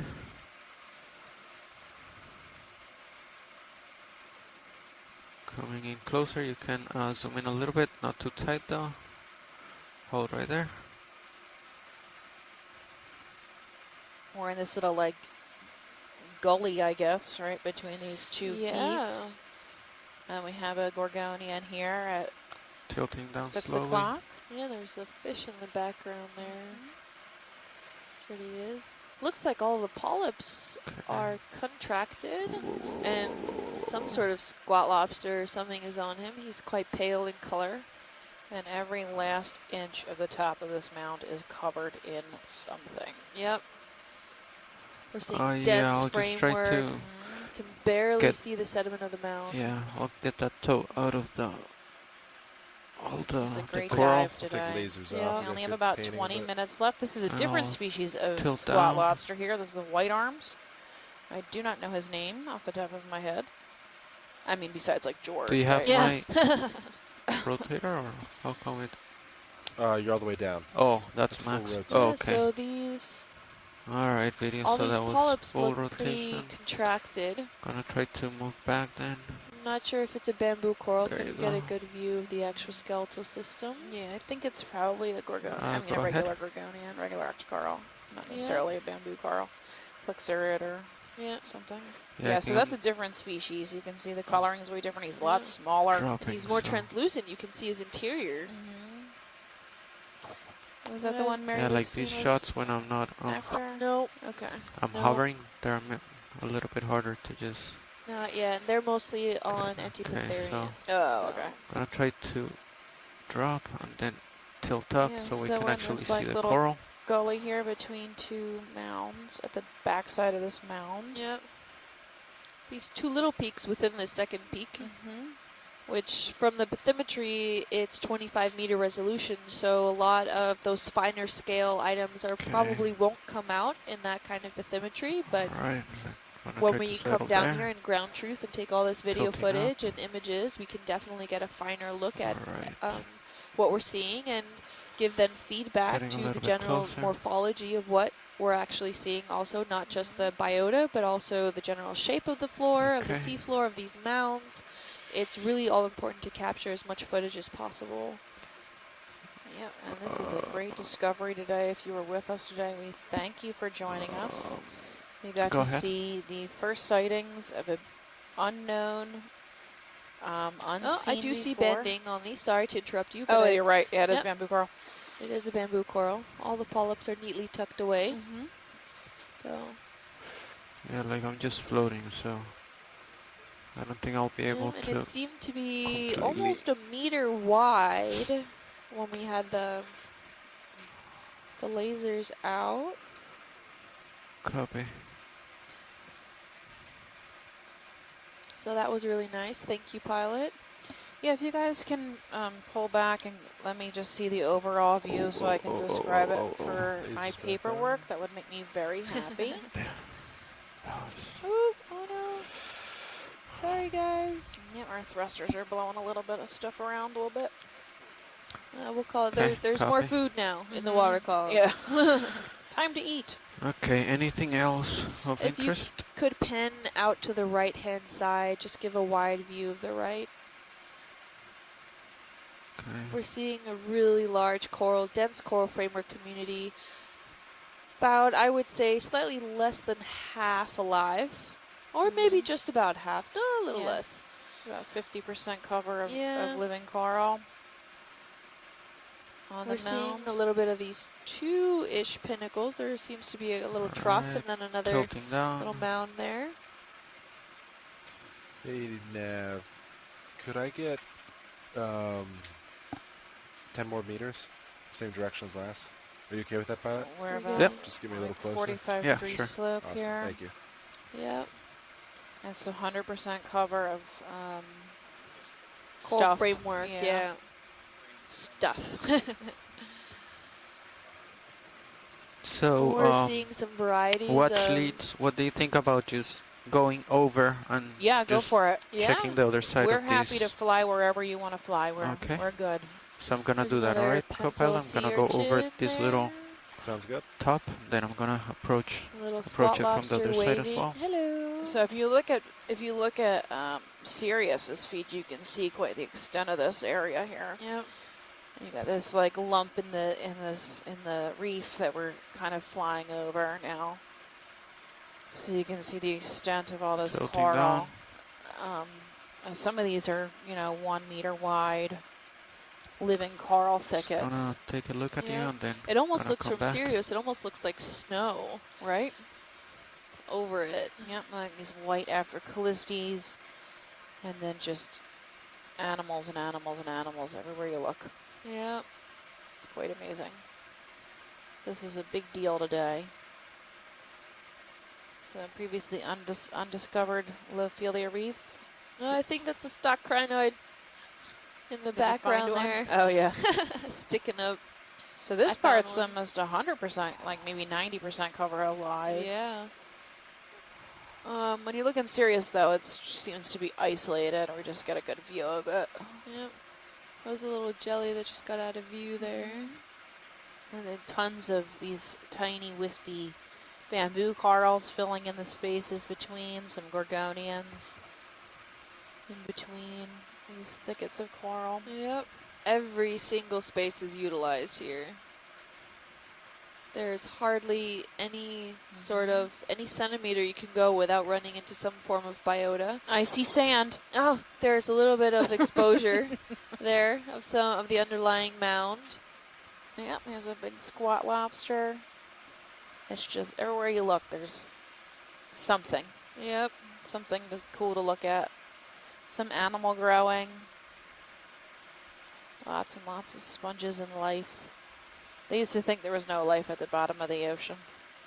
Boy, were they Yeah, wrong. do you believe it? That's pretty cool. And that wasn't even too long ago. Thanks to technology, now we have the abilities to explore all of these areas. What about that fish right Stay there? dry on the boat. And actually, you guys can stay dry in your houses and explore with us live, which is super fun if if you're doing it, you know how fun it is. Yep. You can eat dinner, and watch the Copy. Lophelia reef we just discovered Or live you can even online. pull it up on your office computer and have it off in the corner and just, keep watching, and just when your boss Alright, comes let's by, come look in like on you're the- working. The fish, just like a quick At sound. this statement, I can do invite. Hold right there. Gonna drop I a hope my little boss isn't listening right now. Technically, this is work for you. Yes, this is work. Yeah. We get the glorious job of being able to be here and explore all of this unknown area with you guys. We get to be the narrators and hopefully get to tell you something new if you're new to this whole kind of genre of science, if Exploration, you yeah. will. Deep Deep sea sea. exploration. We know less about the seafloor than we do about the surface of Mars.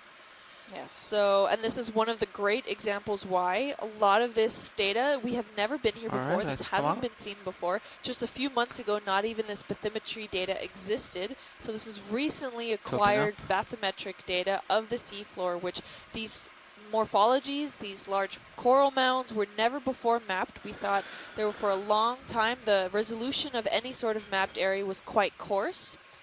And we're able now to explore these little pinnacles that popped up in the bathymetry. It just grabbed our interest, and we had to come just here. told us We're that so there's glad we did. 15 minutes left on the dive. Yeah, giant find of the day, find of the month. Huge. Look at this beautiful That's reef amazing, systems, and we have just shy of 15 minutes left of this dive here today. And big thanks again to the entire NOAA team of this, all the crew on the Okeanos Explorer.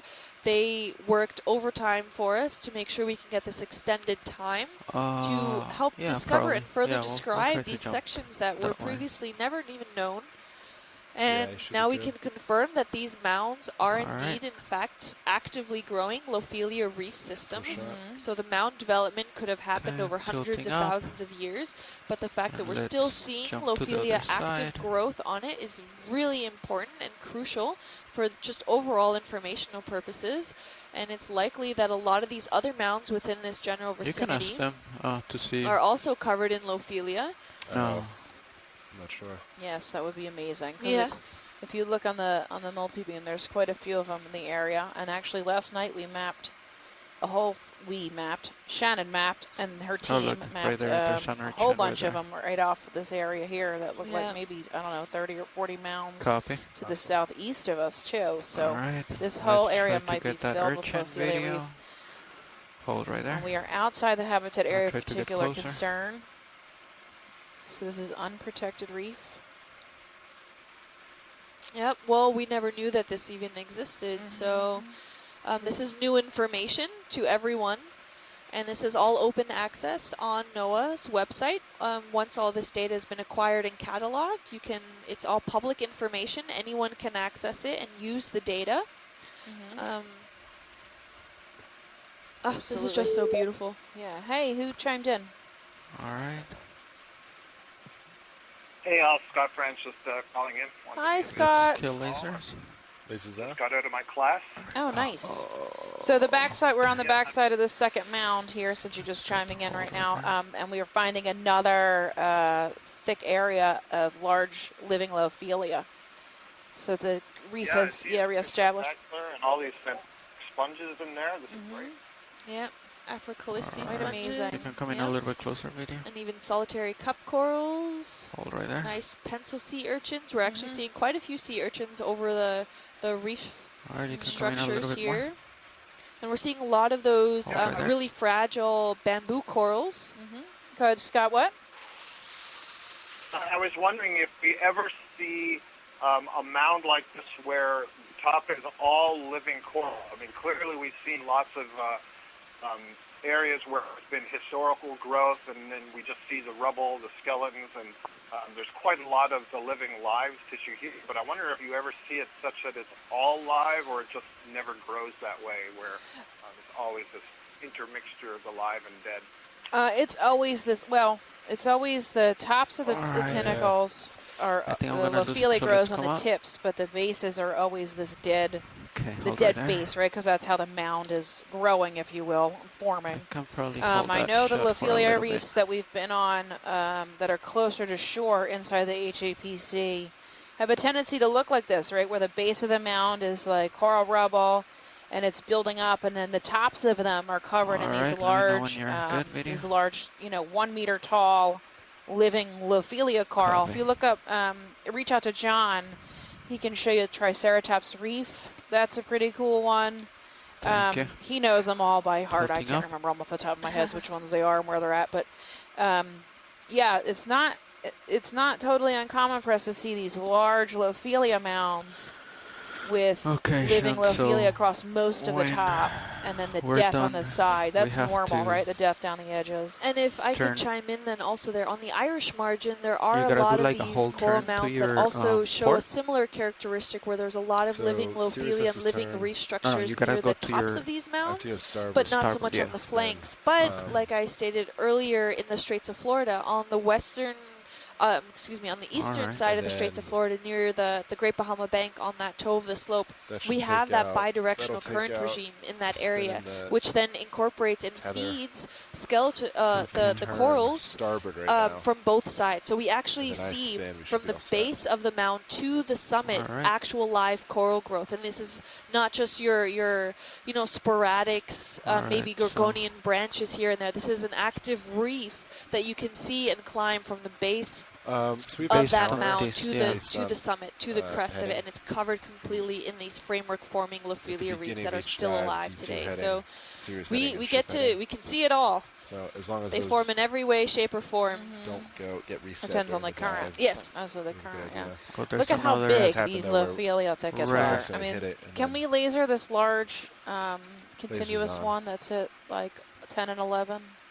Yeah, that's at least 3 meters long, The if one not longer. all the way up yeah, there? that one up there, yeah. Okay. Yeah. It's at least 3 meters. That thicket right there. Yeah. Like, More. Lasers, Yeah, if not are, more. lasers Yeah. are right there. lasers off. so we got these huge There's a thickets of No, coral. no, on. I just was. Sorry, Scott, go looking ahead. for I'm them. having a hard time hearing you. Go ahead. Lasers are back on. Yep. No worries. I say the other thing that's interesting is to think about Can the barely see them. sort of narrow range of conditions that the Lophelia are happy in, that they're Right. growing well, because we don't have too far down off of the top of this mound to see more dead than live. So that's kind of interesting to think about in terms of temperature and current flow and whatever conditions are required. Yeah, they have Absolutely. a very thin window of where they can grow happily. Right, I know 12 degrees Celsius is the max temperature they can get to. I don't know what their minimum is off the top of my head, but Usually in literature, it states about 5, maybe 6 degrees. okay. So they're for temperature-wise, it can be pretty wide, but usually a very defining characteristic is also the dissolved oxygen levels Okay. in the water column. So as soon as it goes below minimum of about maybe, that we've seen some alive around 2 milligrams per liter, but as soon as it starts to go really below that, you almost don't see any coral. And that's not just Lophelia, that's pretty much anyone. There are always exceptions to the rule, but usually the less dissolved oxygen you have, What the about less these likely tiny chance you have really of almost subject, any living the biota. yellow one that's coming a little bit, video. Also associated with any of the coral reefs in this system. So All right there. We only have 5 minutes left. Can you believe it? I can't. Surely This smaller needs to- than this I don't needs know to stay. how stable I can be. This is Oh. gorgeous. All right. Let's so come in. let's recap real quick. In our last right 5 minutes, we're 160 miles from the east coast of Florida and the All right, Atlantic let's come Ocean. We are diving on 2 large Hold it, mounds hold that were that. recently discovered on our multi-beam in the past maybe 2 weeks. No one has ever dove here before, and today we've discovered 2 totally unknown to science if- before I'll get it right now. Lophelia reefs. If you have joined us today to watch, congratulations. That's a huge discovery. I'm glad you got to hang out with us All right, let's let it and go. experience it live with us. Yep. That's super fun. The max depth we were at was 840 meters at the base of Mound 1. And the min depth we were at is Right. about 780 at the top of the mound. That's about a 60-meter tall Lophelia reef. Well, mound. Okay. Mound. Got that. Lophelia mound, sorry. Our multi-beam showed a 25-degree slope, but actually I think we saw closer to 45 or 55-degree slopes in spots. We were blessed today with huge thickets of coral. This one's at least 3 or 5 meters long. Look at all of this. And we have Healthy. Yep, healthy, wonderful reef on top of these mounds. It's a huge treat to see these. We are outside the protected zone, or the habitat area of particular concern. So this is open. Yep. And if you look in the bathymetry, you can see that there's several other mound features in this general area, and newly required mound data that was just mapped last night. We're seeing that mound area extend even further out into the east. So who knows, maybe those are all covered in the exact same Lophelia reef structures, and we can maybe get more explorations happening later in the next few years out there. Yeah, and you can reach out to us if you have any questions about the Lophelia reefs or anything else that goes on in this ship, or anything else we see on our live stream. You can reach out to us on Facebook at Ocean Exploration Research, or on Facebook at Ocean Exploration Research-Education.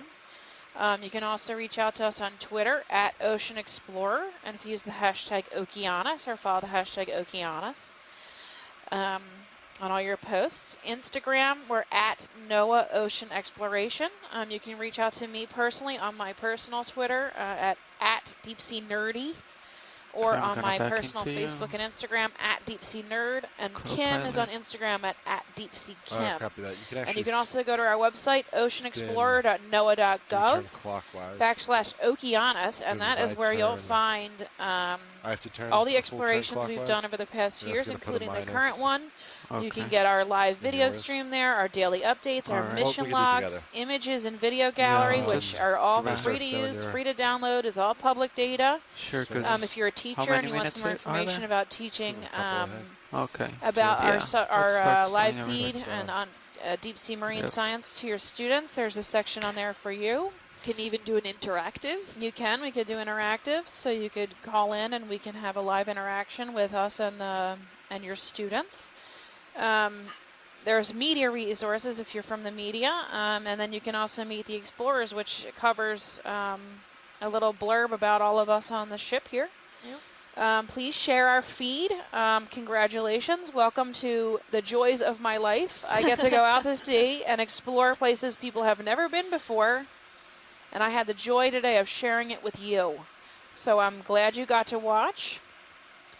I'm glad you were with us. I hope you learned a lot, and I hope you appreciate the gravity of what happened today. So thank you so much for joining us. I think we're about to leave the ground, leave the bottom here. We have a 6 o'clock departure time. Please come back tomorrow. We'll be here again at 8:45 in the morning. We are going to have a 6:10 science call for our onboard science team. If you guys are still around, I know it's dinner time, so I understand if you don't want to come back. But to discuss tomorrow's dives, we're actually doing a couple of change-ups. We're going to be doing 2 different sites tomorrow because we're predicting some bad weather on Saturday. All right, so our planned dive is actually going to get pushed back, and we're going to move some other dives forward. Yeah. So if you want to hang out and discuss that with us, we'll be back at 6:10 on the phone. Come up a little bit. Otherwise, we are happy you were with us, and I hope you share our stream and enjoy your live feed. Put my camera down. Okay.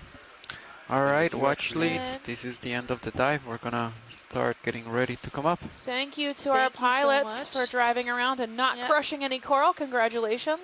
Good for you. That was awesome driving. All right, signing off.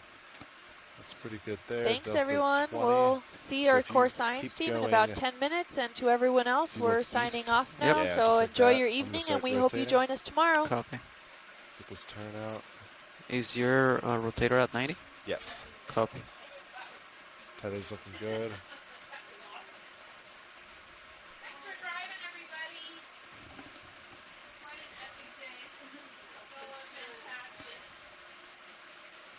Oh, you can stop, Fernando. You overshot. Yeah, go back. Look east.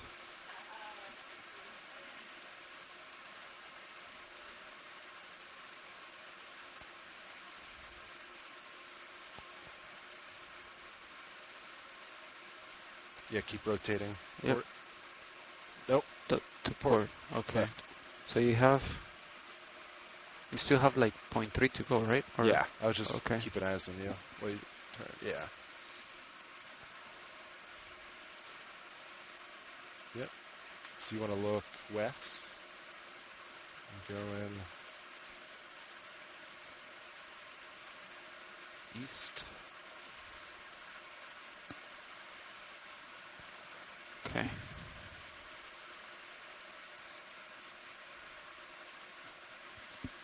All right, just like that. Okay, auto heading engaged. We're all I'm gonna zeroed. push out.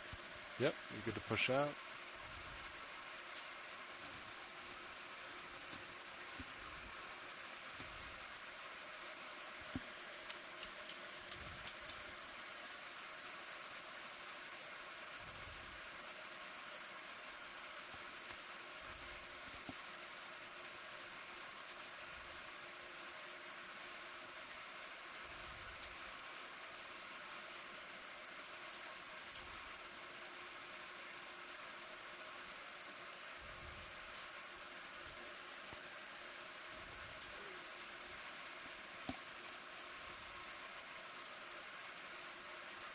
Okay, do you have me right there? Yep, Okay. you're in the Titan right there. Just keep going forward.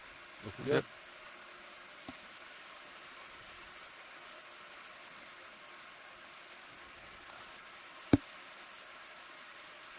good. Nice shot. All All right, right, I'm you gonna want to start coming up now? Yep. So you can go off forward and just come up. Yeah, looking good.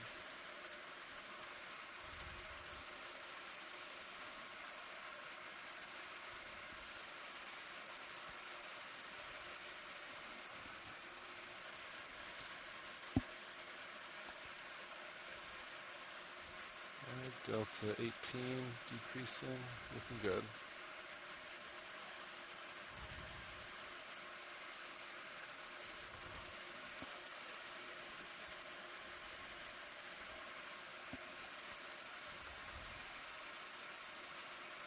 Alright, you're coming into view, so now you can put a little forward way in and get your Z-Brass going. And we'll start coming up. Copy. I'm going to take my auto heading out since now I'm proper. Understood. ROV off bottom. I'm disengaging auto heading right now. Copy that. Okay, that's 20%. That's 30.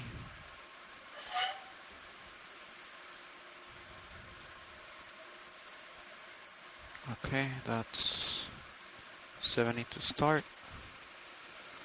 Then you're going about 30 meters per minute. Okay. I'm just going 15 now. Okay. I'll start increasing it. Yep. Just don't want to get too far ahead. Yeah, it's 80% right there. Okay, and then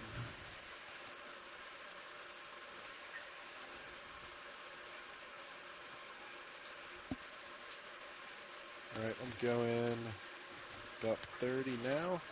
copy.